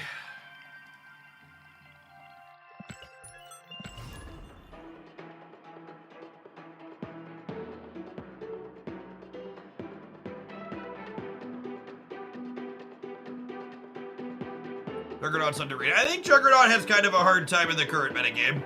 You really need to be taking your opponent's big things off the board, not just moving them around.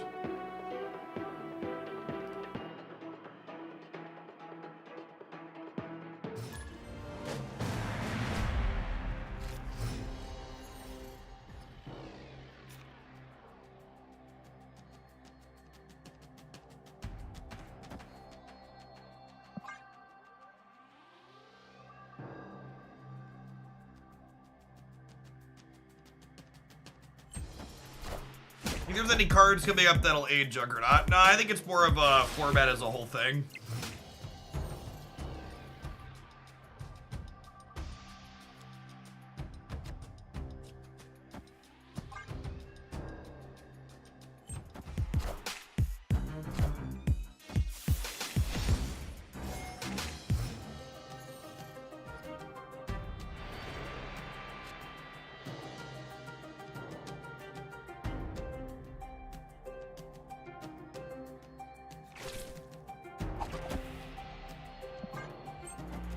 Friendly neighborhood Spider-Man here. Yes.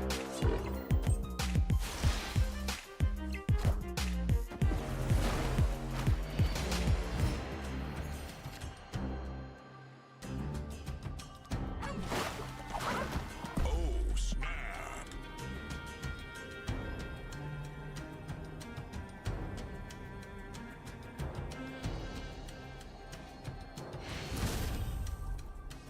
Victory.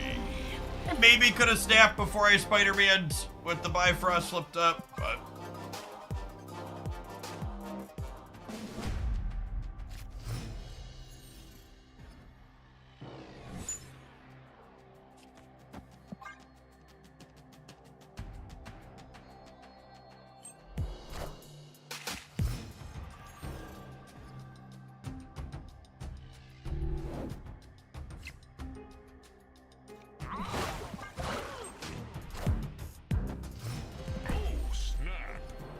Sometimes people wait to play their cards for a turn, so I didn't want to step right away into this, but them doing nothing for the first 2 turns in Subterranean, I think we go ahead and press the button here. Friendly neighborhood Spider-Man here.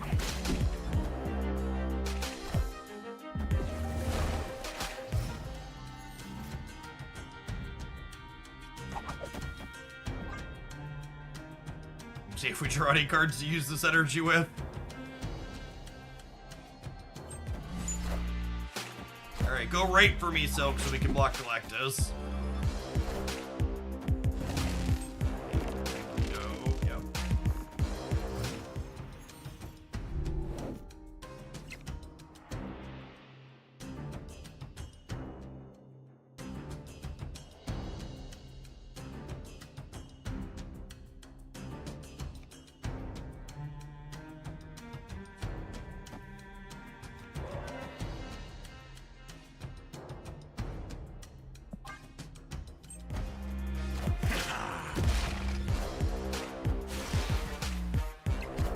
Man, them playing hard for the path they already have Magneto in was not on my bingo card.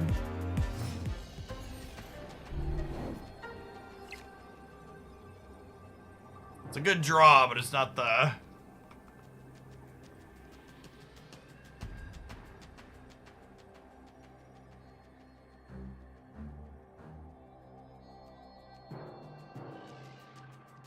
Not the Shang-Chi we needed. Arrow always wins. That's an ambitious mindset.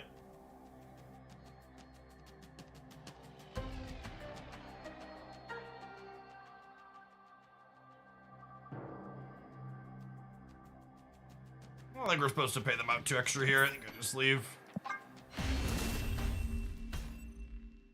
Escaped.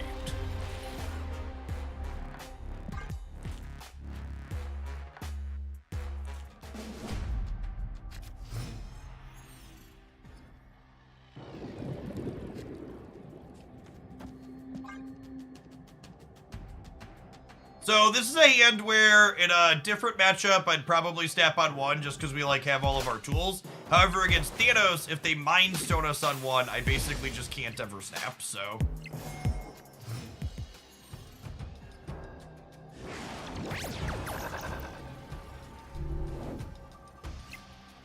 It's kind of funny.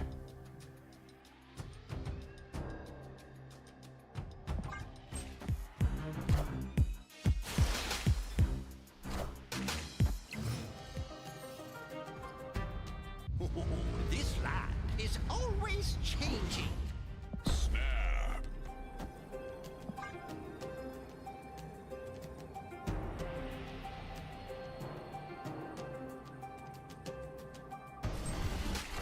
Icebox plus peak is build your own OTA. Yo.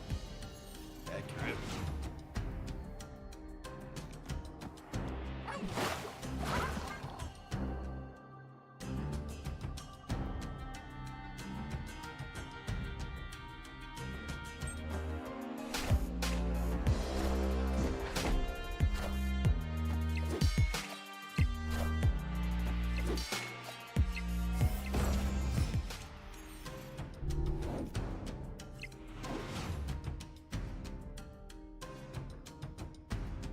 So, this actually doesn't do anything for us currently.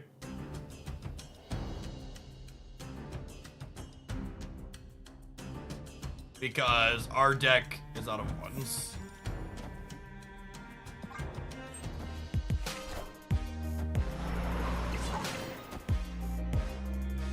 That's pretty good. Buys us a plus on Kitty.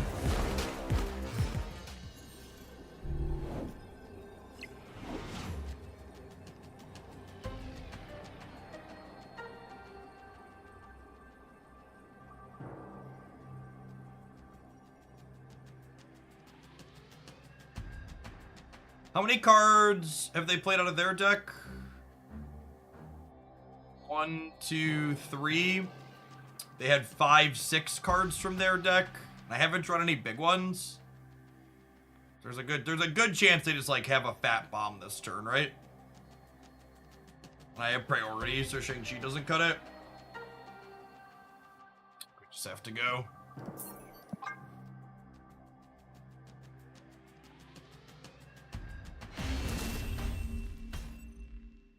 Escaped.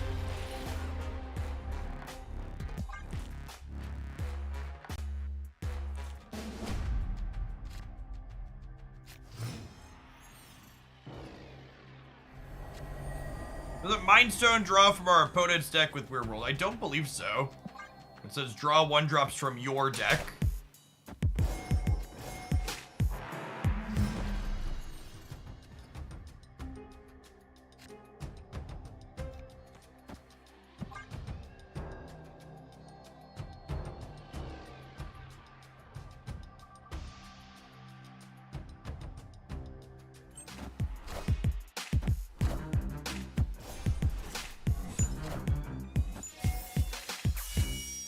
Our start here is pretty good, but theirs is better, so. It just really doesn't feel like my opponent and I are playing the same game. Like it feels like they're playing Marvel Snap and I'm doing something that's significantly weaker. I almost feel like I'm playing like a Series 1 and 2 deck against their fully powered full collection deck.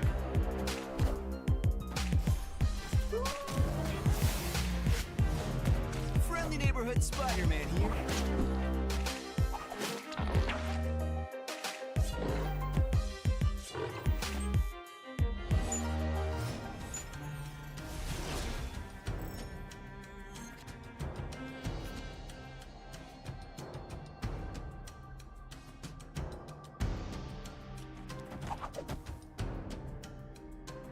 think +3 also with her current functionality is probably fine, but I also would rather they just like make her a 3-drop and make her global again. I think would be a more interesting change.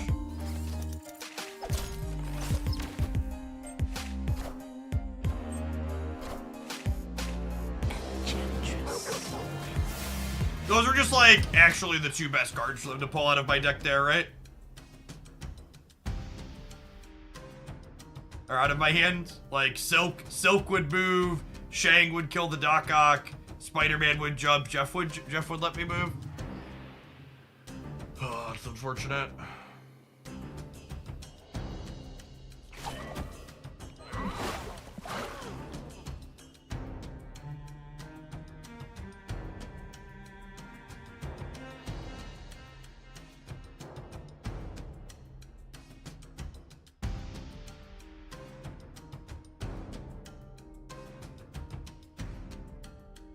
If their Lockjaw RNG goes poorly, we could maybe still win this game.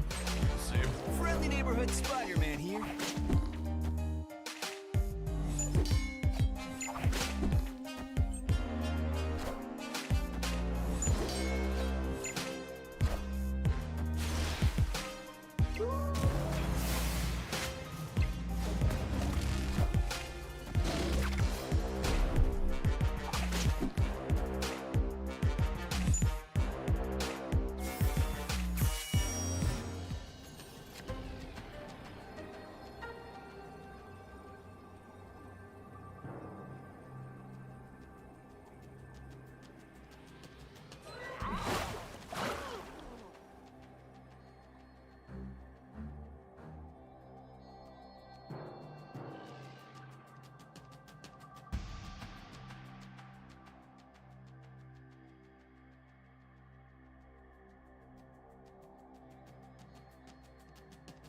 Move Jeff, and then they can move Vision over into there to fill it up.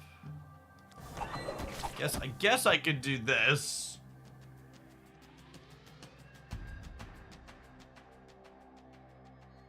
Sure.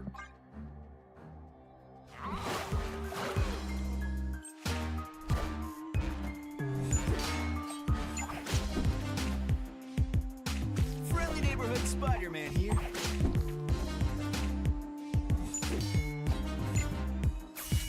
I have a 16 power blob.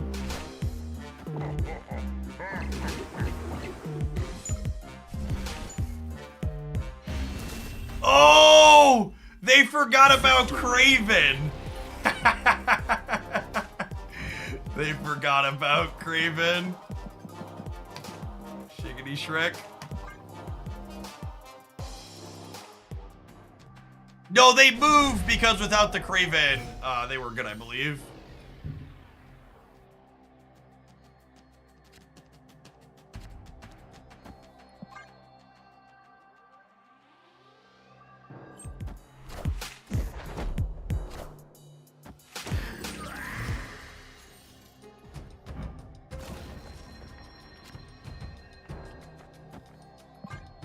So noteworthy that Nico out of Tardax does not have a spell. She changes spells randomly while in your hand or deck, so if she's generated by either like Tardax or Shauna, she does not have a spell.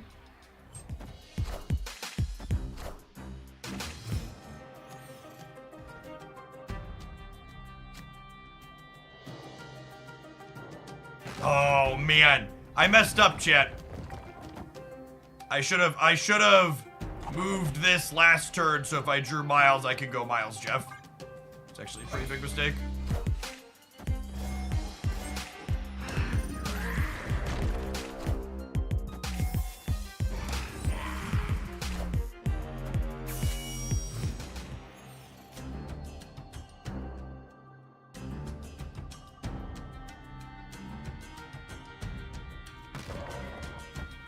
This doesn't have a text box in this matchup other than a 4-5, so I was going to play her out for tempo as is.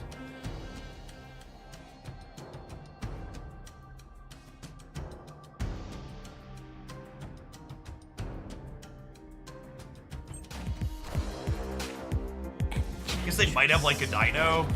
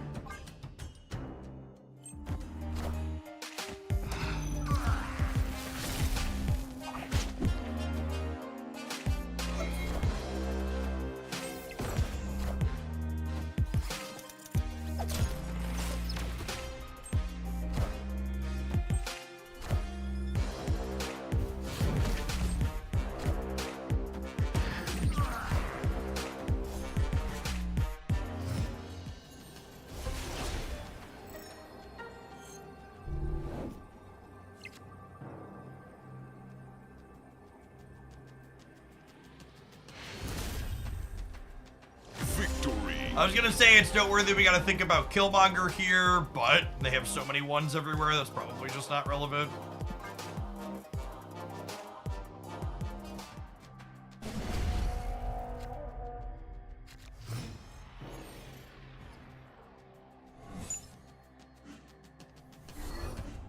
While you are always welcome / encouraged to offer leveled criticism and constructive feedback on plays I or my opponents make, just insulting my opponent based on the deck that they're playing is not welcome in my chat. Don't do it.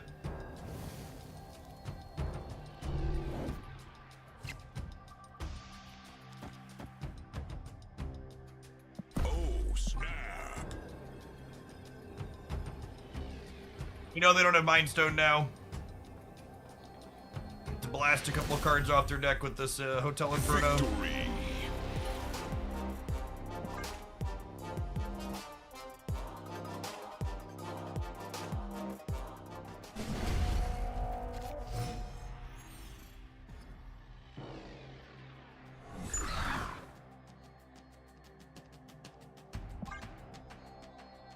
Raptors are pretty good for us, all things considered.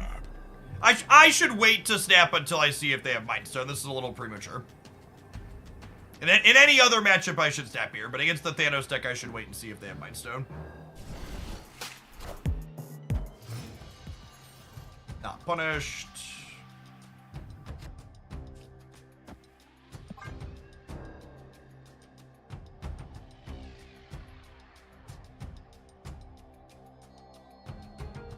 Are they muffling sound panels behind you? So, those types of things don't actually deaden sound going out of your room. Soundproofing is really expensive and complicated to do appropriately. Those things do, however, cut down on reverb inside of the room.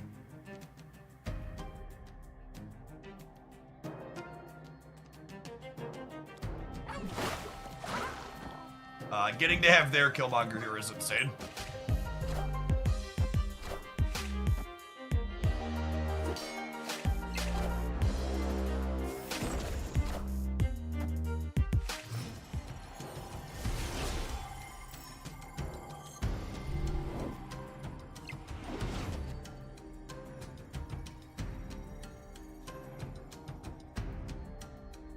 I'm murdering everything? I think I might be murdering everything. Why not play Nightcrawler on 1, since you can always move it for Angela and Elsa? Because I would rather play Nightcrawler as the last slot for Elsa, get it bigger, and then move it off. I think it's just this turn. Friendly neighborhood Spider-Man here. Wow, I should have gone center. I would have gotten so paid out. What a fucking lucker.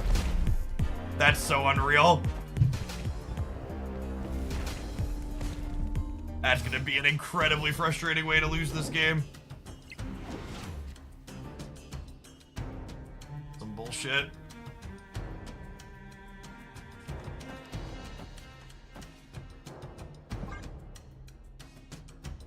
I almost put Killmonger center, but I just didn't want to deal with the variance of it.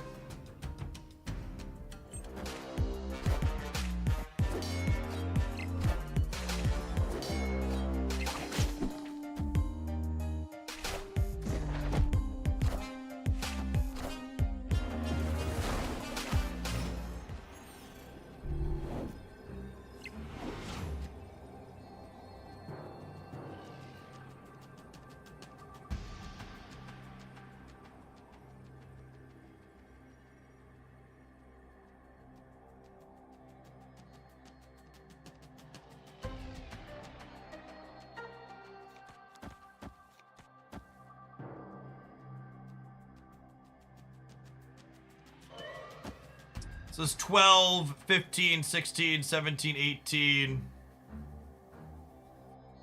I don't know that I can play for all three.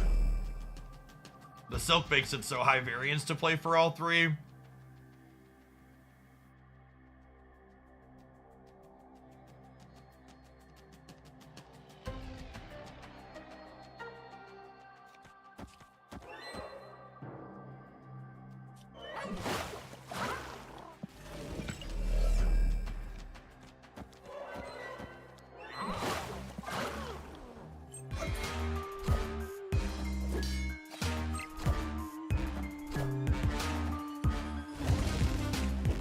We're good? I think we're good, right?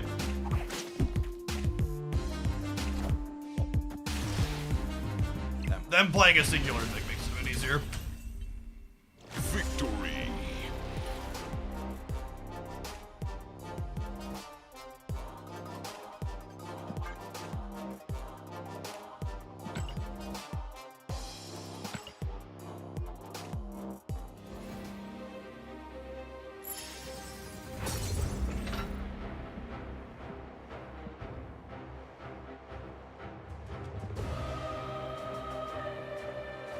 I watched Chef for 6 hours and all I got was this Chibi Atu.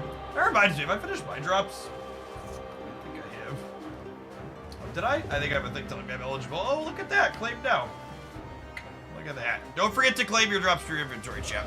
Alright, so we're at this kind of awkward spot in my ad roll where we ran ads 20 minutes ago, but if this next conquest goes super long, I might have to do ads in the middle of it, so I'm gonna run the ads a little bit early, proactively, and then we'll have longer without adverts. See you in 120 seconds. I don't know if this deck finish its gold ticket all the way down. Oh, snap. That match felt reasonable. Yeah, maybe. I don't know. Like I said, Shengen and Enchantress do a lot of heavy lifting for you.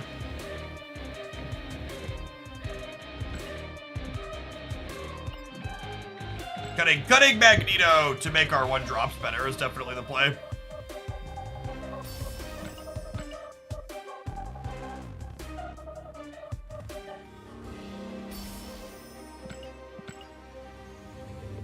You need to restart the client for it to appear. I have no idea. I don't really care.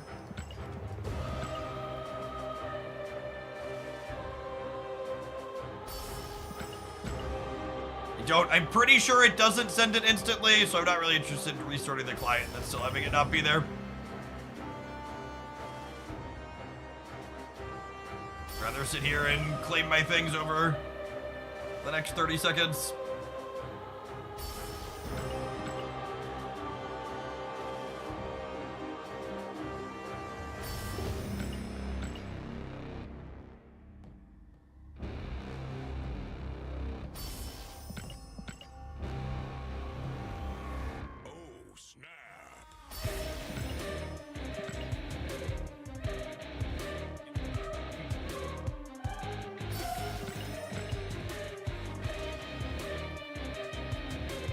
Yeah, it takes somewhere between like 4 and 7 seconds per click.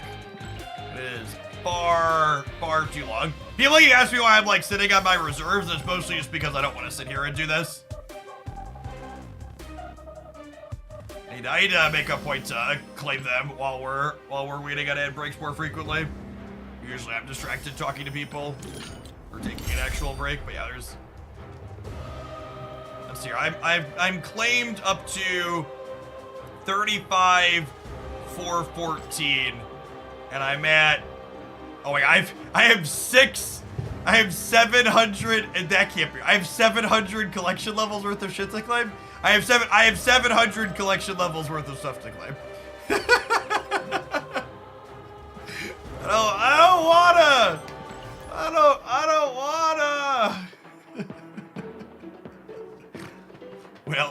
Real whale problems of Oglandia.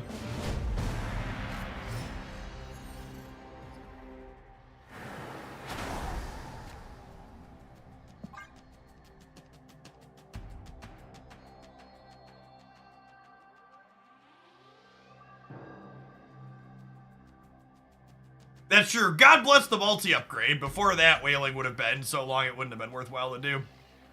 Which is one of the reasons why they implemented it, I'm sure.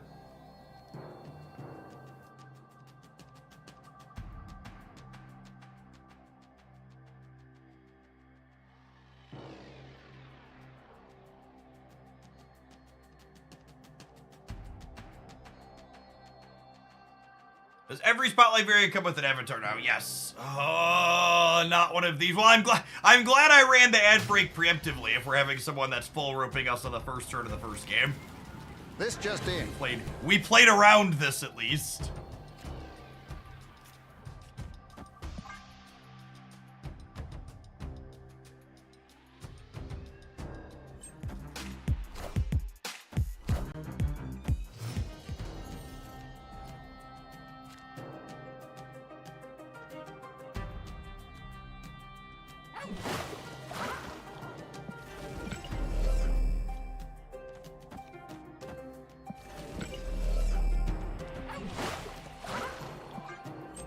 Let's get Jeff down before Craven, because that gives me flexibility to use Miles sooner.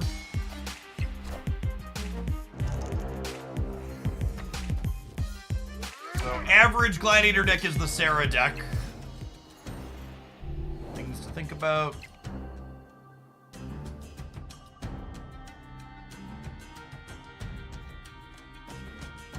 I think we do this, and then next turn we can Spider-Man Kitty Miles.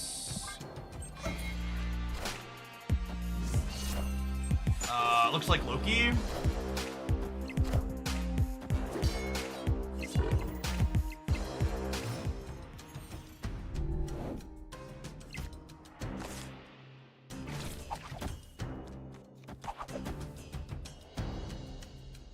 Snap.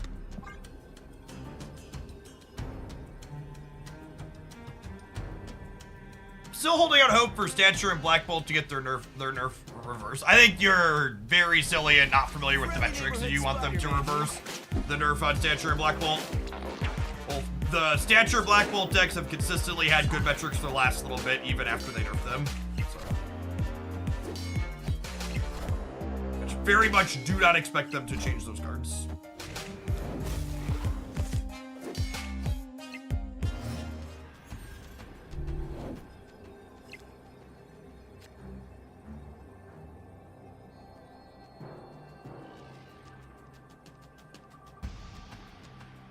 Okay, so they're gonna Shang me on the right, but if I Quake here, it moves the Monster Metropolis, and then Craven doesn't die to Shang. Genius or Grifter?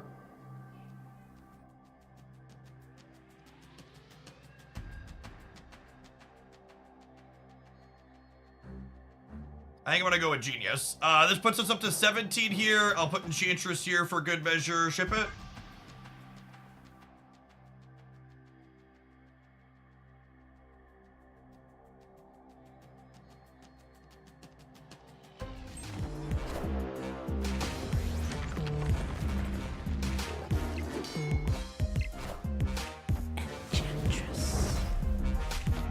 Friendly neighborhood Spider-Man here. Oh, they don't have Shang. It's a little scarier.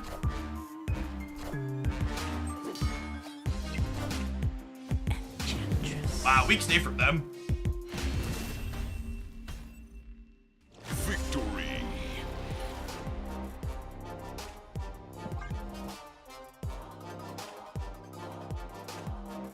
Wasn't Stature Black Boy the only tier 1 deck last week? It had a really small sample size. So a lot of the times with the samples, you gotta take it with a grain of salt on untap metrics.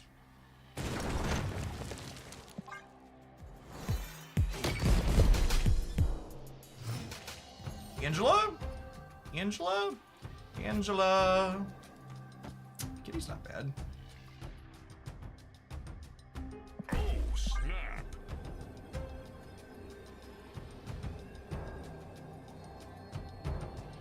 Ready hand. It looks good in gold, gamers. It looks good in gold.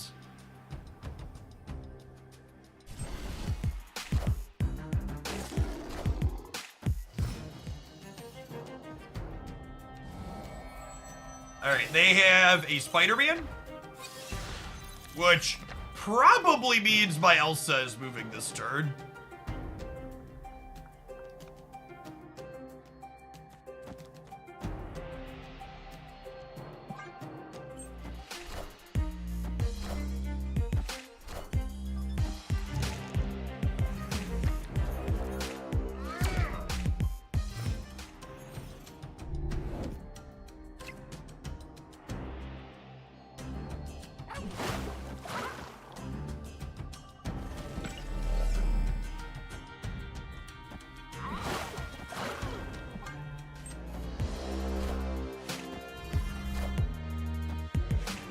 They locate for 4 here.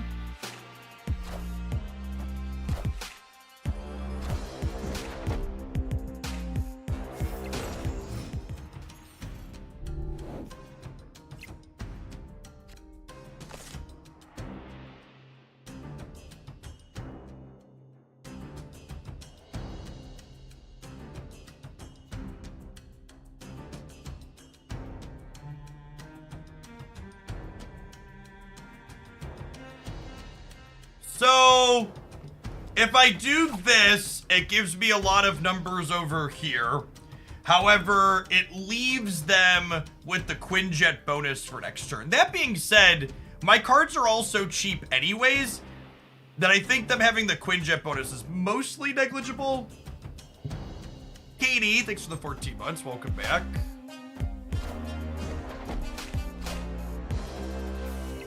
They have a dino in hand. No, they Loki'd their dino away. Beautiful dino, though.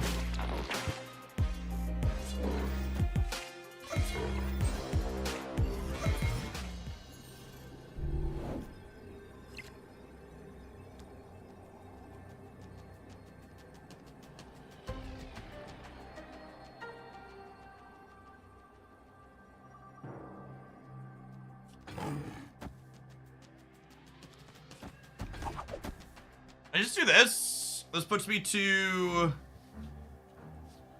this is 11, 17, 22 here. And this is 6, 11, 17, 19 here.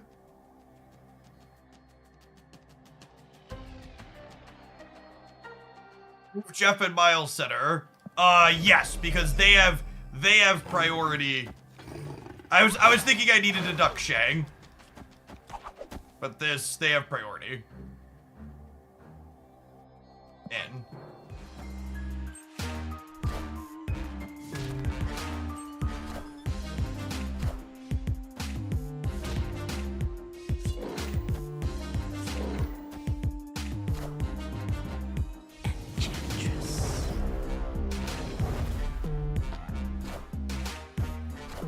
I'm aware that the Jeff was more points on the right. I was just thinking in my head I needed to play around Shang-Chi, but they had priority, so we didn't.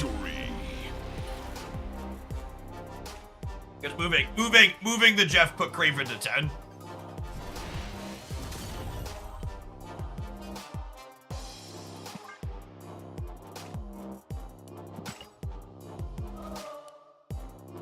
We technically have enough boosters to resplit her, and I hate her green border effect, but I don't want to roll and miss gold, so I think we'll wait for a little bit. This archetype is so satisfying to play. Just so many little things, micro decisions. Nah, usually I like to save up like 3 or 4 splits worth of boosters before I try and resplit because I don't like the border effect. Once we get the you could adjust your borders, I can resplit without being penalized. Selectable borders were on the coming soon roadmap, so should be the February or March patch, I'd imagine.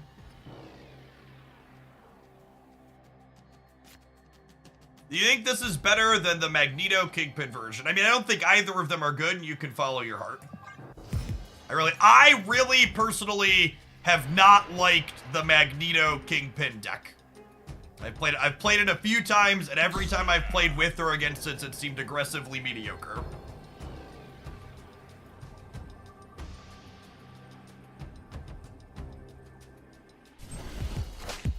We can split the new Elsa tomorrow from the caches. Ooh, that's a good one. Tomorrow's deck is, or Elsa deck is supposed to be pretty, or Elsa arc is supposed to be pretty good. Okay, chat. How many Spider-Men do we want? Yes? Yes is the answer. I have a couple options here. I could play Spider-Man and hope that this lands center and then they slide back. Or I could do this, and I could get 5 Spider-Men off of Bar Sinister next turn. I know this is the last round of Gold Conquest, but I think I want to make the fun play.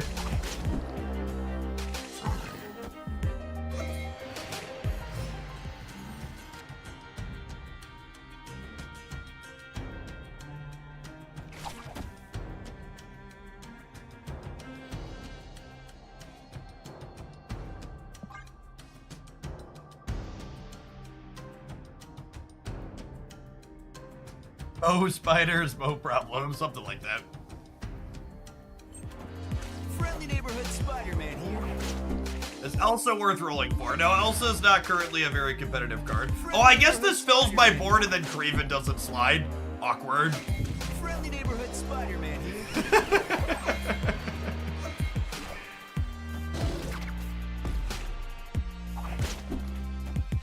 JK, Craven Slides. Thanks, Skillmonger.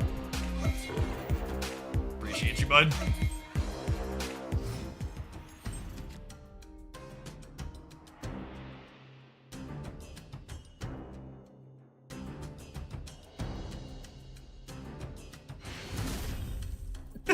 They just haven't played enough cards out to have tempo on the board. Goose, Killmonger. I'm putting them on Surfer. Which upcoming cards are you most excited for? Black Swan's probably my number one. If you want my full thoughts on all of the upcoming February and March releases, though, I've got a review video of that here.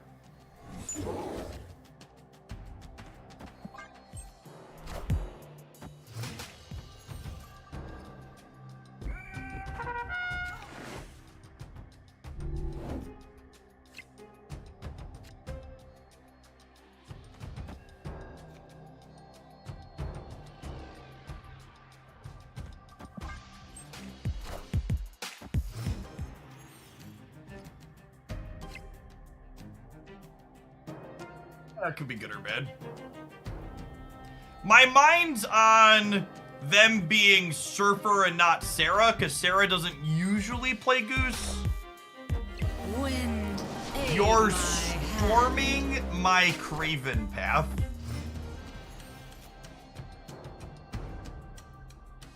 And that's a play you are allowed to make.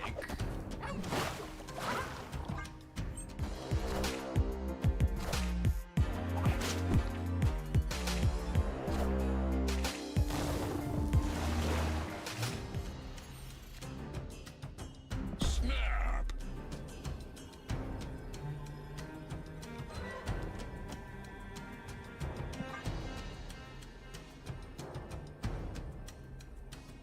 So they're going up to...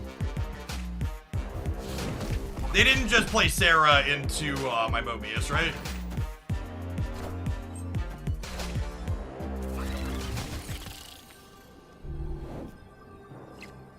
Opponent snapped.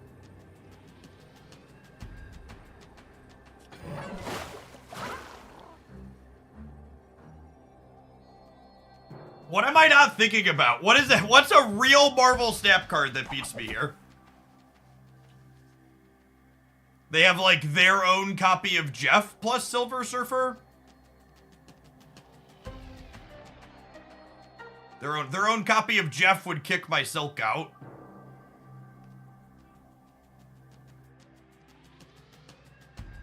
Doom doesn't beat me. I'm gaining 5 on the right. Grandmaster Surfer only puts them to 13, and I'm also at 13, but it would put them to what in the center? It would put them to 18, 20 in the center, but I'm beating that. I'm beating Grandmaster Surfer.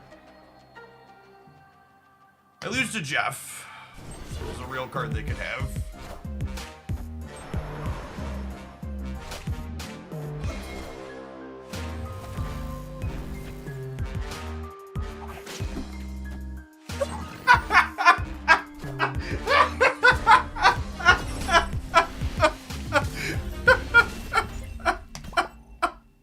Victory.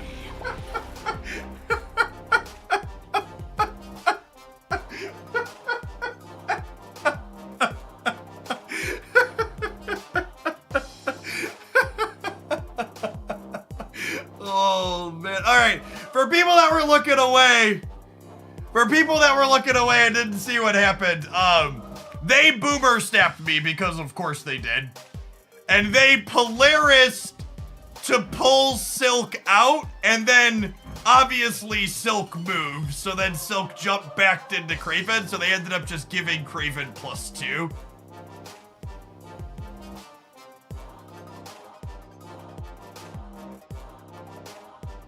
I think the only card that beat us here that was a real card was if they had Jeff as a 2-drop to kick Silk out and not put her back in. I think. Surfer doesn't usually have room to play Jeff. Does that play when if they pulled the other card? It doesn't, right? They would have been 9, and I still would have been 11 there. If they pulled Jeff out, I'm a 6-power Craven and a 5-power Silk, which is 11.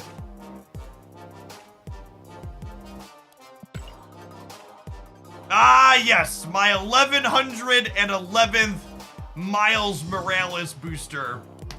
Not the Silk booster I'm waiting for. Sedge.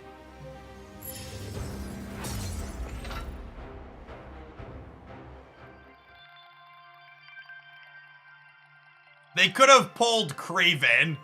Sure. So they were they boomer snapped on a 1 in 3. They pull Kraven, then I'm 8 to 9 over there.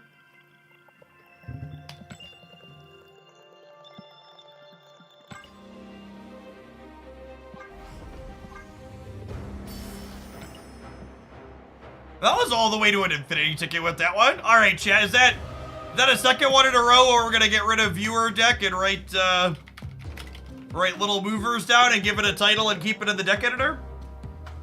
There's some genuinely good games of Marvel Snap.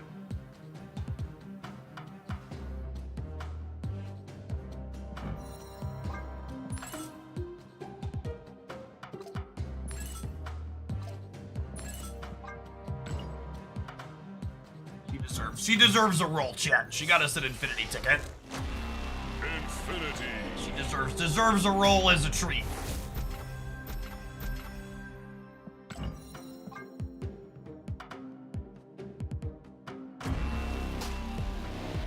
Oh, it's such a mixed bag. All right, we'll take Christmas Silk, but we are eventually going to need to go again. Never before have I been so disappointed by something so rare. She matches my Christmas wolf. I'm so conflicted. At least she's inked now. The whole deck is inked and gold now. Can I play this deck in 100% inked?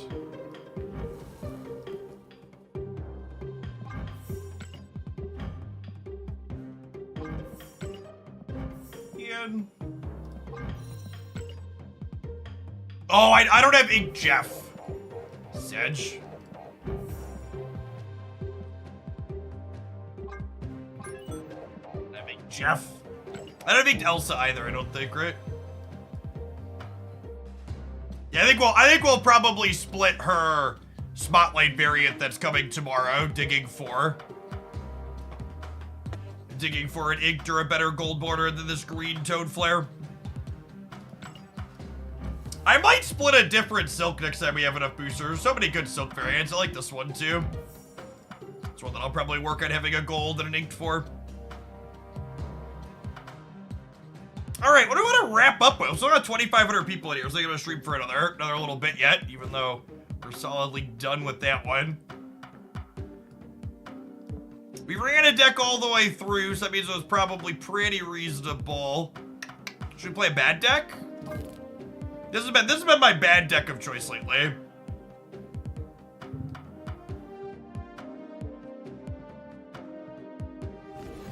Wait, is this 180 the number of things waiting to be claimed on my collection level track? It is, right? 180 times 6 seconds per thing, divide by 60. I've got 20 minutes worth of stuff to open off the track. Oof.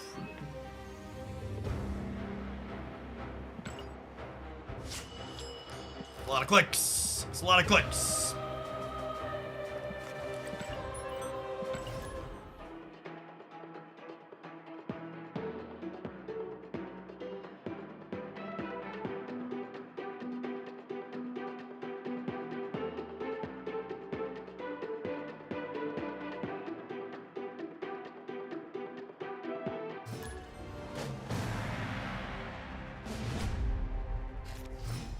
Speaking of Phoenix Force, there was a really good highlight of this deck on the Hoaglandia Stamp Channel today. It just completely bombed.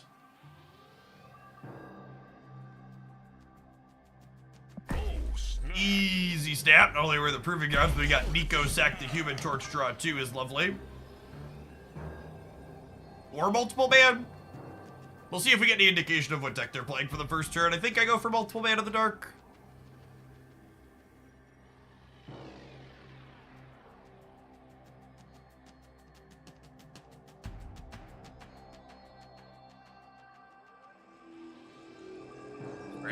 snap ate my intern.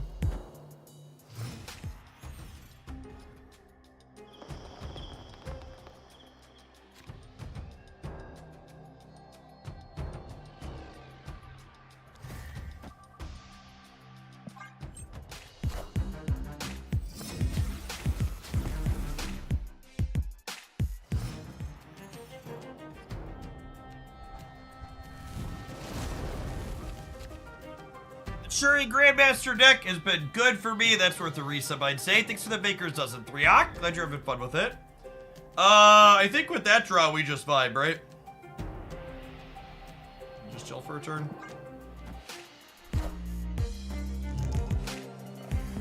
That's actually super unlucky for us.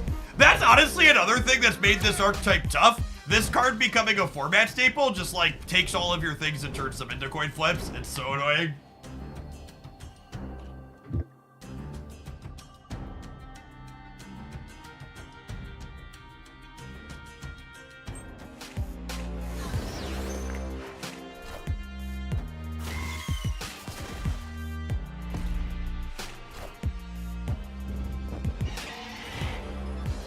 Sometimes lucky. Wait, they blew up their gladiator? What am I missing here?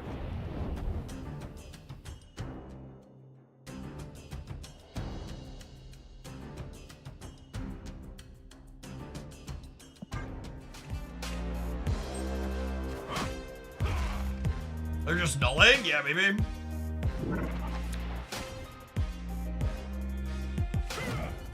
Ugh.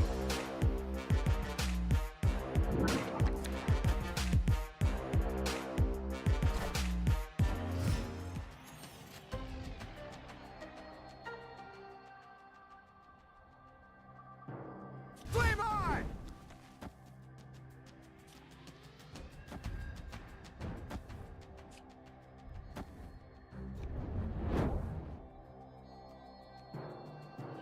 I believe this works how I want it to.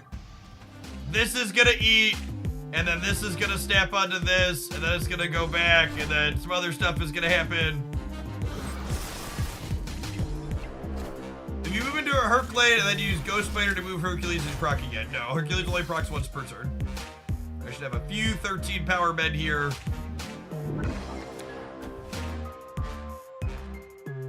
I believe this does what I expect is basically how I have to play move every time. In my defense, there's also destroy stuff going on in this one.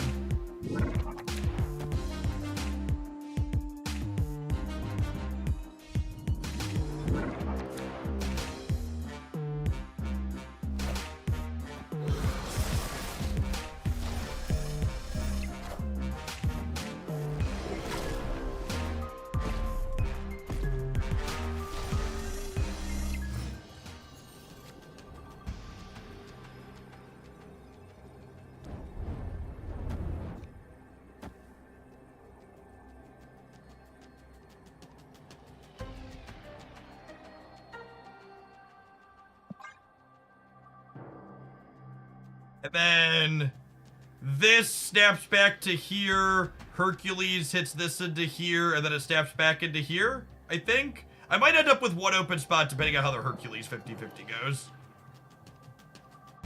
I think Hercules can technically hit him into here before he snaps back. This gives me a chance to get more 13 power men. 1, 2, 3, 4, 5. If Hercules wins the 50-50, we get 5 13 powers as opposed to 4. But I could take a guarantee on the 8 here, but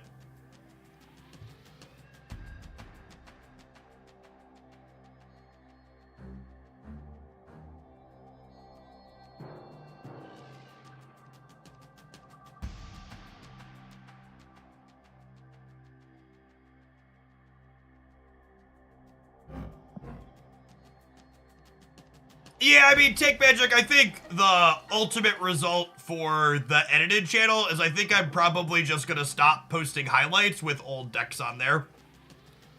Looking back at the data, basically the only things that are performing well on there are new card deck highlights, as well as things just after OTA changes happen.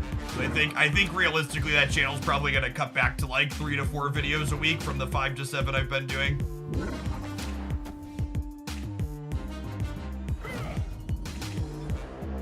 Having videos get edited and then having them bomb is worse than not posting something.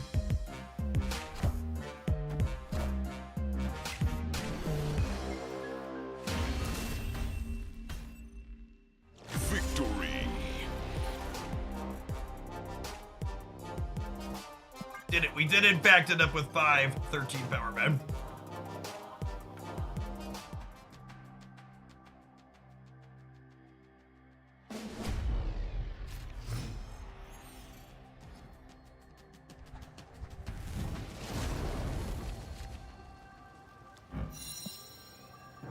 Oh, snap.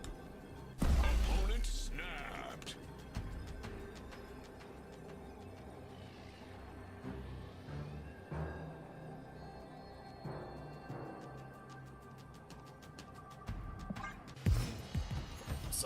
Here to sweat out their ticket.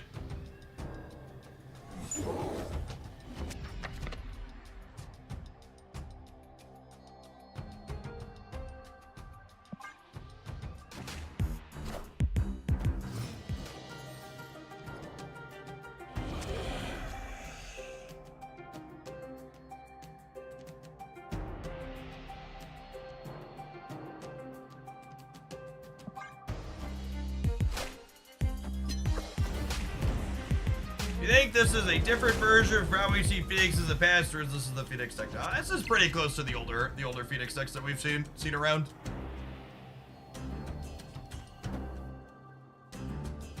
With Limbo, we might be able to have a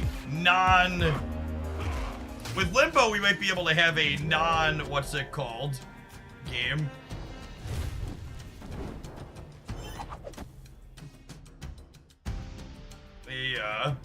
A non-Phoenix Force Living Tribunal game here. What happens if you Nico Demon a Hulkbuster that attaches to something? The Hulkbuster will attach and then it'll turn into a demon after. I don't know that we're gonna be big enough to beat Shuri Nimrod though. If their draws at all average, they should likely go over the top of us.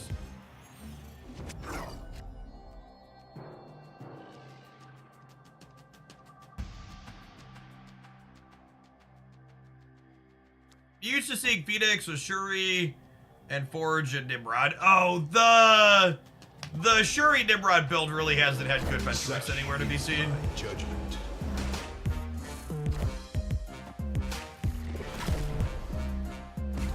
Doctor Strange is gonna crank the Human Torch up to over 100, so we'll see where they end up at with their points, but we might be able to get across the finish line here.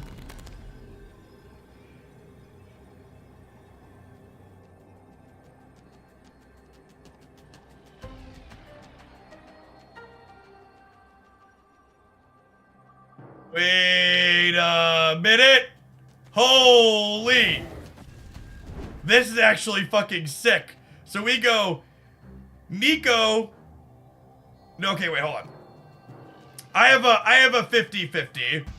I have a 50-50 because I get to go this into Strange, eat the Strange, and then if the Phoenix Force ends up wherever the Human Torch isn't, it's gonna revive Doctor Strange and pull it back in. But I don't know where the Human, wait. Okay, wait, no, wait, this is better. I can do this into this into this. Got it. Not a coin flip. Actually sick, insane game.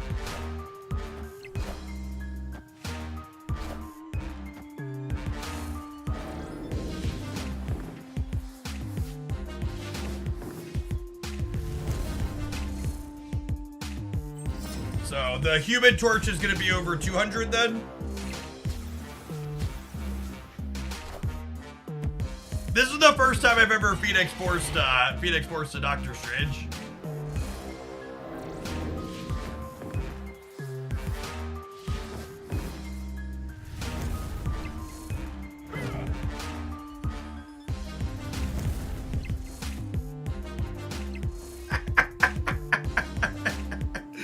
Ooh, look at the little baby doll, chat. Victory. People that watch YouTube chat, they don't know what they're missing. The fact that a bunch of people skipped over this deck today because it wasn't something brand new, they don't know how fucking sweet it is. Like, Twitch is always my primary platform. So much more rewarding to just make sweet content here.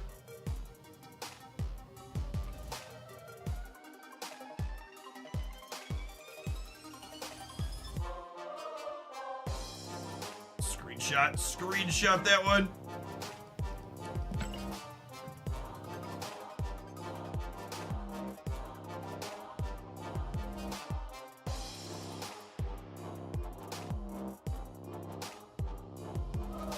All right, you know what? It's we've been live for almost 9 hours. I gotta get changed to get ready to go to a Cub Scout meeting tonight. I am gonna go ahead and call it a day. We'll end on one of the highest notes possible. That was a ton of fun. I'll be back tomorrow to do it all over again, and we'll see you again real soon. Peace, folks.